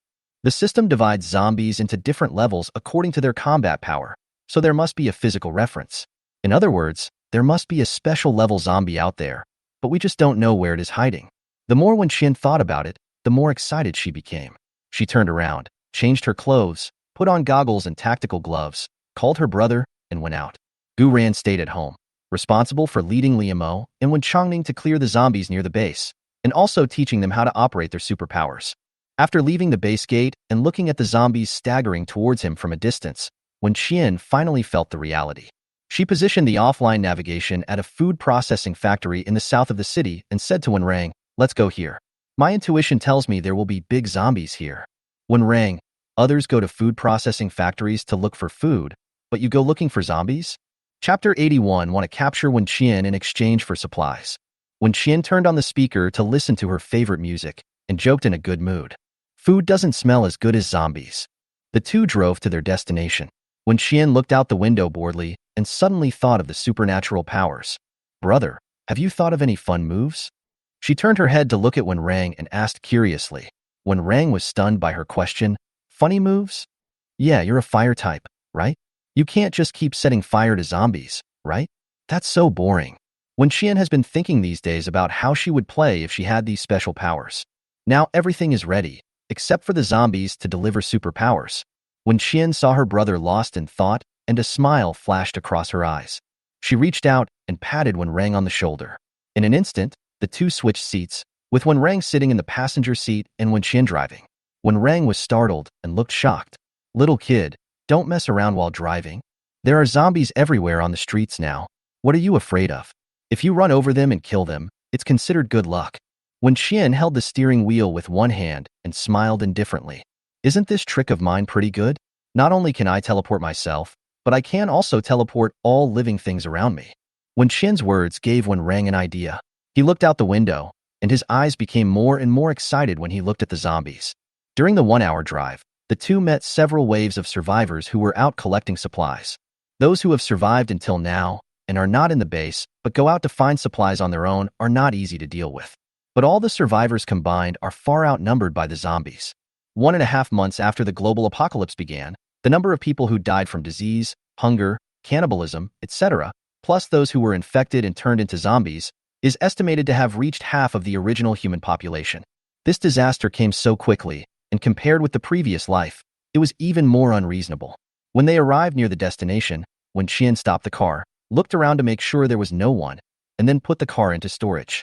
The reason why Wen Qian suspected that there would be high-level zombies here was because this food processing factory was quite famous locally and had opened dozens of chain gourmet restaurants of all sizes throughout the city.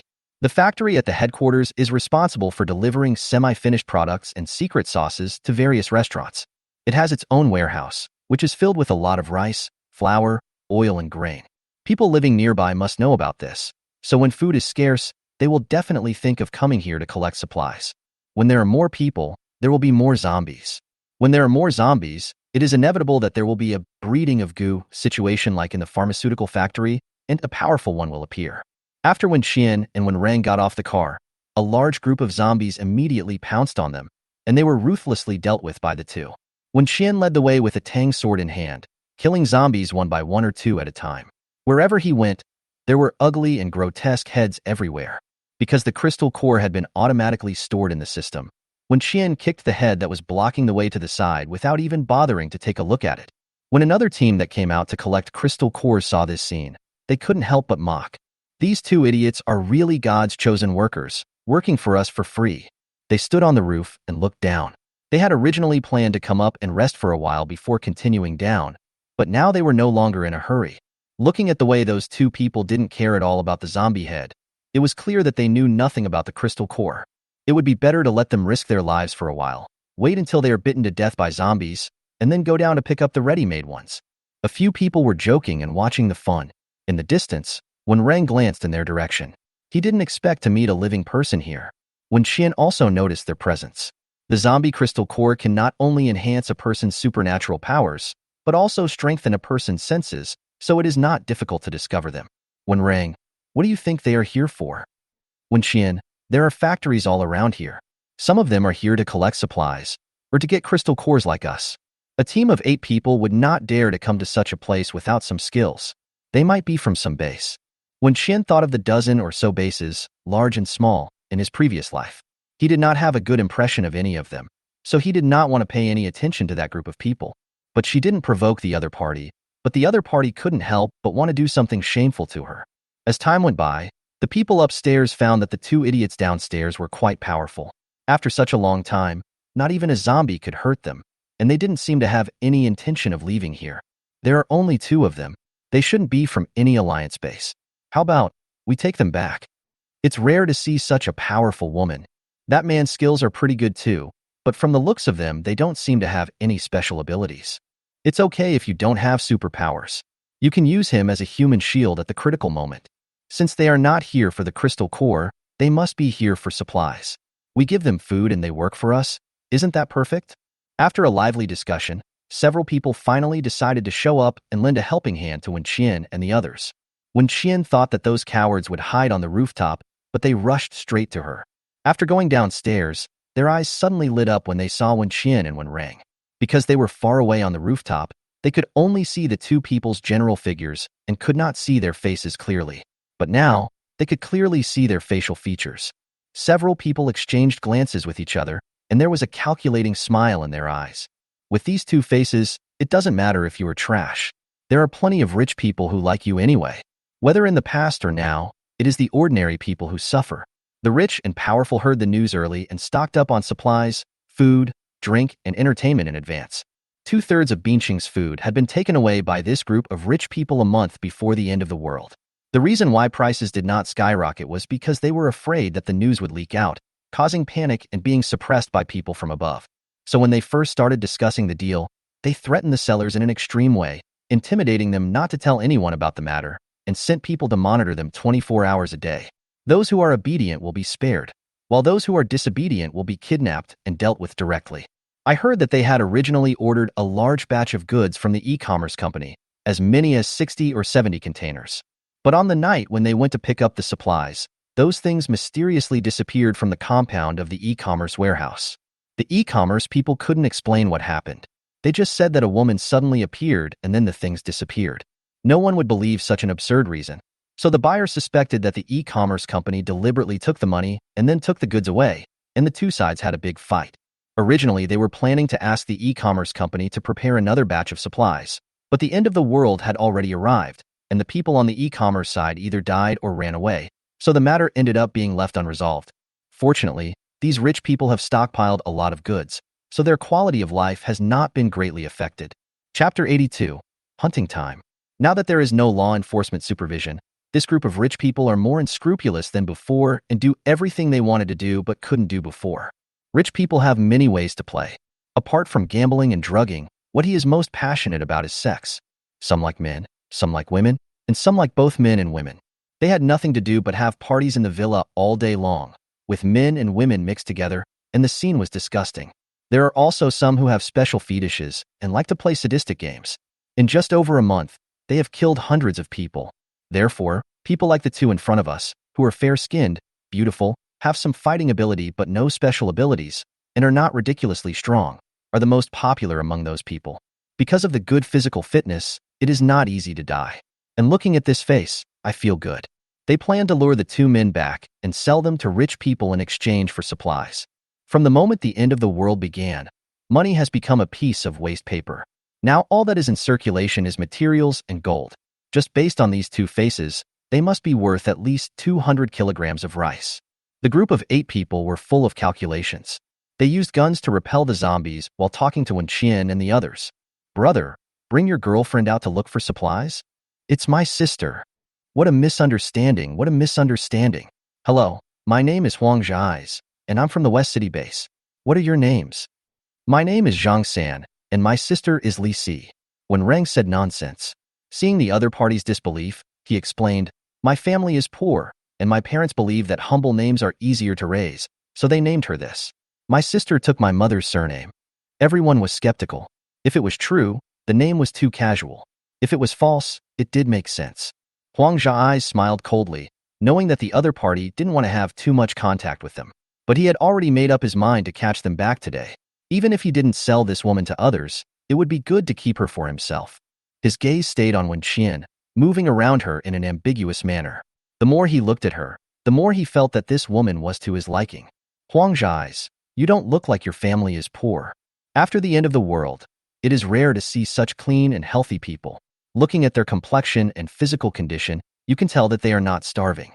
When Rang casually chopped off the head of a zombie that pounced on him, He had his gun tucked behind his waist and didn't want to use his superpowers easily in front of this group of people, so he could only swing his tang sword to chop the zombies like his sister did. But he was not very skilled in using it, so he almost dropped the knife and cut off the head of the man named Huang Zhai's. What are you saying? How can you tell whether someone is poor or not? Have you ever seen a rich person with as much strength as us? It's all because we've been doing manual labor since we were young. As the saying goes, birds of a feather flock together. When Rang has heard too much nonsense from his sister, so he can now speak without hesitation.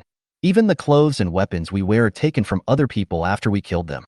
Huang Zhai's was silent for a moment, and his words became more credible. Rich people live a life of luxury. Even in the end times, they would have hired people to protect them and live a life of luxury at home. How could they possibly come out to collect supplies themselves?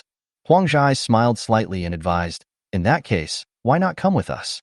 Our base has food and drink, and we guarantee that you will not go hungry for 3 meals a day. We will also provide you with clothes and weapons. When Rang and the other man remained silent, Huang Zhai's glanced at Wen Qian and smiled. Beauty, why don't you speak? Are you a mute? Call out to me, please. His words caused the men around him to burst into laughter. However, their smiles did not last long as they were interrupted by the zombies that kept pouring in. The fragrance emanating from a dozen living people made the zombies very excited.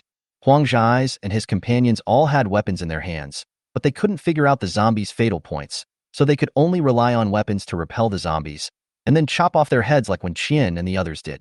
But before, the zombies in this area were relatively scattered. Why did they suddenly rush here like crazy? The increasing number of zombies made Huang Zhai's and others look more and more unsightly, and they couldn't figure out what was going on. Wen Qian activated the skill of attracting firepower and lured all the zombies over. Then he and Wen Rang worked very well together to use Huang Zhai's and others as shields. She looked at their panic and sneered. It's true that enemies meet in a narrow road and are destined to meet. When Wen Qian accompanied Yi Xinghua and the others to the fishing island to carry out a mission, she was asked why she was so capable and whether she had been a soldier before. How did Wen Qian answer at that time? She said that when she was a child, her family was poor and she could not afford food or even clothes. She could only pick up her brother's leftovers. So she was bullied and called a she-male. She was also stripped of her clothes to check whether she was a man or a woman. That's when she learned how to fight. These nonsense are not entirely false. In her previous life, when Rang's departure left her completely unprotected, the people at the base killed her brother and wanted to use her as a plaything, so she had no choice but to escape from the base. It was always inconvenient for a woman to be outside, so she cut her hair, put on warm clothes, and pretended to be a man. However, she has a woman's face and breasts, so they will still be seen even if she wears loose clothes. Trying to get away with it by disguising yourself as a man is simply a joke. When the group of nasty men found her, they surrounded her and teased her, saying that she was a she-male and wanted to check her body. It was that time that Wen Qian killed someone, and the person who was killed was Huang Zhai's. With a flick of the hand and a drop of the knife, killing is just a matter of a moment. It was also from that moment that Wen Qian discovered that he was actually quite perverted. She had never killed anyone before, or even been in a fight. From childhood to adulthood, she had been protected by her family like a flower in a greenhouse, unable to withstand the slightest wind and rain. But when all her family members were killed by her, she seemed to have learned the skills of killing without any guidance, and she became more and more proficient. Wen Qian tried hard to break free from her memories. Looking at Huang Zhai's and others being chased and bitten by the zombies and fleeing in panic, a smile appeared on the corner of her mouth. The system's voice rang in her mind, reminding her again that there were people with special abilities around her after she killed Zhang Ziyang, asking her to be careful. Wen Qian knew that Huang Zhai's and the others wanted to kill her and use her as a shield to escape, so the system allowed her to kill them and seize her superpowers. 2 of Huang Zhai's men had been dragged into the zombie swarm by the zombies, and several others were also injured. Huang Zhai's watched the zombies increase in number, so he grabbed Wen Qian, who was closest to him, pushed her in front of him, and then hid behind her and shot. But he didn't expect that the seemingly weak and beautiful woman would snatch his gun away. Before he could react, their positions had swapped, and he became the person closest to the zombies. Wen Qian met the other party's panicked and puzzled gaze, opened her red lips slightly, and gave him a few words. It's time to hunt. Now, she really hopes that someone with special powers or a zombie will come to provoke her. Chapter 83 Supervillain Wen Qian. When the 3 minutes to attract firepower were up, the zombies ignored Wen Qian one after another. Huang Zhai's watched the zombies pass by her without paying any attention. He opened his eyes wide and asked angrily and frustratedly, "You have superpowers? Two people came to a place like this. Do you think they only rely on the knife in their hands?" When Xian didn't quite understand these people's train of thought, she watched Huang Zhai's struggling to escape from the zombies and kicked him back. Killing him will give you superpowers, but killing zombies will give you more crystal cores. So, let him be bitten to death first. When Xian made the best use of the waste, and when Rang stopped pretending when he saw her taking action, he threw the knife back into space, took out his gun, and aimed at the zombie's head. The bullet penetrated the skull and hit the fatal spot, and a ball of fire exploded with a bang. The power was so great that the heads of several zombies nearby were blown into pieces. When Rang fired a few shots, and the zombies died or fled in the explosion, and the scene fell into chaos for a while. Fire-related abilities are not just for arson, they can also be used in conjunction with weapons. The moment the bullet hits the target, the flame ignites and the power explodes like a bomb. Some zombies have begun to evolve consciousness and are aware of danger and fear. When they saw this scene, they fled faster than rabbits. When Xian heard the sound and turned around, seeing a sea of blue fire, and couldn't help shaking her head. It's so brutal. Her brother is planning to deal with the zombies in one go and cremate them directly, right? But there is a question, why is the fire blue? When Rang had not expected such an effect. With an arrogant smile on his face, he looked at Wen Xian. "Praise me." "Great." Wen Xian praised in an emotionless voice, but her expression was very happy. She reached back and grabbed Huang Zhai's, who had fought his way out of the encirclement and was about to escape, and threw him into the pile of zombies, then walked towards Wen Rang. "Brother, burn me." Wen Xian raised his arm and made a request that made Wen Rang frown. He knew that Wen Xian had the ability to regenerate, but it's okay, control the power. I just want to feel the difference of this fire. Wen Xian was firm in his attitude, so Wen Rang had no choice but to do as he was told. Then, Wen Xian was numb. After extinguishing the fire on her arm, Wen Xian looked up at her brother and told him about her discovery. There's electricity in the fire. Wen Rang has the dual abilities of fire and thunder. Huang Zhai's was fighting the zombies desperately in the distance. He caught a glimpse of the two people chatting leisurely, and he was so angry that he felt terrible. It turns out that both of them are psychics, damn. Huang Zhai's cursed. He didn't expect himself to be so unlucky. After Wen Xian confirmed her brother's ability, she turned back to look at Huang Zhai's. Seeing that he was not dead yet, she raised her eyebrows. As expected, he is the one who can lead a team to collect crystal cores. He does have some skills. She turned and walked towards him. No matter what, she would not let him go back alive today. Huang Zhai's said that he was from the West City base. Wen Xian knew that the West City base was established by a group of wealthy people in the West District of Bincheng. There are many villas in Bincheng West District, and the housing prices are as high as those in Beijing North. The reason is to make clear distinctions between classes and not want to be neighbors with poor people. These wealthy people are not ordinary rich people, they have inherited their wealth from their ancestors, a level that ordinary people cannot even imagine. They can wear ready-made clothes from luxury brands that cost hundreds of thousands of yuan, buy Hermes bags that cost millions of yuan, and drive sports cars that cost tens of millions of yuan. He lives in a manor villa of several thousand square meters, and when he goes out to negotiate business, he always asks for orders worth hundreds of millions. This group of chosen ones lived a carefree life before the end of the world, and they are still living a carefree and happy life after the end of the world. They simply didn't like the environment at the Mohun base, and they would never go there. So they hired mercenaries and formed their own base alliance, which was what Huang Zhai's mentioned. The West City base has a huge amount of weapons and equipment. If possible, Wen Xian doesn't want to confront them now. With so many old, weak and sick people in her base, they sent 2 fighter jets over and basically killed all her people in one attack. Although Huang Zhai's didn't know her name and identity, it was not difficult for that group of people to find her.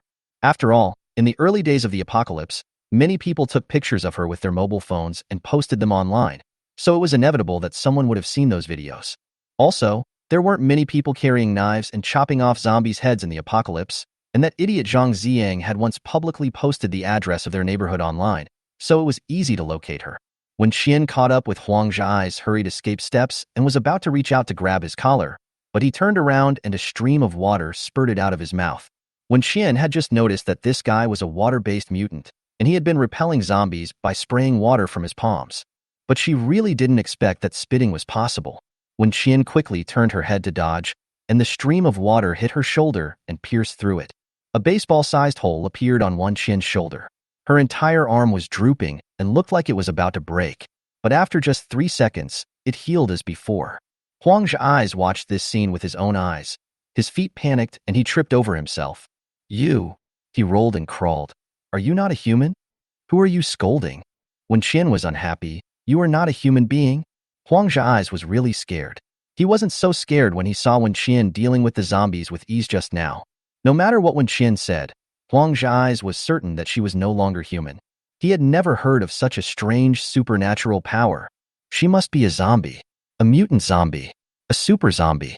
A zombie leader. Huang's eyes was shaking like a sieve, and the dirty thoughts in his mind were all scared away. He screamed like a thicker version of a screaming chicken, howling as he ran away, making Wen Qian's ears hurt.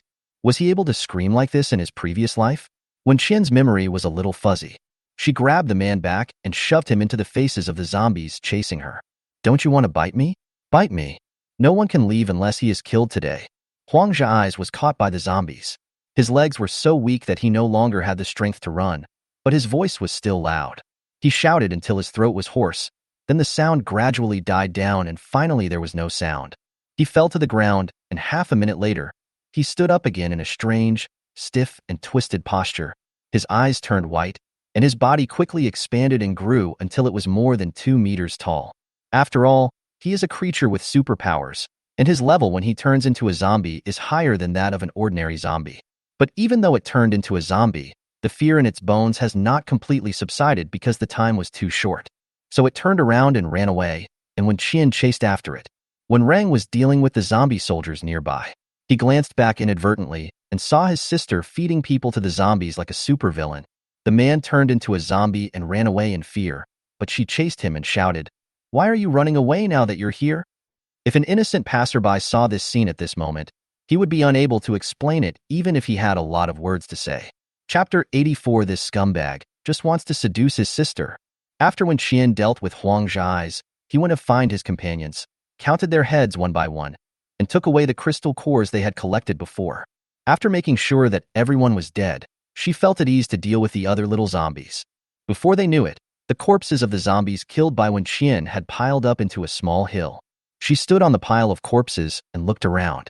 The remaining zombies that were aware of danger had all run away, staying far away from her. Wen Qian frowned slightly, feeling unhappy. The zombies are evolving too fast, so they will run away now. Will they have to play hide and seek with her in the future? She lowered her eyes and was thinking about how to lure these zombies out when the satellite phone in her chest bag suddenly rang. Wen Qian always carries her phone with her when she goes out. Although her family has never called her and she is afraid that the ringing of the phone will attract zombies and put her in danger, she still carries it with her to avoid being unable to get in touch in case of an accident. The satellite phone's caller ID showed an unknown call and the other party's number could not be seen. So Wen Qian didn't look at the screen and picked up the call directly and then heard Mo Han's voice. "Where are you now?" The other party came straight to the point, leaving Wen Qian stunned. The last time they spoke was a week ago. She wanted to scold him, but he didn't want to listen, so she hung up. She didn't expect him to contact her again. Wen Qian thought about her location, which was 60 or 70 kilometers away from the benching base. It was quite far away. Even if he asked her to go there, she had reasons to refuse. So she answered honestly, "In the south of the city, what do you want from me? I'll find you the exact location." "Are you crazy?" Wen Qian took the phone away from her ear and looked at it with a complicated expression. She was thinking, if she said the signal was bad and hung up the phone at this time, would the other party bear a grudge and go directly to her house? After a brief consideration, Wen Qian determined that the man was likely to do such a thing, so he put the phone back to his ear.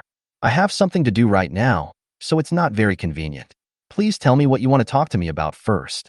5 minutes ago, Yi Xinghua received a distress signal from the radio station on Yunhai Road. The other party said that they had more than 30 survivors who were trapped in the Canhai building and were besieged by zombies. They requested rescue. Mo Han's voice was cold, and just like his face, he rarely showed any changes in emotion. Wen Qian was unhappy when she heard his answer. Yunhai Road is near her home, and she also knows Canhai building.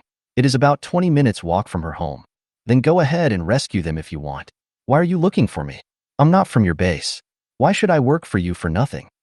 After the benching base was built, that area was the first to be rescued. Canhai building is an office building. I personally led the rescue team at the beginning. It is impossible for there to be so many survivors. Imohan explained with good temper. And even if there were rescuers, the company's tea room had stockpiled snacks and drinks, but with more than 30 people, it would be impossible for them to hold out for so many days. When Qian's eyes flickered, "Are you sure this is a distress signal from the Canhai building?" Yi Xinghua said that when the signal was received, the directional antenna was indeed pointing in that direction. So what you mean? In fact, when Qian already had a vague answer in her heart. She had encountered zombies that could copy human voices in her previous life. I suspect it's a first-class or special-class zombie. I'm also in the southern part of the city right now. Tell me your exact location and I'll pick you up, and then we'll go to the Canhai building together. He is also in the south of the city? What is he doing here? When Qian was puzzled and asked again, why don't you just go and meet up with Yi Xinghua and the others? Without them, Imohan answered cheerfully, but his tone seemed a little helpless. How can I give you the crystal core if they are here? When Qian. This sounds reasonable, but it feels like something is wrong. When Qian had a headache, but finally couldn't resist the temptation of the crystal core of the advanced zombie and told the other party the location. Imohan replied with 2 words, wait for me, then hung up the phone. When Qian threw the phone into her bag, looked over there at her brother who seemed to be having a barbecue, enjoying burning zombies with fire, and called him over. Imohan said he was coming to see us. Come here to find us? When Rang was surprised. What's the emergency? When Qian looked up at a 3-story small factory building not far away and tilted his head, let's talk over there. The two climbed to the roof of the factory building, sat on the edge, and looked down. When Qian told Wen Rang what happened on the phone, and when Rang frowned after listening. The CEO of Binching Base went on a mission personally and deliberately left his subordinates behind, just to give his sister a high-level zombie crystal core? The crystal core is so important. The demand at Binching Base must be greater than theirs. Why does Imo Han open such a big back door? When Rang suddenly remembered what Gu Ran said that day. He said he suspected Imo Han liked Wen Qian. When Rang certainly didn't believe this at the time, because he was very skeptical of Gu Ran's judgment. For example, Zhang Duo, who was obviously hooking him up and treating him as a backup, he could still love her wholeheartedly for 2 years, spending money and effort on her. How can the words of such a person with poor eyesight be credible? But now when Rang felt that what this experienced person said was indeed somewhat credible. When Rang glanced at his sister's straight girl expression and silently swallowed this discovery without saying anything. When Qian thought back to the conversation she had with Imo Han that day about his mind-reading ability, and so she discussed it with Wen Rang in a low voice. Brother, when he comes, you can curse him in your heart as much as you can, okay? Wen Rang, is it because my brother has done something wrong recently that makes you so anxious to send me to death? Imo Han said that he was a liar the last time, and he can't hear your voices. When Rang grasped the key words accurately, what about you? That's the problem.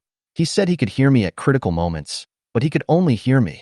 When Rang was speechless and rolled his eyes to the sky. What kind of scumbag rhetoric is this? It is true that you can judge a person by his appearance, but not his heart. I didn't expect that Imo Han looked serious, but he was actually a scumbag at heart. Gu Ran was right. This scumbag just wanted to seduce his sister. And to be able to say such disgusting words, he must have had this experience before. He is shameless. When Rang was furious. When Qian didn't know what her brother was thinking, and he looked like he was going to bite someone. So she found a bag of melon seeds from the space, and while they were eating the seeds, they threw the shells at the zombies downstairs without any manners. This was the scene that Imo Han saw when he arrived. He parked the car downstairs, and when Qian and the other person walked down, he was already standing in the passenger seat and opened the door. When Rang sneered at Imo Han's action, and his eyes looked like a knife, he strode over, sat down on the passenger seat without any hesitation, and said, thank you. Imo Han noticed that when Rang's attitude was not right. His eyes moved slightly and he looked at Wen Qian and asked, did he eat explosives? Chapter 85. The Hell-Level Apocalypse begins. Wen Qian didn't know whether her brother had eaten the explosives or not, but she silently gave her brother a thumbs up. Wen Qian just thought that when Rang agreed to her proposal just now. At this moment, she was cursing Imo Han in her heart because of that crappy mind-reading thing. She sat in the backseat and started to watch the fun. Imo Han got out of the car and opened the door, his eyes chillingly sweeping over Wen Rang. Wen Rang would be lying if he said he wasn't scared when he saw him like that. But when he thought about how this man had used sweet words to deceive his sister, he looked at him like a fighting cock. He understood what Imo Han meant. Didn't he just want his sister to sit in the passenger seat? Hey, he didn't want to let him have his wish. When Rang fastened his seatbelt, looking as if no one would let him leave his seat today. Imo Han glanced at Wen Qian, who was sitting in the back, closed the car door, and walked back to the driver's seat. The car started, and no one in the car spoke. Wen Qian clasped his hands over his chest and turned to look at the zombies outside. She hadn't seen Imo Han take action yet, and didn't know what his special ability was. To be honest, she was a little excited. There are also zombies that can copy human voices. In the previous life, this level would have taken at least 7 or 8 years to appear. And now, it has only been less than 2 months since the end of the world began. When Qian once again lamented that the zombies were evolving too quickly, she even had an illusion that this game of the apocalypse was speeding up its progress. It seems that it really wants to eliminate humans as soon as possible and let zombies become the new inhabitants of this planet. When Rang sat next to Imo Han, he thought Imo Han would find a chance to talk to his sister, but this man remained silent throughout the journey. When Rang turned his head to look at Wen Qian again, only to see that his sister was so calm that she was resting with her eyes closed, not at all nervous about the special zombies she was about to see. Imo Han was driving. In fact, he could always feel that when Rang was staring at him with a look as if he was guarding against a thief, and he guessed the reason. The car sped all the way and arrived at Yanhai Road. Wen Qian waited until the car stopped completely before slowly opening his eyes and getting out of the car yawning. There are all kinds of companies around here, and there are many office workers. So after the apocalypse, there are more zombies than in other areas. Wen Qian kicked a zombie that rushed towards him with its mouth wide open, then looked up at the crows circling above his head. Nowadays, crows eat human flesh and drink human blood, but this group of crows flew around them and suddenly turned around and fled. Because they flapped their wings too hard, several black feathers fell off. Wen Qian glanced at Imo Han, wondering what he had done, but Imo Han didn't react. After confirming that the building in front of him was the Canhai building, he walked straight towards the gate. The entrance door of the building was open. Wen Qian looked at it from a distance and felt strange. There were zombies running rampant outside the building, but not a single one was seen inside. The door is open. Why don't the zombies outside go in? With doubts, Wen Qian stepped into the building. The moment I entered the door, a chill instantly hit me in the face. The sun is scorching outside, and the temperature is over 60 degrees, but the temperature in this building is almost below zero. There was a thin layer of frost on the wall, and beneath the frost was the scarlet blood that had been splattered there for many days. The three of them stopped in the lobby on the first floor and looked at the schematic diagram of the entire building placed near the entrance. They took a few glances, memorized the distribution areas of the entire building, and then continued to walk inside. Unlike the bright sunshine outside, the building was gloomy everywhere.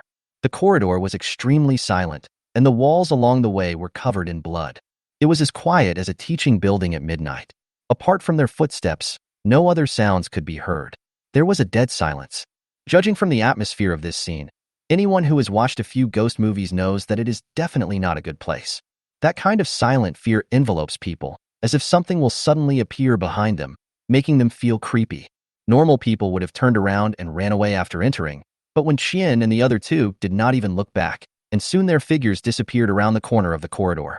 After searching all the offices on the first floor, they didn't find anything movable. Wen Qian walked up the stairs to the second floor. When he stepped on the last step, he saw something in the corridor, and his eyes were full of disgust. When Rang followed behind her and had no idea what she saw, he only heard his sister's cold sarcasm. Who is this idiot trying to show off to his parents what new skills he learned in kindergarten? When Rang curiously poked his head in, and then saw that the corridor was full of people frozen in ice. It's a human, not a zombie. They had hideous expressions, as if they had been captured and sealed in ice, freezing to death in fear. Humans hunt zombies, and zombies, which have gained independent consciousness, also hunt humans. Wen Qian was right to worry. This doomsday game had gradually developed into a hell level. Compared with this life, what she experienced in her previous life was as simple as playing house. In fact, Wen Qian knew as soon as she walked into the building that there were ice-type zombies in the building, and the frost on the wall was proof of that. But she underestimated the zombies' desire to die. Apart from these tragically dead humans, nothing else was found on the second floor. When Rang felt that the zombies this time were different from the ones he had encountered before. He had never fought against special-class zombies, so he was a little cautious.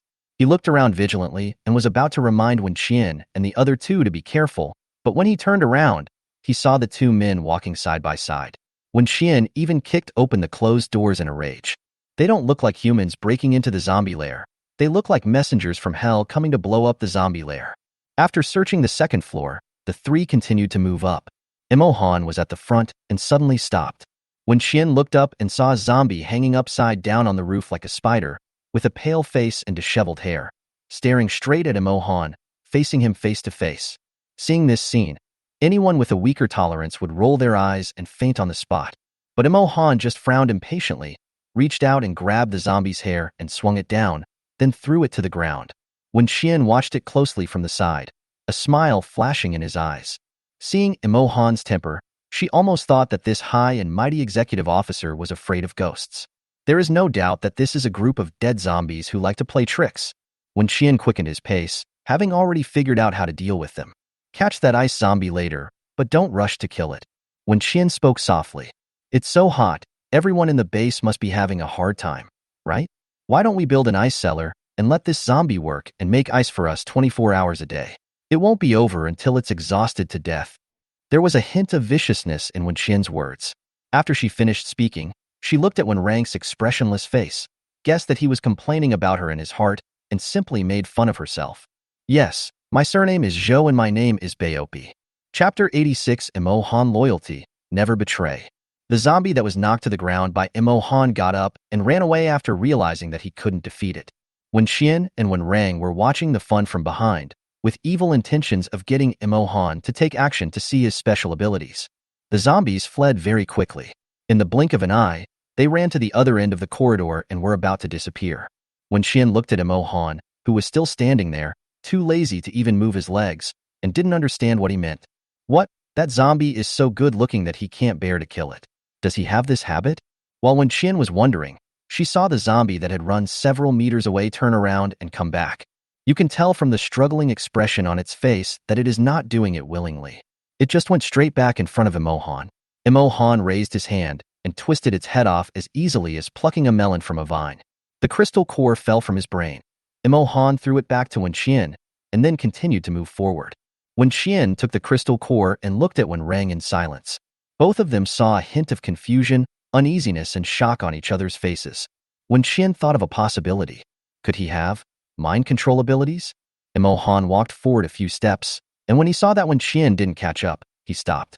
He turned around to look at Wen Qian and asked, "Aren't you going to grab your 24-hour automatic ice machine? Why don't you leave?" "Let's go. Who said we won't go?" Wen Qian muttered as she walked towards him. "I just don't really want to walk with you." Wen Qian was a wise person who didn't mince words and disliked him to his face. But Imohan didn't care at all. When she walked to his side, a smile flashed in his eyes. The corridors in the office building are not very spacious, but it is no problem for two people to walk side by side. Wen Qian looked around as if she was shopping and didn't notice anything unusual about the people around her. The arm that Imohan held close to her remained tense. They were so close that he could hold her hand if he wanted. Imohan clenched his fists and pinched his knuckles. When Rang walked behind and took in the whole scene, he didn't know what Imohan was thinking, but he could tell that Imohan seemed to be suppressing some emotion. What should he restrain? When Rang couldn't figure it out. Did Wen Qian's words just now upset him? Not really. He wasn't that stingy. Moreover, Wen Qian had been treating him like this from the time they first met until now. She was indifferent to him and only addressed him as Sir perfunctorily when she needed help. He must have been frightened by the zombie just now. When Rang thought, if he were frightened like that, he would definitely be angry too. There were no other living creatures on the third floor except for the zombie pretending to be a ghost. But when the few people walked to the fourth floor, the situation suddenly changed. The corridor was full of zombies waiting in place. When they saw them appear, they immediately pounced on them with saliva dripping from their mouths like wolves that had been hungry for a month seeing meat. When Qian only took a glance and then pulled his brother in front of him. When Rang immediately understood what she meant. There were so many zombies, it would be a shame not to cook one. The flames mixed with thunder and lightning shocked the zombies to numbness. The zombies under the high-temperature flames twisted their bodies and tried to drag Wen Qian and the other two to die together. Wen Qian looked at their stupid behavior and chuckled. The three of them started to clean up the entire floor in no time.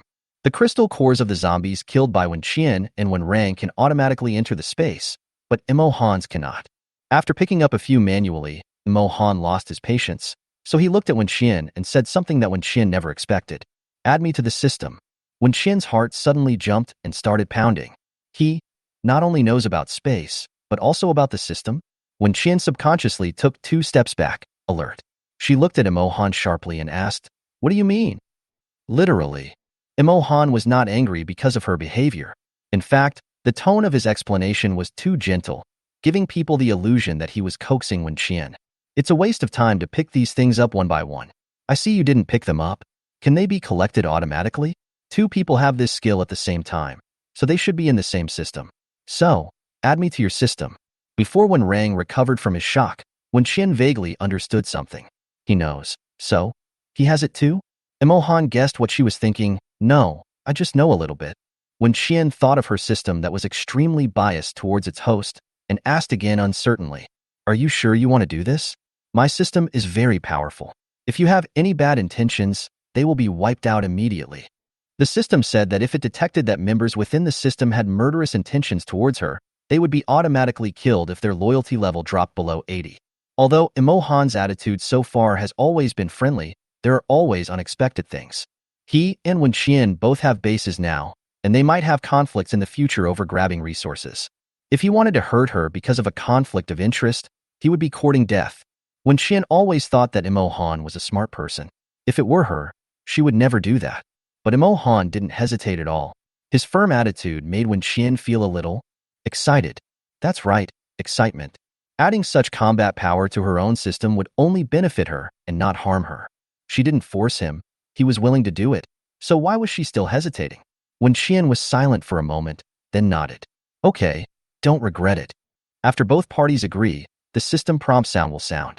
Ding! One more member is added to the battle preparation team. The reward space prosperity increases by 1,000, and the farm production increases by 100. Wenqian was shocked. When Gu Ran joined the system, the prosperity level was only 20 and the production increase was only 20. This thing can also distribute rewards according to people's combat power? Wouldn't Gu Ran cry to death if he knew about this? However, before Wenqian could finish being shocked, the system voice sounded again. Unable to detect the member information, the system seemed to have encountered something and fell into silence. Wenqian turned to look at Imohan, only to see that he seemed angry, and then the system came alive again. Member information updated. Name, Imohan. Gender, male. Height, 187. Age, unknown. Blood type, occupation, unknown. Loyalty, never betray. Wenqian had seen information about many people, including those of members of the base, but this was the first time he had seen the word unknown. She looked at Imohan's age and occupation in silence, then lowered her gaze and fixed it on the 4 words, never betray. Never betray means that loyalty is further upgraded based on 100. Once you reach that standard, it will never change. No matter what happens, Wenqian will be the main focus. Wenqian can understand and accept the loyalty and kindness of her family. But why did he, Imohan? Wenqian looked at the man in front of her again. He has a very handsome face, the kind that stands out no matter where he is, and people will remember it for a long time after seeing it. Wenqian tried very hard to think whether she had ever seen this person in her previous life, but the answer was no. Chapter 87 Wenrang. Who wrote this stupid system? Wenqian suppressed the surging emotions in her heart and planned to go back and have a good chat with him. But she didn't hold out much hope. After all, she couldn't force others to remember something that she herself didn't even remember. And even if Imohan remembered, he might not tell her. If he really wanted to tell her, he would have told her the first time they met, and he wouldn't have used the space thing as an excuse. Wenrang didn't know what happened. From his point of view, his sister just seemed to be in a bad mood after binding with Imohan. Is there something wrong with this man? Wenrang moved closer to Wenqian, quietly blocking half of her body, and asked, "What's wrong?" "It's okay. There's just something wrong with the system." Wenrang. Which idiot wrote this? How could it be possible? What will happen if he gets out now? Will it hurt his sister? Wenqian didn't react, but Imohan sneered. He looked at Wenrang meaningfully, then turned and walked upstairs. Wenrang felt mocked. Although the other party didn't say anything, he felt that the way Imohan looked at him could be described in 2 words, idiot. Wenrang was unhappy and felt wronged. What does he mean? If one program has it, then all programmers are damned, right? With this attitude, you still want to pursue his sister? No way. He will be the first one to disagree with this marriage. Wenrang cursed in his heart, but actually he really wanted to find Imohan to argue with him. But he had only met Imohan a few times. He was not a stranger to him, but he was not that familiar with him either. So he swallowed his unhappiness and followed behind silently. The upper floors were full of zombies, just like the fourth floor. But these zombies that didn't play tricks were the easiest to deal with for Wenxian and his friends. As they fought their way up, the number of crystal cores in Wenxian's space doubled. The special zombies hiding on some unknown floor seemed to sense that the number of their own troops was decreasing rapidly, so the temperature in the building became even lower.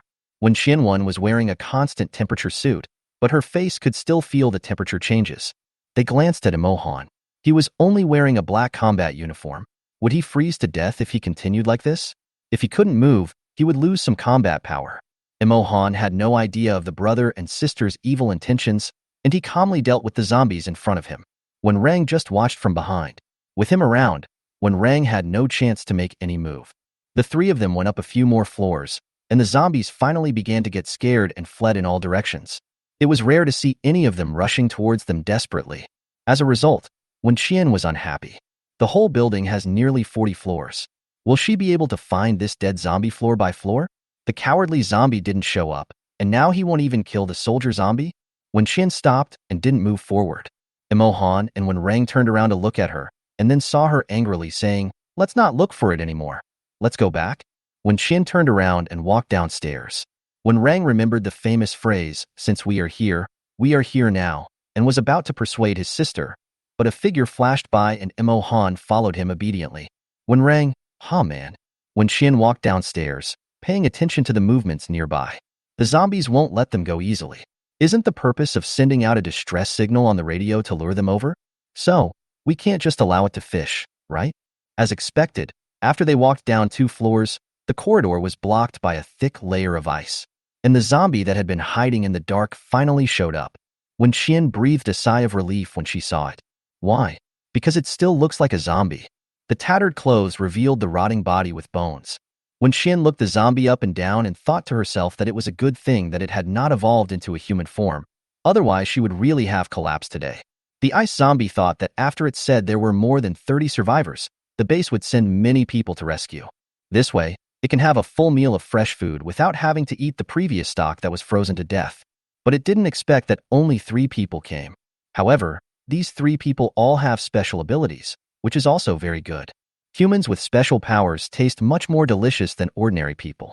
That feeling of fullness and satisfaction, as well as the power that fills the body, is what every zombie with awakened special powers pursues.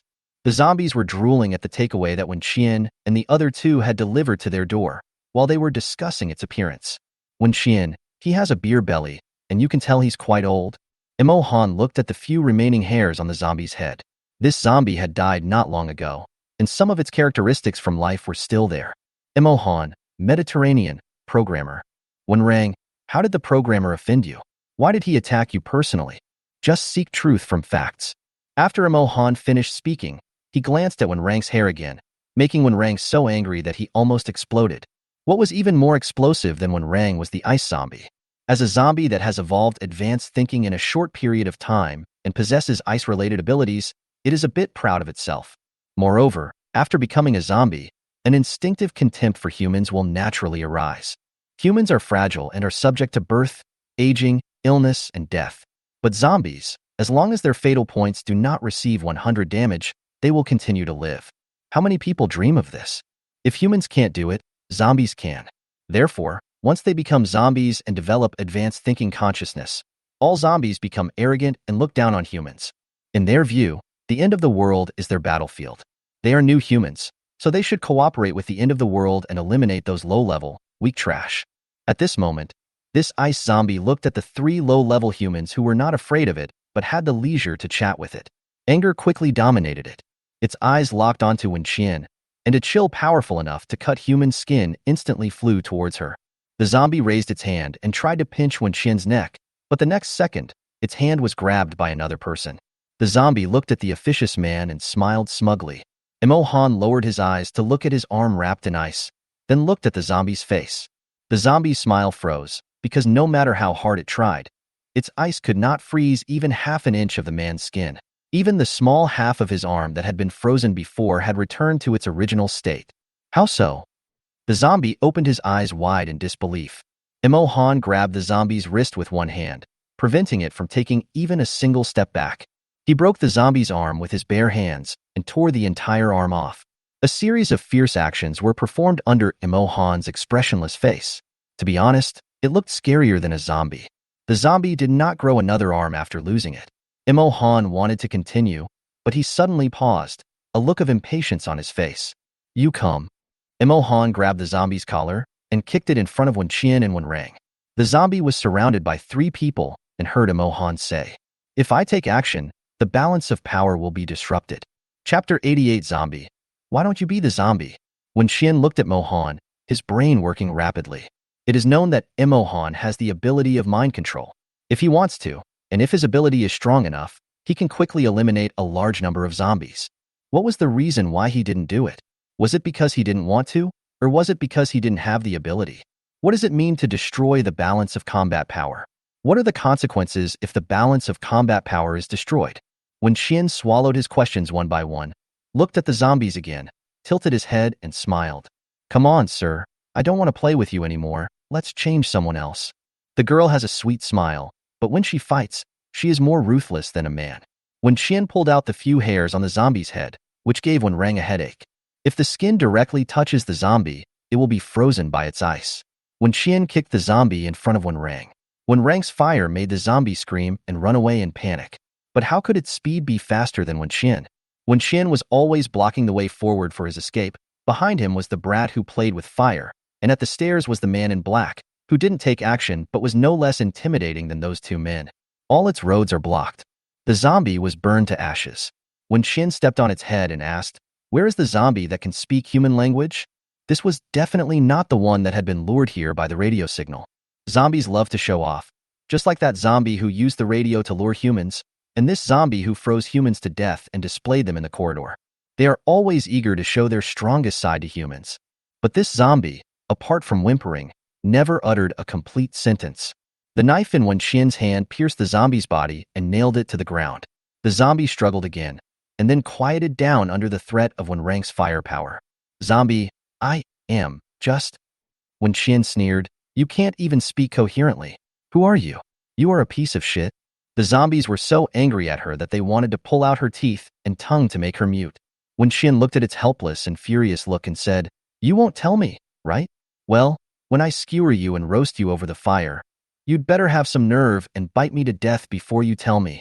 Ice type is most afraid of fire and sunlight. Wen Qian's words almost knocked the zombie unconscious. It knew that this damn girl could really do it. And that damn guy who plays with fire kept squatting in front of it, burning its face and hands with fire at any time. This was undoubtedly a form of torture for the zombie. The two tortured the zombie for a while, and it finally confessed. The zombie that could speak human language had already left after sending a distress signal to the base, leaving only this one guarding its own territory, waiting for humans to deliver the takeaway food to it. Its answer was similar to what Wen Qian had imagined. No matter how you looked at it, that zombie was smarter and fully met the standards of a top-grade zombie. However, Wen Qian felt that the zombie should not be very powerful, otherwise it would not be hiding like this. It must come out to show off its skills. Maybe the only thing he has is the ability to copy sounds. But it will definitely send a distress signal to the base again in the future. If Yi Xinghua and his team come out to rescue people again, it will be dangerous. It's not that she looks down on them, but to be honest, the IQ of Lin Yan and the others is on the same level as Gu Ran. There is clear stupidity in their eyes, and you can fool this group of people with just some sweet words. When Qian left the ice zombie to Imo Han to take care of, while she and Wen Rang went to another floor to deal with the remaining minions. Although they ran and fled, they were ultimately unable to resist the attraction of the attract fire, skill, and all came back. When Qian under this skill is like the most poison that can drive zombies crazy, and they simply cannot resist this temptation. But when he came back, he was dead. When Qian cleared out the zombies in the entire building and returned to the second floor, she looked at the people who were frozen to death in the corridor, asked Wen Rang to melt the ice, then threw the bodies downstairs and burned them. Imo Han tied up the ice zombie and dragged it away.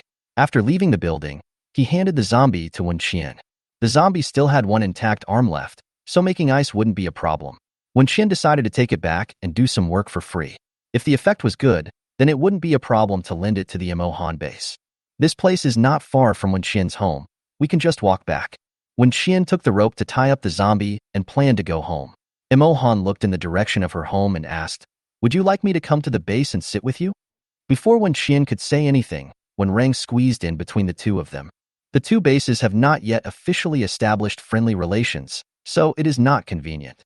This excuse was so awkward that when Qian felt embarrassed after hearing it. She turned her head away and stared at the zombies on the ground, listening to her brother and Imo Han's awkward conversation. Imo Han, I thought that the sincerity I showed was friendly enough. When Rang, look, you said it all. This is what you thought. Imo Han raised his eyebrows. Then tell me, what else do you need me to do? When Rang glanced at Wen Qian, quickly approached Imo Han and said in a low voice, stay away from my sister. Damn scumbag. When Rang didn't dare to say this in front of Wen Qian because it was obvious that his sister hadn't thought about it that way yet. Wen Qian once said that those who fall in love in the end times are all crazy, and Wen Rang thinks that is right. But then again, from a man's perspective, Wen Rang also felt that Imo Han's face was indeed not bad. If she was pestered by a man like this for a while, and knew that Imo Han had that kind of intention towards her, the development of the situation would be difficult to control. Human beings are like this. If you don't think about something, it doesn't matter. But once you think about it deeply, you will care. Therefore, Wen Rang must not give his sister any hints or let her think of the clue of falling in love. Wen Rang's gnashing warning had no effect on Imo Han. He walked around Wen Rang and towards Wen Qian. I'll take you home. No need. Wen Rang took his sister's hand and ran away. Captain Imo, you should go back to your base quickly. Bye. He pulled Wen Qian and ran very fast, even faster than the zombies chasing behind them. Wen Qian grabbed the zombie, and the zombie was dragged with its face on the ground. The two people and the corpse ran away quickly. Imo Han leaned against the car door and looked at them, then lowered his head and lit a cigarette. The zombies coming and going passed by him, but seemed to not notice him at all, ignoring him as if he were air. Imo Han looked in the direction of Wen Qian's house, finished smoking, got in the car, and left. Wen Qian led the zombie back to the base, scaring the people who were exercising in the base yard. Wen Qian quickly stopped everyone who was about to run into the building. It's tied up. It can't move. Everyone was skeptical, looking at the scary zombies at Wen Qian's feet, and then heard Wen Qian say again, I caught the ice machine specially for you. If you don't obey me, I'll burn it. Zombie, shit. Otherwise, you should be the zombie. Chapter 89 Xiaobai Awakens. Wen Qian handed the zombies to Wen Rang and Gu Ran, and went upstairs to deal with the crystal cores collected today. When the zombie saw that the scariest person had left, it immediately tried to resist, but was punched by Gu Ran, and its face was dented. Then Wen Rang blasted it with 2 fireballs, burning it to death. Finally, Wen Changning, who was passing by, sprayed it with water, and it looked miserable. Wen Changning thought there was a fire downstairs, but after pouring water, he realized he was wrong. So he patted his son on the shoulder and said, come again. The zombie was taught a lesson, and finally Wen Rang saw that it was really afraid of the sunlight and could not exert any strength in the yard, so he dragged it to the underground garage. The dim light in the garage instantly improved the zombie's condition. So I continued to educate it until it started to work obediently. Upstairs, Wen Qian entered the space and threw all the crystal cores into the processor because it could automatically classify the crystal cores. The current situation is special, and Wen Qian doesn't dare to compare it with the timeline of the previous life. After the high temperature and severe cold, there will be a perpetual night. During that time, the zombie's strength will increase dramatically. Wen Qian has to improve everyone's strength to a level that the zombies cannot catch up with before the polar night. While waiting, Wen Qian took inventory of the medicines in the space and then went to find Xiaobai. Xiaobai has been staying in the space for the past few days. Since it ate the meat of the 2-headed zombie last time, it has been in an uncomfortable state. Wen Qian fed it some crystal core potions, but there was no improvement. Wen Qian was afraid that it would suddenly mutate outside and hurt other people, so she just left it here so that it would be more comfortable. After searching inside and outside the house, there was no trace of Xiaobai. Wen Qian called its name several times, but got no response, so she had to expand the search area. Finally, I found it in the woods. Xiaobai was lying on the tree and seemed to have been asleep for quite some time.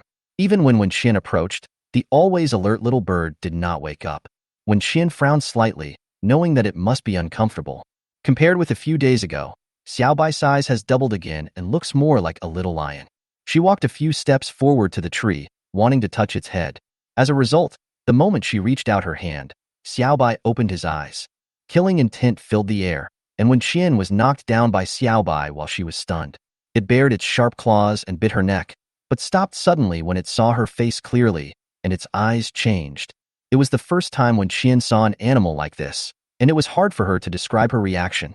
But if I describe it from a human perspective, it's like a lot of memories suddenly flooded into my mind, and because the amount of information was too much, I couldn't digest it all at once and was stunned. Xiaobai just stared at Wenqian blankly, not moving. Wenqian looked into its eyes.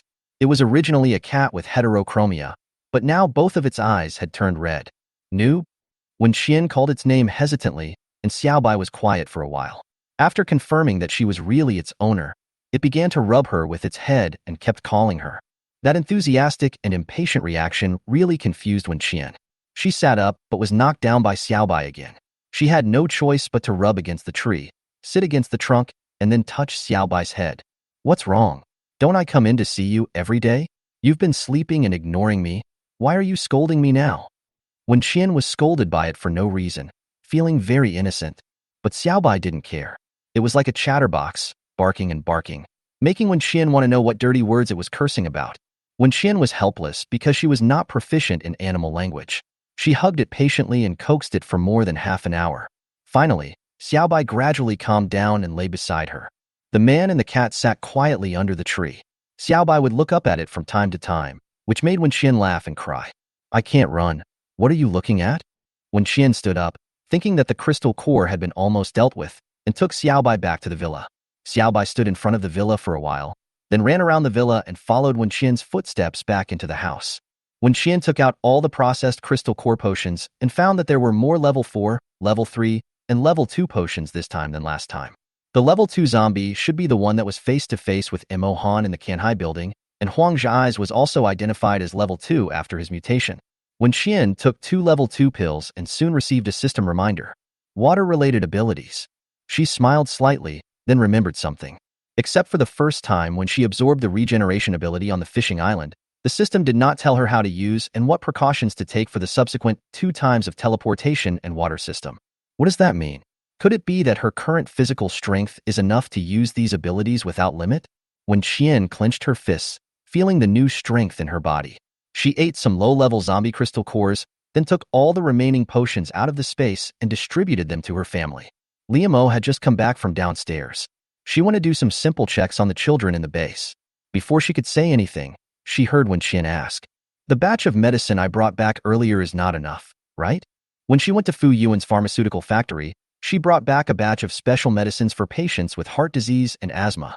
However, due to the special conditions of their conditions, patients had to take them every day, so the amount of medicine consumed was also high. Wenqian knew the current situation very well without Liamo saying anything. She had to prepare enough medicine for these children before the eternal night. In fact, she didn't have to do this. Those people were sickly people abandoned by other base alliances. She gave them a stable residence and food to eat, which was already a blessing to them. Even if the medicine is no longer effective, no one can blame her. But finding medicine was not difficult for Wenqian, and she had voluntarily taken these people into the base, and no one had forced her. Therefore, Wenqian could not do such a disgusting thing as turning this group of people into members of the base in a short period of time, increasing the prosperity of the base, and then immediately abandoning this group of people. If she had to choose between these people and her family in the future, she would definitely choose to sacrifice them. But now, it was not a special case. While Wenqian and Liamo were chatting, Fu Yuan was playing with Gu Wanwan in the living room. He turned to look at Wenqian and asked, "Sister, what medicine are you looking for?" Wenqian was stunned for a moment, then asked him with a smile, "What medicine do I want to find? Can you help me?" Fu Yuan ran to Wenqian, his fair and pretty face full of seriousness. "I can remember all the medicines at home, and I have been to foreign pharmaceutical factories with my parents before, accompanying them to discuss cooperation." Wenqian. Who says children from rich families don't have curly hair? This one is so curly. I started working as a corporate slave at the age of 5. I went to factories to learn about products and went abroad to learn about cooperation. Suddenly, Wenqian, a college student who only knew how to ask his family for living expenses, began to reflect on himself. Chapter 90. Bloody Dispute Among the Wealthy. Wenqian took out the medicine from the space.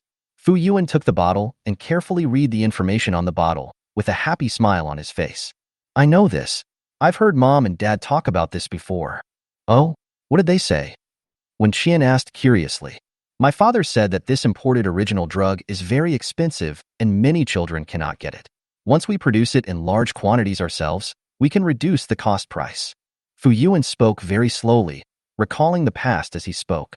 However, he conveyed the information very accurately, allowing Wen Qian to grasp the key words. Import. In fact, Wen Qian had considered going abroad to collect supplies long before the end of the world officially began. Because her space is so convenient, I feel like I'm missing out if I don't go out and take advantage of it. But she didn't go out in the end, because on the night she was reborn, several old men downstairs had already turned into zombies and started biting each other. She saw it with her own eyes and even recorded it on video. Going abroad requires a visa, and she has to go through all the procedures back and forth, plus the time it takes to travel abroad. So she is very worried that the end of the world will start early. Moreover, her space could not be bound to all family members at that time. She didn't want to be separated from them. So she stayed where she was and started looking for supermarkets run by foreign companies. If it's not feasible before the end of the world, what about after the end of the world? It has been almost 2 months now, and the situation abroad must be as chaotic as it is at home. Most of the resources were controlled by the rich and powerful. Ordinary people died in large numbers and turned into zombies. The few capable people left had almost collected all the supplies they could find. Gun control there is not strict, and in many places there is no control at all, so the survivors are still very strong in fighting against the zombies. If she chose to go out at this time, she would definitely not be able to pick up any meat scraps. If there was anything that particularly attracted her, it was the crystal core. Foreigners are tall and strong, and are particularly willing to seek death, so the rate of mutation may be a little faster. But how could she possibly go and be a scavenger for other countries for free when she couldn't even kill all the zombies in her own country? Wen Qian weighed all the factors together and still felt that it was not worthwhile to go out at this time. Wen Qian looked at Fu Yuan and asked, "This medicine was produced by your company. In addition to the factory I found you in last time, do you have other places to store medicine?" Fu Yuan lowered his head and thought seriously. His strained little expression made Wen Qian afraid that something in his little head would burn out. "My family doesn't have it, but my uncle's family does. My uncle's company is very big, and it was given to us by my grandfather. My grandfather said that my father was a failure, and I am also a failure, so he didn't give it to us." Fu Yuan looked up again and said these words, which made Wen Qian laugh. "Very good. She loves watching the bloody disputes among the rich and powerful. Fu Yuan, my uncle's family also sells this medicine, but it's more expensive than ours. What's your uncle's name?" "Fu Shang." "Wen Qian. How should I put it? It's really a coincidence. Fu Shang, isn't that one of the top executives of the West City base? The Huangjia eyes she killed before was a dog under his command." Wen Qian patted Fu Yuan's shoulder and said, "Go play with your sister." Fu Yuan left obediently. Wen Qian looked at Liamo and said, "I'll figure out the medicine issue." Liamo used to be a doctor and had heard some rumors about Fu Shang. Because it is a large pharmaceutical company, some drugs can only be produced by it, so it has achieved a high-price monopoly. She looked at Wen Qian with some concern. "If it's difficult, don't do it. Compared to other people's lives, Mom cares more about yours, understand?" "I understand." Wen Qian nodded to comfort him. "Don't worry, Mom. I'm not the kind of person who is willing to sacrifice my life for others. I don't have that kind of noble character. I will try my best to handle the medicine. If I can't do it, I will stop. I value my life." Liamo breathed a sigh of relief after hearing her say that, and then was pestered by Xiaobai. Xiaobai was particularly clingy today, and Liamo was pestered by it for half an hour before he managed to get away. Putting the matter of medicine aside for the time being, Wen Qian saw that Xiaobai's condition was much better than in the past few days, so he took it and a few dogs downstairs. The puppies that Wen Changning bought before have grown rapidly in just over a month. Wen Qian planned to take them out to see the world and practice with zombies in the next 2 days. In the underground parking lot, under the coercion of Wen Rang and Gu Ran, the ice-type zombies had produced more than a dozen blocks of ice, and each block was 1 cubic meter in size. Because it has consumed too much of its supernatural power, it is now lying on the ground pretending to be dead. Xiaobai saw Wen Rang from afar, rushed over quickly and knocked him down, which scared Wen Rang. He was pressed down by the cat weighing over 100 pounds and could hardly breathe. He asked Wen Qian while struggling, "Did you feed it fertilizer? How come it grows so fast? And what's wrong with its eyes?" "I don't know." Wen Qian answered cheerfully, "Maybe some seal will be lifted, and it will be able to turn into roaring sky dog in a few days." Wen Qian kicked the zombie pretending to be dead. When the zombie opened its eyes, it saw 2 blood-red eyes on top of its head. It was so scared that it immediately got up from the ground. Wen Qian stopped Xiaobai from trying to bite it to death and asked, "Why don't you do it?" "Zombie, I don't have the strength to eat people. Don't try to play tricks on me."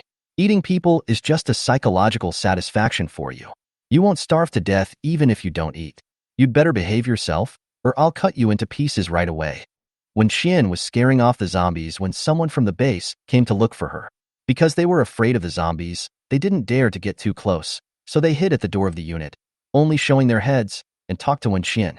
We want to go up the mountain to chop wood. Wen Xian had previously asked them to cut down all the dead trees in the community and put them in the underground garage, saying that they could be used in the future. But there were too few trees, and they would definitely not be enough in the future, so they thought of the small forest park nearby. The mountain is right next to their base, on the seashore, and it takes about 10 minutes to walk there. Now all the trees on the mountain have died, and they want to bring those trees back. After listening to their proposal, Wen Xian agreed to take them out of the base.